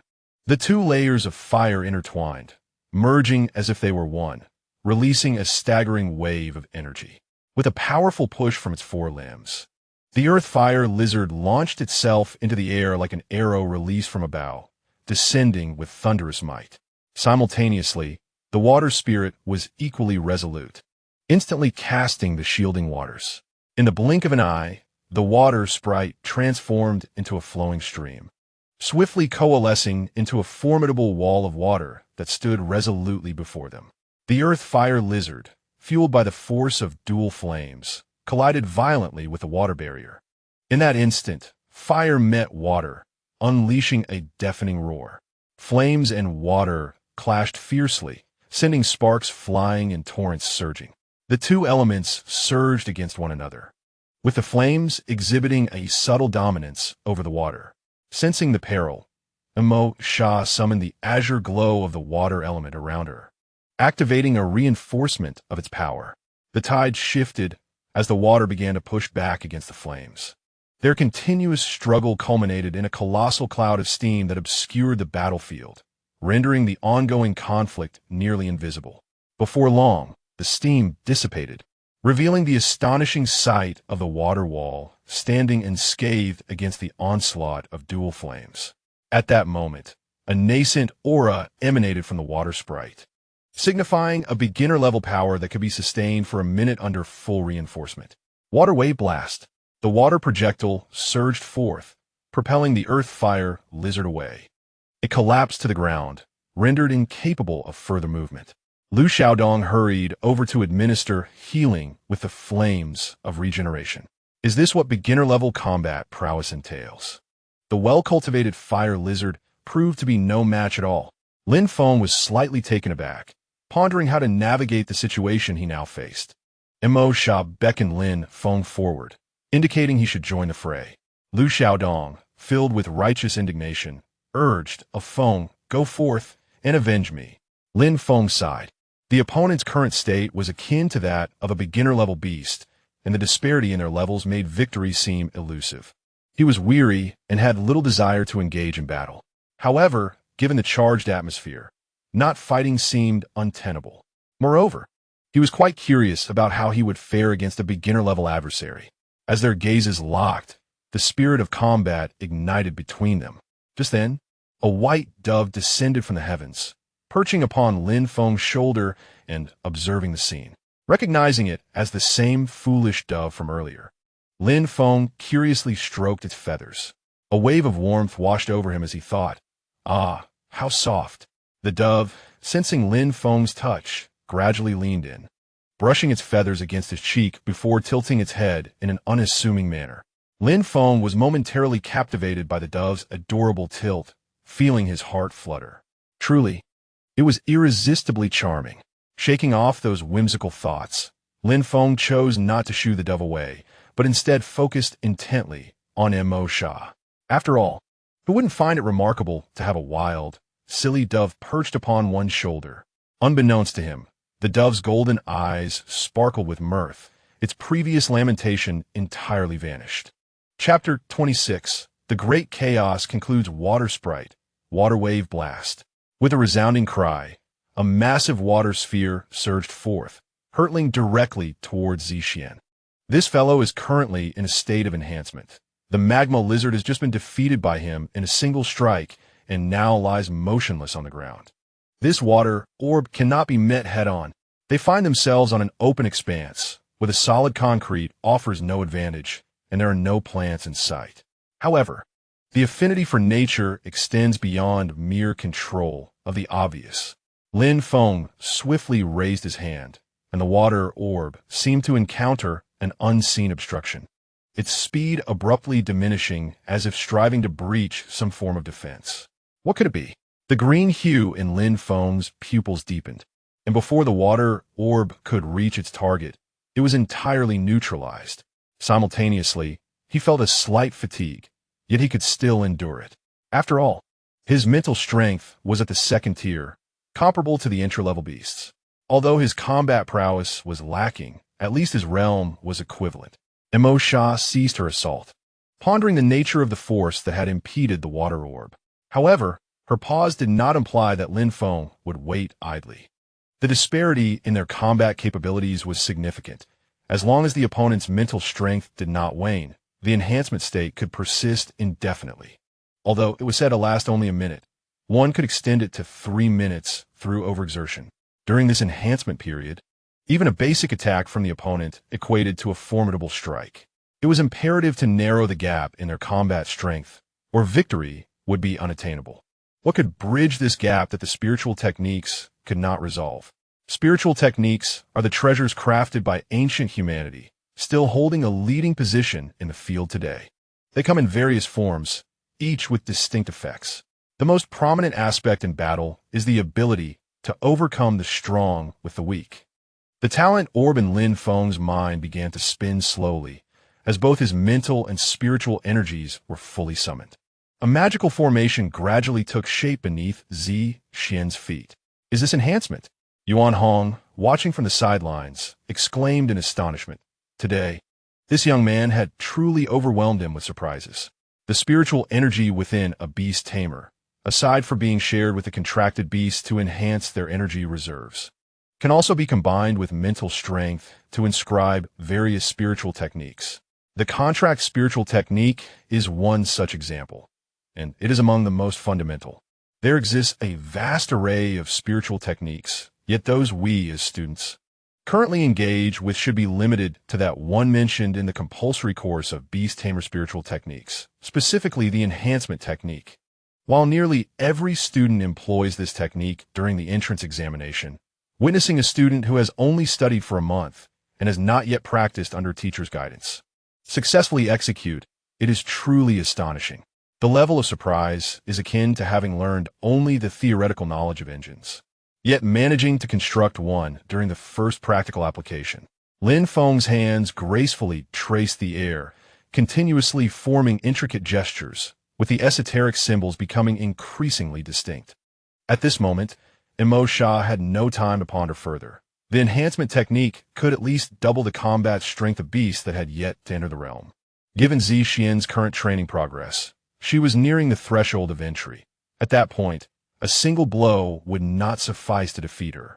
Boom! Bang! Bang! 3 water bombs were unleashed in rapid succession, yet they were thwarted by an inexplicable force in the air before they could even approach. Simultaneously, Lin Feng's once rosy complexion began to pale. He had anticipated that his opponent would not grant him the opportunity to unleash his spiritual techniques. Thus, he had preemptively established defenses. The deterioration of these defenses signified a continual drain on his mental fortitude. Emo Sha was startled, realizing that the enigmatic force in the air still lingered. Was a manifestation of Lin Feng's abilities? At this juncture, it was too late to intervene, as the spiritual technique had already fully materialized. Lin Feng softly chanted the enhancement of his spiritual technique, with the final symbol inscribed. An ancient aura enveloped the shell of Zixian. The enhancement took effect, and Zixian's presence surged to new heights. With the aid of the spiritual technique enhancement, constituted by the mental and spiritual energy of a level 2 beastmaster, Zixian firmly reached the threshold of entry-level prowess. Although she had not fully crossed that threshold, she finally possessed the strength to contend, no longer a mere victim. Despite the seemingly pressing situation, only half a minute had actually elapsed. The battle was just commencing. Zixian's body propelled forward like a projectile, her pincers gathering toxic energy, exuding a fierce aura. Advanced lower-tier skill, high-speed movement.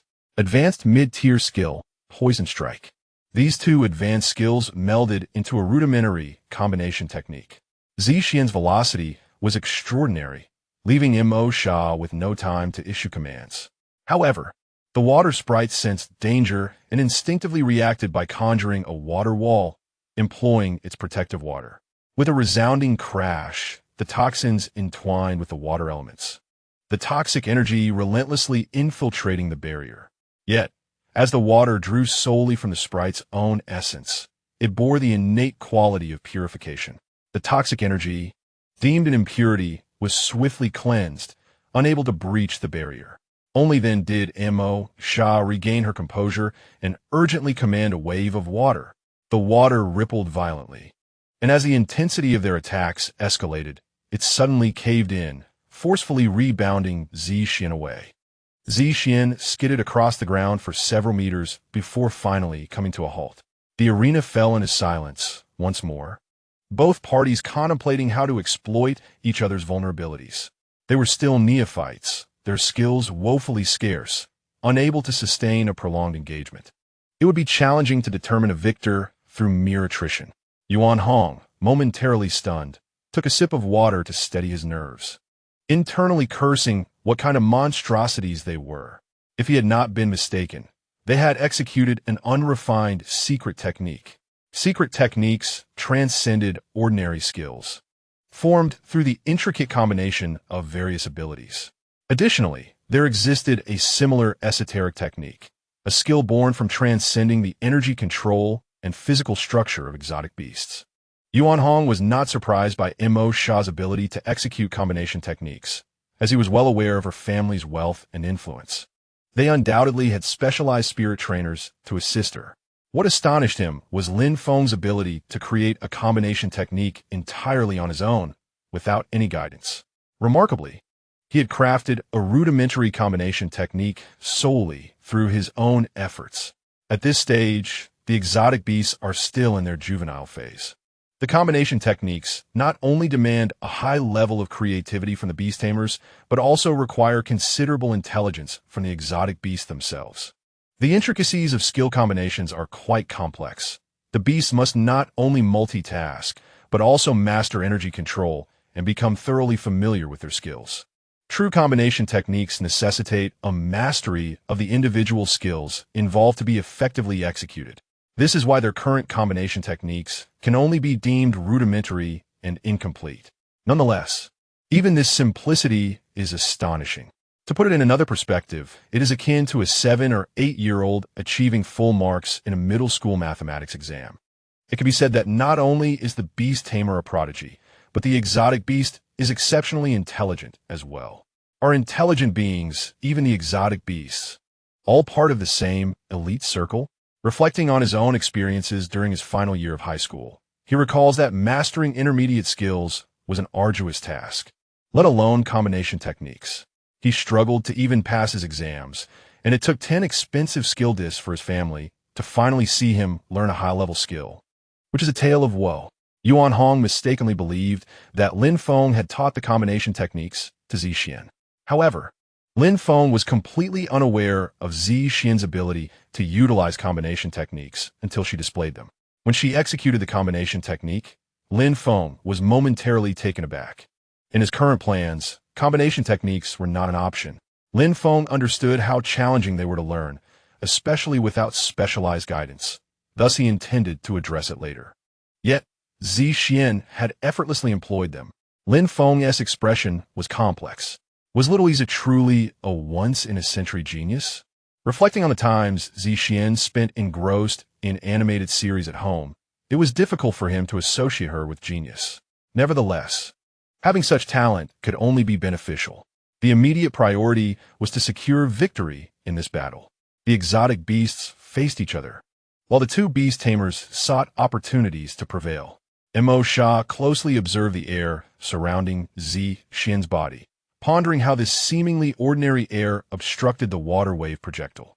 Wait, air? Indeed, air is a part of nature, and he could manipulate gases.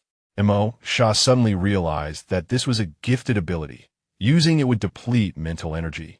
And coupled with the magic array he had just employed, his mental reserves must be nearly exhausted. Closing in water's undulation. Block her poison needles. The water spirit leaped gracefully, transforming into streams of water that continuously surged towards Zixian. Zixian raised her scorpion tail, gathering deep purple toxic energy to unleash countless light purple poison needles. Unfortunately, the nature of water allows it to disperse and reassemble continuously. A small number of poison needles struck their target, forming energy chains attempting to restrain the water spirit. However, the water spirit decisively abandoned that portion of its body and forcefully closed in. Upon nearing, the water spirit's previously stagnant form began to ripple, and its hands unfurled like ribbons. Water waves converged upon her hands, continuously gathering to form a formidable aura of terror. Then, with a powerful punch, she unleashed her might. The impact resonated. Covered in an energy cloak generated by toxic energy, Zixian barely managed to defend against the strike with her full-strength fortification. Nevertheless, she was still sent flying. This was amidst the dual defenses of Lin Feng's air wall and her solidification technique. With a mastery level of intermediate skill in the waves of water, even Lin Feng, usually composed, felt a surge of frustration. It had only been a month since school commenced, and she had already mastered 2 intermediate skills and acquired a basic high-level technique. Such abnormal prowess, coupled with immense financial resources, was simply overwhelming. The water spirit relentlessly continued its assault, delivering punch after punch.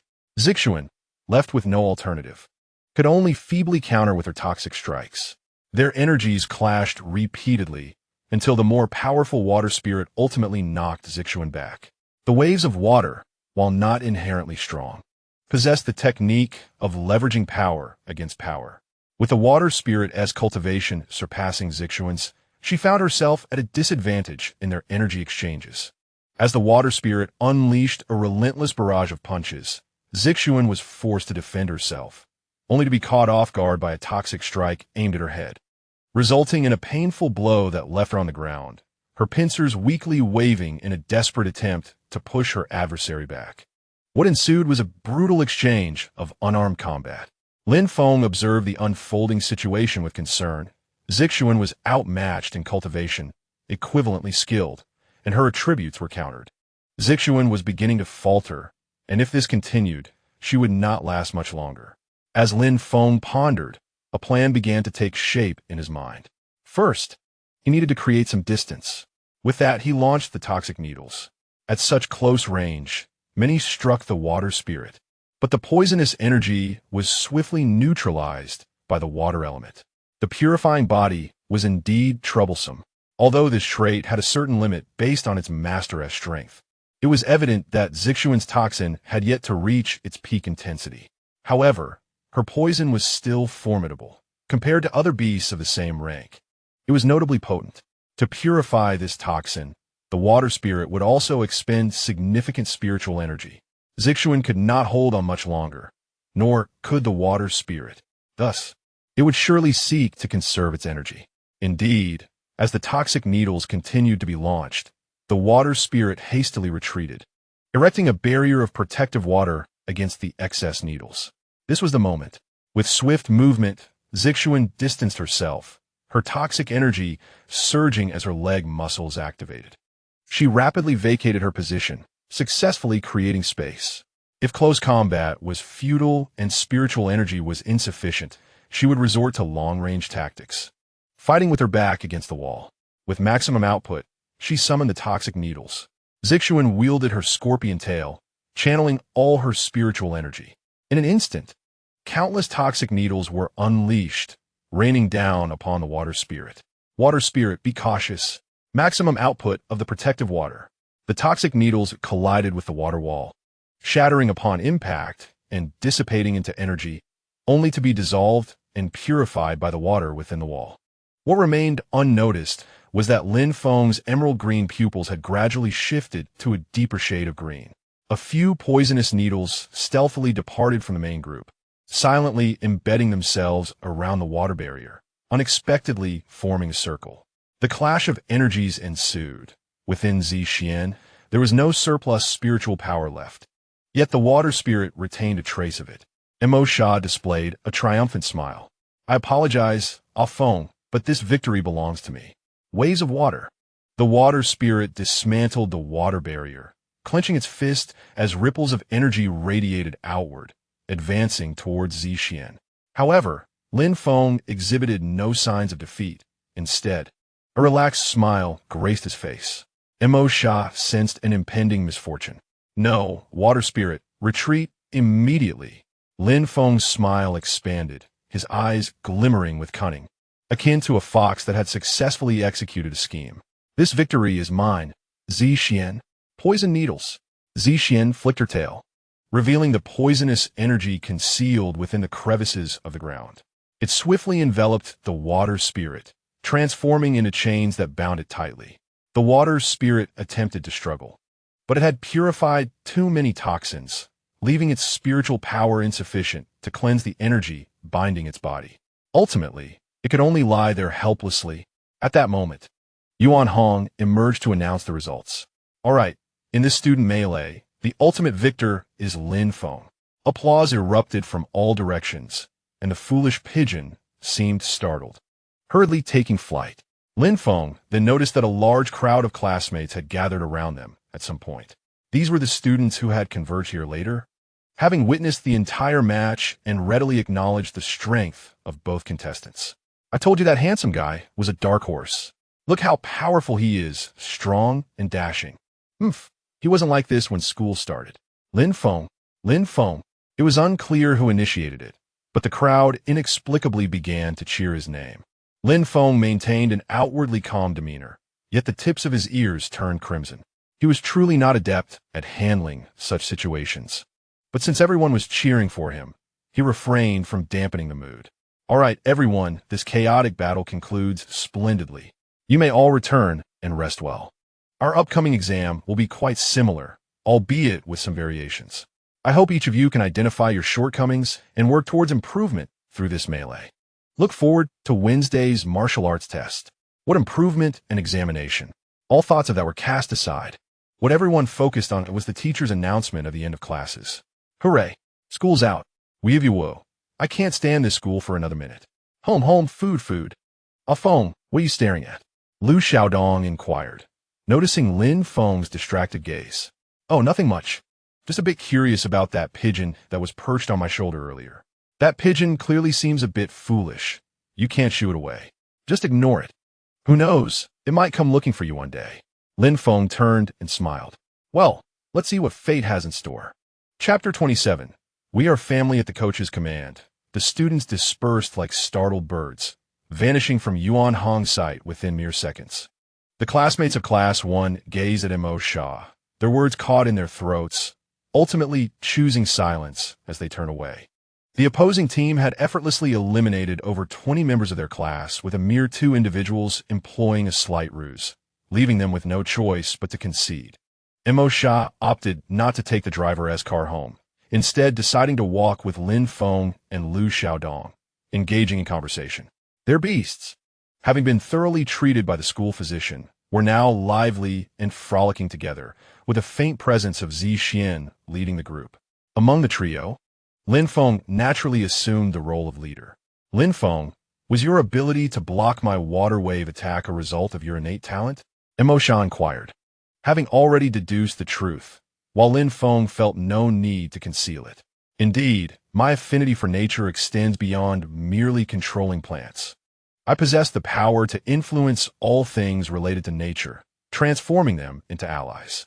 Mo Sha's expression reflected her realization, followed by a sigh. Your ability is truly formidable, rare, and rather extraordinary, unlike my typical enhancement of water elements. Talent is immutable, yet the efficacy of each talent varies from person to person. Your water element enhancement is already significantly stronger than that of your peers in the same field. Moreover, there are indeed titans among the elemental enhancement types, and your capability is formidable. Titans, individuals who once stood at the pinnacle in various domains, embodied the attributes they excelled in. Although many titans of elemental enhancement had existed, none had emerged for at least 50 years. Lin Feng's praise for Mo Sha was genuine. Her prowess was remarkable. In just a month since the semester began, she had developed her abilities to forcibly elevate a beast's rank by a significant stage, a feat that many titans had not achieved at her age. Oh, but I still have a long way to go. However, I quite like your words. She smiled, extending her hand towards the sun, as if it were within her grasp. They were all still young, unaware of the vastness of the world. Yet, who could assert that her future would not hold the potential to become a titan? Perhaps even transcend the boundaries of a titan. Mo Sha turned her gaze, eyes gleaming with determination as she looked at Lin Feng and the others. My dream is to become ever stronger, with my current goals set on becoming a titan. What about you? Lin Feng paused momentarily before continuing his stride nonchalantly. They are both heavy and fragile. What were my dreams as a child? I can scarcely recall. As for now, it's quite similar to yours. My aim is also to become a titan, primarily because only by being strong enough can one secure a peaceful life. The two began to share their dreams, conversing until they realized Lu Xiaodong had yet to speak. And you, Xiaodong, what is your dream? Lu Xiaodong gazed at them curiously. To become a titan? You truly possess the audacity to dream, unlike me, who merely longs to languish at home, indulging in a life of idleness.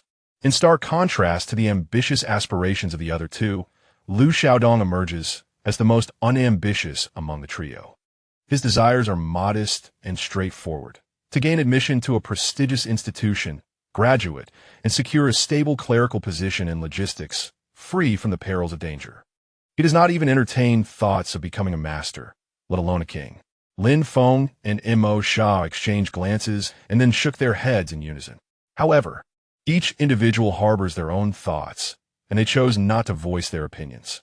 In truth, a life of ease and leisure is not without its merits. It is devoid of the burdensome fatigue that often accompanies ambition. Were Lin Feng to find himself in Lu Xiaodong's favorable circumstances, he might well exhibit an even greater inclination towards complacency. Before you speak of dreams, perhaps you should focus on passing the written exam tomorrow. Lin Feng offered a friendly reminder, causing Lu Xiaodong's face to pale. With a silent plea, he extended his chubby hand and grasped Lin Feng's sleeve. Ah Feng, my dear Ah Feng, surely you wouldn't mind helping your beloved brother with some extra lessons? Initially, Lin Feng contemplated a refusal, yet upon witnessing Lu Xiaodong's pitiable state, he ultimately acquiesced. The trio strolled back, engaging in laughter and conversation. Lu Xiaodong and Mo Sha exchanged WeChat contacts, as Lin Feng's home lay in the outskirts of the city, necessitating a bus ride. Thus, they accompanied Lin Feng to the bus stop before parting ways. As they bid farewell, Zixian waved her claws with a touch of reluctance, leaving Lin Feng puzzled as to why, given that she was akin to a small mute. How had they forged such a bond in such a short span of time, engaging in a heartfelt farewell reminiscent of reluctant goodbyes? Perhaps the affections of youth are inherently uncomplicated. Lin Feng mused on this and dismissed it from his mind, silently resting the little leaf upon his shoulder and resuming his reading. Zixian glanced over and then closed her eyes in despair. Each day spent with the beast tamers was marked by an overwhelming sense of monotony. Lin Feng immersed himself in his studies, seizing every opportunity to read. His approach was not merely passive. He diligently took extensive notes. Many concepts from his textbooks eluded his comprehension, prompting him to seek answers online, only to encounter vague responses due to restricted knowledge access. Consequently, he jotted down numerous inquiries, which he would present to his teachers the following day. Perhaps it was due to his youth or some other factor, but his mind was exceptionally agile, and he grasped concepts with remarkable ease, boasting a strong memory that resisted forgetfulness. Often, Lin Feng would improvise and draw connections that left even his teachers stumped, feigning annoyance as they ushered him out of their offices. After a day of tranquility, he would return to the office, armed with questions that were increasingly advanced and precise, inadvertently causing a sense of despondency among the educators. This relentless pursuit of knowledge also weighed heavily on Zixian, who found her days consumed with either practicing skills or observing Lin Feng as he studied and slept. Each day, there exists but a fleeting hour to indulge in animated shows, and just as the rare opportunity arises to play with a couple of companions, the inevitable separation looms. Alas, little does Lin Feng comprehend the thoughts swirling within Zixian. He is wholly absorbed in a conundrum of his own making. Soon enough, the bus reaches its destination. Zixian deftly prods Lin Feng with a pin, not to inject venom, but merely to evoke a slight sting. This was a request Lin Feng had suggested after their previous misadventures of boarding the wrong stops due to his bookish distractions.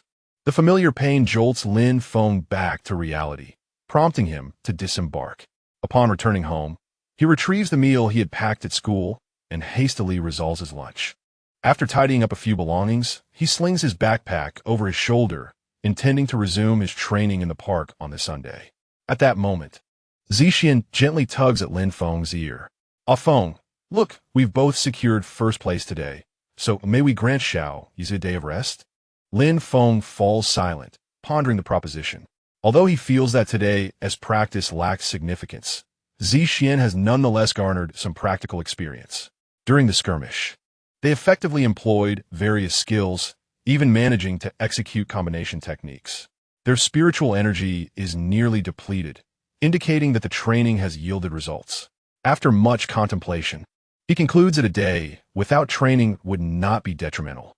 His sole concern lies in the fear of fostering a habit of laziness, for a child's worldview remains malleable. A single action or decision could set a precedent.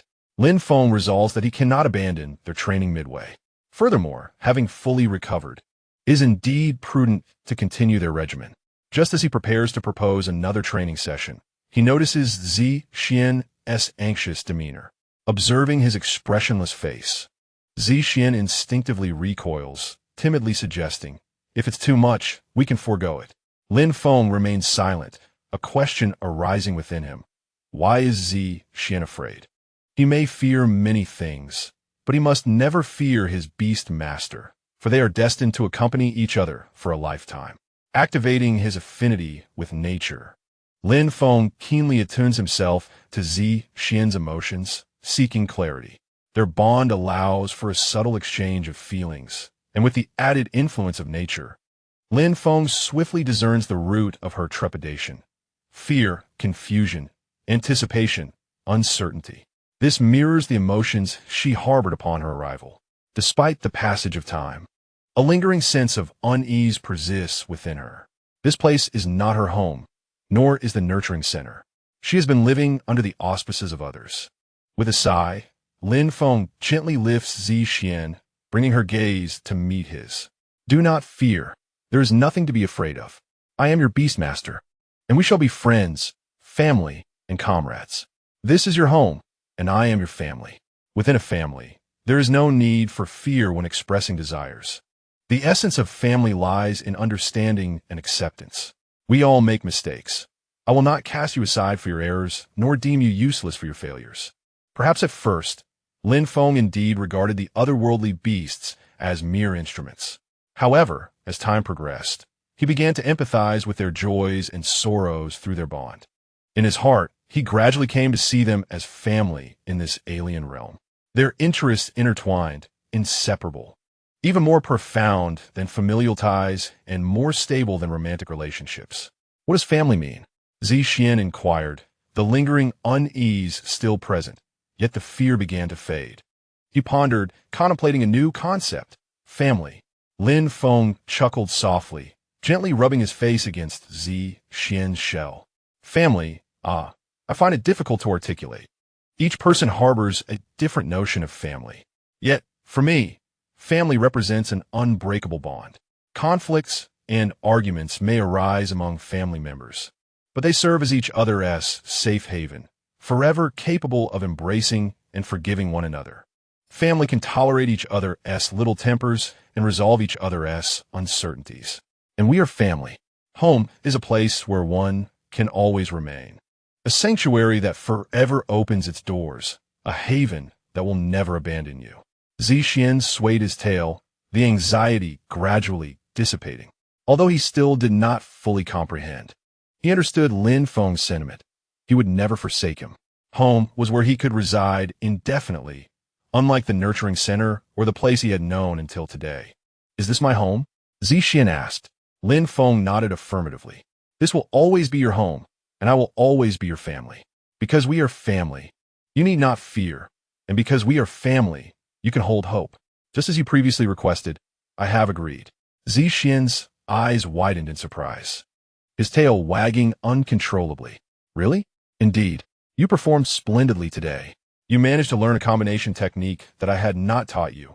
Even I was astonished. I'm not that impressive. I learned it from the protagonists in animated shows. Lin Feng was momentarily taken aback. What? A combination technique learned from animated characters? Does animation equate to skill development? Xian bashfully cradled his face with his pincers, then joyfully leaped from Lin Feng's hand to turn on the television and watch cartoons. It took Lin Feng a moment to process this, realizing that what was being showcased in the animation was their exhilarating combination technique. He shook his head in resignation. Such talent, creating a rudimentary combination technique based on animated concepts.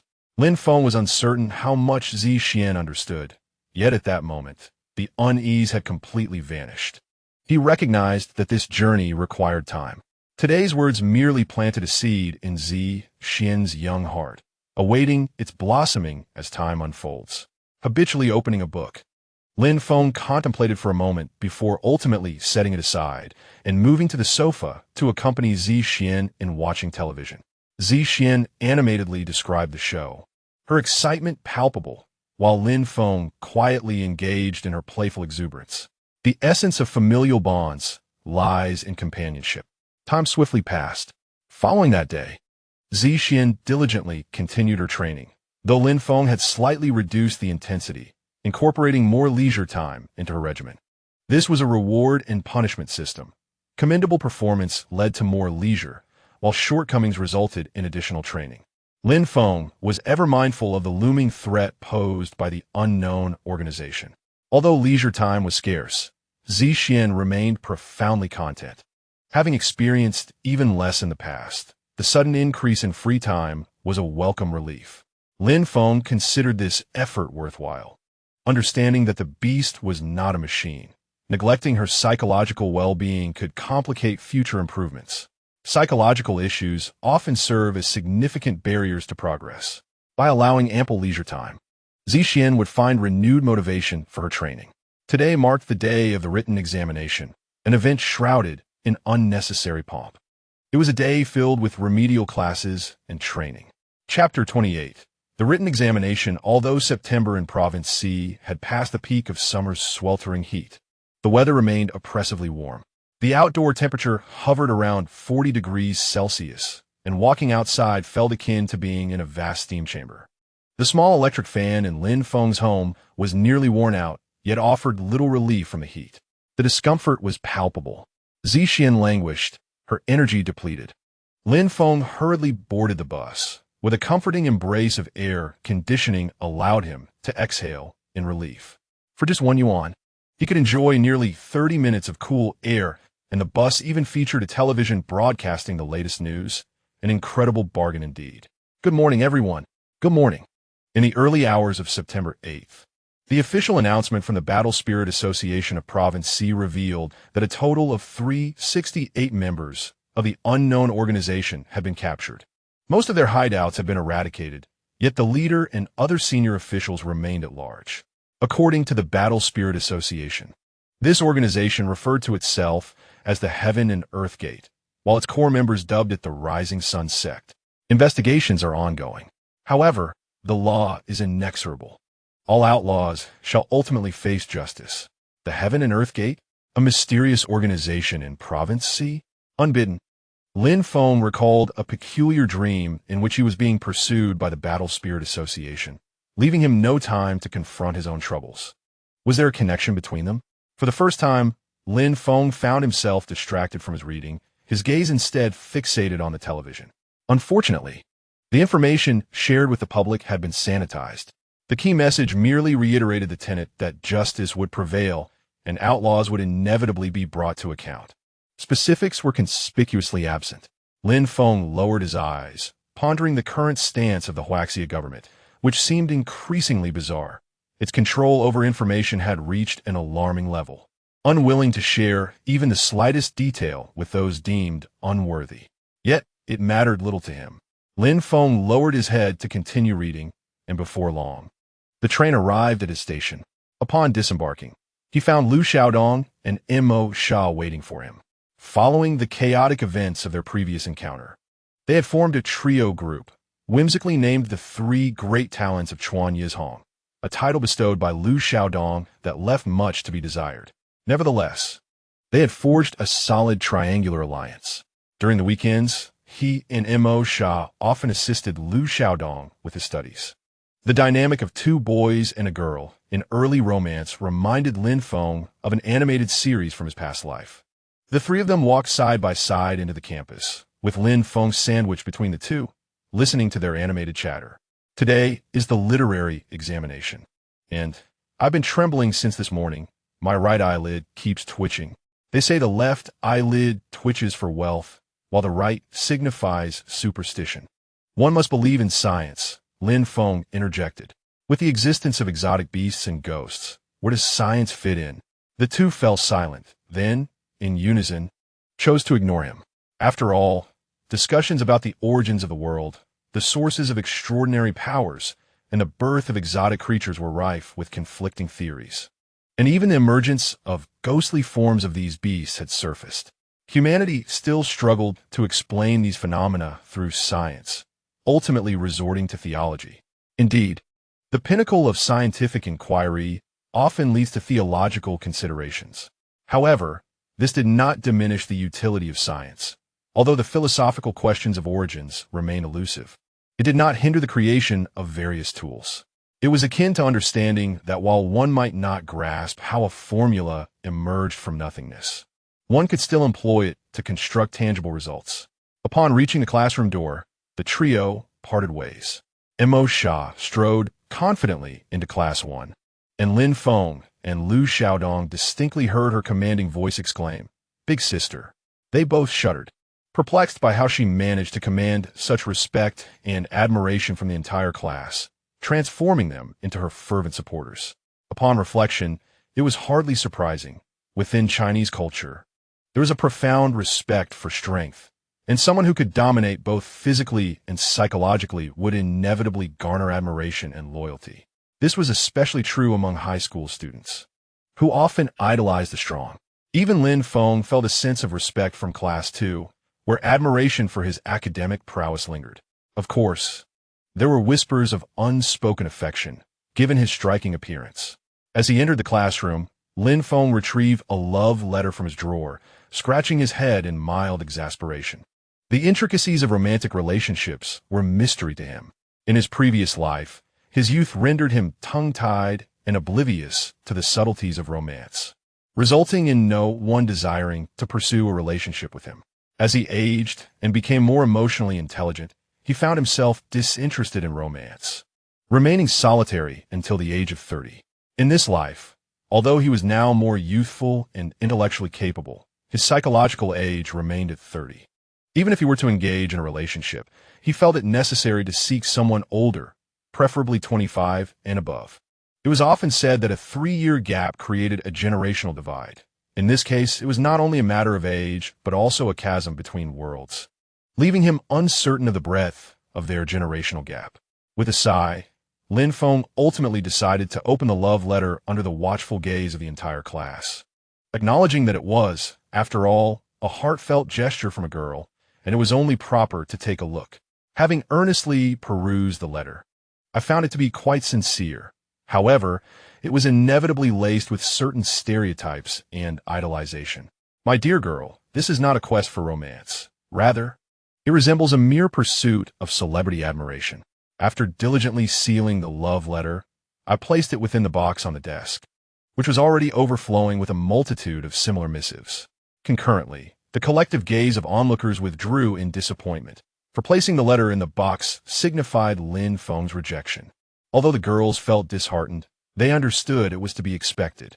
They had never truly believed their efforts would bear fruit. The mere fact that he had read their letters and refrained from discarding them was a sign of respect. The boys, on the other hand, mused about hastening Lin Feng into a romantic entanglement, for they believed that once he was preoccupied with love, the girls they admired would inevitably feel sorrow. This would grant them the opportunity to console them, a prospect that seemed advantageous. Unfortunately, Lin Feng had yet to accept any overtures of affection. The snacks gifted to him were neatly placed on the ground, to be reclaimed in their entirety the following day. He then opened his notebook to review the subjects for the upcoming examination. There were 4 cultural subjects, each worth 50 points, namely Beast Mastery History, Beast Mastery Encyclopedia, Beast Cultivation, and Spiritual Techniques. Among these, Lin Feng found himself least adept at history, relying solely on rote memorization without any particularly engaging method to stimulate interest.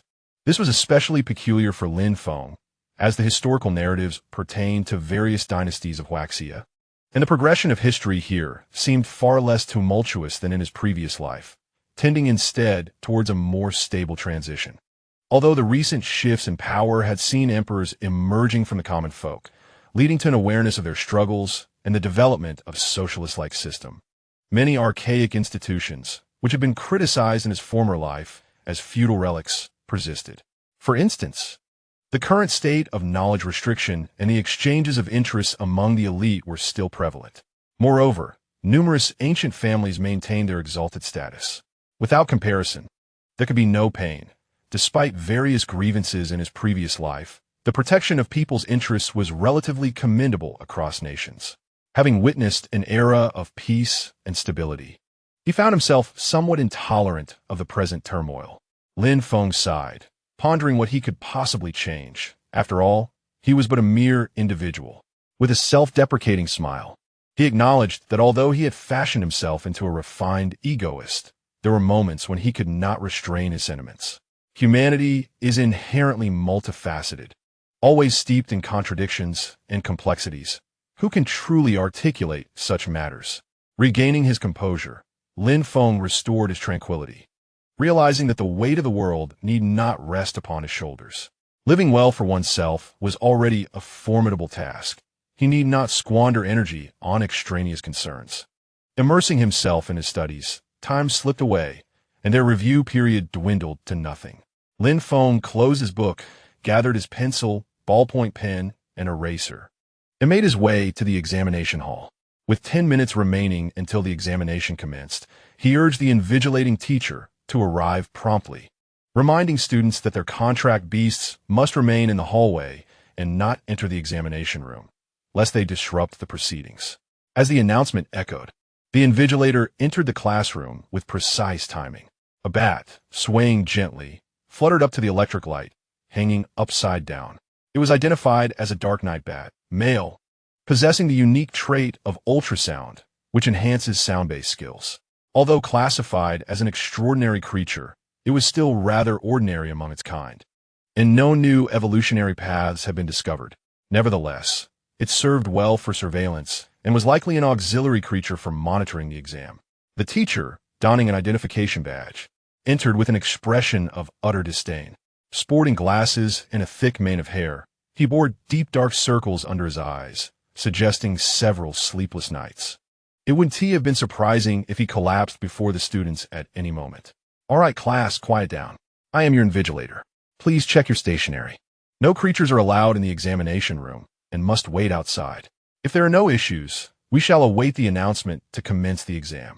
In unison, the students began inspecting their supplies, subsequently placing their revision materials and creatures in the corridor. Another invigilator was stationed in the hallway to prevent any creatures from wandering off. Soon, the exam commenced. The first subject was history.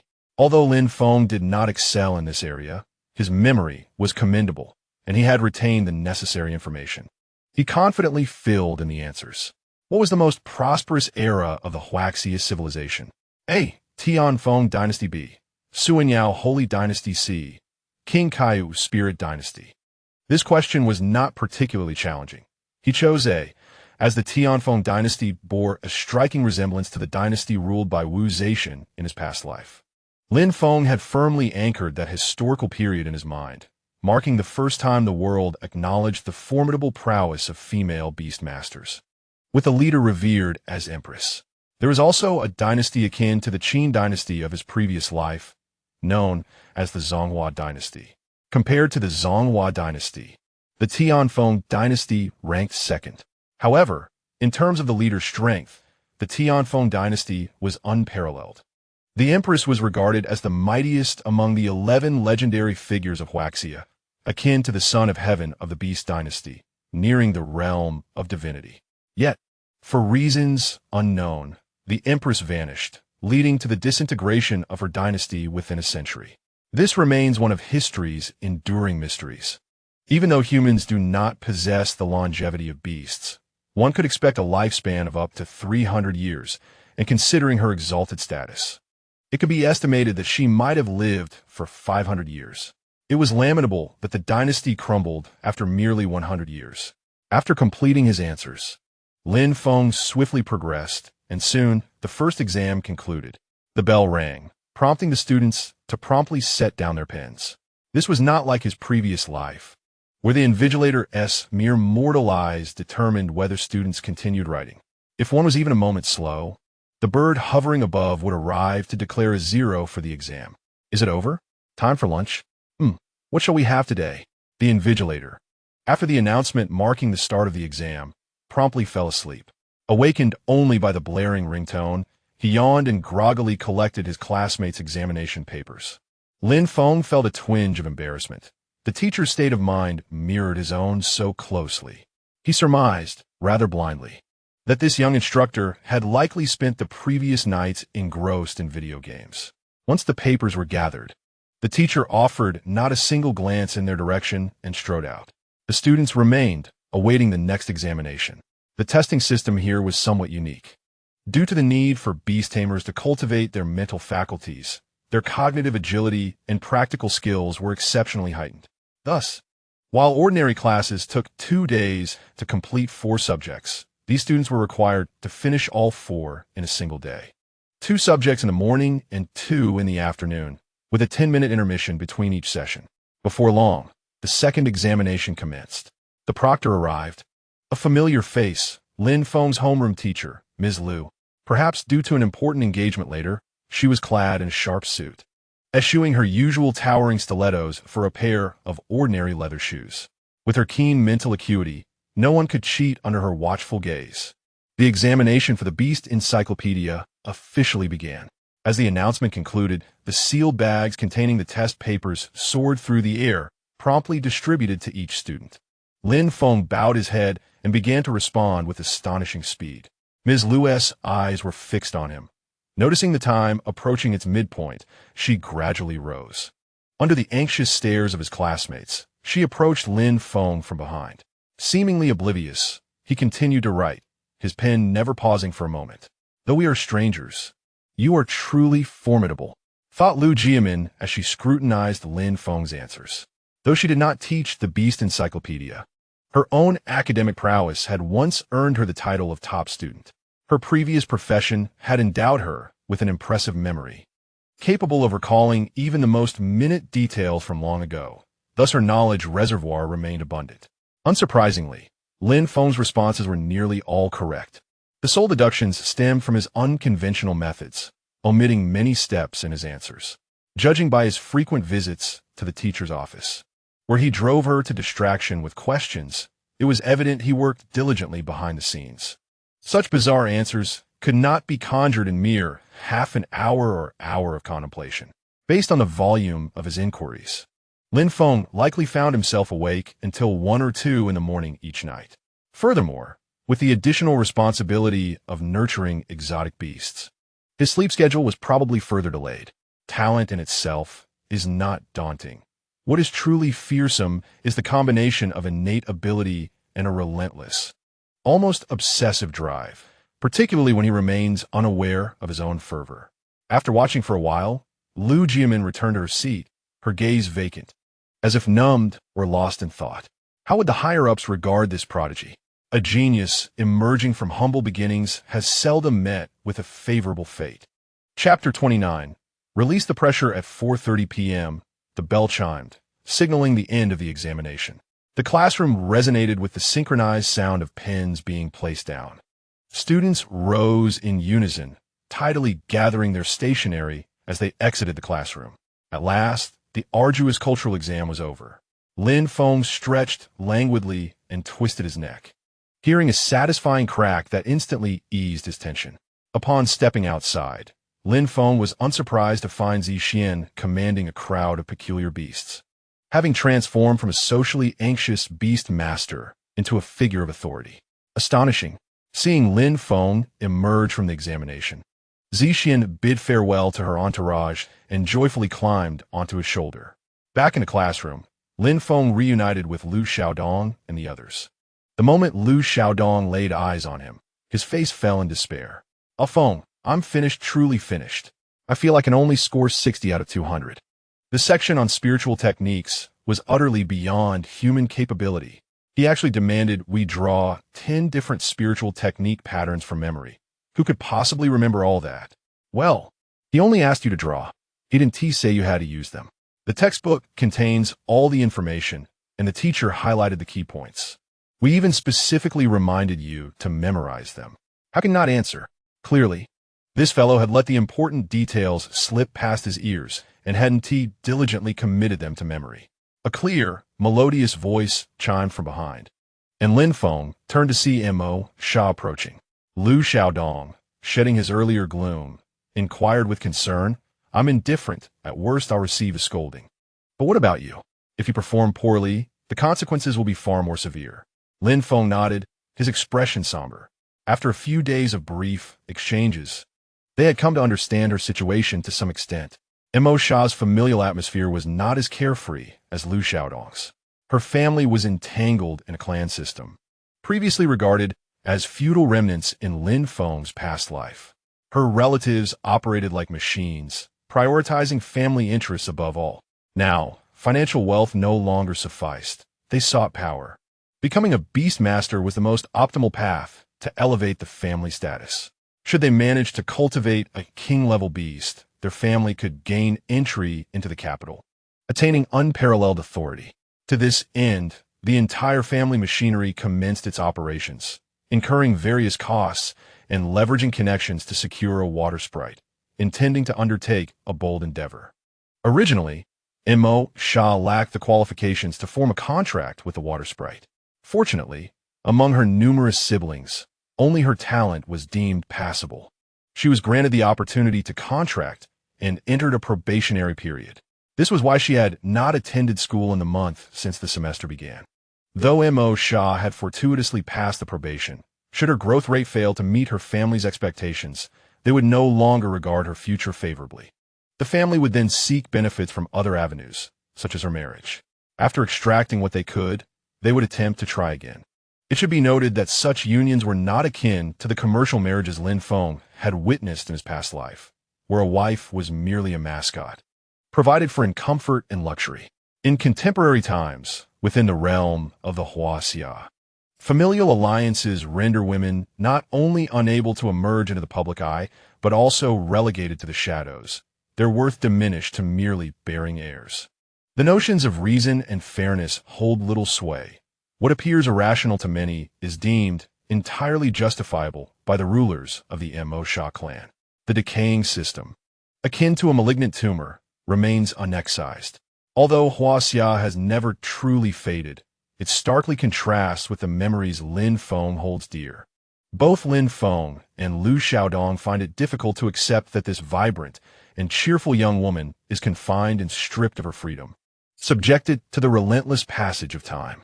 As friends, they lend her a modicum of assistance, such as helping her train exotic beasts and studying alongside her. However, their power to aid her further is limited. Ultimately, she must forge her own path to the future. In contrast to their somber expressions, Mo Sha approached with an air of ease, offering them a wink to signal that all was well. Her academic foundation was solid, especially with Lin Feng providing Lu Xiaodong with a supplementary study guide, making it quite feasible for her to achieve commendable results. The trio exhaled in relief and then playfully exited the campus. Of course, it was primarily Mo Sha and Lu Xiaodong who engaged in jest, while Lin Feng assumed the role of a spectator and mediator. As they walked, Mo Sha and Lu Xiaodong exchanged glances. What is the plan? Why the hesitation? Lu Xiaodong's expression was somewhat exaggerated, his features scrunching together in a manner reminiscent of a grown Shiba Inu. Is this really appropriate? Mo Sha raised an eyebrow, gesturing for him to look at Lin Feng. Lu Xiaodong discreetly observed Lin Feng, who remained tranquil, a smile dancing in his eyes as he intently perused the book in his hands. Mo Sha leaned in conspiratorially and whispered to Lu Xiaodong, "Look at him, clutching that book as if he intends to spend a lifetime with it. His composure is almost inhuman. Even when insulted in his presence, he remains reticent, displaying the demeanor of an elderly gentleman rather than that of an 18-year-old youth." Lu Xiaodong felt a twinge of embarrassment. "All right, perhaps you have a point. So, are we doing this or not?" Lu Xiaodong asked, his expression resolute. "Let us do it." Lin Feng had long been aware of their clandestine conversation, unaware of its content. Yet he chose to remain absorbed in his reading. The two stealthily approached him. Then, seizing the moment, each took hold of one of his arms. "Lin Feng, what is happening here?" Mo Sha and Lu Xiaodong's faces flushed slightly, exchanging shy smiles before guiding Lin Feng toward the bustling commercial street. "Oh, come on. Stop burying yourself in that book. You're becoming a bookworm. Come and spend some time with us." "Exactly. Look at how Xiao Yi has been affected by the pressure of constantly being around you." Lin Feng was momentarily taken aback, observing their playful banter. He soon grasped their intentions, a mix of amusement and exasperation washing over him. They were concerned he might become too stifled and had decided to take him out for some leisure to alleviate his stress. Despite his lengthy reading sessions each day and the rigorous 4-hour training he imposed on Zixian, he recognized their concern for his well-being. The training regimen is divided into 2 hours of skill development and 2 hours of meditation. It is not uncommon for one to engage in reading from 6 a.m. until 3 a.m. the following day, and it poses no significant issue. He is mindful of taking breaks and even allocates leisure time for Ziyao. After all, he is not a tyrant. However, Mo Sha and Lu Xiaodong hold a different perspective. During a brief weekend, they experienced a glimpse of Lin Feng's unconventional routine and found it hard to agree with it. Mo Sha once believed she was already quite diligent, pushing herself to stay up until 2 in the morning and remaining attentive in class, diligently studying and reading. Yet, she also allowed herself moments of relaxation. After becoming acquainted with Lin Feng, Mo Sha sensed that he seemed to be perpetually pursued by some unseen force, living in a state of constant anxiety. Having experienced much in her youth, Mo Sha was astute in her observations. Lin Feng resembled someone afflicted by a terminal illness, acutely aware of their impending demise, desperately seeking to occupy himself to mask his panic. This conjecture was further solidified after her encounter with Lu Xiaodong, based on his recollections of the past. She remained oblivious to the trials Lin Feng had faced, as he chose not to divulge them, indicating their inability to assist him. Nevertheless, one thing was abundantly clear to them all. Pressure must be alleviated. Otherwise, one risks succumbing to an endless internal struggle. Lu Xiaodong noted that Lin Feng seemed to have transformed since the start of school, though not drastically. It was as if Lin Feng had inexplicably gained profound insights, becoming unexpectedly mature and composed, which felt unfamiliar to him.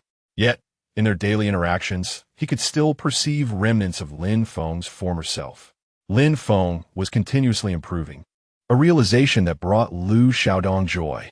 However, as Lin Feng became increasingly obsessed with his studies and training, Lu Xiaodong sensed something amiss. After contemplating Mo Sha's analysis, he resolved to intervene. Not at all. I feel quite balanced at the moment. I do not require a shopping spree. Oh, come on. Just accompany us for a little while. It's not healthy to be buried in books all day. Don't you agree, Zixuan? Lin Feng turned to Zixuan, hoping for a dissenting opinion. To his surprise, Zixuan nodded in agreement. He genuinely believed that his Beastmaster was not human, possessing even more energy than he, an extraordinary creature. While Lin Feng was immersed in his studies at the desk, Zixuan often found himself in a state of drowsiness.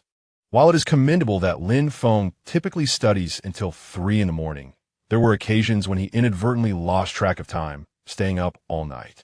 For Lin Feng, who already possessed a level 2 mental capacity, such all-nighters were trivial.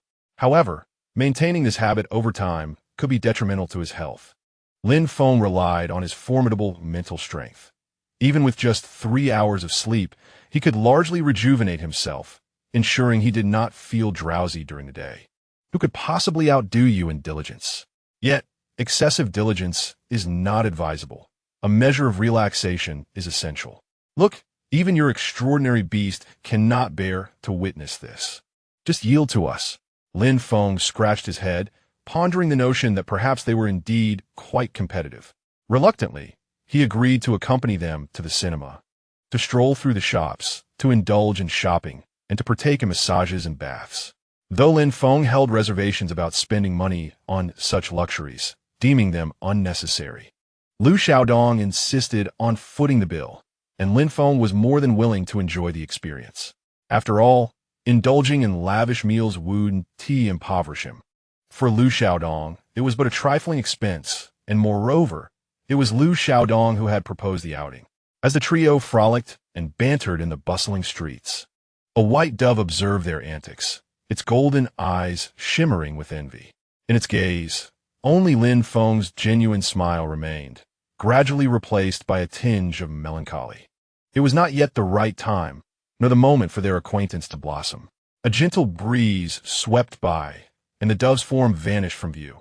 However, if one were to look closely, a distant streak of white lingered at the horizon behind Lin Feng. Once Lin Feng departed, Zixian was the most elated among them. She was finally liberated from the arduous routine of skill, training, followed by 2 hours of meditation. Animated shows were a rare treat, often limited to a mere half-hour without the indulgence of beastmasters. As they were to experience the activities of ordinary people, they temporarily entrusted their mystical creatures to a care facility. Within the facility, a particularly large television awaited. The beast stronger than Zixian showed no interest, while those weaker quickly recognized her dominance, allowing her to seize control of the television. She joyfully spent the afternoon engrossed in her shows. It must be said, this young one displayed an innate talent for leadership, as each of her captivated followers remained fiercely loyal. As dusk descended, Lin Feng emerged from the bathing hall, feeling invigorated and relaxed. After stretching his limbs, he acknowledged the refreshing sensation that followed such indulgence. How does it feel?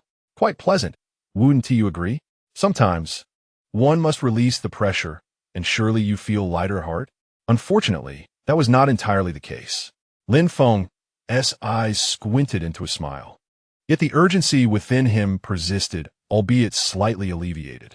It could not be dismissed entirely, yet compared to these ephemeral psychological effects, the allure of possessing formidable strength captivated him far more. He dared not imagine the joy he would experience upon becoming a celestial king, basking in both fame and power, transforming into an exceptionally cheerful young man. The trio later retrieved their beasts from the care facility and bid each other farewell. Lin Feng journeyed home under the stars. Zixian attempted to turn on the television, but was met with a stern refusal. You have played long enough today. It is time for you to practice. Skills cannot be honed now. Go meditate for 2 hours. Zixian paused, then, as if a light bulb had gone off in her head, obediently proceeded to meditate. Originally, she was to train skills for 2 hours and meditate for 2 hours. Now, with just meditation for 2 hours, she felt she had gained a fortune. Meanwhile, Lin Feng, after refreshing himself, began to read. Listening to the rhythmic ticking of data processing in his mind, though the progress was slow, he felt a profound sense of contentment. He indeed bore considerable pressure. Although the weight of it lingered after a long day, it had lessened somewhat. At least he was aware that there were those who supported and cared for him. He was not alone. Lin Feng's pen moved incessantly across the paper, his gaze vacant and numb. If rest were an option, who would willingly choose to toil endlessly? If it were merely a dream, it should not have induced such overwhelming pressure. For in that dream, he had faced death. Like the agony of a first demise, it began with excruciating pain, followed by numbness, and ultimately a loss of consciousness, only to awaken in this world. The moment of near death is a fearsome memory and a nightmare that many prefer to forget. As an ordinary mortal, he too harbored a fear of death. The pressure within Lin Feng had reached a breaking point. He endeavored to hasten his growth, striving to survive and not squander this second chance at life. The rest, he resolved, will be left to fate. Living was splendid, and dying held no regret. Having faced death once, with an entirely new world before him. What else was there that he could not afford to lose? Should his life be demanded, he would fight fiercely to take a piece of his adversary in return. At 5 a.m, Lin Feng extinguished his desk lamp, cocooning himself under the covers, slipping into a gentle slumber. The following day, Lin Feng and his companions stepped onto the familiar playground, the very venue for their martial arts examination. Feng, could it be that we will actually take our exam here? Lin Feng shook his head. I'm not certain. It seems unlikely. After all, everyone's skills have improved significantly, and it would be a disaster to accidentally damage public facilities during an exam. Who knows what that old principal is thinking? Let's just wait and see. This examination did not require students to be grouped by class, allowing for a free combination. Thus, the 3 of them stood together. At 9 a.m, the principal ascended the podium. Testing, he checked the sound system, and upon confirming its functionality, he began to speak. Dear students, I imagine you are all quite puzzled as to why I have gathered you here on the playground. With a hearty laugh, he continued, Our examination venue is certainly not this playground. Rather, it is to prepare for the forthcoming reforms in the college entrance examination. The school has invested a substantial sum to invite a dreamweaver. Dreamweaver. Lin Feng and his friends exchanged glances, their expressions tinged with uncertainty. This profession was renowned for constructing a myriad of vivid, lucid dreams, each crafted by the dreamweaver being remarkably clear and lifelike. Much like a holographic online game, individuals could experience various aspects of life within these dreams, even simulating death.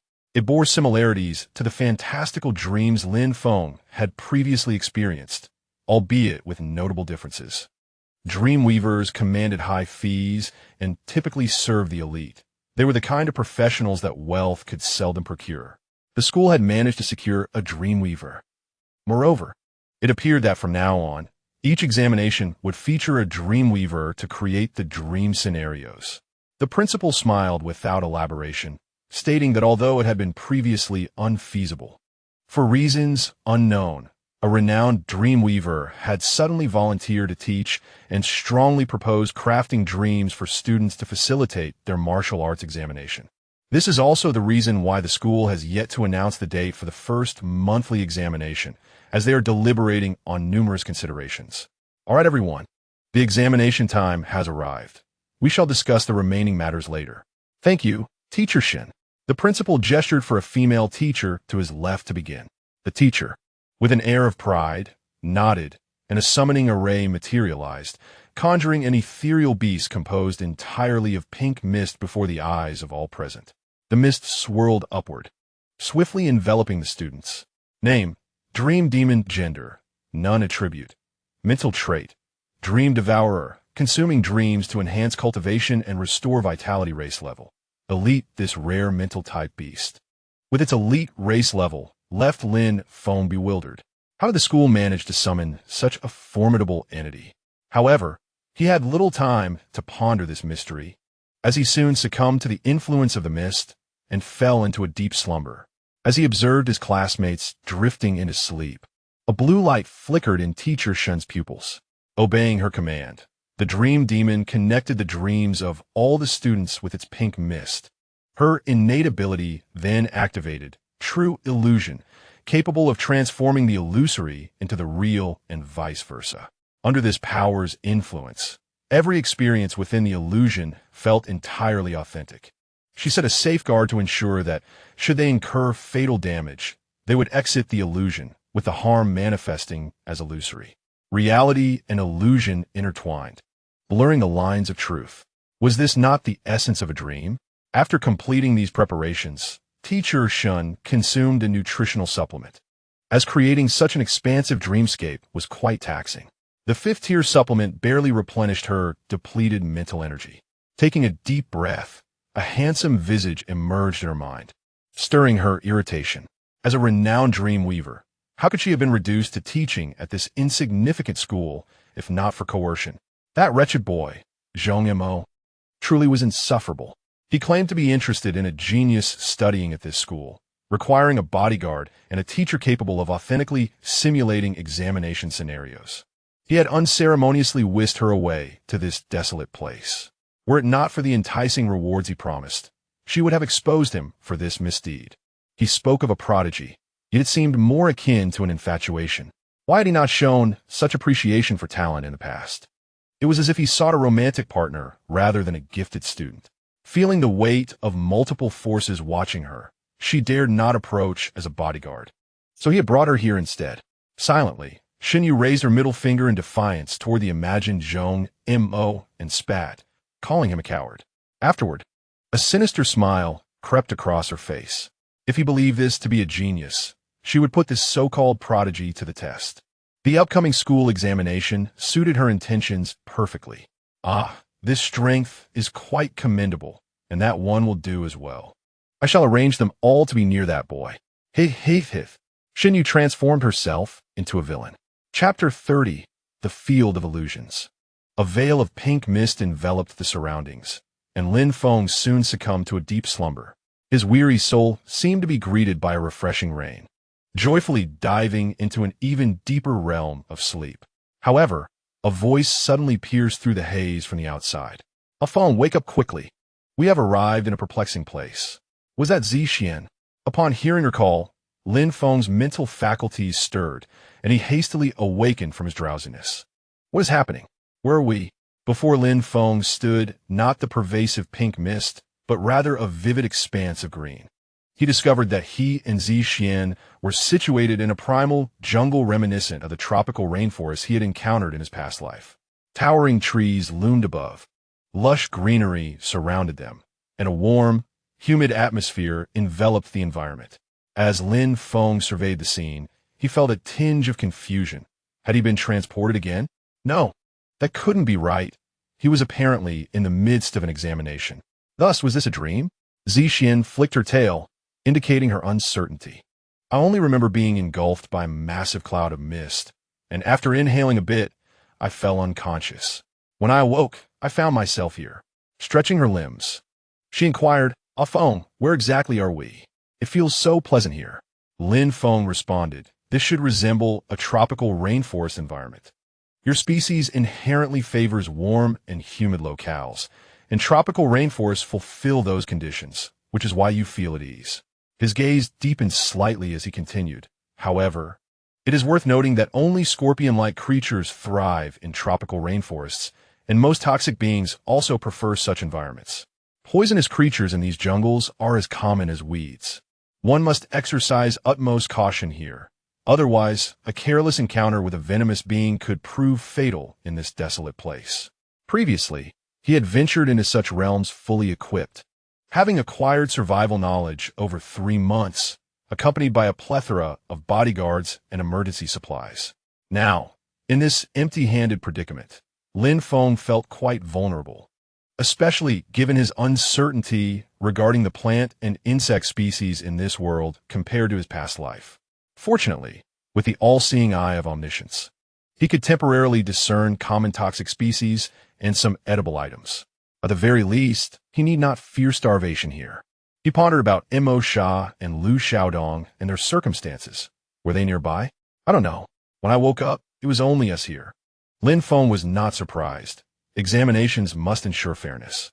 Separating their small group not only placed all students on equal footing, but also tested their adaptive abilities. He glanced around.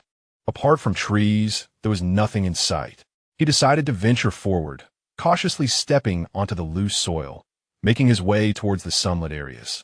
As the wind caressed his face and the rustling of grass accompanied his every step, the warm sunlight enveloped him, while the scent of fresh grass lingered at the tip of his nose. The symphony of various insects and animals filled his ears. Lin Feng glanced at the red fruits hanging from the trees, his pupils shimmering with excitement. Name: redwood fruit grade. None quality. Superior effect. Abundant. He plucked one of the fruits and tasted it. The sweet and sour flavor was not particularly delightful. It was certainly preferable to those bitter and unpalatable alternatives. His senses, sight, sound, touch, taste, and smell, were all in perfect harmony, as if he were immersed in a tangible reality. It was truly hard to believe that this was merely a dream. The lucid dream he had experienced previously felt as though he were viewing life from a divine perspective. He could perceive everything but was unable to engage. Now, however, he was authentically partaking in this dreamscape. Was this the prowess of a dream weaver? Such an expansive dream, such vivid scenes, surely it could not have been conjured without a formidable level of mental prowess. Where, then, did the school procure such a grand entity? Was the principal truly that influential? Puzzled, Lin Feng decided to abandon his thoughts. What did it matter to him? After all, he was merely a beleaguered student, accustomed to compulsory tutoring. And now even his sleep was being commandeered for examinations. It was truly disheartening for those who heard of it, and tear-jerking for those who witnessed it. Oh, wait. A spark of inspiration ignited in Lin Feng's mind. What if he could also master this ability? Could he not study while he slept? He could even have Zixuan practice her skills in her slumber. His eyes lit up with enthusiasm at this prospect. A veritable artifact for the diligent. He resolved to contract a dream-manipulating psychic beast in the future. If he could utilize his sleeping hours, it would be akin to activating a turbocharger. He would surely soar to new heights. Just as Lin Feng solidified his decision, a translucent panel abruptly materialized before him, startling him considerably. Name: Lin Feng. Gender: male, contracted beast. Zixuan: not yet initiated. Status: an examination eliminated. 3 remaining. 124 for examination details. Please click here. Lin Feng blinked, realizing this was the handiwork of the Dreamweaver. What was this? A holographic game? He stroked his chin, contemplating that perhaps this was indeed accurate. The tension of the examination seemed to dissipate. However, 3 individuals had already been eliminated so swiftly. Logically, they should not have encountered others so soon. Perhaps they had inadvertently succumbed to poison. Lin Feng silently lit a candle for them all. This tropical rainforest, truth be told, was hardly a suitable place for humans. He opened the panel to unveil the details of the examination and learned of its requirements. Examination details. This examination employs an elimination system with a duration of 2 days in the dream. The dream itself will evaluate each participant based on their performance. Acquiring resources and defeating beasts will yield additional points. The only rule is that there are no rules. Seizing and competition are permitted. Note: death within the dream does not equate to actual death. It merely signifies elimination. A brief passage, yet conveys the situation adequately. In dreams, true death does not exist. Rather, death signifies elimination, and one's fate is thus sealed. During this period, acquiring resources, and vanquishing strange beasts yields additional points, simultaneously implying a survival metric. If one can endure until the end, the outcomes post-examination are bound to be superior. However, this time, the results will be publicly disclosed, and his performance may be scrutinized. Lin Feng recalled the initial design of his cunning strategy, realizing that, in terms of overall combat prowess, he could rank among the top 5 in the school. In a genuine confrontation, the victor remains uncertain. The gap between him and his peers has not widened, inhibiting the execution of his original plan. While he progresses, others do not remain stagnant. At times, when battles reach a climax, he finds it challenging to control the manifestation of his strength. A long-term strategy is essential, as substantial enhancement of power is not feasible in a short span. Achieving a foundational level would simplify matters considerably. Yet, based on historical precedents, the fastest genius in the history of the school took at least 5 months to attain this level. Lin Feng is unclear about the nature of his disparity with these prodigies, making it difficult to estimate his own timeline for reaching foundational status. Racial classification influences the growth rate of strange beasts. Typically, those of extraordinary racial classification cultivate at a faster pace than those of foundational classification. Moreover, their overall qualities are generally superior. Currently, Zixin remains at the foundational racial level. His victories over numerous extraordinary beasts have relied primarily on skill proficiency and the early dominance of his poison abilities. Lin Feng ceased contemplating his plans, as his combat power had already been exposed in the previous chaotic battle. This time, he resolved to exert himself fully in the monthly examination, striving for an exemplary performance. A verdant hue flickered in his left eye, while his right shimmered a celestial blue. His mismatched irises appeared both enigmatic and exquisite. With the simultaneous activation of natural affinity and universal knowledge, Lin Feng swiftly began to harvest resources from the forest.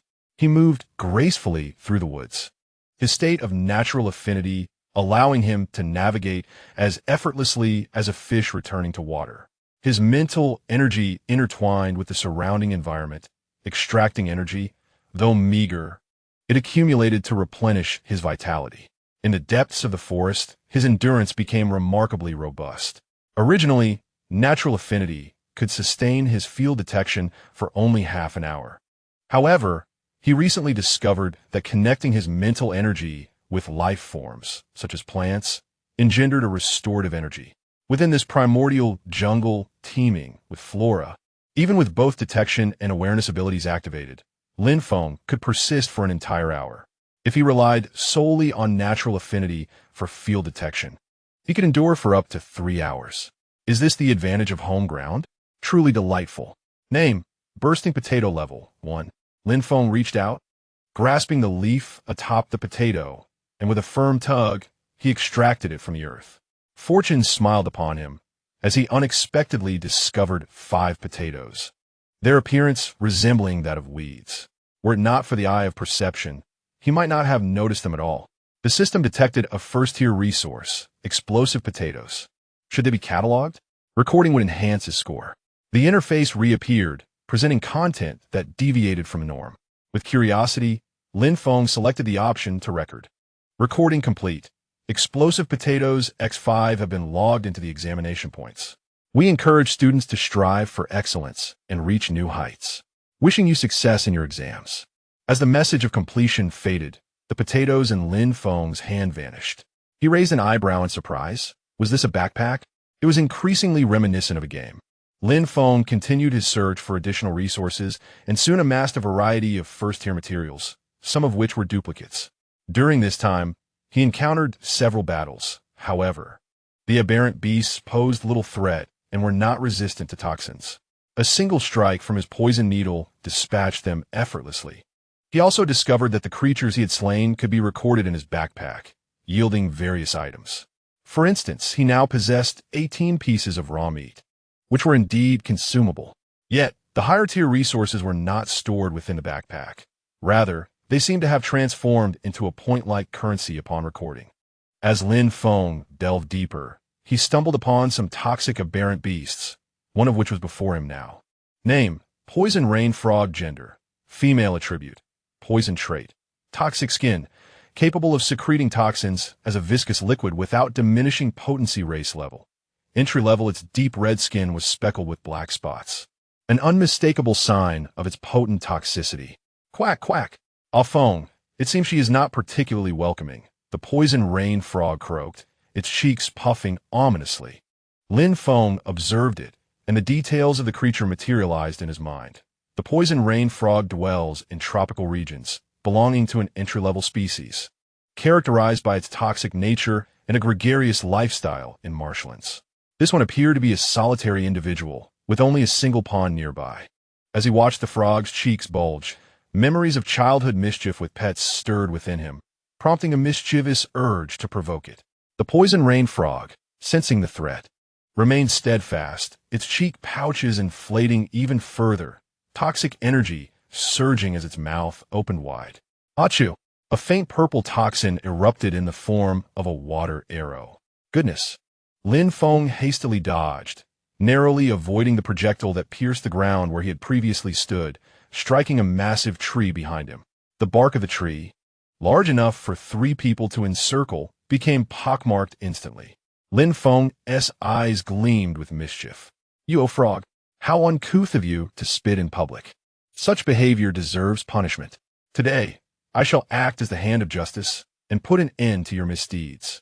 Purple Xian was bewildered. What was happening? Had her beast master been possessed by someone? The poison rain frog, too, was perplexed.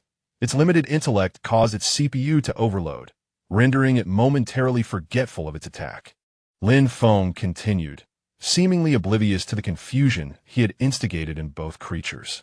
"Go, Zixuan, show it some color." Zixuan confirmed repeatedly, slightly questioning the path of life as she proceeded. Was her beast master truly untransformed? Although she couldn't fathom the reason behind such actions, it was nonetheless a directive from the beast master and must be obeyed. Energy surged forth, with rapid movement and a venomous strike. The colossal scorpion claw sent the toxic rain frog hurtling into the pond. As the frog flew through the air, it wore a bewildered expression, its face embodying sheer incredulity. This spectacle thoroughly satisfied Lin Feng's dark amusement. Adopting a pose reminiscent of Diayu wiping her tears, he spoke softly, "Though your morals are corrupt and your behavior scandalous, do remember to visit home often." Once he completed this, Lin Feng felt a wave of tranquility wash over him, as if he had relived his childhood. Indeed, doing good and accumulating virtue is our undeniable duty.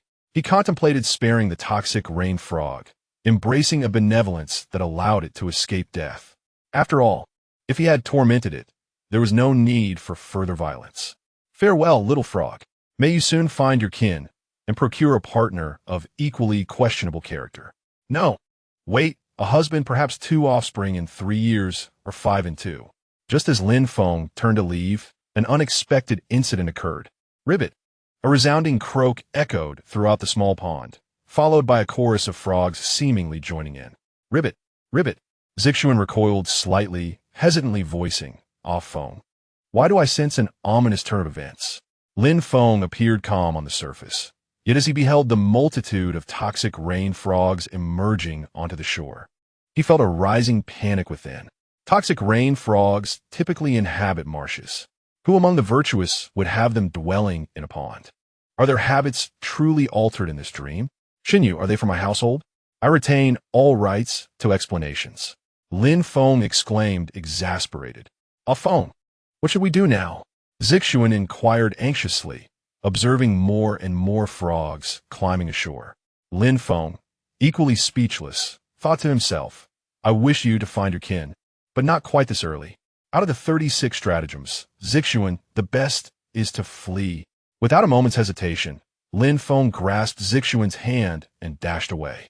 Though he had urged her to visit home often, she had already been disowned from the family tree. There was no place for her here. Thus, there was no necessity for her to bring along any baggage. Farewell. Chapter 31. Encountering enemies, Lin Feng raced through the forest, uncertain of how long he had run, until he finally evaded the relentless pursuit of the toxic rain frogs. "This is excessive. I merely kicked you once. Must you pursue me for 10 miles with all your relatives? He gasped for breath, sputtering curses that caused him to choke and cough for quite a while. Lying on the ground in despair, he realized that sometimes it is wise not to be overly mischievous. In this era, not only humans can pursue others. Even exotic beasts have taken to the chase. Lin Feng grumbled as he rose, casually plucking a wildflower from the roadside and tossing a petal into the thicket. Surprisingly, the petals did not drift to the ground like free-falling leaves. Instead, they transformed into sharp needles, darting toward the jungle. A gasp emanated from the underbrush. Someone was there. Lin Feng's face bore no trace of the feigned anger he once displayed. His gaze was calm as he regarded the figure emerging from the thickets. Within the realm of nature's embrace, no creature could escape his discerning eye. Lin Feng had long since detected their presence, and they were aware of him as well. A man and a wolf, both eyeing him with ill intent. Zixian reacted promptly, preparing for battle. Lin Feng addressed the approaching young man slowly. Suzhou. It has been a while. Suzhou scoffed, rubbing a wound inflicted by the sharp petals, his eyes devoid of any panic upon being discovered, exuding only composure. In the midst of chaos, Lin Feng was the first person he encountered. There lingered a hint of enmity between them. Thus, seizing the opportunity to confront one another seemed a perfectly rational choice. After all, their relationship was hardly amicable. A scuffle might even improve it. It was merely a customary spar, and he had wagered his points on the outcome, reliant on their respective strengths. The Silver Moon Wolf let out a roar. Icy blue energy swirling around it. In a short while, ice shards of various sizes formed around it, shooting forth in an instant. The ice shards loomed large. Yet Lin Feng remained unfazed, his gaze steady upon them. Zixian gave her tail a slight flick, unleashing her venomous needles that expertly targeted each ice shard. Visually, the slender needles seemed insignificant compared to the ice, yet that was merely an illusion. With a sharp crack, the two forces collided. The venomous needles transformed into chains, shattering the ice shards. Lin Feng had observed long ago that Zixian possessed an exceptionally high accuracy. Recalling the 8K he had purchased earlier, he thought it would be a shame to waste the investment. Thus, he began to practice her technique of precisely hitting rubber bullets with her venomous needles and destroying them. With the bullets expended, Zixian had perfected this skill, not to mention against a target as large as an ice shard. Even real bullets would be hard-pressed to evade her precise strikes aimed at Lin Feng.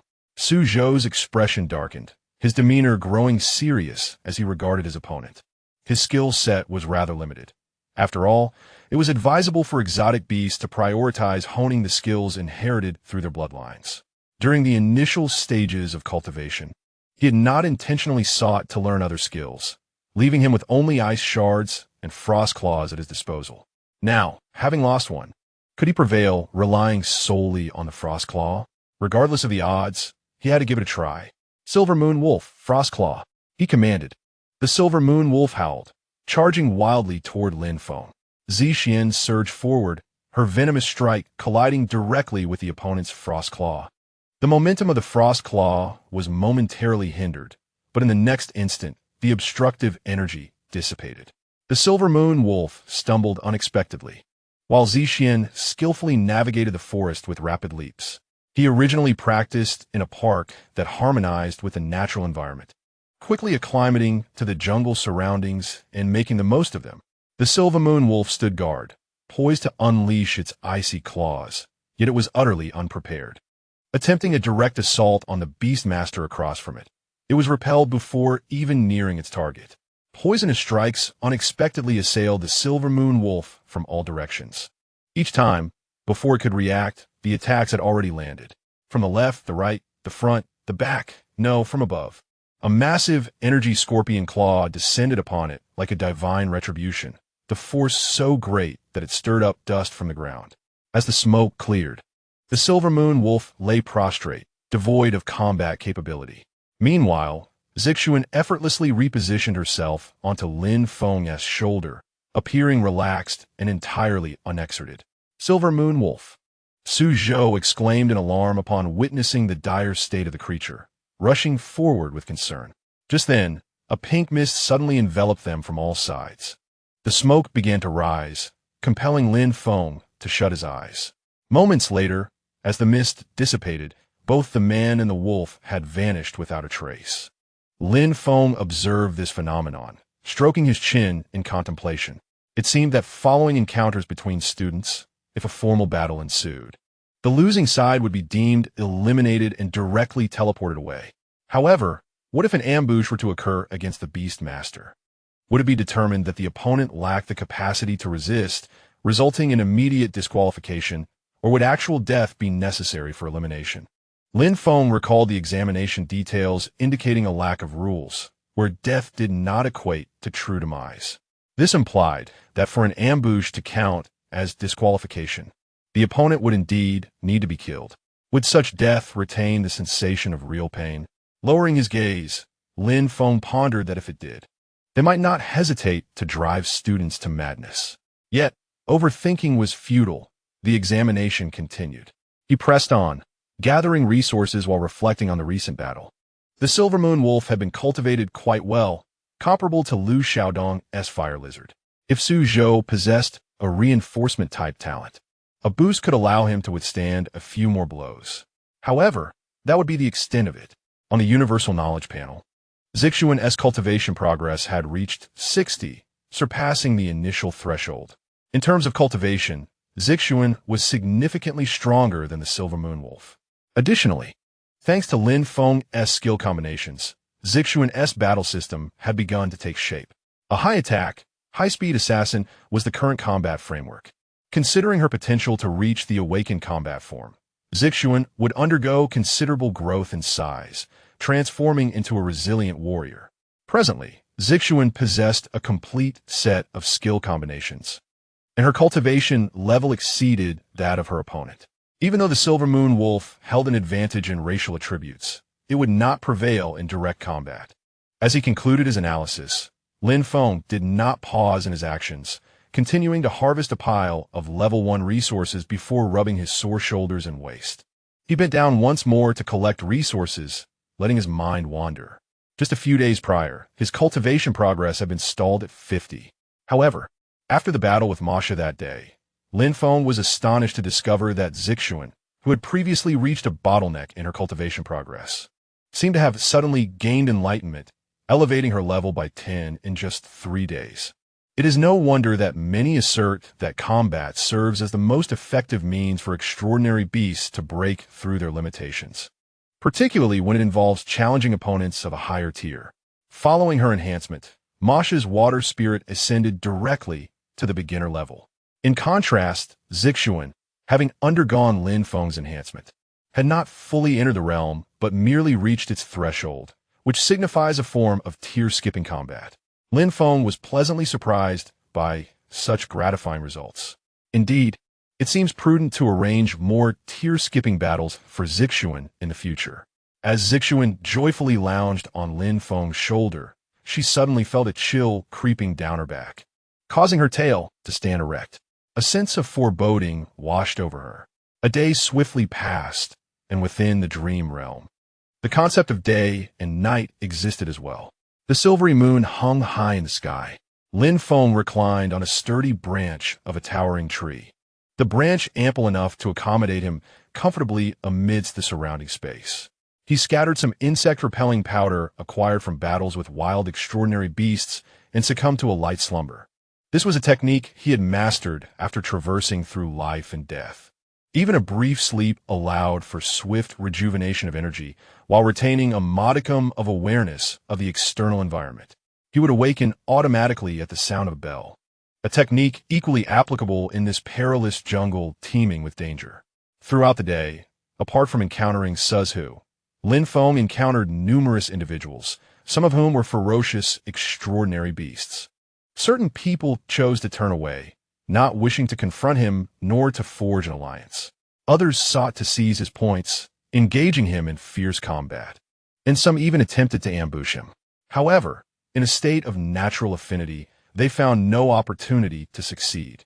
With his mental prowess, Lin Feng activated his dual abilities to seek resources, When his mental energy waned, he would find a secluded spot to meditate and recover. Once sufficiently restored, he would venture out once more in search of resources, always cautious during his recuperation, wary of unforeseen pitfalls. He harbored some doubts. With only 4 beast taming classes in the entire school, and only a handful of truly formidable individuals, Lin Feng had nearly familiarized himself with all of them. In just this day alone, aside from Masha and Lu Xiaodong, he had encountered nearly all the notable talents. Moreover, many of the extraordinary beasts he encountered were either singularly powerful or existed in groups, periodically launching righteous assaults against him. He questioned whether the Dream Weaver was harboring a vendetta, yet he had never even met this individual, leaving him perplexed about the source of such animosity. Ultimately, Lin Feng concluded that these events were mere coincidences. As night deepened and silence enveloped the surroundings, in a space woven from pink mist, Xinyu reclined languidly on a soft, plush bed, numerous pale blue screens floating before her. The largest screen reflected Lin Feng's current state. With popcorn in hand and joyous beverages floating nearby, she watched the screen with keen interest. In the realm of dreams, time is not a constant. 2 days within a dream equate to merely 6 hours in reality. This examination is set to continue until precisely 3 p.m., and the time has already surpassed the halfway mark. Behind every screen looms a colossal score leaderboard, where Lin Feng's score stands precipitously at the top. One might have thought that the former twin stars were remarkable enough, yet this modest city has birthed another genius. Could it be that Chuan City truly is a place of extraordinary talent? It has previously produced grassroots warriors who rivaled the scions of illustrious families, rising to become high-caliber talents within the intelligence bureau of the Battle Spirit Association in just a few short years. In the realm of espionage and intelligence acquisition, those 2 individuals were undoubtedly the best among the younger generation, possessing exceptional combat prowess. Had it not been for the leaks from higher-ups, their mission completion rate would still be at an impressive 100%. Unfortunately, the upper echelons are rife with corruption, with countless individuals who betray their own ranks. 2 rising talents from humble beginnings, poised to contend for power among the upper echelons, present a threat to the decaying minds of those aged officials. Despite the efforts of the legendary figure to eradicate these corrupt elements, the impact has been minimal. The deeply entrenched forces of history are not easily uprooted. This struggle transcends mere physical strength and delves into the realm of power dynamics. And now, yet another prodigy has emerged. Not only has he achieved nearly mid-second tier mental prowess at a tender age amid scarce resources, but he also possesses a long-lost affinity for nature. His potential for nurturing extraordinary beasts is commendable. Although he may not yet rival the geniuses of larger cities, his prospects are immense. Particularly noteworthy is the attention he has garnered from the head of the esteemed Zhong family in the imperial capital. The future appears promising indeed. Xinyu observed Lin Feng, who slumbered beneath the great tree, with genuine interest. He was quite handsome, though his demeanor in the dream diverged at times from her understanding. It presented a different kind of charm. Stretching languidly, she turned off the television screen and nestled in her bed, preparing for sleep. Although the handsome young man was a delight to behold, he was not hers to admire for too long. Her thoughts drifted to that ambiguous young rascal, Zhong Mo, and his indecisive demeanor during their dealings. Xinyu silently wished the young gentleman well. Poor child, barely of age, already ensnared by a predatory wolf. She hoped he would not be beguiled when he encountered a dashing figure in the future. He must safeguard the unbloomed flower. After her symbolic gesture of goodwill, Xinyu fell into a carefree slumber. She was merely a bodyguard, blissfully unaware of the intricacies surrounding her. What ill intentions could a bright and sunny girl like her harbor? She simply wished to observe the strikingly handsome young man with a charmingly contrasting demeanor. In the land of dreams, Lin Feng, awakened by the dawn, inexplicably sneezed. Am I catching a cold? Surely not. After engaging in a moment of self-reflection, he diligently resumed his quest for resources. The elusive Dreamweaver had not displayed the leaderboard, leaving him unaware of his standing in points, compelling him to earn points with utmost seriousness. With 107 individuals eliminated and only 20 remaining, the pace of elimination was astonishing. Within merely a day, only 20 remained. Beep, beep. What does that sound? Lin Feng looked up to find the interface suddenly turning crimson, while an announcement appeared before his eyes. The number of eliminations had reached the threshold, and the number of remaining participants had also met the criteria. The map mode was now activated, with red indicating the safe zone and green representing player markers. The map displayed only his own marker, and the safe zone would continuously shrink.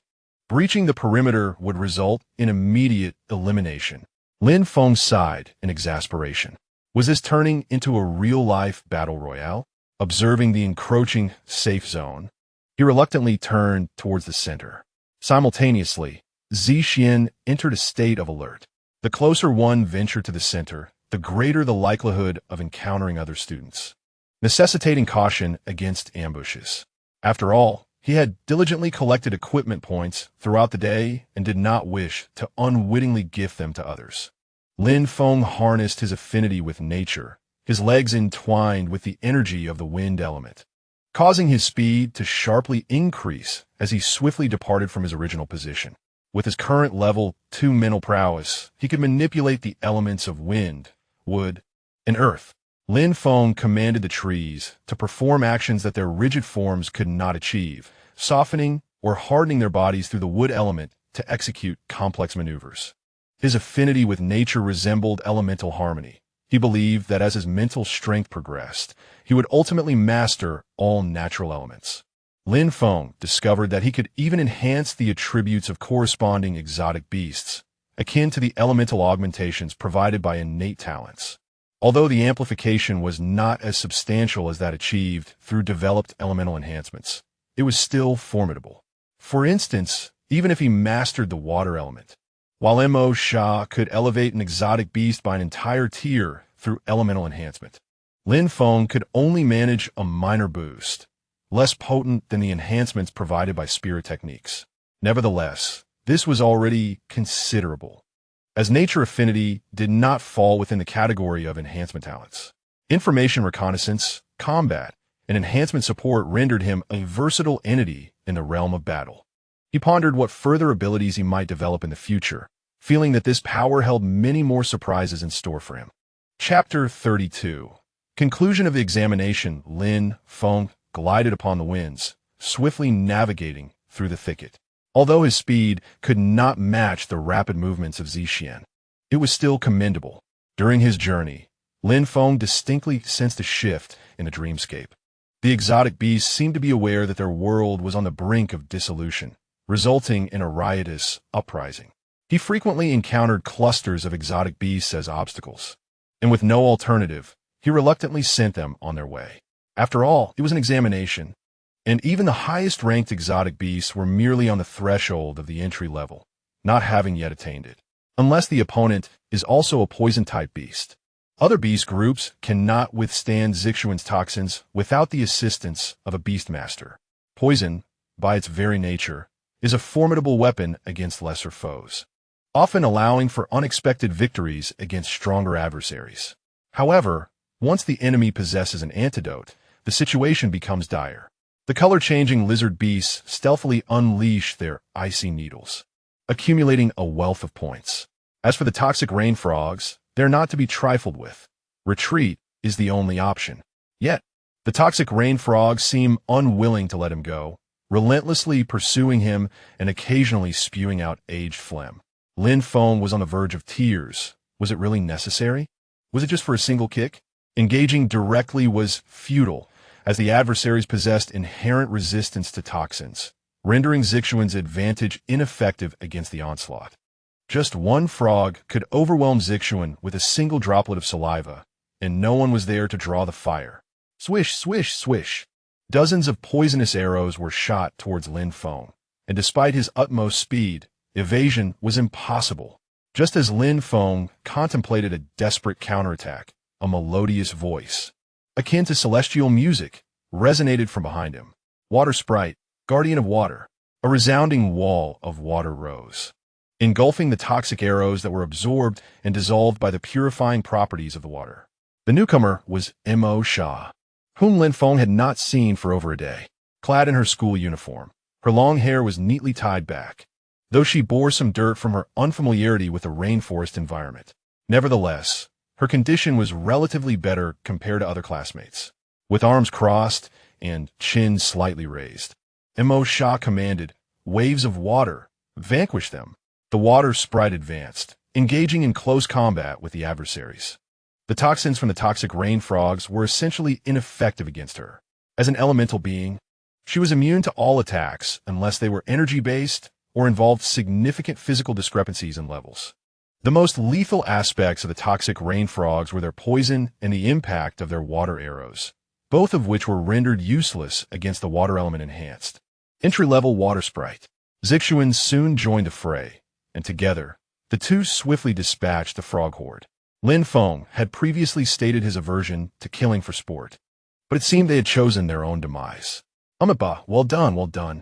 I shall lead you to the western paradise," he silently applauded Zixuan. At that moment, Mo Sha turned to Lin Feng and inquired, "How did you become so disheveled in just over a day?" Lin Feng did indeed look quite ragged. Prior to being pursued by the red frogs, he had been enjoying himself. However, due to the speed of these creatures, he had been forced to hasten his pace, resulting in some scrapes on his clothes and mud caking his shoes and heels. Who could have known that the behaviors of beasts in dreams would differ from those in reality? Had he known, he would have refrained from provoking them. Yet, even without the provocation, he would have been pursued, as the current beast horde relentlessly chased anyone they spotted, showing no signs of mercy. In the dreamscape of wilderness survival, a chaotic examination format, I had only heard of such a test in the imperial capital. To my surprise, the school had invited a dreamweaver to simulate this examination. Mo Sha sighed.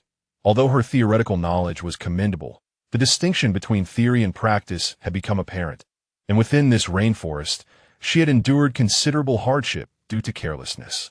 Nevertheless, she had indeed gained invaluable experiences that ordinary competitions could not provide. The integration of theory and practice truly exemplified the superiority of the imperial capital, where educational methodologies and resources far surpassed those of smaller cities. Having dealt with the poisonous rain frogs, the two humans present exchanged glances, scrutinizing one another. Imagine. Given your extensive knowledge, you must have accumulated quite a number of points, Mo Sha inquired, to which Lin Feng merely smiled, withholding a response. In this examination, they were competitors. Even friends had the option to engage in combat. Moreover, relationships require nurturing, and their acquaintance was still relatively fresh, with only a faint bond having developed between them. Far from an unbreakable connection, Mo Sha hailed from a prominent family, and within that intricate environment, she had instinctively learned to forsake certain things and assess the value of various matters. As they found themselves in a stalemate, Lin Feng's mental tendrils silently entwined with the surrounding trees. Should Mo Sha dare to make a rash move, those plants would promptly devour her. Lin Feng's affinity for nature, while currently not demonstrating formidable combat prowess, was a facet he deliberately concealed. With his present mental strength, he could contend with a water sprite in its unenhanced state. Not to mention, Mo Sha, possessing neither strong combat capabilities nor superior physical attributes, would be swiftly eliminated alongside the water sprite if he were to strike her down. Lin Feng remained motionless, patiently awaiting Mo Sha's response. Friend or foe? The choice lay before her. If she deemed him an adversary, they would part ways, destined to remain enemies henceforth. If she considered him a friend, they could cultivate their bond, perhaps evolving into true confidence. After a moment of tension, Mo Sha offered a faint smile. "All right, let's not be so tense. We are all still students, after all. Why overthink?" She stretched lazily, fully exposing her vulnerabilities to Lin Feng's gaze. This was a gesture of concession, a display of weakness. Shall we collaborate? Let us eliminate the others and await the conclusion of the exam. The girl extended her hand, playfully winking. Observing her vivacious demeanor, Lin Feng ultimately reciprocated the gesture. Their hands met briefly before separating. They would remain friends. Yet this friendship would evolve from its previous superficiality into a deeper bond akin to that shared between Lin Feng and Lu Xiaodong. Perhaps he was merely a sapling at present, but in time, he would grow into a towering tree. The triangular alliance had thus become more robust. Let us collaborate harmoniously. Enough of the trivialities. We have worked together numerous times already, so it is time to become accustomed to it. With that, Mo Sha turned and walked away, the water sprite transforming into a flowing stream around her. Lin Feng extended his hand to take Zi Xian, placing him gently upon his shoulder, and hurried to catch up. As the toxic circle continued to shrink, Lin Feng and Mo Sha inevitably encountered numerous individuals. Some they skillfully eliminated together, while others fell prey to their collaborative hunting of beast hordes. Previously, Lin Feng had deliberately avoided the toxic-type exotic beasts, but with Mo Sha's assistance, dealing with them became rather effortless. They would leave the beasts severely injured and then divide the spoils, occasionally causing accidental fatalities, yet neither seemed to care much for the meager points gained. Naturally, there were unexpected surprises. "Why did you only find me now?" Lu Xiaodong lamented. "Do you have any idea how I've been surviving these past few days? It's been unbearable." He appeared significantly emaciated, his chin protruding. Both Mo Sha and Lin Feng found this quite peculiar. "You ran with the coach for a month and didn't lose weight this rapidly. How is it that just one day has made such a difference?" Lu Xiaodong, with a sorrowful expression, replied, "You know, my theoretical grades are abysmal. When I first arrived and could find food, I stumbled upon a wild fruit and carelessly ate it. Little did I know it was poisonous, and I spent the entire day suffering from severe vomiting and diarrhea." He rubbed his stomach, still wearing an expression of fear, in a desperate bid to avoid being at the bottom of the class. "I even sent a fire lizard to hunt exotic beasts, hoping to accumulate some points before I met my end in the restroom." Lin Feng and Mo Sha could no longer contain their laughter. "Ha ha! Lin Feng, did you hear that? Dying in the restroom. What an unprecedented occurrence." Lin Feng tried to maintain some composure, but ultimately succumbed to laughter. "Trust me, I have received professional training. I rarely laugh unless absolutely necessary. But this is simply too amusing." Lu Xiaodong wore a face devoid of hope. "Laugh all you want. It's just a fleeting moment of amusement. I want to perish from it." Lin Feng deduced that Lu Xiaodong had likely consumed a plant known as the leaking mushroom, which resembles a seed-like mushroom. When cooked, it is quite palatable. However, consuming it raw induces severe vomiting and diarrhea, as its reproductive strategy relies on other organisms ingesting it. It rapidly absorbs the fats within the host body to synthesize its seeds, leading to the host's distress. Remarkably, its effects do not last long. It can only survive within the host for about 20 minutes before it completes its reproductive cycle and gracefully exits. No wonder Lu Xiaodong lost weight so swiftly. This plant truly serves as a weight loss miracle. If only the adverse effects could be eliminated, it would surely be favored by many. Mo Sha immediately recognized a business opportunity. But Lin Feng shook his head, dismissing her idea. This plant is quite harmful to the human body. Had Xiaodong not been a beast tamer, he might have truly succumbed in the restroom. To sell it, one must eliminate its harmful substances, which are significantly linked to its reproductive methods. Thus, removing them would negate the effectiveness of fat absorption. Lu Xiaodong observed the two engaged in intense discussion, feeling somewhat exasperated. "It seems we are still in the midst of an exam. Let's postpone these matters until after we finish this test." The two snapped back to reality. "Right? Let us complete this examination first." The ensuing events unfolded quite simply. The trio already possessed considerable strength at school, and now, united, they faced no formidable obstacles. They cleared out all visible adversaries, gradually dividing the remaining horde of aberrant beasts among themselves. The wood attribute beasts, which posed a challenge for Mo Sha and Lin Feng, were effortlessly incinerated by Lu Xiaodong's flames. With fire joining their efforts, the three swiftly eradicated all creatures encroaching upon them. However, the dreamscape was teeming with aberrant beasts, and they were but three, with no allies left to share the burden of combat. Soon, they found themselves besieged by a massive swarm of foes. They formed a triangular formation, establishing a solid defense. Lin Feng, acting as the commander and support, exhibited his full potential with deep green eyes that signified the activation of his innate abilities. Within his sphere of influence, allies could perceive his perspective.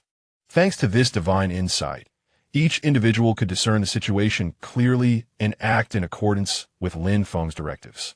To the southeast, the wood attribute beast.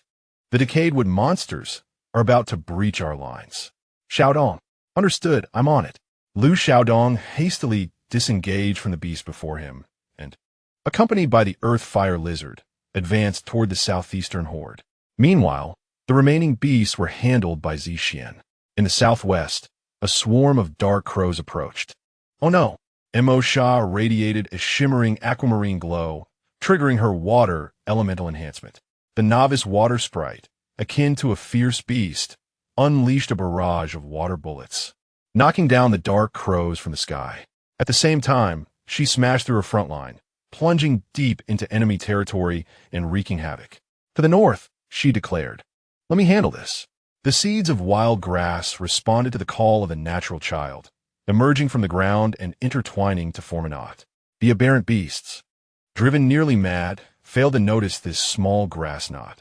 Soon a massive beast was tripped, followed by a second, then a third, resulting in a chaotic pile-up reminiscent of a grand traffic accident. Zixien launched the poison needles.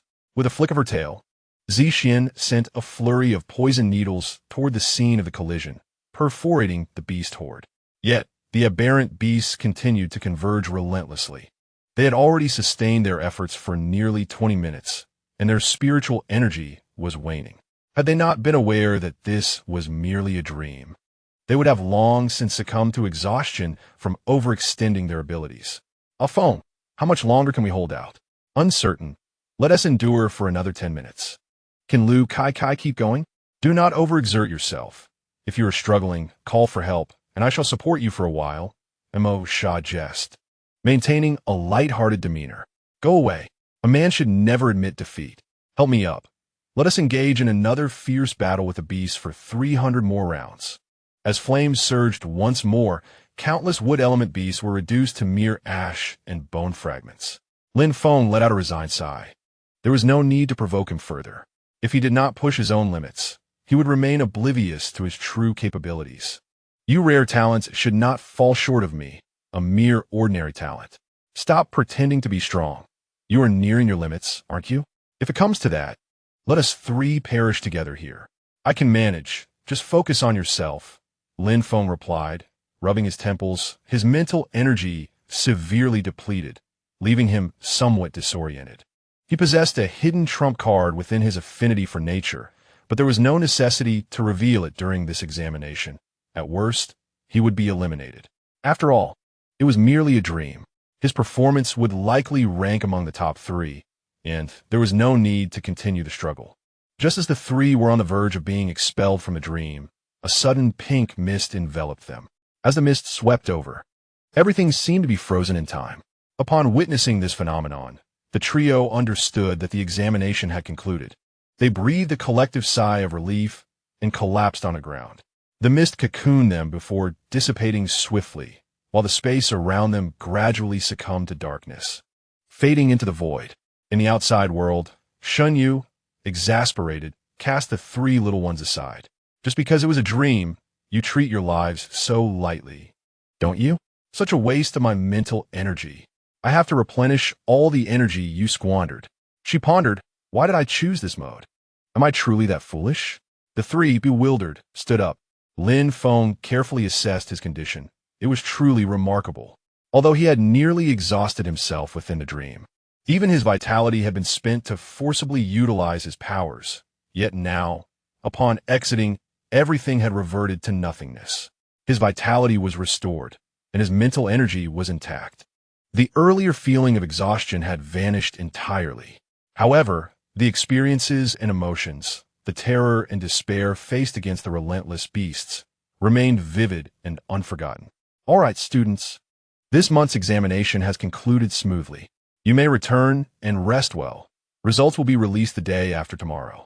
The top 3 students will receive special awards from the school, so do look forward to it, the principal announced, awakening the dazed students from their stupor. After enduring this intense wilderness survival experience, they returned in a daze, contemplating the intricacies of life. Thus, the monthly examination concluded perfectly. Chapter 33. Rewards of Phone. Our overall scores are out. I just checked, and you're ranked first in the grade, scoring 197 in theory and 543 in practicals. Your total is 740. In the classroom, Lu Xiaodong entered enthusiastically to share the news, causing a stir among the classmates. First in the grade, truly remarkable. I initially believed that achieving third place was already a remarkable feat, yet I was astonished to learn that the esteemed individual had secured the top position in the grade. To encapsulate my feelings in a single word, impressive. In 2 words, quite impressive. In 3 words, exceedingly impressive. You, my friend, are indeed exceptional. The academic prodigy is truly formidable. My dear sister, I sense that I too can achieve greatness. A girl, her cheeks cradled in her hands, gazed dreamily, while her calm companion adjusted her black-rimmed glasses and shattered her reverie with a blunt remark. No, you cannot. Woe is me. I could easily dispatch 100 whiny creatures with a single blow. Lin Feng, meanwhile, was immersed in a passionate dance with knowledge. His unwavering gaze was fixed on the teacher's notes on the blackboard, his hands ceaselessly writing. He offered not a glance to the raucous crowd within the classroom. Lin Feng remarked, "Isn't it customary for everyone to be this rowdy once class is dismissed? What is so peculiar about it?" Just then, a shrill scream echoed through the classroom, successfully drawing Lin Feng's attention and momentarily silencing the commotion. He is both handsome and talented. I wish to bear his children. The splendid tenor of his voice sent my mind spinning. After a brief pause, the classmates' excitement surged once more. Lin Feng wiped the sweat from his brow, feeling somewhat embarrassed. My good fellow, there is no need for such fervor. I'm still young and not yet contemplating parenthood, and you lack the capability for such endeavors. Phone. Do react. First in the grade. This is no ordinary distinction. This is the top position in our prestigious school. It was only then that Lin Feng realized the cause of the earlier uproar was indeed himself. However, first in the grade, he had thought that securing third place was a stroke of luck. Have the results been released? What is your rank? Upon posing the question, Lu Xiaodong raised his chin with a proud expression. 21st in the grade. With this result, I can finally escape punishment at home. 21st? That is acceptable. Based on past performances at our school, maintaining this rank should suffice to qualify for a top-tier university. By the way, what was your score on the theoretical exam? At the mention of the exam, Lu Xiaodong slumped in despair. I scored a total of 78 across 4 subjects. Had it not been for my score of 326 in the physical education exam, I would have been doomed. The total score for the physical education exam was 550, and Lu Xiaodong had initially struggled due to a bout of illness, only gathering resources upon reuniting with Lin Feng and the others the following day. However, due to the time constraints, his accumulated points were rather meager. Had he not pilfered from other classmates, he likely would not have even ranked 21st. And who secured second place? Before Lu Xiaodong could respond, a voice interjected. Who else could it be but me, the unrivaled beauty of Chuan City? Lin Feng looked up to see Mo Sha approaching with a self-satisfied smile. How'd it go? Have you resolved matters at home? Those stubborn old folks. A mere second place has only temporarily appeased their appetites. If I do not achieve further outstanding results, they're bound to create trouble for me. I see. Lin Feng pondered. Mo Sha needed to demonstrate her worth through exemplary grades to her elders, while he himself needed to conceal his true abilities. Should we simply acquiesce and grant her this position, perhaps in exchange for some resources? However, the school places great importance on the first place. If relinquished, the school's resources may be lost. Mo Sha smiled lightly, seeing through his thoughts with ease. There is no need for concern, even if I remain in second place. It will suffice to demonstrate my intrinsic value. You should pursue your studies as you see fit, but I shall continue to exert every effort in the next examination. Your throne as the first is not as secure as you might believe. Mo Sha does not require the charity of others, even friends, what she desires. She will strive to obtain herself. The youth is often imbued with a sense of pride, not unaware of the concept of reciprocal benefit, but disdainful of engaging in such exchanges. Lin Feng's lips curled into a slight smile, nodding in agreement. Is that so? I eagerly anticipate your attempt to seize this position. Lu Xiaodong, caught between the two top scholars, glanced left and right, then looked at himself. A perplexing thought arose in his mind. Why must I befriend these two overachievers? They are so engrossed in their studies that if he does not exert himself, he appears somewhat out of place. With a forlorn expression, Lu Xiaodong resolved to discuss hiring a tutor with his father to supplement his theoretical coursework. In this day and age, it seems unreasonable for a non-scholar to be friends with scholars. Observing the somewhat stiff atmosphere among the three, Mo Sha inquired, by the way, who is in third place? I am not certain. It seems they achieved full marks in the theoretical exam and managed to survive during the practical assessment by scavenging wild resources, ultimately leading to self-elimination and securing third place with those points. Full marks in the theoretical exam? Lin Feng was greatly astonished. Despite his relentless efforts, he only scored 197. Indeed, one must not underestimate the talents that abound in this world. This evening, I shall reward myself by studying an additional hour. Lin Feng, Montaksha. The principal requests your presence in the office. An unknown classmate approached them, stating that the principal was looking for them. Lin Feng recalled the principal mentioning rewards for the top three, springing to his feet, nearly causing Zi Xian, who had been resting on his shoulder, to tumble. The principal is looking for us. Let us go. Lin Feng said earnestly to Mo Sha. Mo Sha, well aware of Lin Feng's avaricious nature, could not suppress a smile. Very well, let us proceed. The two departed, leaving Lu Xiaodong behind in the classroom. Lu Xiaodong, feeling dejected, sat silently, listening to the disheartening thoughts within. It seemed as though those two were always distant from him. Initially intending to lay down and sleep, he reconsidered and instead retrieved his textbooks and exercise book. At times, he did not wish to lag too far behind them. Without delving into Lu Xiaodong's contemplations, Lin Feng and Mo Sha soon met with another classmate and arrived at the principal's office. The principal, seated behind his desk, regarded them with a benevolent expression. The three students had secured the top 3 positions in the first monthly examination of their senior year. If they could maintain this performance, the pursuit of the legendary 4 prestigious institutions would not be out of reach. Our school has a precedent for aspiring to elite universities.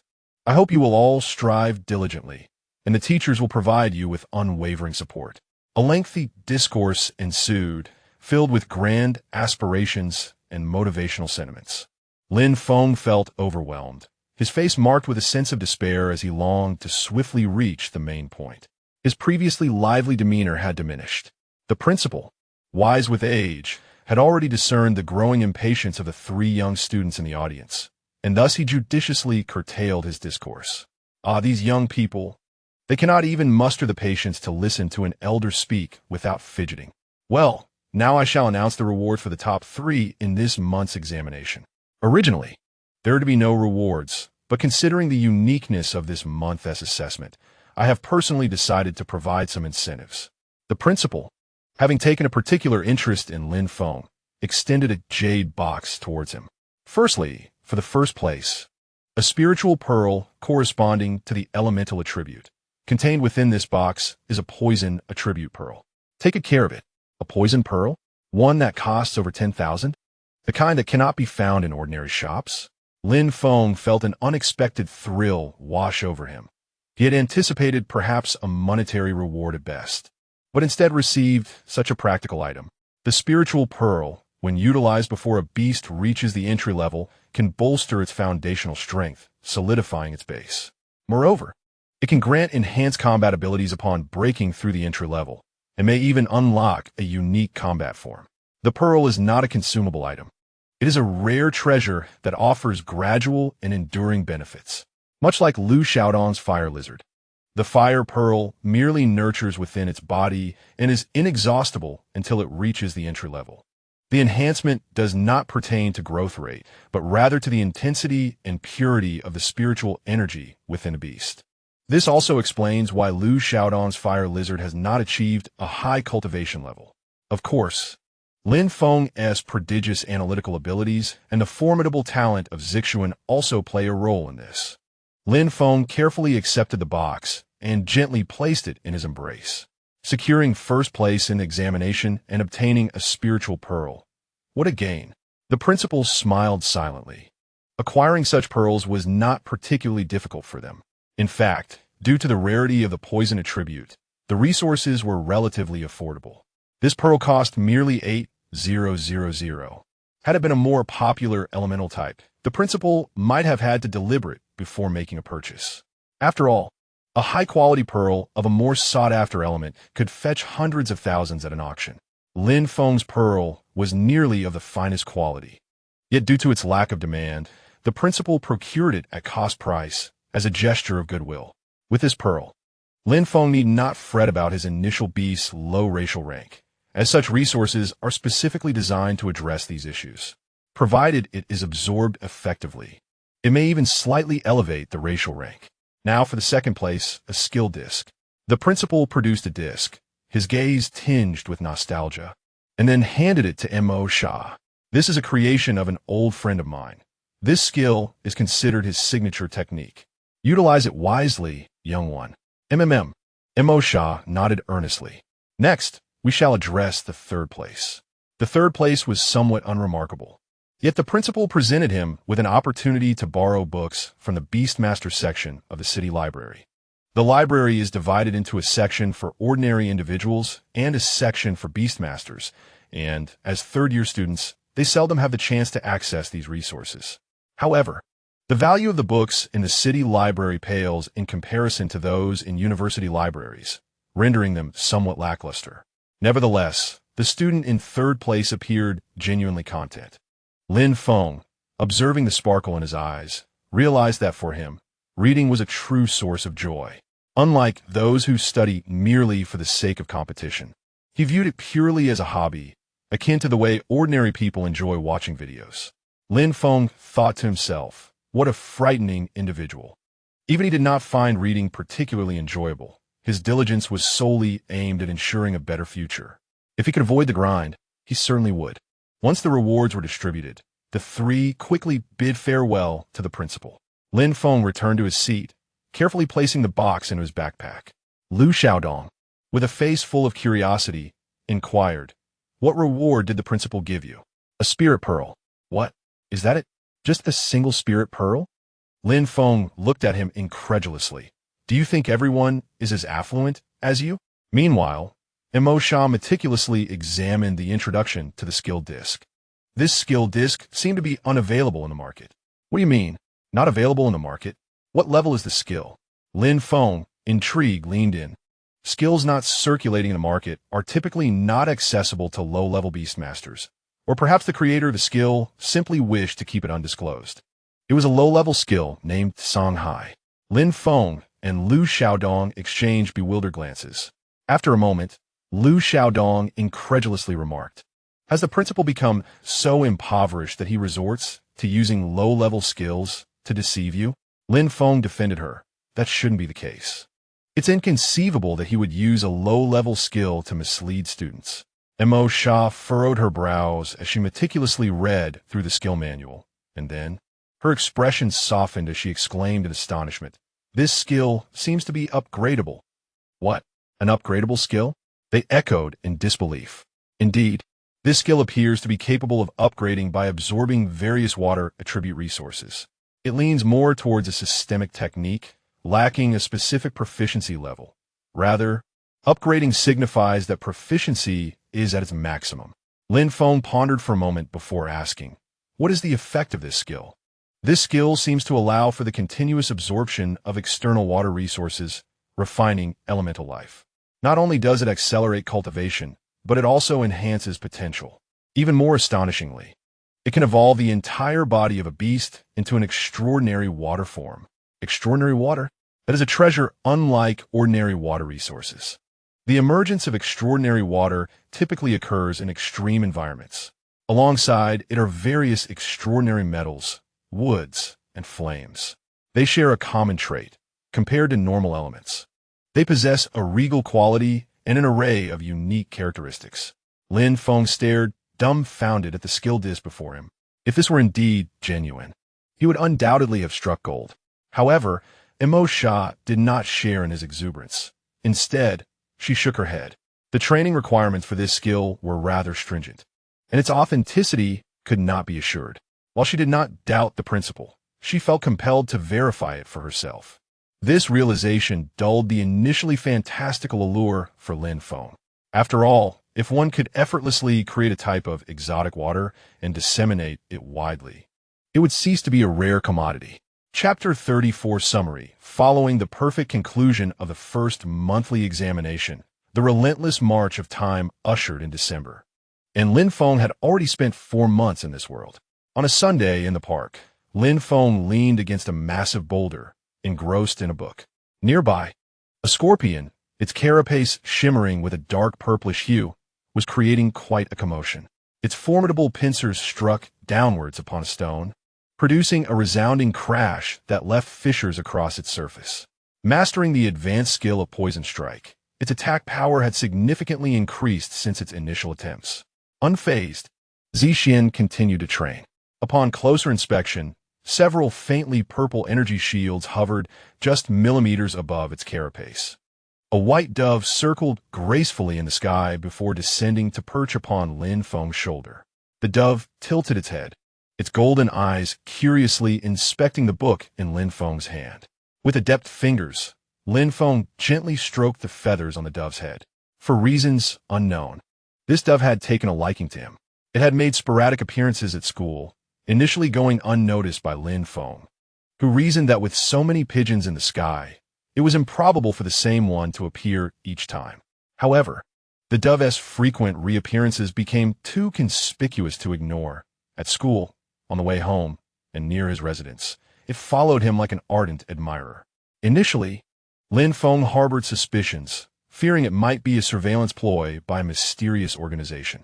He contemplated eliminating the dove to resolve the matter, but its endearing demeanor disarmed him. Lin Feng found himself smitten. He then reconsidered. Even if he were to dispose of this dove, other similar creatures might be surveilling him. It would be more prudent to keep this dove close, feeding it misleading information to further his plans. Moreover, the dove required no care from him while providing emotional comfort, a win-win situation. To ensure the success of this plan, Lin Feng relied on his knowledge of universal principles and a concoction of supplements to devise a strategy for obscuring the dove's line of sight.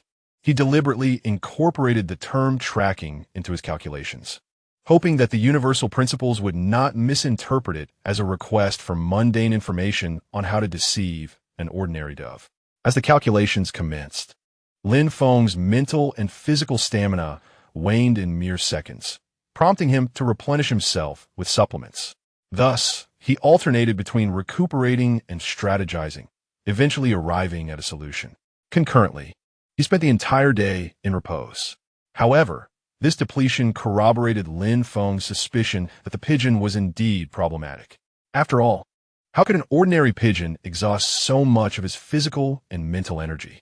Returning to the present, Lin Feng's pupils glimmered with a faint silver hue as the number 01 flickered continuously, indicating that all information acquired through external forms had been tampered with. The white pigeon could only perceive what Lin Feng wished it to see. Anything beyond that remained inscrutable to its gaze. Lin Feng's current level did not support a direct deception of the pigeon. Yet as long as it was a living entity, information acquisition was inextricably linked to light. Under the influence of universal knowledge, all things were reduced to mere data. Lin Feng was capable of manipulating this data through deletion or modification, achieving a state of obscurity. This process did not significantly tax his mental energy. His peak level 2 mental capacity was more than sufficient to sustain it. From a pigeon's perspective, Zixuan's poisonous strike remained at a rudimentary stage, failing to leave even a crack on the stone. The reinforcement appeared to be stagnating at a proficient level, while the rapid movement was merely skilled, and the poisonous strike lingered at the threshold of initiation. The growth rate of Zixuan, under Lin Feng's deliberate concealment, was quite normal. At present, only 2 phases of spiritual energy compression had been successfully achieved, with no glaring flaws apparent. Lin Feng further discovered that this method of obfuscation could not only deceive the pigeon, but also his teachers and fellow students.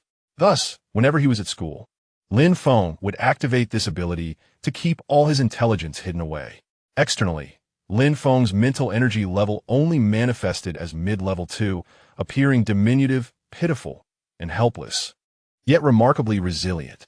The pigeon, blissfully unaware of being regarded as an imaginary adversary, looked quite charming, much to Lin Feng's amusement. Setting aside the infatuated pigeon, Lin Feng began to reflect on his gains over the past 4 months. Starting with Zixuan-S development. Name, Purple Scorpion. Gender, male. Attribute, Poison held item, Poison Spirit Pearl. Medium, trait, Poison Blossom. Race level, Initiation growth level, Nearly initiated, 99, Basic cultivation, Unlocked high-speed movement learning plan, Unlocked Poison Strike learning plan, Unlocked reinforcement learning plan, Unlocked skills, Low-level Poison Needle. Mastery 3, Intermediate reinforcement, Mastery, Advanced high-speed movement, Proficient 2, Poison Strike, Proficient 4 evolution plans 1. Purple Scorpion, Purple Gold Scorpion, Purple Gold Mad Scorpion 2. Purple Scorpion, Purple Gold Scorpion, Purple Gold Poison Scorpion 3. Purple Scorpion, Purple Gold Scorpion. Locked emotion. Loyal. After acquiring the Poison Spirit Pearl, Lin Feng had Zixuan consume it, subtly altering its physiology. The energy of the Poison Spirit Pearl had now ascended from near perfection to a medium quality, indicating Zixuan-S absorption was remarkably effective. To Lin Feng's astonishment, the proficiency he once thought had peaked was still capable of further growth. Rather than evolving directly to the next tier, it manifested in the forms of 1 and 2.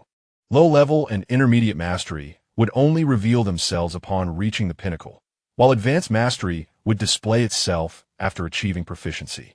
Lin Feng was intrigued to discover what proficiency would entail beyond the pinnacle. It is due to the constraints of knowledge that he is unable to access certain information. Or is it because this level of proficiency has yet to be discovered within the scientific community? Lin Feng acknowledged that his curiosity had indeed been piqued. The process of solidification had reached an extraordinary level, allowing him to shield his teammates from a distance, which could be regarded as a form of collective defense technique. Among advanced skills, the rate of growth for the Poison Strike is notably swifter than that of high-speed movement, likely because Poison-type abilities fall within the realm of his innate skills, making them easier to master and learn. The external manifestation of proficient high-speed movement, aside from reduced energy consumption, is an increase in velocity. In contrast, the Poison Strike exhibits a significant enhancement in power at the introductory level. Shattering a stone is a formidable task, often leaving only a faint mark. Now, as long as sufficient energy is exerted, stones can be easily shattered. Additionally, there is the matter of Zixuan's growth. He has already reached the pinnacle of the pre-entry level, with his spiritual energy compressed 4 times. Generally, ordinary beasts only require 2 compressions to reach a comparable state. Yet Zixuan, having compressed his energy 4 times, is not yet satisfied and is preparing for a 5th. One should not underestimate the complexity of compressing spiritual energy.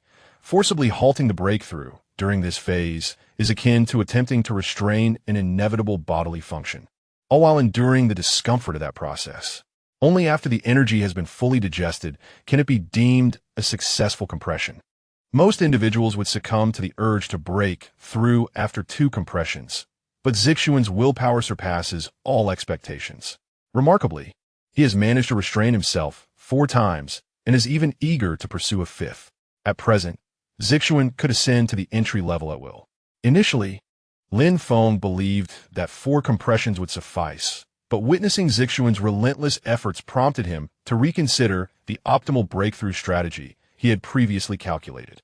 Compressing spiritual energy 8 times.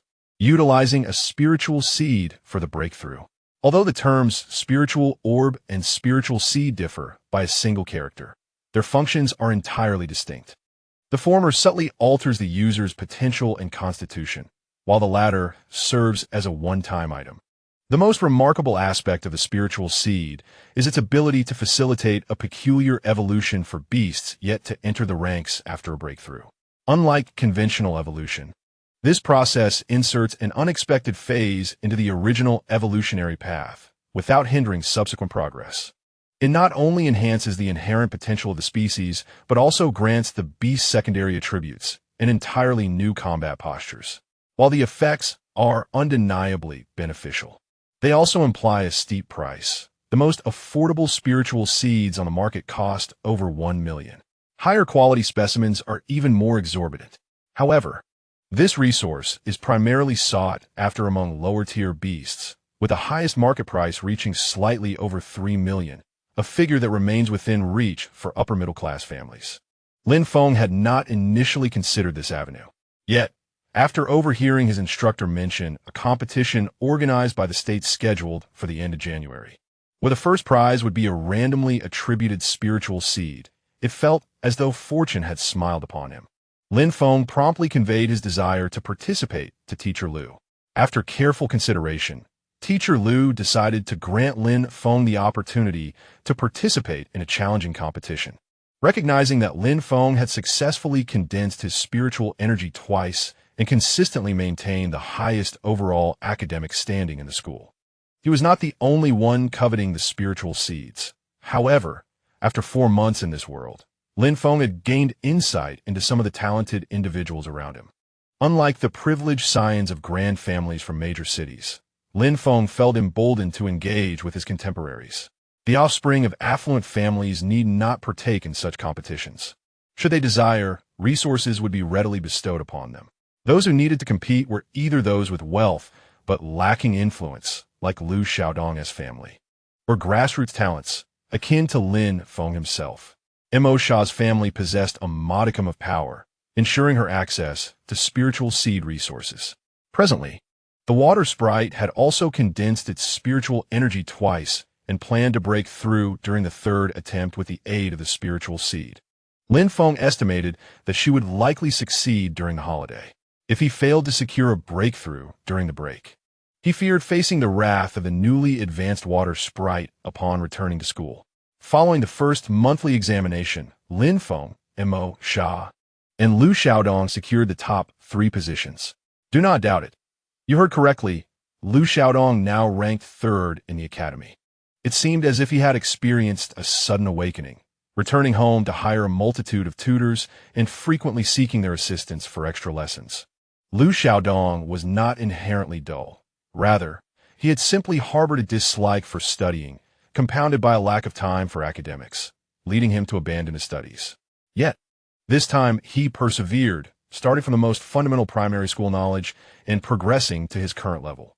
Although his theoretical scores remained modest, achieving a maximum of around 120 out of 200, his proficiency in beast cultivation was notably high. He had also condensed his spiritual energy twice, making him formidable. Apart from the water sprite and Zixuan, no one in their school could best the earth-fire lizard. The former relied on attribute advantages, while the latter excelled due to his exceptional cultivation level and skill proficiency, far surpassing that of the earth-fire lizard. Lin Feng found it challenging to maintain a steady upper hand against Liu Xiaodong, as his attributes were countered by Liu's, and their levels were comparable. As spiritual techniques became increasingly universal among students, Lin Feng could still employ other techniques, but he would need to resort to various stratagems to gain even a slight advantage over Liu Xiaodong.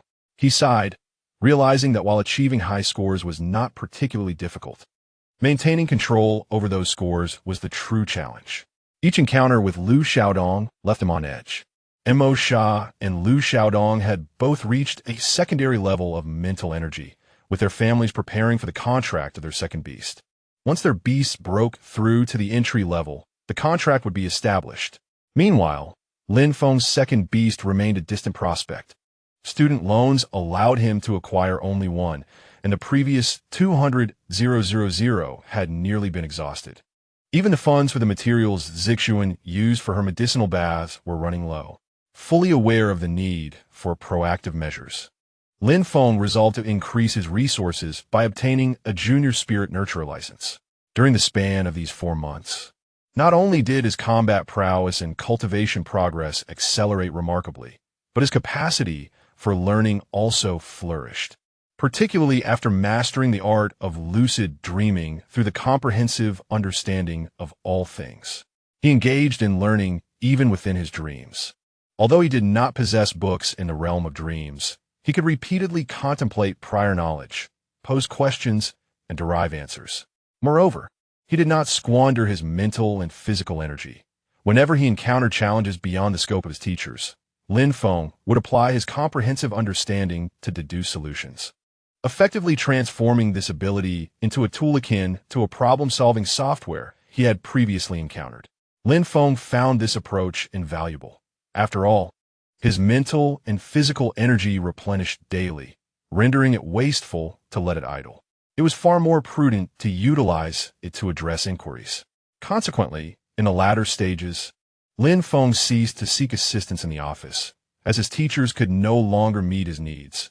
He had become entirely self-taught. While his beleaguered instructors breathed a sigh of relief, they also felt an inexplicable sense of loss. They regretted not being able to provide Lin Feng with a more enriching experience. Lin Feng closed a book titled 10,000 Resources Every Junior Spirit Cultivator Should Know, rubbing his weary brow. Within just over 2 months since the start of the school year, he had completed the entirety of high school knowledge. Following this, he dedicated his time to studying the fundamentals of junior spirit cultivation. Presently, he had nearly finished the required textbooks for junior spirit cultivators. Although he had yet to achieve complete mastery, he could consistently score over 80 out of 100 on past examination papers. The assessment for spirit cultivators was scheduled for late December, with the preliminary examination taking place on December 30th, spanning 2 days and comprising both a written test and an interview. The preliminary examination, which consisted of a written assessment, was based on past papers that Lin Feng had diligently practiced. A score of 80 was required to qualify for the subsequent interview. The difficulty of the preliminary examination was considerable, encompassing a vast array of knowledge, the cumulative weight of which rivaled that of 2 Oxford dictionaries. Were it not for Lin Feng's commitment to maintaining a reading schedule of 20 hours each day, coupled with his continuous reflection and synthesis during sleep, along with the assistance of his comprehensive understanding, he would likely have struggled to grasp even half of the material, let alone attain a general comprehension. Lin Feng typically managed to maintain around 4 hours of sleep daily, of which 2 hours were devoted to deep meditation for mental fortitude, while the other 2 were spent on summarizing and synthesizing knowledge.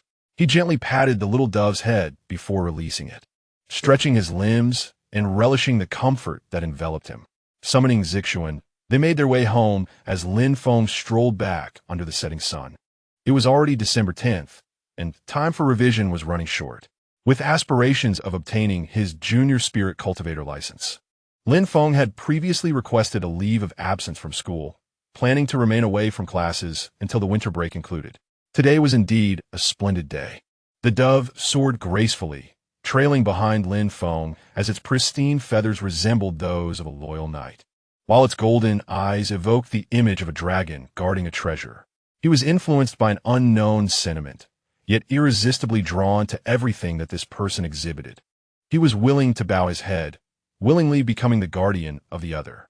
Moreover, he was a subtle pursuer, yearning to be deeply rooted in the recesses of his heart without even realizing it, his admiration flowing like a gushing spring. He prayed for the other to reciprocate his affections. The dove reminded him not to rush. They still had ample time. He had plenty of moments to allow the other to fully understand him and decide whether to be together.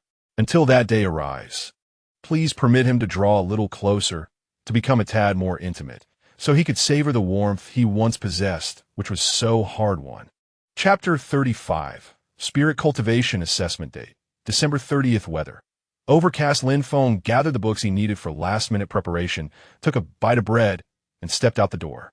Koaku, the white dove, feigning sleep on the withered tree in front of his home, joyfully flew over as soon as it spotted Lin Feng, perching on his right shoulder and affectionately rubbing its little head against his face. Lin Feng, accustomed to this, affectionately ruffled its small head while reading as he walked towards the bus stop.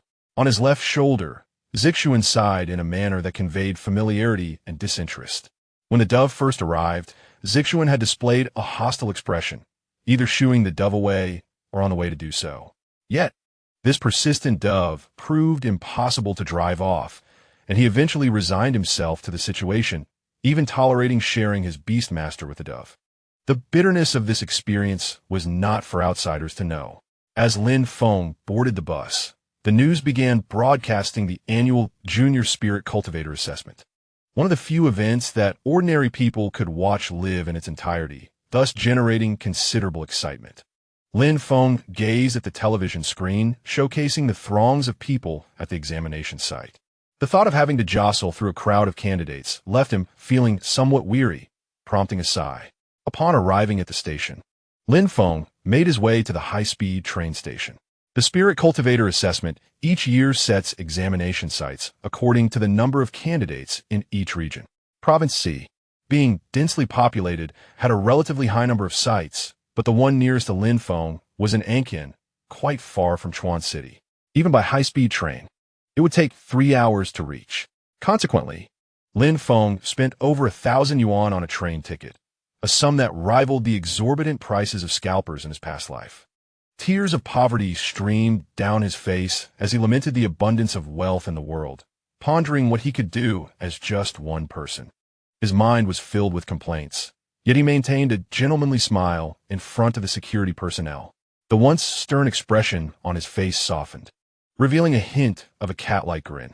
"All right, you may proceed." "Thank you." With that, Lin Feng walked towards the tick inspection, casually adjusting the feathers atop the dove's head as he went. The white dove tilted its head slightly, shyly evading his hand.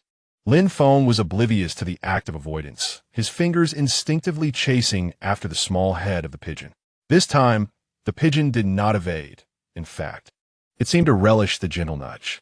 After checking his ticket, Lin Feng made his way to the platform of the high-speed train, marveling at his surroundings. Besides himself, many others were accompanied by various exotic beasts. In his previous life, bringing 2 animals would have likely barred entry to the high-speed rail station. Yet this was Blue Star, where low-tier exotic beasts were commonplace, and the high-speed trains even had dedicated beast tamers to maintain order. Those possessing high-tier exotic beasts typically looked down upon such public transportation, though the government did not permit it.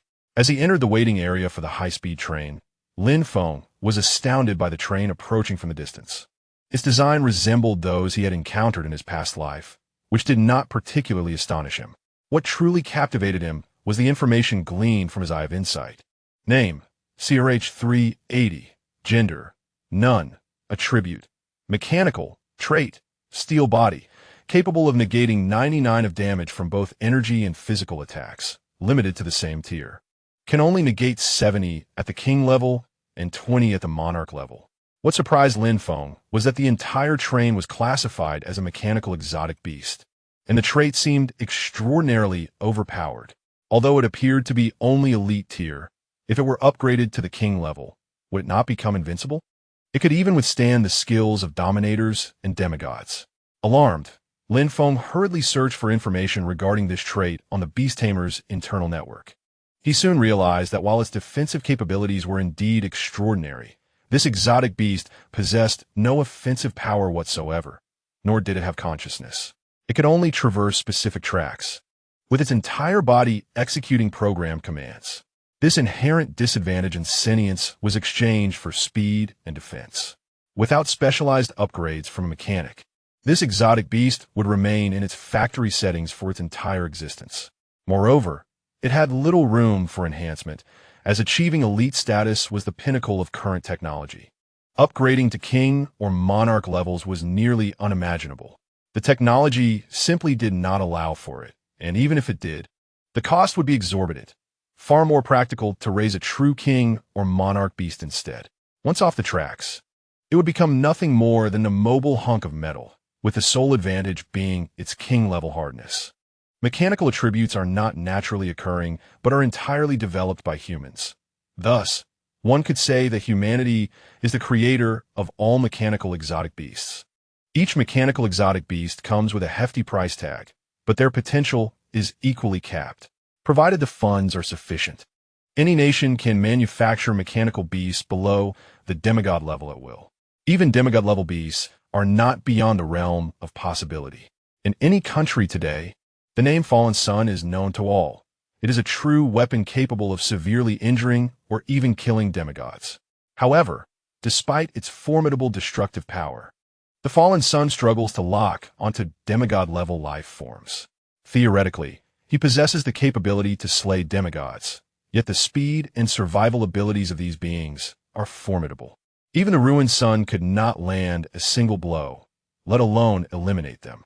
Nevertheless, in the grand theater of war, this remains a force to be reckoned with. The Beast dynasty harbors a deep-seated fear of the ruined sun reserves amassed by various nations, while humanity equally fears their sovereign, who verges on divinity. Thus, a delicate equilibrium persists between both factions. This is the remarkable achievement of the mechanical faction, a powerful weapon that has sustained the prosperity of human realms to this day. Simultaneously, this train shares a common characteristic with the ruined sun, a lack of consciousness. One serves to transport individuals, while the other wields immense destructive power.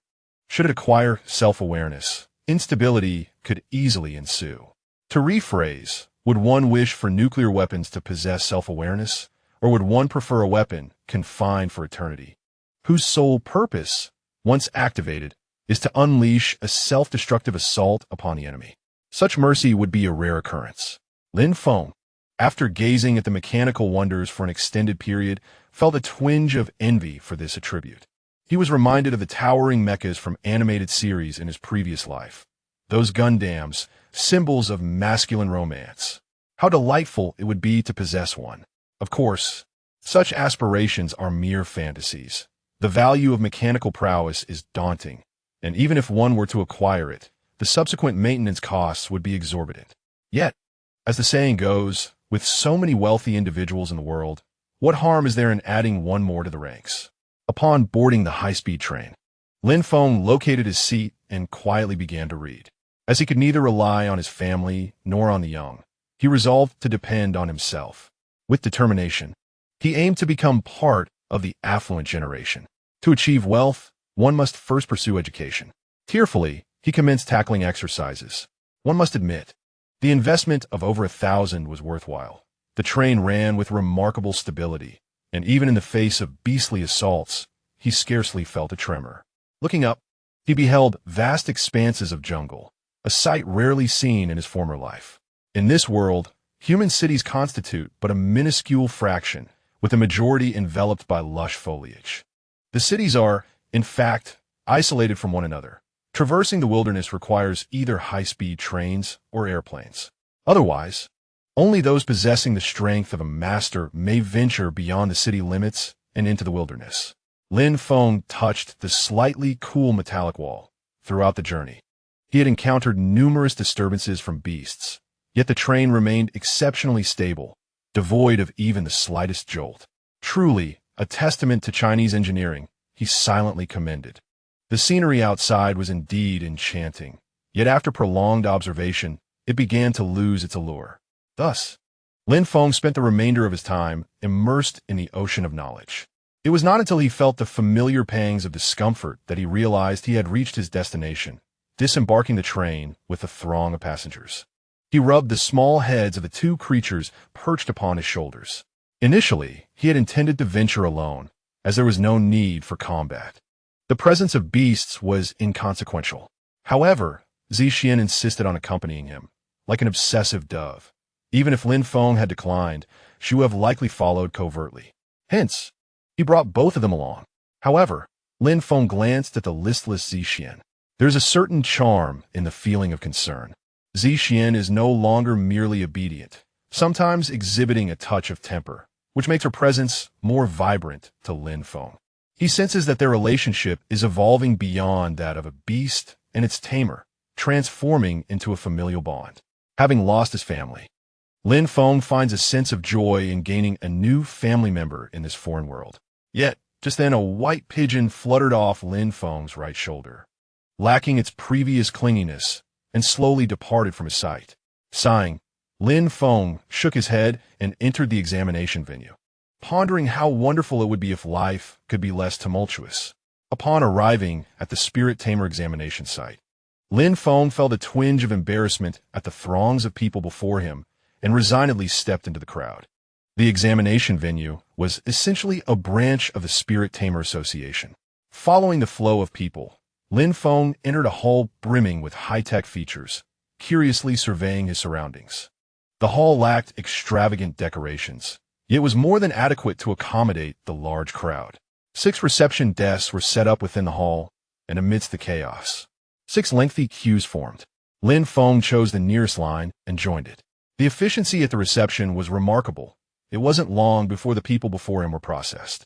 "Sir, please present your identification," the attendant instructed. Following the guidance, Lin Feng handed over his ID and had his fingerprint scanned. Soon, a blue card was returned to him along with his ID. "This card is your admission ticket. Please keep it safe, as replacements will not be issued for lost tickets." Lin Feng nodded, securing his admission ticket and ID before stepping into the reception area, which served as both a waiting and resting zone. The waiting area was filled with various shops, offering food and books aplenty. The written examination was divided into a morning session and an afternoon session. He had booked the afternoon session online, which was set to commence at 1 p.m. By the time Lin Feng entered the waiting area, it was already 11 a.m., just in time to grab some lunch. After finishing his meal, Lin Feng settled into a seat in the hall, reading while waiting for the examination to begin. Meanwhile, on another side, a middle-aged man of affluent appearance was bowing and flattering a man before him. Behind him stood a large group of individuals. Upon closer inspection, the obsequious middle-aged man was none other than the primary organizer of this Junior Spirit Tamer examination, President Wang Hao of the Ankin Spirit Association. Behind him stood a cadre of significant figures, all of whom held considerable status in Ankin. Yet, in the presence of a man who appeared to be younger than their own sons, these dignitaries lacked even the courage to meet his gaze. "Ah, Major General Zhong. I never expected that the inspector sent from the capital would be such a revered figure as yourself. I truly did not recognize the greatness before me earlier. I must be reprimanded," President Wang exclaimed, slapping his own face in a gesture of contrition as he spoke. "Enough of the trivialities. I have come here not to interfere with your work, but merely to take a glance and depart." "A mere glance and leave?" Chairman Wang expressed skepticism. Who in their right mind would travel from the capital to this desolate city merely for a fleeting look? Though he was unaware of what benefits could possibly entice such a visit, even if he did know, he lacked the power to hinder it. Zhong Mo, a formidable individual who attained the rank of Major General at the tender age of 26, had seen his most powerful beast reach the king level several years prior. Now, having been bestowed the title of Major General, it signified that his beast had officially ascended to the monarch level, establishing him as a master beast tamer. Not to mention the formidable influence backing him, one of the 5 oldest families in the capital, with a lineage spanning a millennium steeped in profound heritage. They maintained close ties with various institutions, and whispers suggested that even legendary figures covertly supported the Zhong family. Such a personage was not one that a mere individual like him could dare to provoke. "Where did that dove come from?" "Their association does not keep pigeons." "Does it?" "The outer perimeter of the association is protected by a barrier, preventing ordinary creatures from entering." Chairman Wang, perplexed, looked up, only to be astounded as he witnessed a white dove effortlessly penetrate the barrier, reputedly impenetrable even to monarchs. The dove wobbled gracefully toward Zhong Mo, who raised his hand, and it perched upon his shoulder.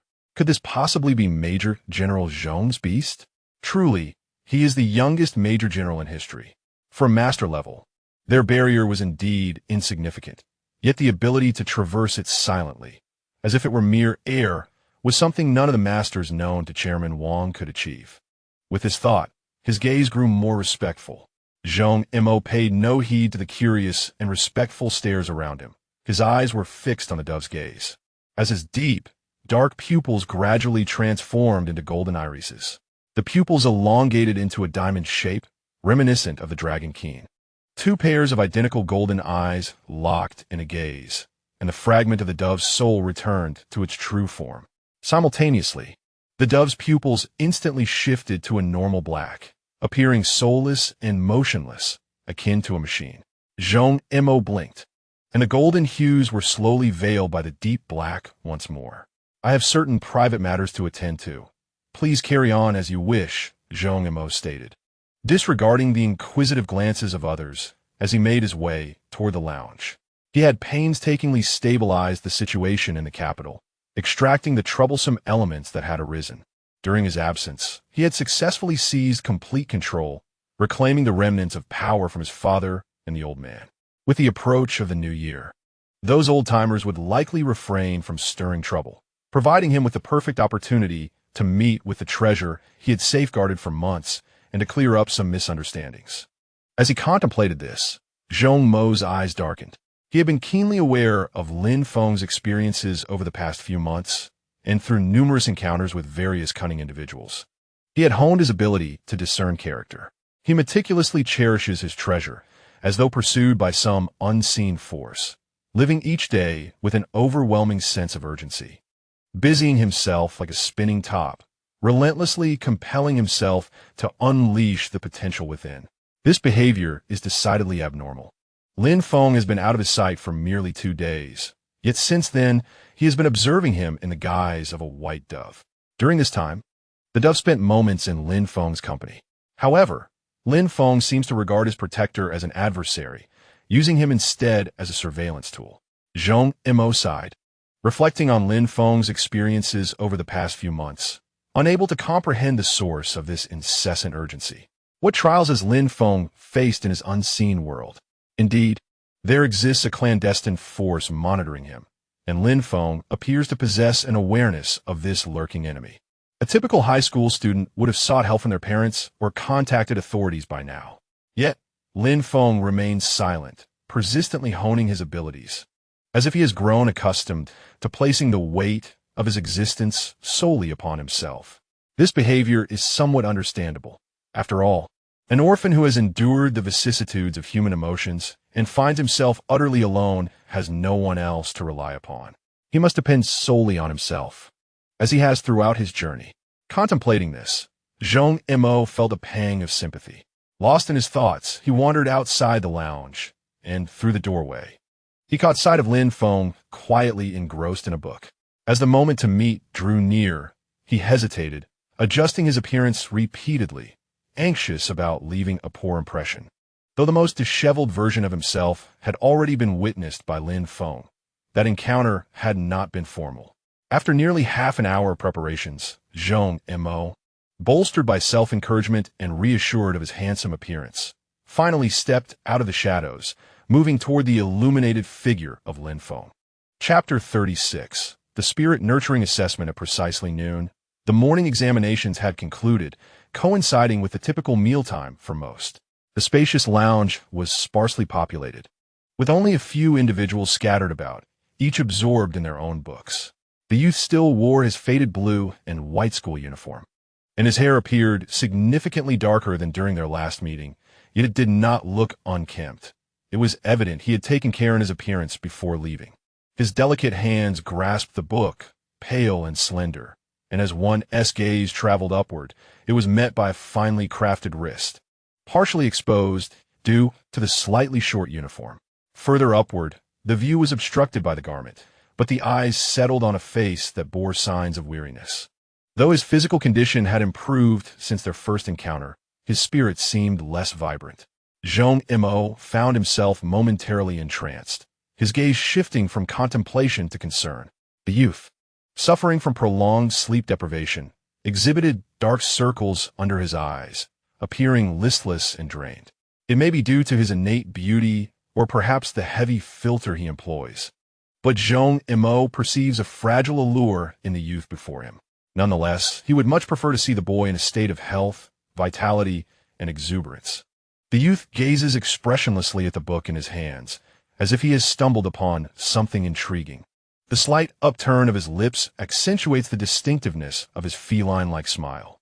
At that moment, the boy's head shifts slightly, seemingly weary, and, after stretching a bit, he raises his gaze, which serendipitously meets Zhong Mo's. In that exchange of glances, Zhong Imo discerns the intricate details of those eyes. Unlike the ordinary black of most, the boy's pupils lean towards a silvery gray, framed by long, thick lashes. In that instant, his eyes reflect confusion and uncertainty, as if he never expected to encounter Zhong Mo at this location.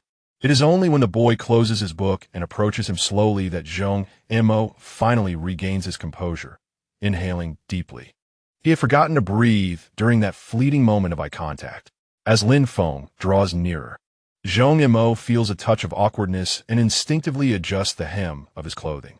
He grapples with his well-honed intellect, lauded in the political arena, striving to concoct a greeting that is both simple and polite.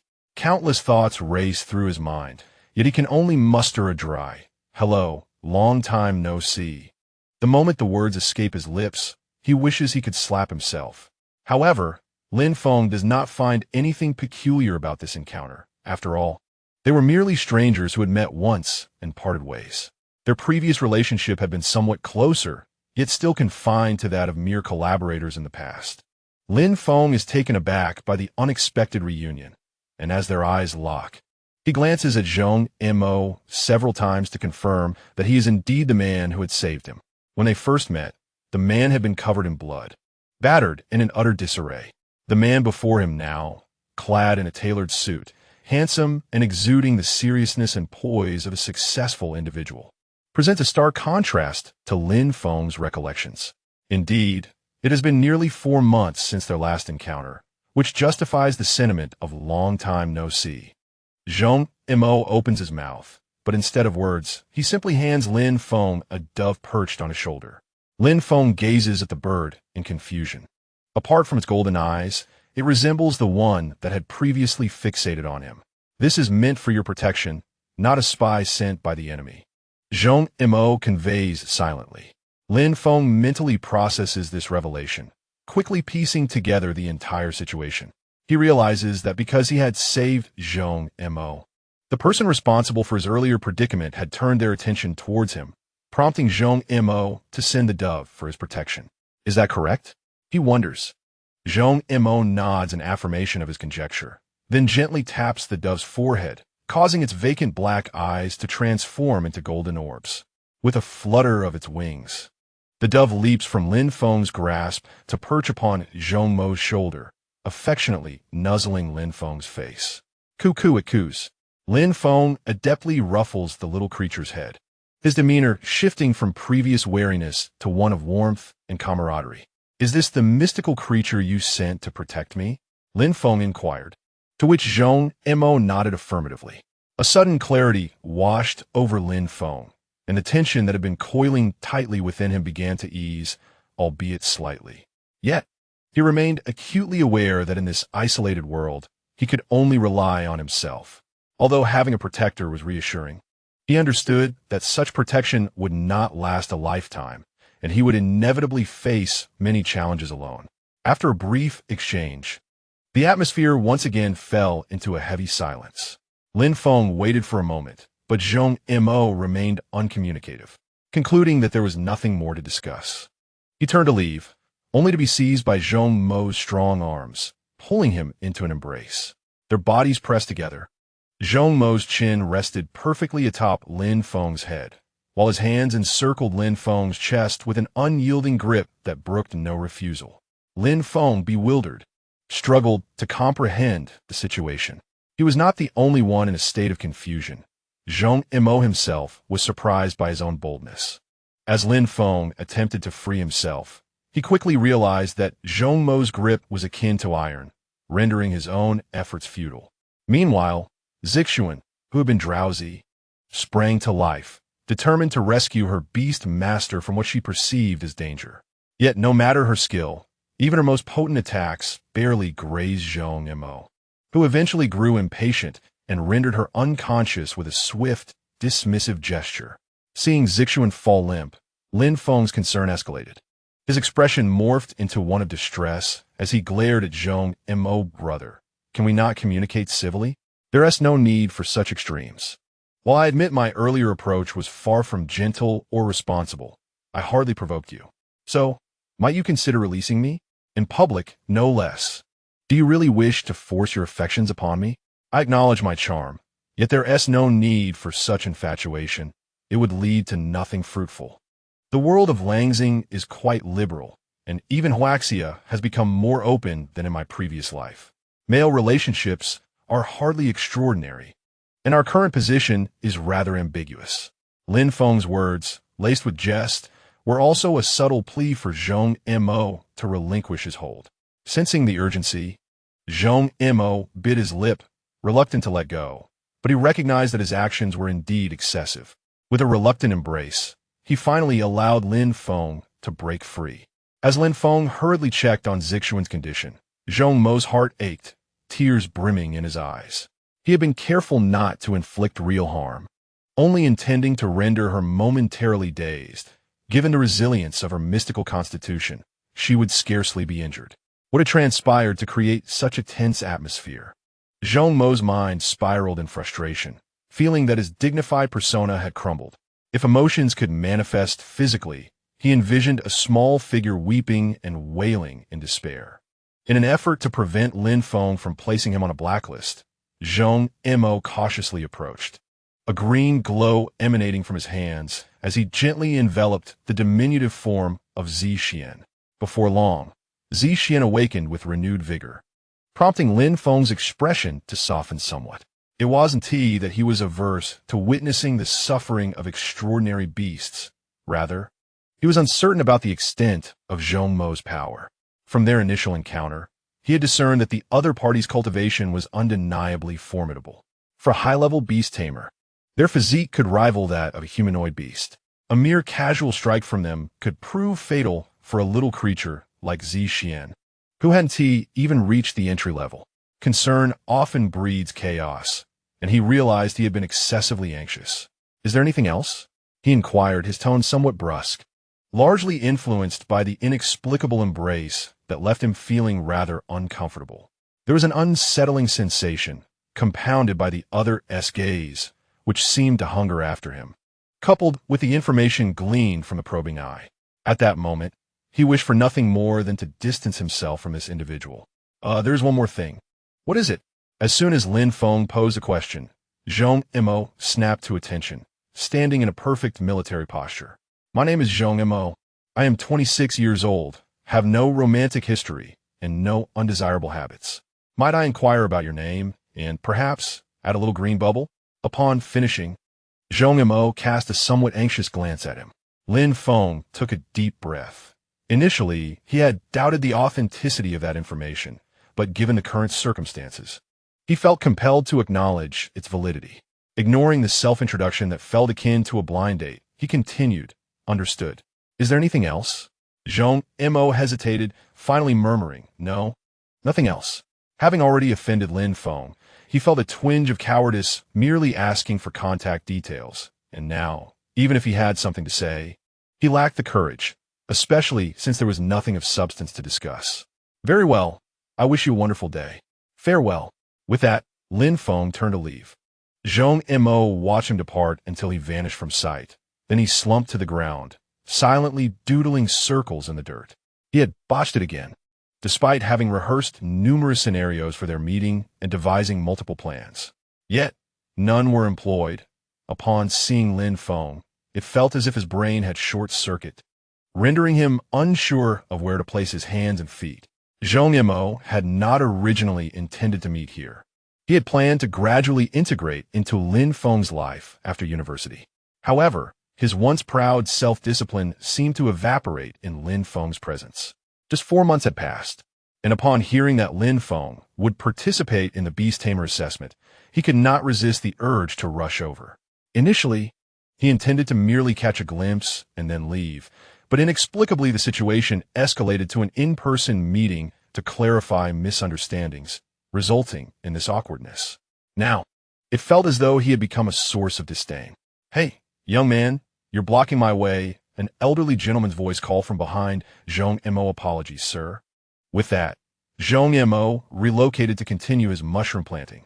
The elderly gentleman swept the floor for a while and, upon returning, noticed that Zhong Mo was still crouched there, consumed by sorrow. Having witnessed the entire ordeal, he pondered why such a trivial matter, a mere embrace with one's crush, could provoke such despondence. Why linger in gloom for so long? Unable to bear the sight, The old man approached Zhong Mo and gently patted his shoulder, capturing his attention. I say, young man, was that person just now someone you hold dear? Zhong Mo's eyes widened in surprise, and he stammered, "No, I—" The elder shook his head, indicating that there was no need for further explanation. He understood. Oh, the youth of today lacks patience. In our day, we were far more open. If you like someone, pursue them. If you don't express your feelings, how will anyone discern your intentions? Particularly between two men, without articulation, any action can be misconstrued. You must first convey your sentiments. Only then will your pursuit appear less transparent to the other party. Most unrequited affections yield no results because one assumes the other comprehends their feelings. Now, young man, I shall say no more. Hurry and chase after that lad. Otherwise, you may find yourself lamenting when someone else beats you to it. With that, the old man shook his head and moved on with his broom to another area. Zhong Mo stood there, stunned, pondering whether his feelings were so apparent. He knew these truths, yet he was burdened with many considerations. One cannot merely act on affection alone. If he boldly professed his love, and it became common knowledge, it could bring more than mere complications. It could lead to disaster. However, wallowing in despair was not a solution. Determined, Zhong Mo rose and began searching for Lin Feng. After a lengthy search, he realized it was already past 1 o'clock. Lin Feng had long gone to take his exam. Silently, he slapped himself and headed toward the monitoring room to instill a sense of panic in the teachers inside. Meanwhile, at the moment Lin Feng departed, he felt an immense relief upon escaping the piercing gaze that had been fixed upon him. The unconscious state of Xian had initially unsettled him, but once she regained consciousness, he quickly grasped the situation. Her assailant had acted with restraint, leaving her merely dazed, and she had not sustained any serious injury. Typically, their communication would pose no issues. The reason for his hasty exit was to assess Xian's condition while inadvertently casting a glance at Zhong Mo. Name, Zhong Mo. Gender, male status, affectionate. Heavy love binds him like chains, restraining you as well. Lin Feng pondered. Affection. Who? Zhong Mo. That man? Who does he love? This world has become utterly fantastical. If memory serves, they have only met once. And this is not a tale of devotion in exchange for saving a life. This is not a legend of the white snake. Something is amiss. Had it not been for the other party's exceedingly peculiar behavior, Lin Feng might have suspected a malfunction in his own abilities. Furthermore, when could the eye of insight detect such a phenomenon? Previously, when scanning Lu Xiaodong and the others, there had been no indication of friendship or any similar emotions. Rubbing his temples, Lin Feng felt as though his CPU was about to overheat. He needed to calm down by working through 2 sets of examination papers. Just in time, the afternoon examination commenced. Lin Feng almost fled into the examination hall. The room was brightly lit, and the spacing between students was meticulously arranged, rendering cheating nearly impossible. The invigilator entered, verifying each candidate's admission ticket and identification. Subsequently, the papers were distributed and the exam began. Lin Feng chose to focus entirely on the test, dismissing any extraneous thoughts. Meanwhile, above them, an eye hovered, monitoring the entire scene. It served as both the invigilator and a surveillance mechanism, responsible for transmitting images to the backend for the adults to scrutinize. This arrangement also conveniently aided Zhong Mo. As he stepped into the monitoring room, exuding an aura of coldness, the personnel on the backend were engaged in casual conversation. However, when they became aware of his presence, the atmosphere shifted to one of palpable tension. Not a single breath was dared to be exhaled. Zhong Mo precisely fixed his gaze on Lin Feng's screen amidst the myriad of surveillance feeds. Soon after, the surrounding staff discerned a marked transformation in Zhong Mo's previously chilling demeanor, which had now blossomed into a warm presence. The monitoring room, dimly lit and sealed off, coupled with Zhong Mo's initial icy aura, had almost led the staff to believe a specter had arrived. Now, he finally resembled a living being. Simultaneously, they secretly exhaled a sigh of relief, as he had not raised any objections regarding their examination format, which they deemed a passable outcome.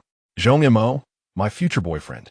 is truly handsome. The only regret is that he is still a future prospect. The staff mused that their examination system should be devoid of loopholes, just to be safe. Perhaps they should conduct another check. Since he hadn't mentioned any issues, it was likely all was well. Chapter 37. The spirit-nurturing assessment 2. The intense and exhilarating examination was still underway. The spirit-nurturing assessment spanned 2 days. The first day consisted of a written test, while the second day involved practical assessments. The written examination covered a vast array of knowledge, featuring 100 multiple-choice questions and 5 essay questions, with a duration of 3 hours. Do not underestimate the simplicity of multiple-choice questions. They were crafted from a selection of 800 extraordinary beasts, randomly drawn from a staggering pool of over 6,000.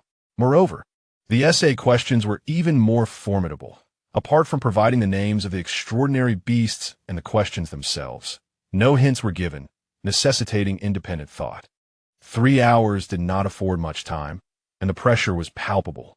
Nevertheless, Lin Feng felt that the overall difficulty was manageable, significantly simpler than the papers from previous years, possibly due to the alarmingly low pass rates in those prior assessments. In recent years, the examination papers have truly become a test of sanity, with the question setters completely disregarding the capabilities of the candidates. Each question seems more daunting than the last, and those who manage to pass are essentially one in 10,000 prodigies. Within the examination hall, students are engrossed in their responses, with the only sounds permeating the air being the scratching of pens against paper and the ticking of the old clock. Which of the following exotic beasts possesses the trait of nocturnal activity? A. Ghost Eye Worm. B. Nightwalker Hound. C. Hakamai. D. Shadow Warrior. At first glance, this appears to be an easy question, yet it conceals a complex enigma. Option A, the Ghost Eye Worm, is named for its eye-like patterns on its back, which appear rather eerie. However, its characteristic is stealth, not nocturnal activity. Option B, despite having night in its name, the Nightwalker Hound's trait is actually concealment, leading to its exclusion. Now, the pivotal moment arrives. Option C, seemingly unrelated to nocturnal activity, is in fact the correct answer. Option D, the Shadow Warrior, possesses the trait of lethal strikes, enhancing its ability to hit vital points. Thus, A, B, and D are eliminated, leaving C as the sole choice. Lin Feng then proceeded to the next question. In no time, Lin Feng swiftly completed the multiple-choice section and turned the page to tackle the open-ended questions. Meanwhile, a classmate beside him was still chewing on the cap of his pen, pondering over the answers to the multiple-choice questions. Suddenly, the sound of turning pages caught his attention.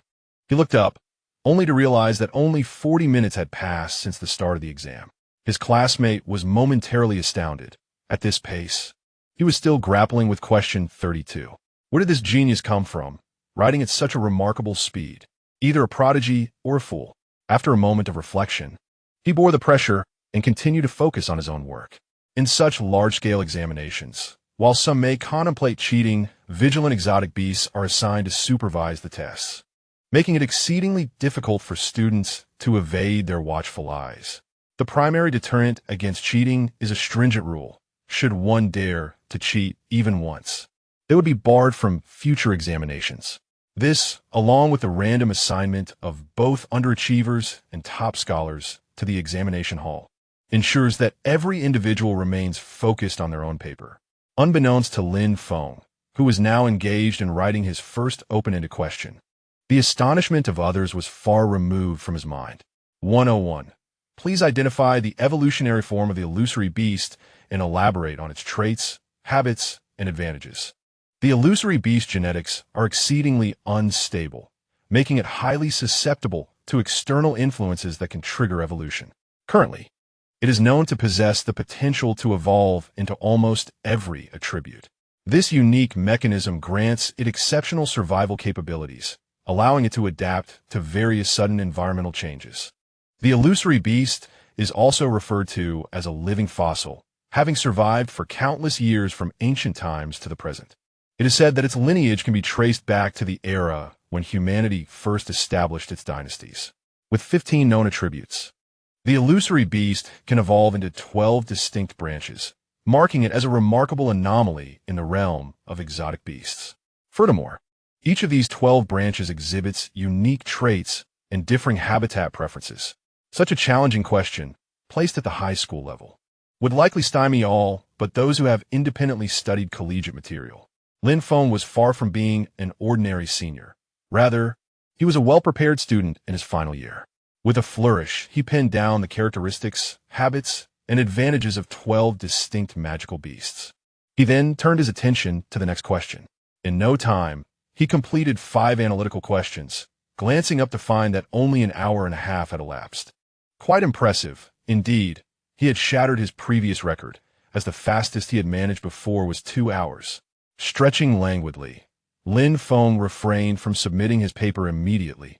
Instead, he propped his chin on his hand and gazed thoughtfully at the clock above the blackboard. His fingers unconsciously tapped the desk, yet mindful of the ongoing examination. He kept the motion silent. Zhong Mo. That was the name, if he recalled correctly. Despite their brief acquaintance, Lin Feng held a rather vivid impression of this individual, and it was not a particularly favorable one. Prior to today, things had seemed acceptable. After all, he had been a benefactor, having bestowed upon Lin Feng a sum of 200,000. For the sake of that monetary generosity, Lin Feng had been inclined to harbor a positive regard. However, with the financial transactions settled and matters now distinct, their renewed encounter had revealed an inscrutable demeanor, coupled with ambiguous actions and unsettling insights gleaned from his ability. The eye of insight, which had drastically diminished Lin Feng's perception of him. The state of infatuation was akin to chains binding him, as well as you. The eye of insight had inexplicably delivered an unusual status. What could be the cause? Since acquiring this skill, it had only scanned magical beasts, never delving into human emotional states. Yet this time, it had shattered Lin Feng's expectations, even providing an unprecedented parenthetical remark. Love binds him as it binds you. This phrase bore the weight of an observer's conclusion rather than a mere annotation. Thus, the question arose, who was the one delivering this judgment? By nature, Lin Feng was somewhat suspicious, and such tendencies led him to entertain conspiracy theories. The entity issuing conclusions from the shadows could even interfere with his own abilities. Was this individual the reason behind his crossing into another realm? If so, why had they remained inconspicuous until encountering Zhong Mo, only to suddenly reveal their hand? What significance did Zhong Mo hold for him? Or perhaps this person sought to manipulate Lin Feng to subsequently exploit Zhong Mo. A sudden epiphany struck Lin Feng. Was it conceivable that Zhong Mo's affection for him was orchestrated by this hidden figure? If this shadowy individual possessed such formidable power to facilitate Lin Feng's transcendence, or even to influence his abilities, it would undoubtedly signify an energy beyond his wildest imaginings, considering that they had only met twice thus far. The likelihood of Zhong Mo being ensnared was considerable. With these thoughts, Lin Feng finally exhaled, feeling a sense of relief wash over him. He acknowledged that upon witnessing the state of infatuation, fear had inevitably seeped into his heart. He was, after all, a coward, a fact he had long accepted. For some, love was as light as paper, yet for others, it bore the weight of the world. Lin Feng, unfortunately, belonged to the latter group. Love is ever so elusive, shifting and transforming in a myriad of ways. The exchange between partners, laden with desire, selfishness, and selflessness, is a complex tapestry of emotions that Lin Feng believes he cannot fully grasp. For love, in its essence, is inherently chaotic and uncontrollable once the sails are raised. No one can predict whether the vessel will crash upon the rocks or safely reach its destination. Lin Feng identifies himself as an egoist primarily because he aspires to embody such a persona. He is naturally suspicious yet tender-hearted, having endured many hardships in his youth. It was only through the purifying passage of time and the refining nature of experience that he has matured into the rational individual he is today. He revels in the sensation of control, detesting disorder and chaos. The emergence of conspiracy theories, regardless of their veracity, provides him with a modicum of comfort. One certainty lingers in his mind. There exists an unseen force, akin to a pair of enormous hands, orchestrating events from the shadows. The enigma of his crossing might indeed be intertwined with this figure, or possibly with Zhong Mo. As these thoughts deepened in Lin Feng's mind, he was jolted back to the present by the sound of a bell. He reined in his perilous musings, rose from his seat, submitted his examination paper, and proceeded to gather his belongings before exiting the classroom. In the surveillance room, Zhong Mo, who had observed Lin Feng for 3 hours, also turned to leave. When the door closed behind him, a collective sigh of relief escaped the staff within the monitoring room. The formidable presence had finally departed without raising any inquiries, thus securing their livelihoods. Yet in stark contrast to the tranquility on either side, tension loomed in the exotic beast containment area of the Yuling Center, where Zixian was embroiled in a fierce battle against a white dove. Zixian unleashed a series of toxic strikes, targeting the seemingly unremarkable dove, which lacked any notable prowess and could hardly be classified as a beast. This does not imply that Zixian relished in preying upon the weak. He is, after all, a good-hearted individual who respects the elderly and cherishes the young, doves notwithstanding.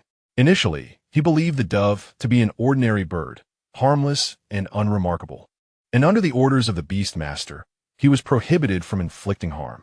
However, upon encountering Zhong Mo alongside Lin Feng, he learned the unsettling truth. This creature was a watchful agent dispatched by a formidable man. Seizing the opportunity while the Beastmaster was occupied with examinations, Zixian boldly challenged the dove to a duel. Yet, ill-equipped and lacking even the basics of combat, he soon found himself no match for his feathered adversary. After receiving a couple of dismissive slaps from the dove's wings, Zixian came to a profound realization. From that day forth, he would hold an unyielding grudge against this dove. The reasons for abstaining from further conflict were either fatigue or the Beastmaster's prohibitions.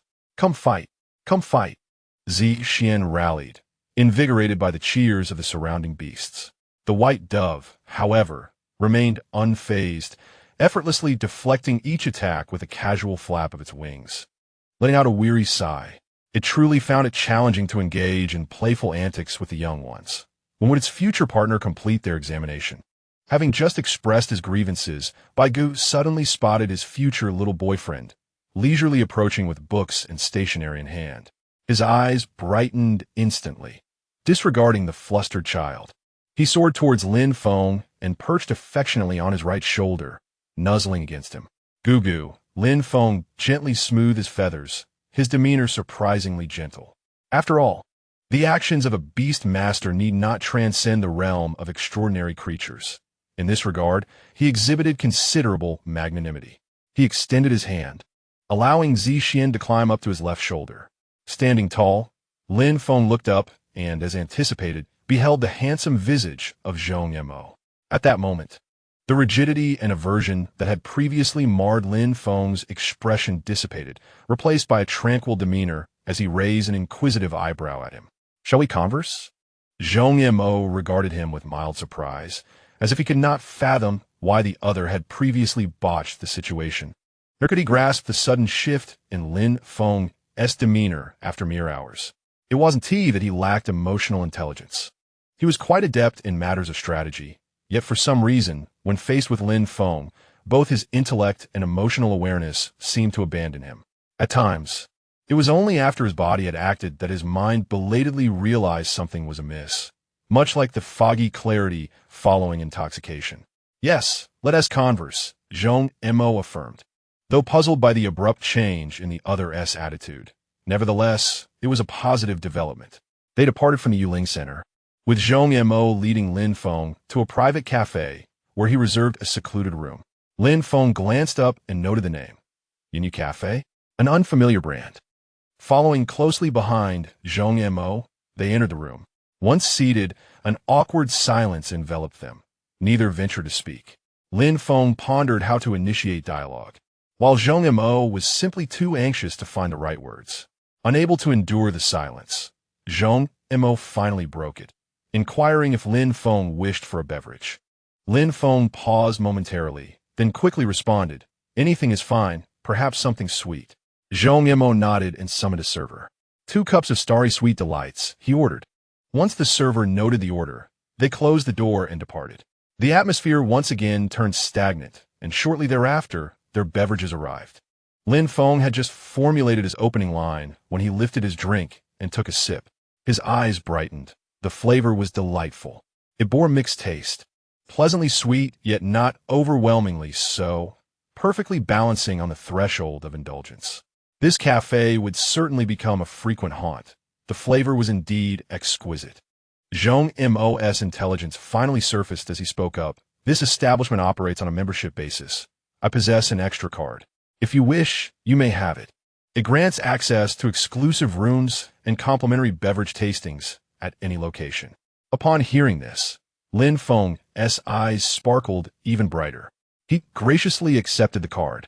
Recognizing that for Zhong Mo, it was likely a trivial matter. One should never pass up a good bargain. Thank you, he replied, feeling a touch of obligation. Lin Feng began to engage in superficial conversation. It's been a few months. You seem to be doing quite well. Yes, I'm grateful for the temporary refuge you provided me back then. Well, it's nothing much really, aside from encountering a bit of trouble. I have actually profited quite handsomely. Although that peculiar dream left him feeling somewhat anxious, he reminded himself that dreams are merely figments of the imagination, and even if they may hold some truth, their veracity remains uncertain. Later, he learned that a mystical creature had been dispatched to guard him, which provided him with a temporary sense of security. In truth, he had gained significantly.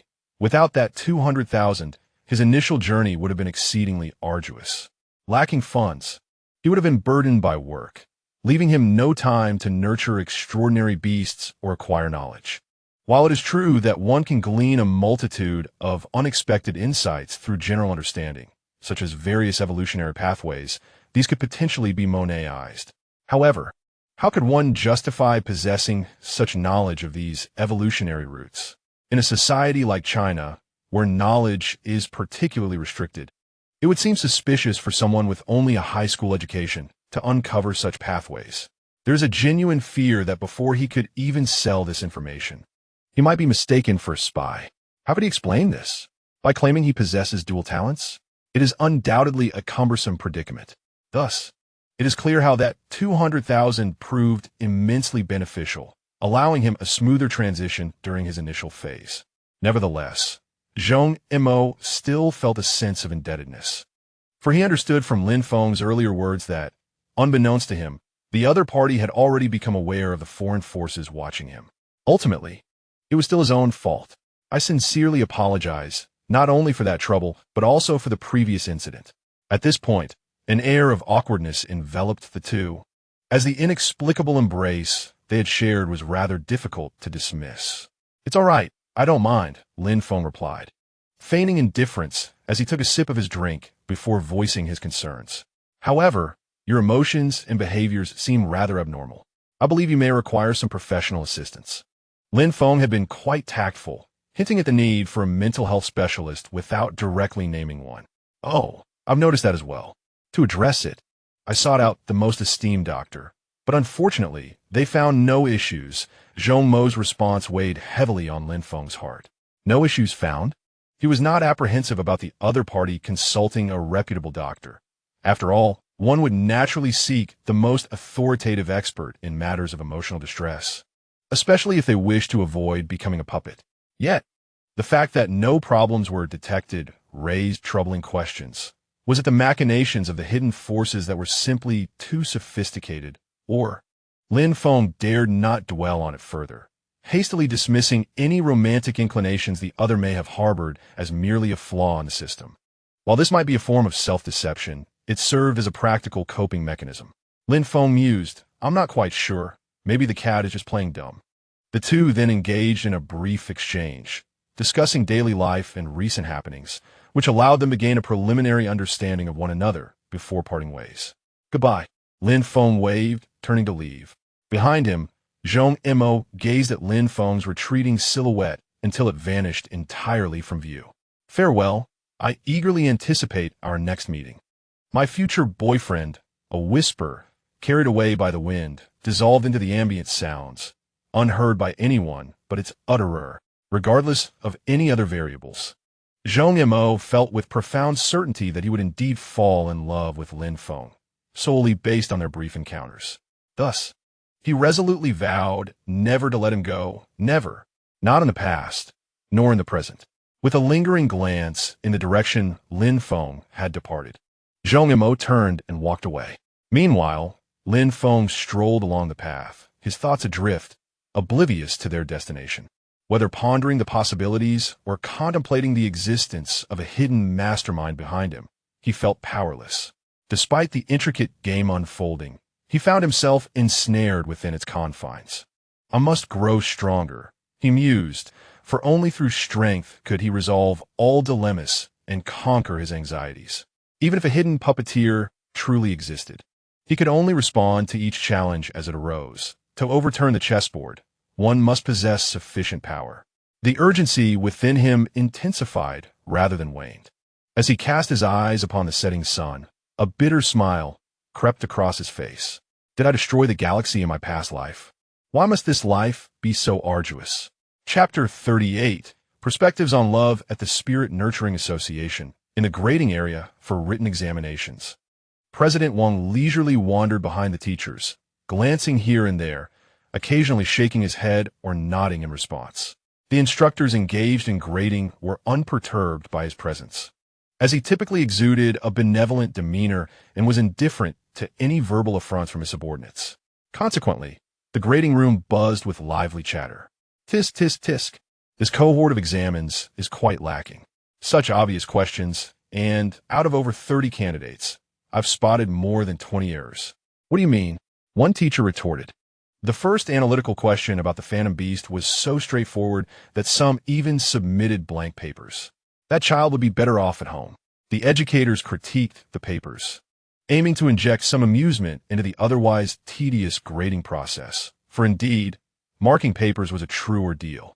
The only consolation was that these students were not their own. Otherwise, their blood pressure would surely rise.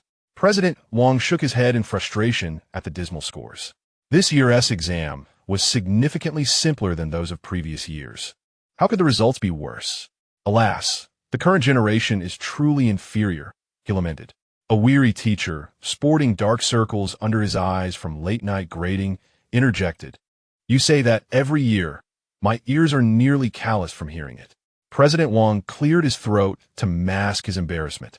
This cohort is indeed lackluster. Look, we're almost finished grading, and not a single perfect score in sight. At that moment, an exclamation erupted from one of the teachers. Goodness, a perfect score. This student's work is even superior to the standard answer. What a coincidence. I have a perfect score here as well, though this one is a bit conventional, lacking a touch of creativity, somewhat akin to rote learning. Upon hearing this, President Wang hurried over to take a look, and indeed, there were 2 perfect scores. Achieving 2 perfect scores is still quite commendable. Let's take note of these 2 individuals. We shall pay special attention to them tomorrow. The teacher, nodding in agreement, handed the examination papers to President Wang. One is named Qin Tao, and the other, Lin Feng, correct? Qin Tao is quite impressive. His paper is neat, and his answers are remarkably versatile. It is indeed admirable that you could award him a perfect score. This young man's thought processes seem rather unconventional. As for Lin Feng's paper, it is easier to assess. His answers largely consist of standard responses, which cannot be entirely devoid of creativity. However, he appears to be a student whose potential has been somewhat stifled, reminiscent of the children molded by the now-defunct rote learning system. President Wang scrutinized the papers in his hands, nodding with satisfaction. He need not concern himself with these matters. Yet as he has reached middle age without children of his own, he has recently entertained the notion of taking on a disciple. Thus, he has been particularly attentive to the examinations of this cohort, although he had not previously found anyone suitable. This time, however, both youngsters are quite promising, though if he must express a preference, it would lean towards Qin Tao. After all, the profession of a spirit nurturer at its advanced level is most in need of inspiration, creativity, and imaginative thinking. Let us observe further. Perhaps these 2 young talents will surprise him in tomorrow's examination. With 2 perfect scores already achieved, the The teacher's spirits have lifted, and they swiftly completed grading the remaining papers, albeit the elusive third perfect score remained absent. The evaluation for spirit nurturers is conducted by the respective branches, which are also responsible for grading, with certificates issued by the branch president. This indicates that, in their locale, only 2 perfect scores have emerged thus far. Nevertheless, President Wang remains quite satisfied. Very well, send the congratulatory messages to the successful candidates, and then we shall disperse. Thank you all for your hard work. After this examination concludes, I shall treat you to a small bonus. Hooray! Love you, President. The moment President Wang mentioned the bonus, the staff erupted in cheers. Once the messages to the successful candidates were dispatched, the staff joyfully returned home to rest. Lin Feng, meditating in his room, received the message while lying on his bed. To save a bit of money, he had booked a modest guest house not far from the examination venue. Although the decor was somewhat Spartan, it was clean and comfortable. Dear candidate, congratulations. You have successfully passed the written portion of the Spirit Nurturing Assessment with a perfect score. Please attend the morning assessment at 8 a.m. the following day, and I wish you great success in your examination. Lin Feng raised an eyebrow in surprise. A perfect score? Indeed. Yet, it was somewhat expected, as his previous high score had only been 3 points shy of perfection. The examination was rather straightforward. It seemed that over 5,000 individuals had registered online for this association's test. So many achieving perfect scores should not be surprising. Lin Feng exhaled deeply, then smiled. In truth, he rather enjoys examinations. For when one invests effort, the rewards are invariably forthcoming. At times, being a student is indeed far more gratifying than laboring like a beast of burden. Lin Feng reclined upon the soft embrace of the bed, his mind resolutely averse to contemplating the shadowy figures that might threaten his power and influence. Instead, he yearned to relax the taut strings of his being, for he felt an impending fracture was imminent. For the first time, his thoughts drifted into a tranquil void, devoid of concerns or actions. Yet, amidst this blank canvas of existence, a striking visage resurfaced in his mind, stirring a twinge of curiosity. After all, who wouldn't be intrigued by the affections of a strikingly handsome individual? He found himself reminiscing about every gesture and action following their initial encounter. Memories surged back to a specific moment in the past, a stormy night, replete with thunder and torrential rain. The heavens unleashed their fury, shrouding the stars. While in a dimly lit, chaotic alley, gray mist clashed with glimmers of gold. It was their first meeting, and both were in dire straits. The other was gravely injured and weakened, while he had just emerged from the brink of death.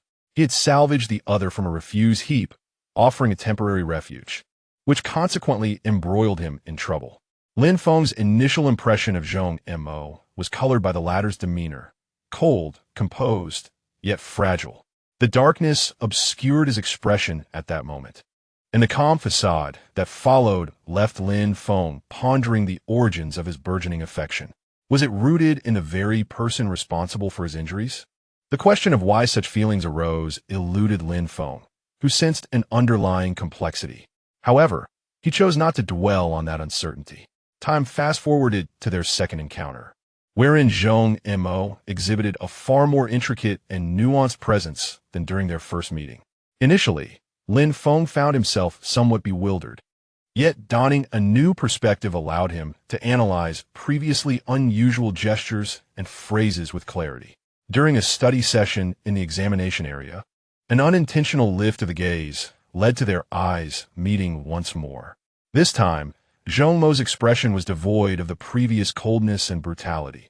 Instead, it was laced with hesitation, concern, and a hint of tenderness.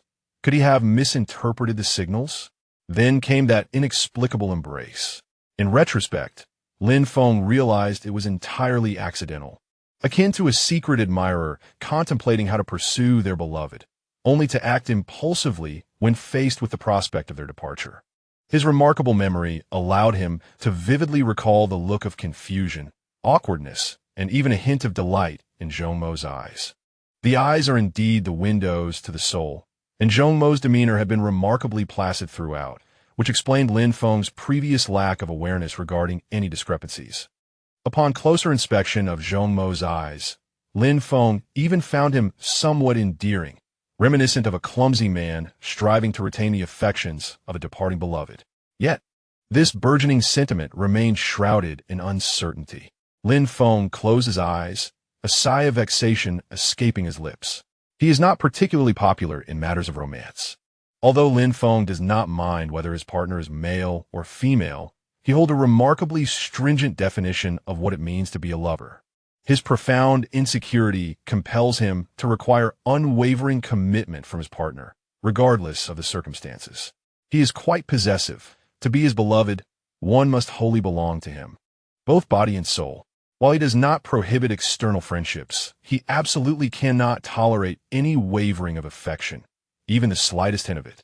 In his youth, Lin Feng yearned for love, cherishing the notions of romance, pure affection, and the idea of a singular soulmate. However, during high school, he was preoccupied with his studies and lacked the opportunity to pursue love. Later, upon entering university, akin to a microcosm of society, he faced betrayal from former friends. Consequently, he withdrew into himself, fortifying his emotional defenses, and subsequently stepped into a world that was not entirely illuminated by hope. Upon leaving school, Lin Feng realized that the world does not always align with one's idyllic imaginings, and the love he sought was, at that time, regarded as miraculous. This has been a reason for his prolonged singleness, as his standards have never waned. Only the most fervent and pure affection can breach the barriers of his guarded heart. Superficial admiration is akin to a house of cards, poised to collapse and shatter into oblivion. Lin Feng cannot accept such insipid sentiments, nor does he intend to. With a snap, the room was engulfed in darkness as the lights extinguished. He suppressed his strange feelings, closed his eyes, and let his consciousness drift into the realm of dreams, awaiting the arrival of the next day. The following day, Lin Feng rose early, departing from the hotel to the examination venue. The first round of the spirit cultivation assessment consisted of a written examination, serving as a preliminary screening. Only those who passed would advance to the second round, which focused on evolution. Evolution is a well-trodden topic, while junior spirit cultivators are not responsible for evolutionary projects. They must possess requisite knowledge and skills, including the basics of evolving simpler species. The second round is the true test, and the written exam is designed to conserve resources and ensure the safety of experimental creatures, filtering out those whose knowledge is insufficient. In essence, evolution is a matter of genetic mutation, whereby specific materials induce gene selection to facilitate a second developmental phase. This method is commonly employed in laboratories seeking to create new species, utilizing various external stimuli to provoke genetic mutations. Unlike on Earth, where genetic mutations are unpredictable and acquiring specific species hinges on chance, on Blue Star, evolutionary mutations can be controlled. By combining particular materials, one can guide the evolution in a desired direction. The evolution of exotic beasts is fascinating, yet easy to comprehend through analogy. As Lin Feng nibbled on bread, a purple flower perched atop his head and a pigeon rested upon his shoulder, he entered the Spirit Cultivation Association. The flower, having recently discovered that, aside from his shoulder, there was also a perch atop his head, providing a higher vantage point to look down upon the pesky pigeon, insisted on occupying that spot, leaving Lin Feng with no choice but to accommodate this whim. It always felt to Lin Feng as though he was not nurturing a peculiar creature, but rather raising a son, thus embarking on a premature journey into parenthood, causing him to sigh wearily. Casting a glance at the time, he noted it was already 7:30. Outside the examination hall, candidates had formed an extensive queue. Unhurriedly, he swallowed the last morsel of his bread and picked up his examination admission card, making his way to the front desk. "Hello, I am here for the second assessment." Upon seeing him, the receptionist paused momentarily, then took his admission card and began typing on the computer. "All right, please hold on." Before long, she returned the admission card along with a number tag. "Your examination information has been recorded and your examination order noted. You are candidate number 666. There will be announcements during the exam. Please pay attention to the broadcast. Keep your admission card and number tag safe." Thank you." Lin Feng received the admission card and number tag, and, Just as he was about to turn away, the receptionist seemed to recall something and called him back. "Wait, sir. Mr. Zhong instructed me to give you this letter if you came." "Mr. Zhong? That must be that fellow Zhong Mo. What does he want with a letter?" Sounds rather pretentious. Accepting the letter handed over by the receptionist, Lin Feng observed the pink envelope adorned with strawberries, his expression a mix of complexity. "Mr. Zhong certainly has a penchant for the whimsical, doesn't he? Surely, this isn't a love letter? He could possibly be that bold?" Recalling the embrace from that day, Lin Feng found himself wavering in certainty. It was quite difficult to assess. With half an hour remaining until the exam commenced, Lin Feng deliberately sought out a secluded corner to open the envelope. "Dear Xiao Feng, I regret to inform you that I must return to the capital due to an urgent matter. I had intended to wait until after your examination to discuss things further. I sincerely apologize for my abrupt departure. Additionally, regarding my previous indiscreet actions, I hope you can overlook them. I simply found myself unable to restrain my impulses.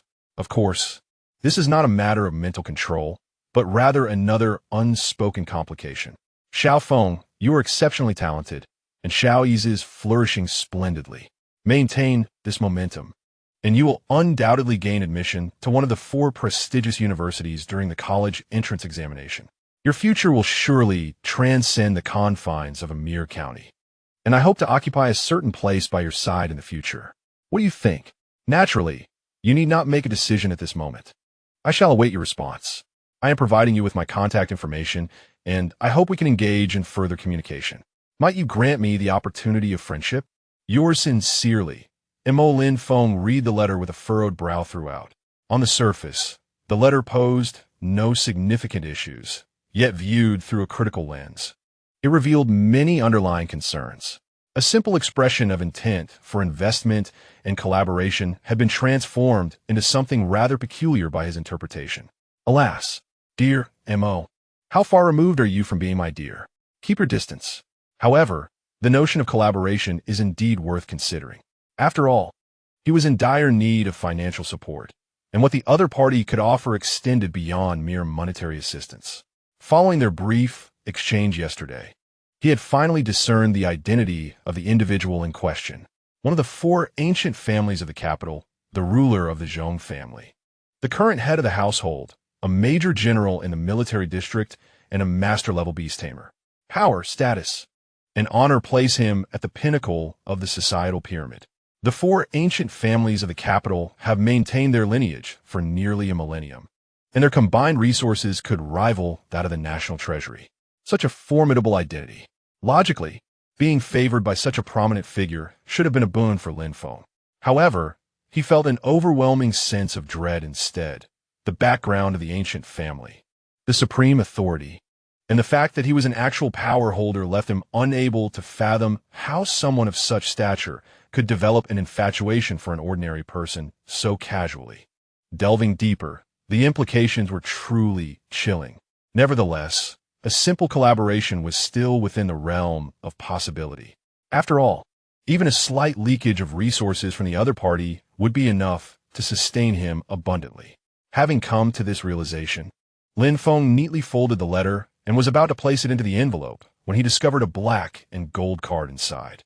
Was this a black gold card? Chapter 39, Evolution, the Bone-Chilling Demon. A colossal shadow loomed over the earth as people looked up in awe, witnessing a magnificent dragon soaring swiftly through the sky, disappearing in the blink of an eye. Was that a dragon? The onlookers gazed enviously at the fleeting shimmer above, then resignedly returned to their tasks. Zhong Mo stood upon the dragon's back, steadfast against the howling winds. Now, he had to return and face that group of old men. Zhong Mo sighed. He had hoped to extend his stay for a couple more days of rendezvous, but was urgently summoned back by the family. However, this meeting was not entirely fruitless, as he had at least given that card to Lin Feng. The black gold card was an account he had established in his personal capacity, with transactions that those old men would be unable to trace. He had originally intended to present it to Lin Feng upon his entrance to university, but his impatience had gotten the better of him, and Lin Feng had indeed been in dire need of funds recently. Hadn't the child been so impoverished that he was preparing to take the Spirit Tamer certification exam? In addition to this, Zhong Mo felt reassured in giving Lin Feng the black gold card for another reason. After nearly 4 months of continuous observation, he believed Lin Feng's character was not one likely to be corrupted by wealth. Furthermore, preparing a card that could not be scrutinized by external parties was quite time-consuming and labor-intensive, thus delaying its presentation until now. Zhong Mo sat cross-legged, resting his chin in contemplation, his mind consumed with thoughts of the expression on Lin Feng's face during their meeting. Although he had partially botched the situation, that black gold card should redeem at least a fraction of his reputation, or so he hoped. In the Spirit Tamer Association examination preparation area, Lin Feng hesitantly extracted the small card from the envelope. At that moment, a white note also slipped out. He picked it up, and his expression instantly darkened. The note read, "This card represents my personal assets, with a limit of 10 million, serving as my initial investment in you. Please take good care of it." Who invests with a black gold card? Moreover, no matter how affluent one might be, would they truly part with their own bank card? Lin Feng sighed helplessly, for the signs were undeniably apparent. He had not yet succumbed to such narcissism as to believe he could eclipse the talents of those from grander metropolises. Without signing any contracts or engaging in formalities, he was handed a card. Was this truly an investment? It resembled more of a charitable act. The intentions were as transparent as daylight. Could one not conceal them with a touch more subtlety? Resigned, he tucked the card away and resumed his reading. As for whether he would utilize this card, Lin Feng's response was affirmative. After all, it was a gift, and one should never refuse a gratuity. They had claimed it was an investment, and with investment comes returns. Who determined that one must reciprocate with equal sentiment? Might it not be possible to yield greater benefits than what was received? Ah, if you choose silence, then I shall interpret it in myriad ways. Setting aside the matter of the card, Lin Feng continued to immerse himself in his studies, while also keeping a sliver of attention on the broadcast and the discussions around him. "Hey, brother, how did your exam go?" "Alas, do not mention it. Upon entering, I was besieged by 4 examiners bombarding me with questions, each more bizarre than the last. After that, I had to manage the evolution of abnormal beasts. I've inquired and learned that each exam presents different questions, and the evolving beasts are entirely random. It's impossible to predict." "What? How difficult was that question?" "Ugh. I have no words. I've been trying for nearly a decade and still haven't passed. What do you think? Is it really that hard?" "I scored 160 on the written exam. Do you think I have a chance?" 160 is hardly anything. For the past few years, my score has hovered around 180, and even I barely managed to pass. Just look at you, a newcomer. Well, that just means you're not very skilled. However, I have a little insider information. Are you interested?" At this point, the surrounding individuals were piqued with curiosity, eagerly leaning in to listen. "Don't keep us in suspense. Spill the beans." "It's nothing much. Just that I've heard many whispering about our association's president, Chairman Wang. He has recently expressed a desire to take on apprentices." The crowd gasped. What rank did Chairman Wang hold? He was a master-level beast tamer. Though he possessed only a single king-level beast, he still ranked among the less formidable in the master class. Yet he was a spirit breeder, an advanced one at that. His prowess in combat was not his strong suit. Not to mention, high-level spirit breeders were a rare breed throughout all of Huaxia. If all went as expected, he was the sole advanced spirit breeder in the entire Sea province. The fact that he wished to take on disciples was astonishing. No wonder the written exam felt considerably easier this year, while the second round of assessments had escalated in difficulty. Of course, a master taking on apprentices wouldn't settle for us misfits. He would undoubtedly select promising young talents. Lowering the difficulty of the written exam would allow those youthful and capable contenders to pass, then rely on a second round for true evaluation. Let's not dwell on it. Just obtaining a junior spirit breeder license would be a blessing. True enough, they agreed. An advanced spirit breeder, a master beast tamer. Looking for apprentices? Though merely hearsay, it is not entirely unfounded. After all, some rumors might indeed have been leaked by the parties involved themselves.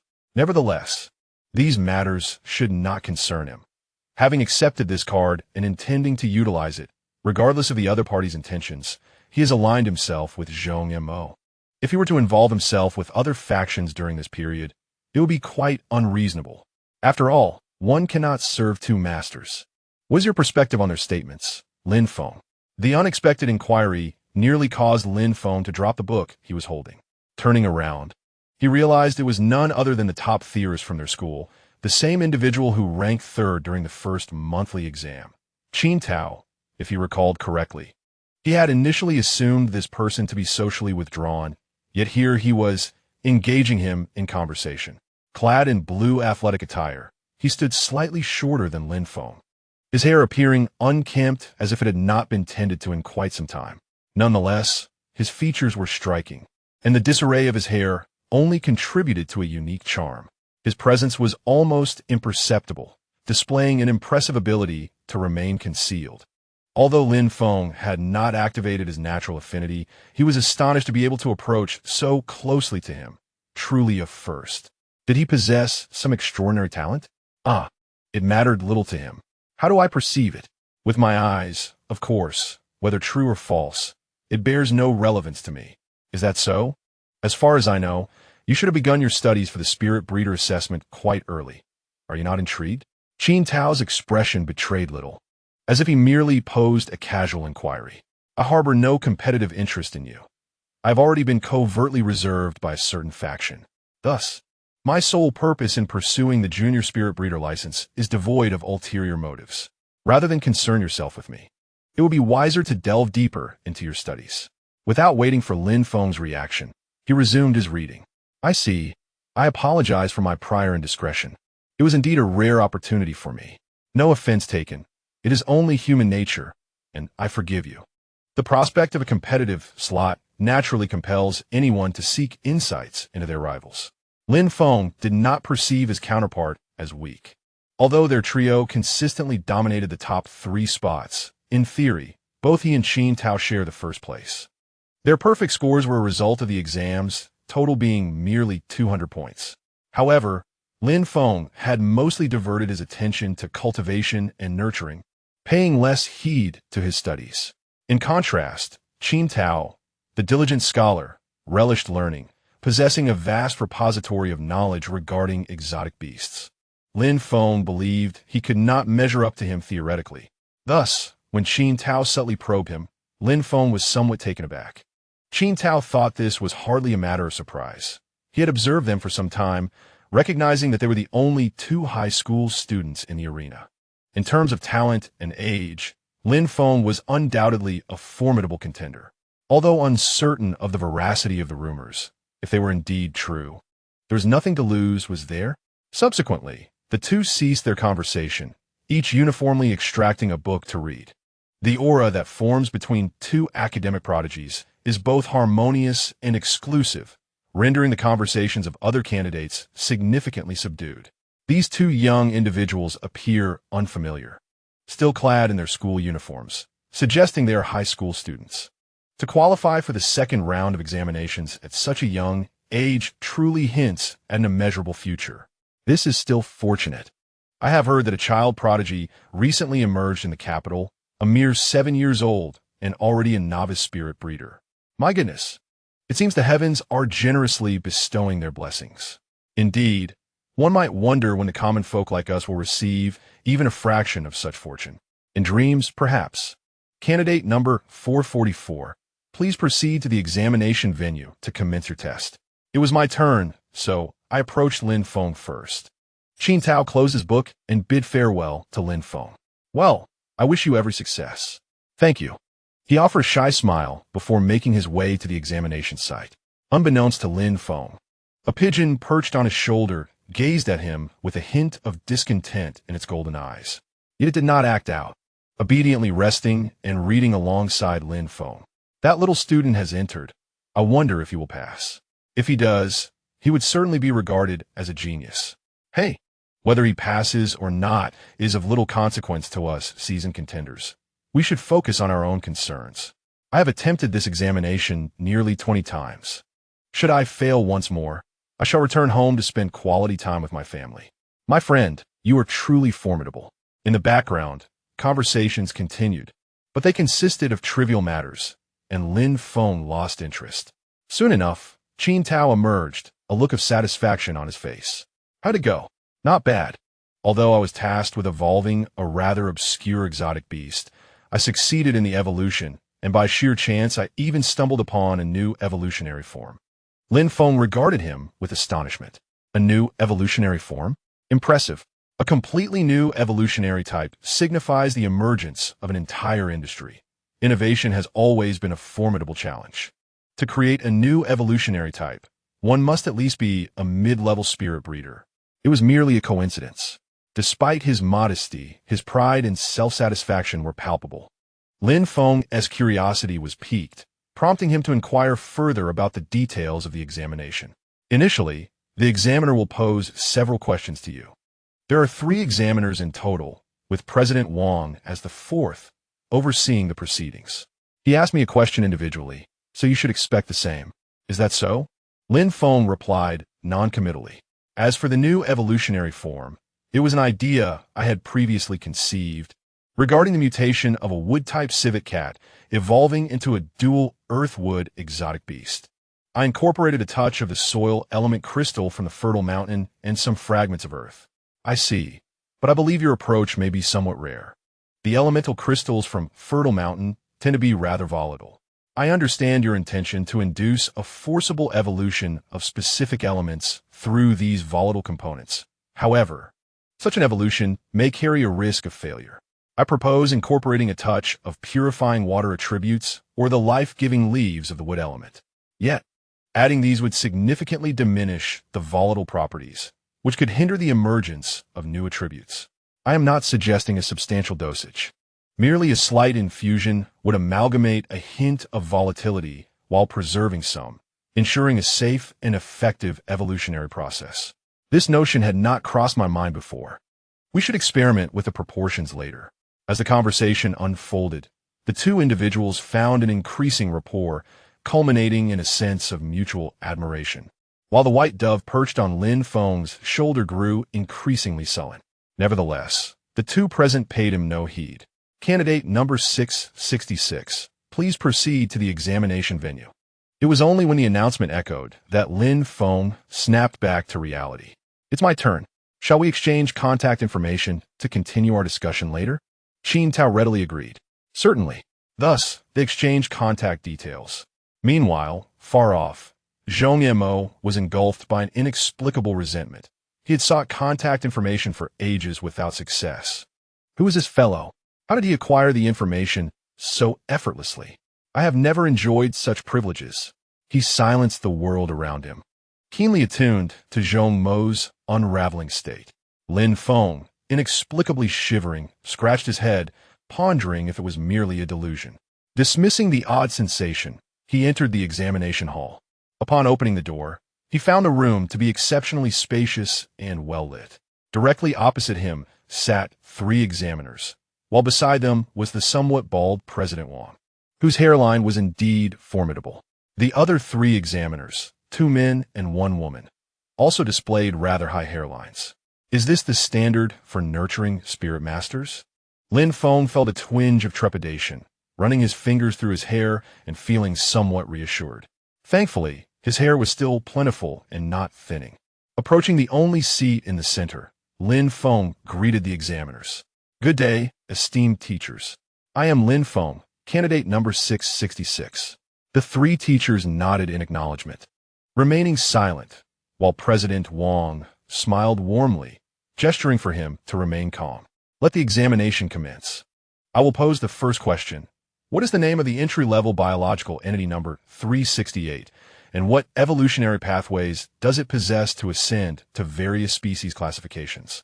A bead of cold sweat trickled down Lin Feng's brow. Was this truly a single question?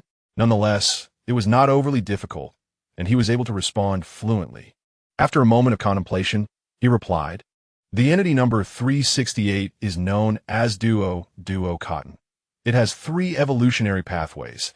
It can evolve into the extraordinary level peach blossom fairy, the entry-level meon fruit, and the entry-level wind spirit. Upon hearing Lin Feng's response, the examiners, including President Wang, nodded in quiet approval. The first question was not particularly challenging. It merely assessed the candidate's familiarity with the bestiary. as long as one could proficiently recite the over 3,000 entries of both extraordinary and entry-level categories. This question was easily answerable. If fortune smiles upon you, and you happen to draw the exotic beast you are well acquainted with, it can indeed be considered a stroke of luck. For luck is an integral part of prowess. Moreover, judging by Lin Feng's ability to contemplate for merely a few seconds before providing an answer, coupled with his flawless examination paper, it is evident that his success stems from more than just chance. Now, let us proceed to the second inquiry. What materials are required for the evolution of the entry-level exotic beast, the white feather pigeon, into the gale pigeon? How should the formation for the evolution ritual be arranged? The evolution of each exotic beast is a formidable challenge. To enhance the success rate of evolution, humans have meticulously devised a formation that utilizes various rare materials to assist the process, significantly improving the likelihood of success. The primary materials for evolution include the third-tier resource, gale core, the second-tier resource, wind feather, and the second-tier resource, blood pigeon fruit. The auxiliary materials are as follows. The gale core should be positioned at the center, while the other two materials are to be placed in the due east and due north positions, respectively. The remaining auxiliary materials should fill the due south and due west positions, thus completing the formation. Lin Feng provided an exceptionally detailed response, accurately identifying over 30 materials and their respective placements. Very well, on to the third question. For the extraordinary level entity numbered 864, the corpse bone demon, which has reached the extraordinary growth level, how should one proceed with treatment if it sustains injuries? Lin Feng was momentarily taken aback. The corpse bone demon is a creature of the dark element, leaning towards malevolence, and his knowledge in areas outside of combat concerning it is rather obscure. To think that the third question would pertain to this, he refrained from answering immediately, instead engaging in silent contemplation for 2 minutes. After the examiner posed the question, the candidates are allotted 5 minutes for reflection. Thus, this was not deemed a violation. What type of injury are we discussing? Although this exotic beast belongs to the dark element, it possesses a tangible form. After some deliberation, Lin Feng articulated his response. If the injury pertains to the mental realm, a mixture of third-tier hallucinogenic grass, second-tier calming tea leaves, and first-tier awakening fruit can be combined. If a potion master is available, they can concoct a pill. Otherwise, it may be blended into a salve to be applied to the surface of the head. As for physical injuries, Lin Feng eloquently articulated treatment plans for both mental and physical afflictions, even addressing scenarios where both realms are compromised. President Wang observed intently, nodding in satisfaction. This young man's breadth of knowledge is remarkably extensive, rivaling that of a previous student named Qin Tao. Initially, he thought he had stumbled upon a treasure, only to discover a second one. Your responses have been commendable, and your breadth of knowledge is impressive. I shall refrain from posing additional questions, and we will directly transition to the next phase, assisting the exotic beast in its evolution. With a snap of his fingers, President Wang summoned a cage beside Lin Feng. Within stood a creature resembling a frail cross between a hedgehog and a monkey, now so weakened that it struggled to remain upright. It exhibited symptoms of poisoning, burns, paralysis, and various other ailments. What is this? Lin Feng stared in bewilderment at the extraordinary beast before him. The debuff seemed nearly maximal. Was the Spirit Cultivation Association truly so callous? After all, there is a distinction between killing and tormenting. Sensing Lin Feng's confusion, President Wang offered an explanation. We did not mistreat these beasts. The specimens used for evolution were sourced from the wild, each already on the brink of death. When we found them, they were in a state unsustainable for survival in the wild. We brought them back for you candidates to practice on. With a stroke of luck, you might even save a life. There are 2 states in which evolution can occur. One is when a creature's potential has been fully realized, evolving in a state of robust vitality. The other occurs when it has sustained critical injuries yet clings to life, enduring the excruciating pain of the evolutionary process in a desperate bid for survival, ultimately transforming its wounds into a new existence. This instance belongs to the latter category. Upon hearing this, Lin Feng felt a sense of relief. and he began to closely examine the creature's condition. Name: spiked monkey. Gender: male. Trait: spiked armor. Its spiny exterior inflicts damage upon close-range foes. Species level: novice. Status: burned, poisoned, paralyzed if a health bar were present. It would barely register a sliver of life. Surviving in such a state was indeed a testament to its resilience, but it could not last long. The spiked monkey's evolutionary form is the multi-spiked monkey, which possesses an earth attribute. Although the earth element symbolizes stability and abundance, its capacity to replenish vitality is exceedingly weak. Following the conventional evolutionary path would present a significant risk of failure. As Lin Feng surveyed the various evolution materials at hand, he paused momentarily on a particular item, a unique thought emerging in his mind, though he hesitated to guarantee its success. His idea was akin to creating a new evolutionary form. If feasible, he would at least utilize universal cognition to calculate its viability.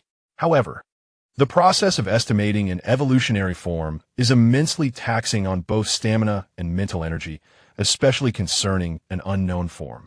Lin Feng feared that his intentions might become too apparent. Indeed, calculating a complete evolutionary form would exhaust considerable energy, but if he merely gauged probabilities based on his concept, perhaps the energy expenditure would be lessened. It would be akin to having completed 99 steps of a calculation, with only the final step of verifying success remaining, which could be entrusted to universal cognition. Therefore, the energy consumed would undoubtedly be reduced.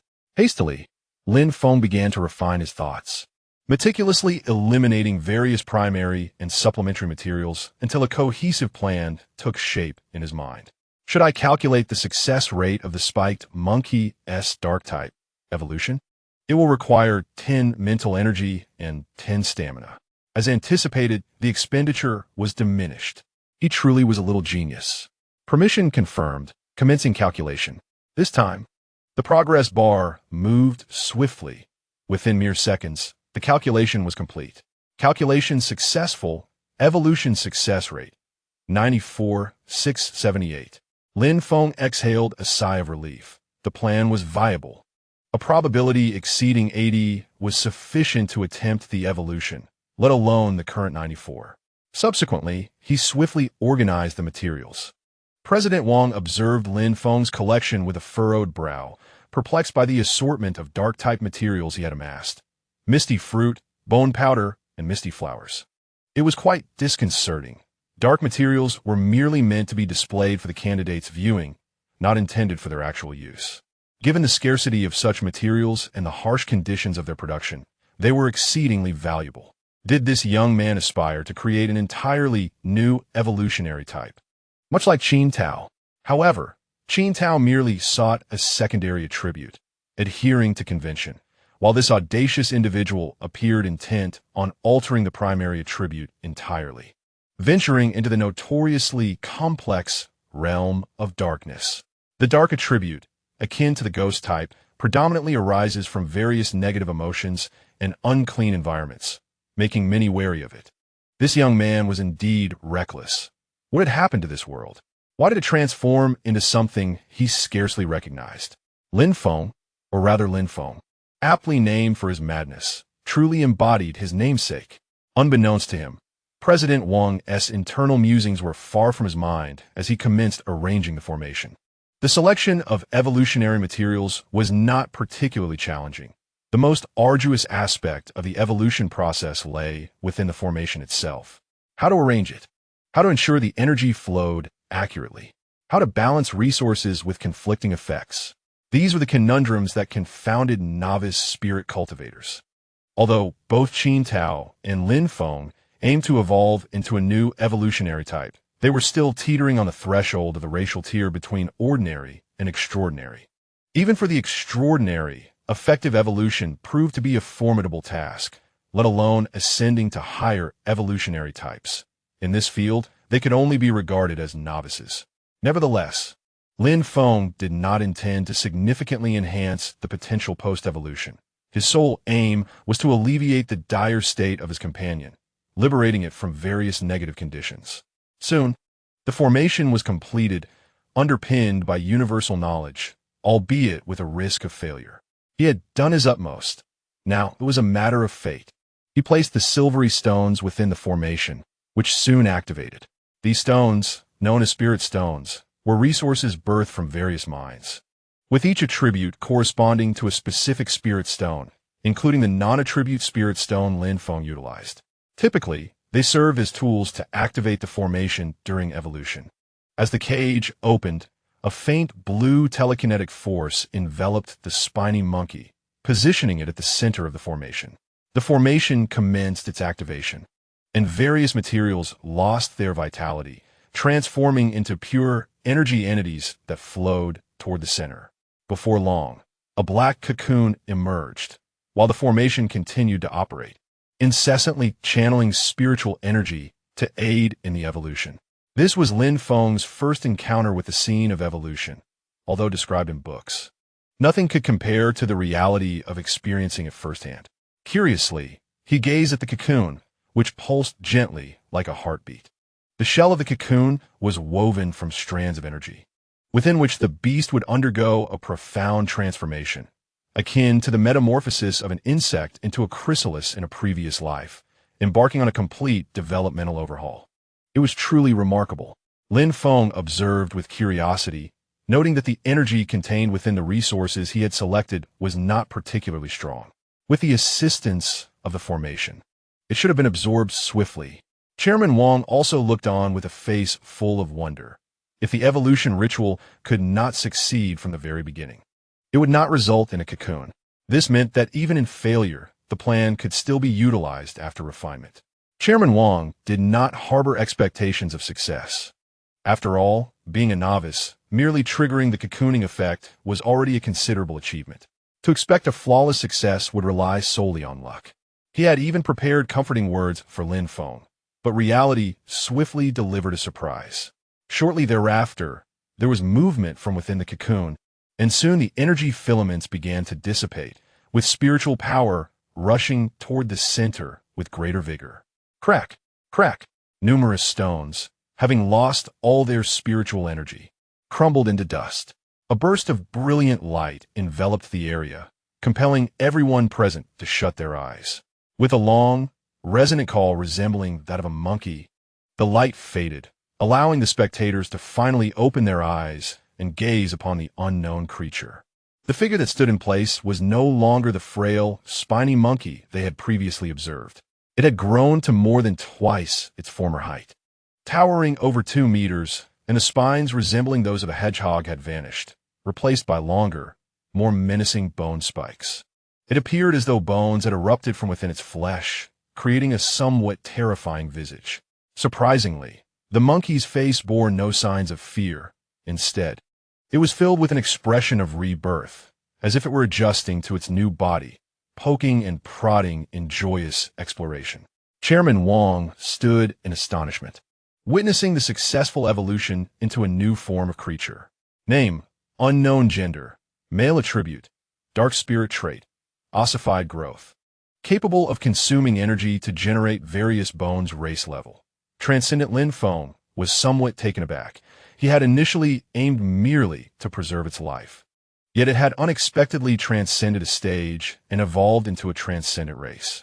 It was only when the monkey called out for an extended period that it noticed 5 bipedal beings observing it, immediately becoming alert and baring its teeth. Chairman Wang managed to subdue it. This creature was quite rare. It bore a resemblance to the bone demons from the ghostly battlefield, yet unlike ordinary undead. It maintained normal physiological functions. Truly a marvel. I must say, you possess remarkable talent. If this creature is indeed the product of your evolution, then you shall name its race. Once I have gathered sufficient data, I will ensure this achievement is recorded, granting you a patent as you embark on your journey as a spirit breeder. How does that make you feel? Lin Feng feigned modesty, scratching the back of his head and humbly attributing it all to luck. If one overlooked the way his nose seemed to point skyward, one might genuinely believe he was being humble. Chairman Wang's lips twitched, but he refrained from comment. Lin Feng began to contemplate a name for this race. Given its resemblance to the bone demons from the ghostly battlefield and its manifestation of bone spikes, he decided to call it the Bone Spiker.